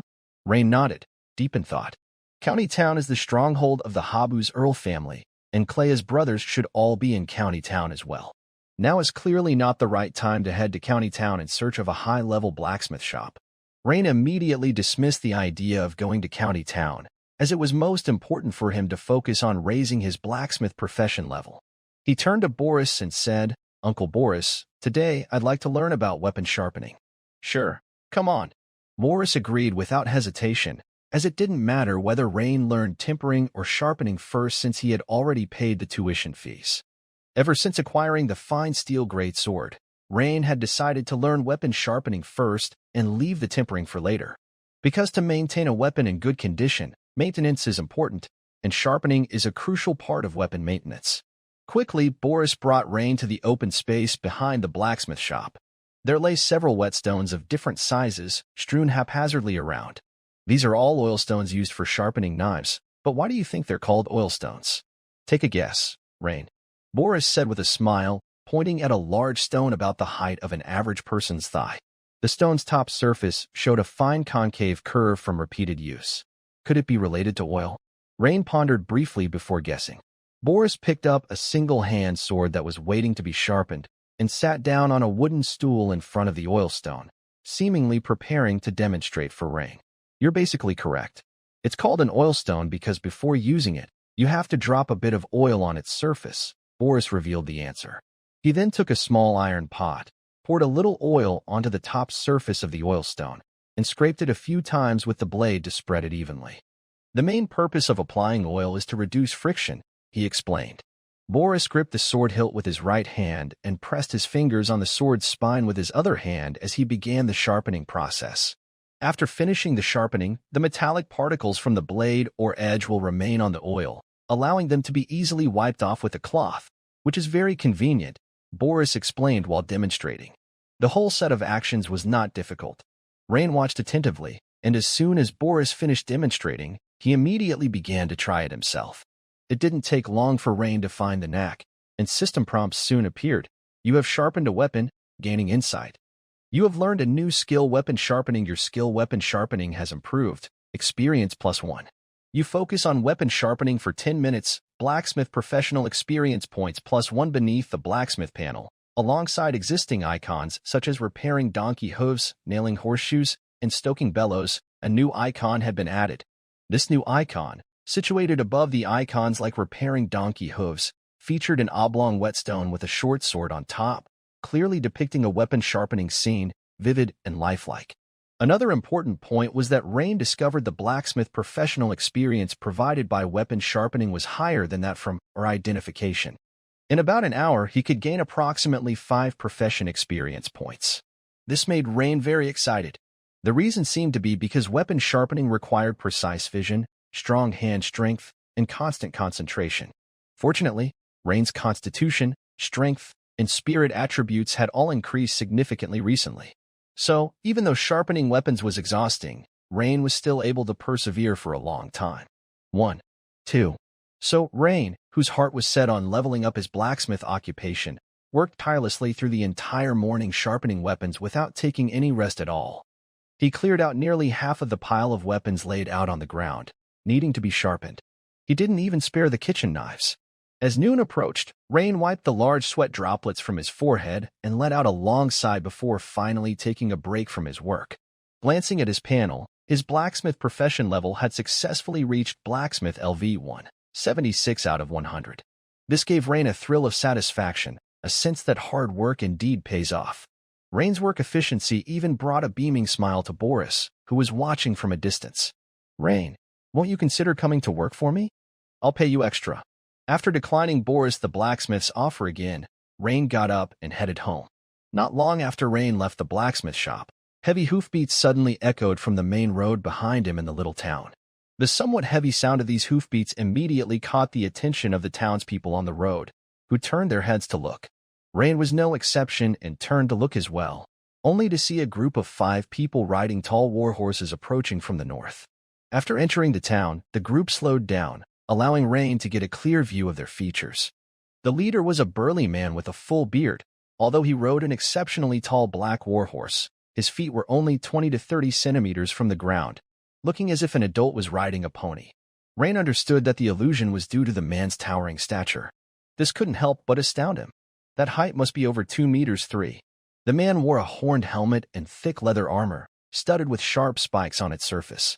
Besides his shoulders and torso, his limbs were mostly exposed, apparently to maintain flexibility during combat. His arm muscles bulged, and the muscles on his thighs were terrifying, each like protruding rocks, a clear indication that he was a fierce warrior of strength. The most eye-catching feature was the huge single-bladed axes hanging on either side of his horse, one on each side. As the group drew closer, the town's residents stepped aside, looking at them with a mix of awe and reverence. And Rain was in the perfect position to notice further details about them.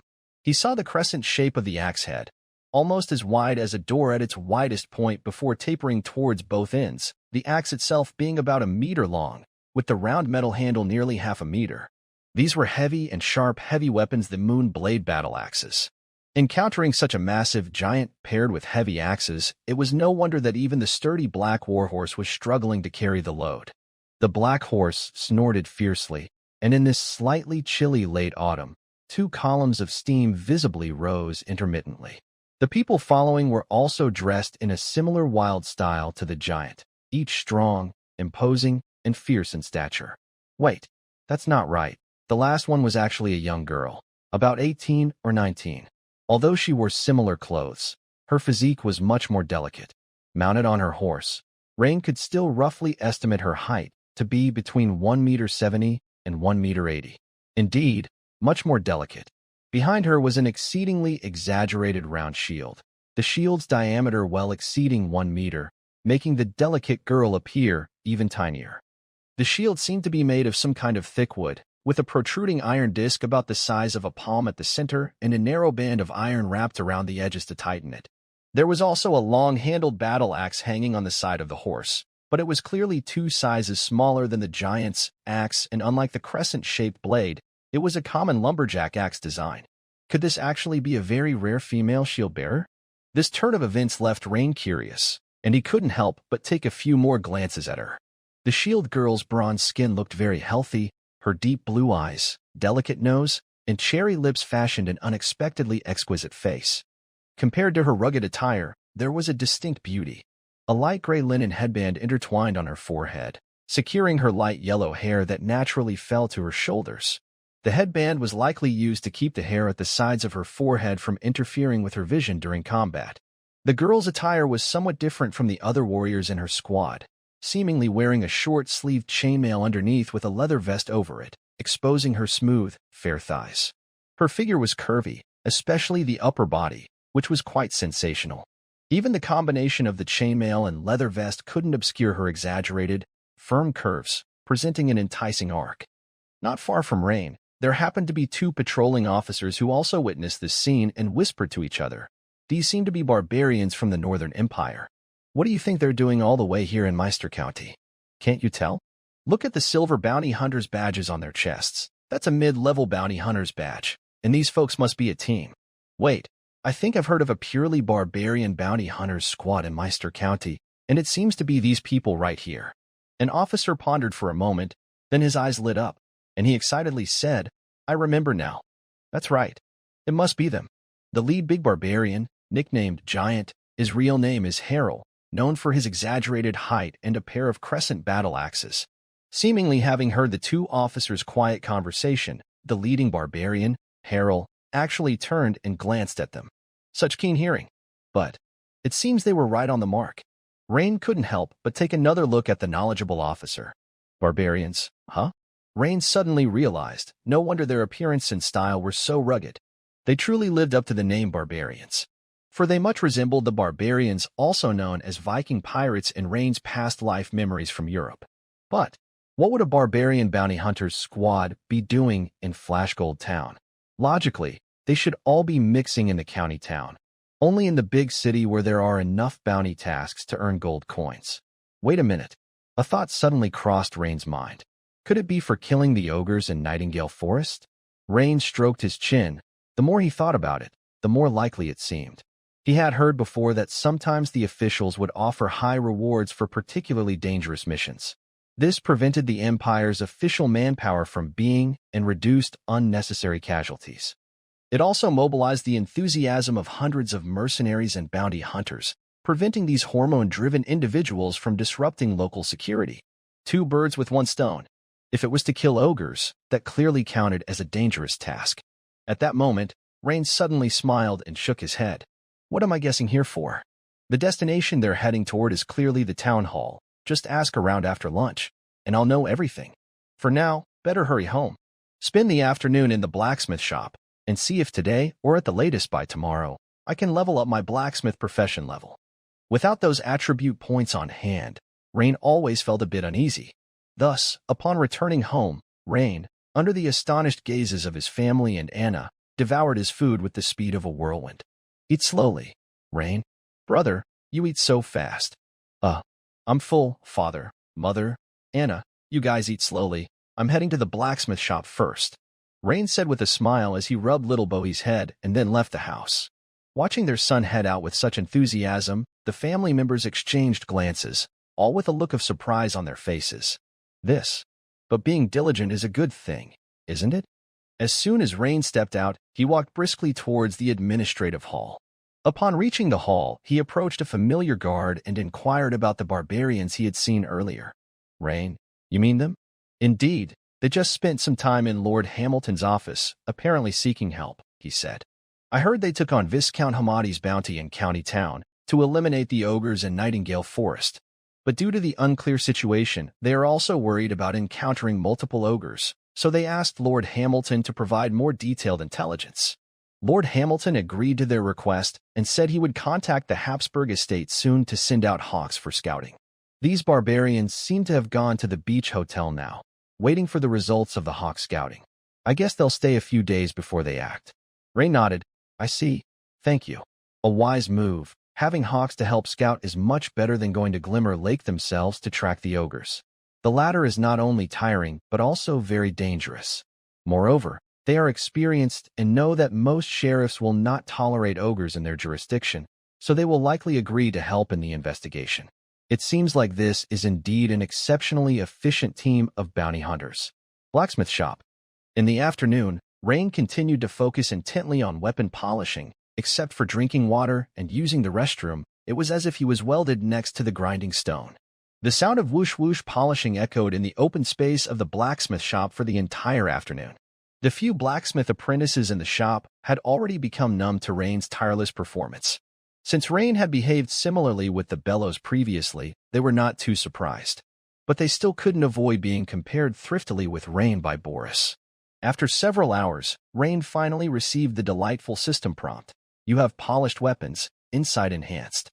Your weapon polishing skill has improved, experience +1.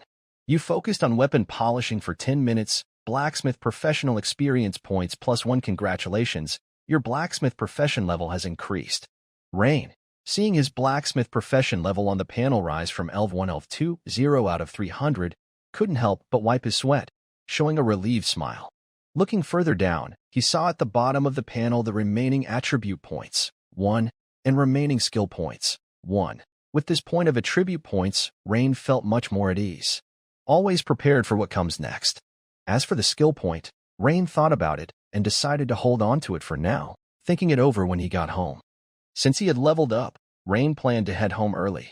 It was now early evening, about half an hour earlier than he had anticipated. In high spirits, Rain took a detour to the pie shop and bought Bohi her favorite meat pie. As Rain was walking home with the pie, he saw a group of rough-looking, tattooed strongmen carrying clubs and leading 4 or 5 shiny-coated, spotted dogs, hurriedly walking down the street. The pedestrians nearby, seeing them, quickly dodged to avoid any trouble. One of the leaders, a bald strongman, took out a piece of clothing and let the spotted dogs sniff it again, and soon the dogs started sniffing around as they walked, unknowingly heading in the direction of Rain's home. Upon seeing that group of people, Rain's heart immediately clenched. He instantly dashed into a nearby alley, watching intently. These mangy, spotted dogs looked quite different from regular dogs. That's why Rain immediately thought of the hyena gang that Hamilton had mentioned. With their somewhat rounded, large ears, bodies covered in splotches of various sizes, a row of narrow mane running from the back of the head down the spine, and the extra protruded upper and lower jaws and canines, they looked to have an extremely strong bite. Enough to be intimidating. As the group moved on, Rain, who followed them all the way, increasingly felt something was amiss. These directions clearly led to his home. Could it be that the hyena gang has finally realized Blackbeard and Scarface are missing and came knocking?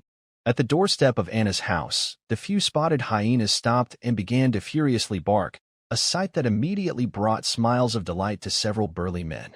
A bald, burly man, together with 4 or 5 of his men, surveyed the house, muttering amongst themselves. Although a distance away, Rain, whose physical abilities had significantly improved, could hear their conversation clearly. This should be the last place Blackbeard was seen. Boss, why don't we storm in? Are you an idiot? With so many people around, do you want to get caught by the sheriff? We'll sneak in. Once it's dark, scolded the bald, burly man as he smacked his subordinate on the head. You all go ask around. Whose house is this? Okay, boss. Suddenly, the bald man's underlings dispersed, asking the passers-by questions.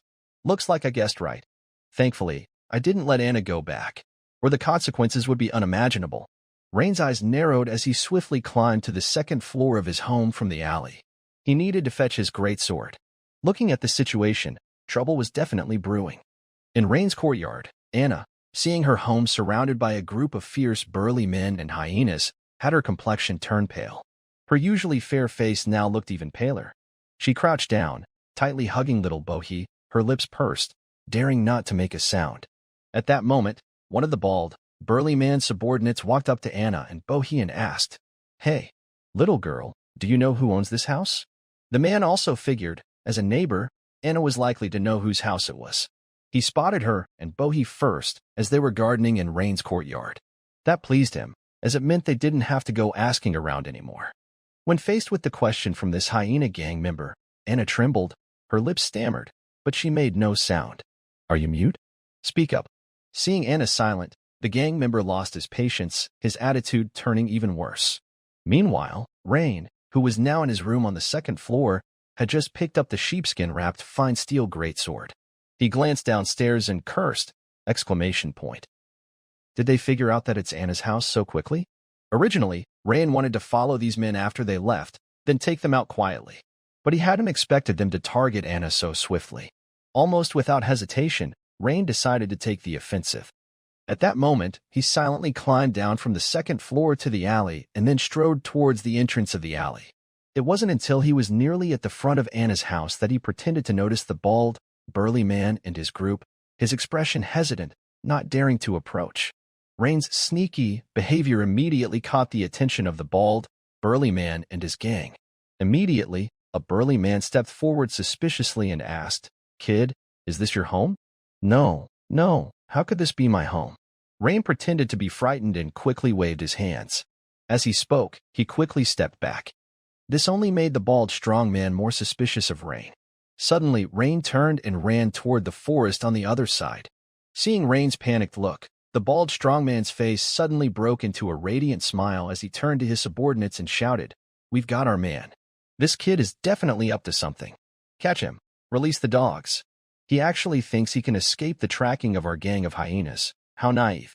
Several gang members joked as they released their tightly held leashes. 4 or 5 spotted hyenas, like unleashed wild horses, followed behind Rain, barking wildly as they speedily gave chase.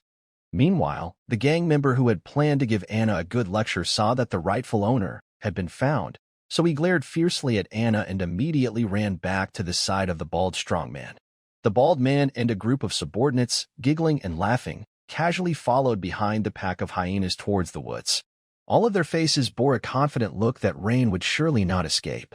Anna and Bohi, however, were watching the scene unfold with a mixture of surprise and panic. But soon, Anna realized something and stamped her foot in frustration. Her hands clenched at the cuffs, knuckles whitening, her face filled with anxiety.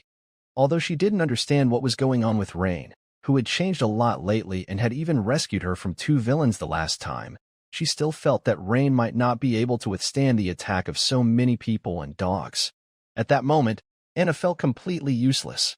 Rain was once again solving her problems, but facing the endangered Rain, she had no idea what she could do to help him.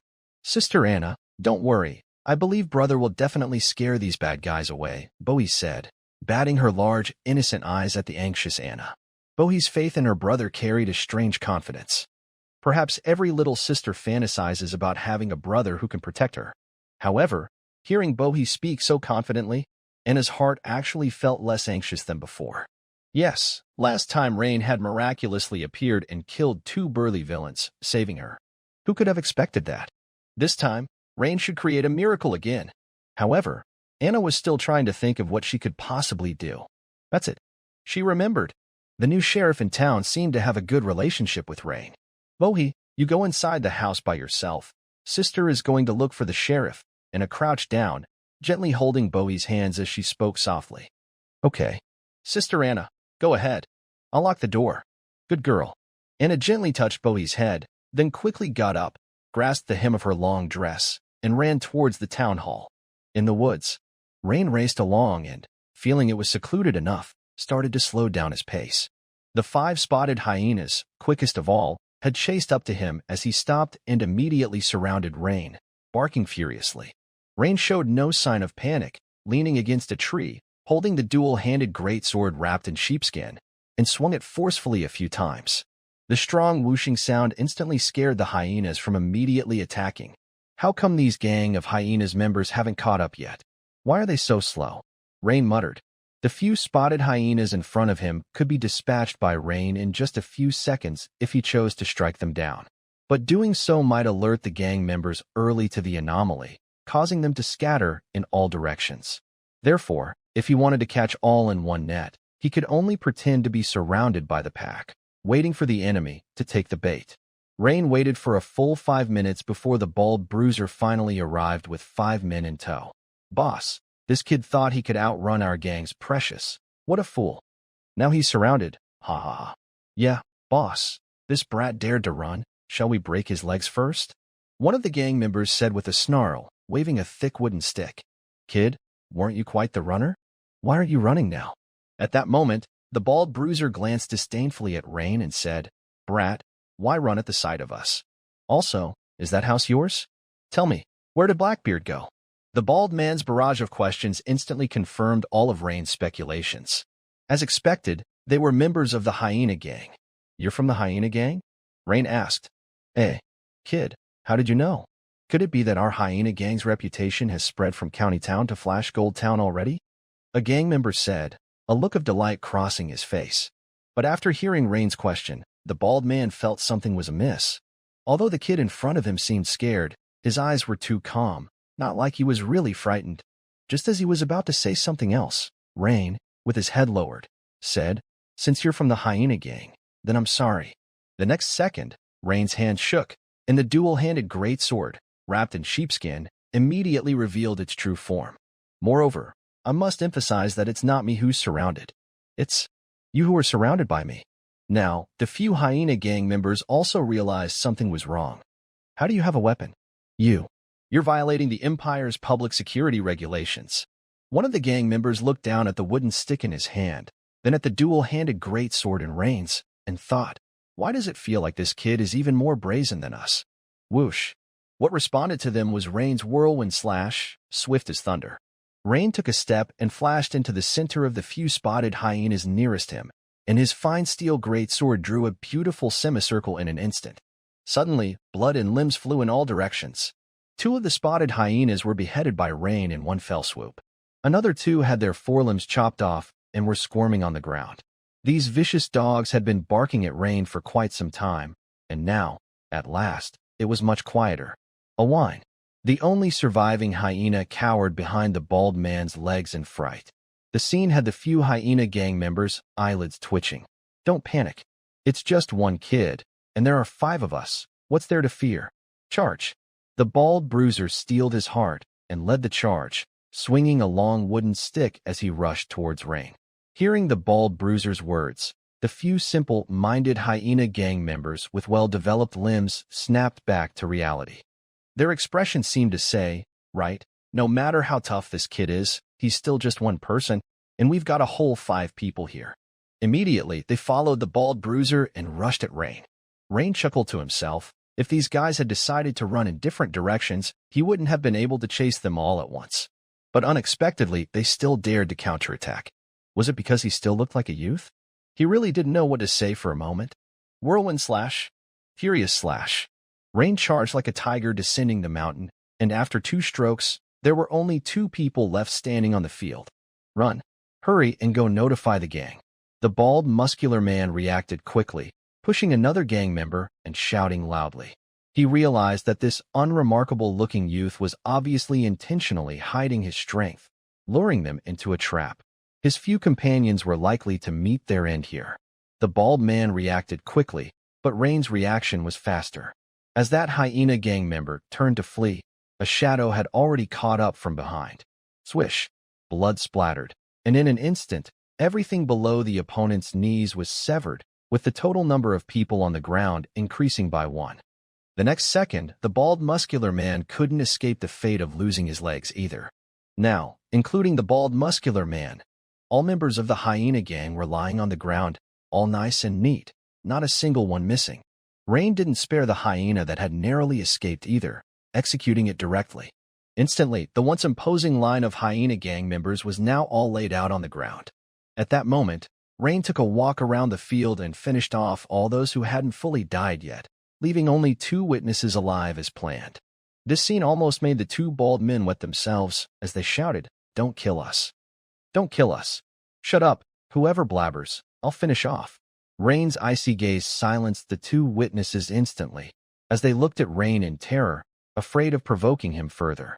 In fact, up to this moment, the 2 hadn't figured out how their hunt for Blackbeard had led them to this grim reaper. Rain had deliberately left 2 witnesses alive, but injured to interrogate them separately about King Dog Cole's situation. He then separated the bald man from the other gang member by about 20 meters, and, as both legs of the bald man had been cut off, he wasn't worried about him running away. Rain interrogated the gang member first. "Spill it. How did your hyena gang leader Cole instruct you?" Holding the dual-handed greatsword, Rain patted the crippled gang member's cheek and said, "Keep your voice down. Don't let the bald guy hear. I will verify the stories from both of you." The shivering crippled gang member nodded repeatedly and said, "Don't kill me. I'll talk. Boss Cole sent us to investigate the disappearance of his brother Blackbeard from a few days ago. We asked Blackbeard's old flame in County Town, a courtesan. She told us that before he left, he mentioned he was headed to Flash Gold Town to get some goods. So, that's why we came." Rain nodded, waved his sword tip, and commanded, "Continue." The hyena's sense of smell is exceptionally sharp. If they sniff Blackbeard's old clothes, they can follow the scent to the places where Blackbeard had been in Flashgold Town. Rain nodded, so that was it. It made sense. These hyenas had large noses. Their sense of smell was far more acute than the average canines. Clearly, they had picked up on Blackbeard's scent lingering in Anna's home from a few days ago. That was how they had tracked him down. What about the strength of your hyena gang leader, Cole? And that mutant hyena, known as the Hyena Queen? Rain continued his questioning. Boss Cole's strength. Rain asked the same questions to the bald gang leader. Being a gang leader, the bald man's information was more comprehensive. After cross-verifying the information from both, Rain sent them off to reunite with the other gang members. Since they were part of a gang, they naturally should be kept together in order. Of course, that included their hyenas. Passive defense, especially against a county town gang with no bottom line, Rain thought was not a good approach.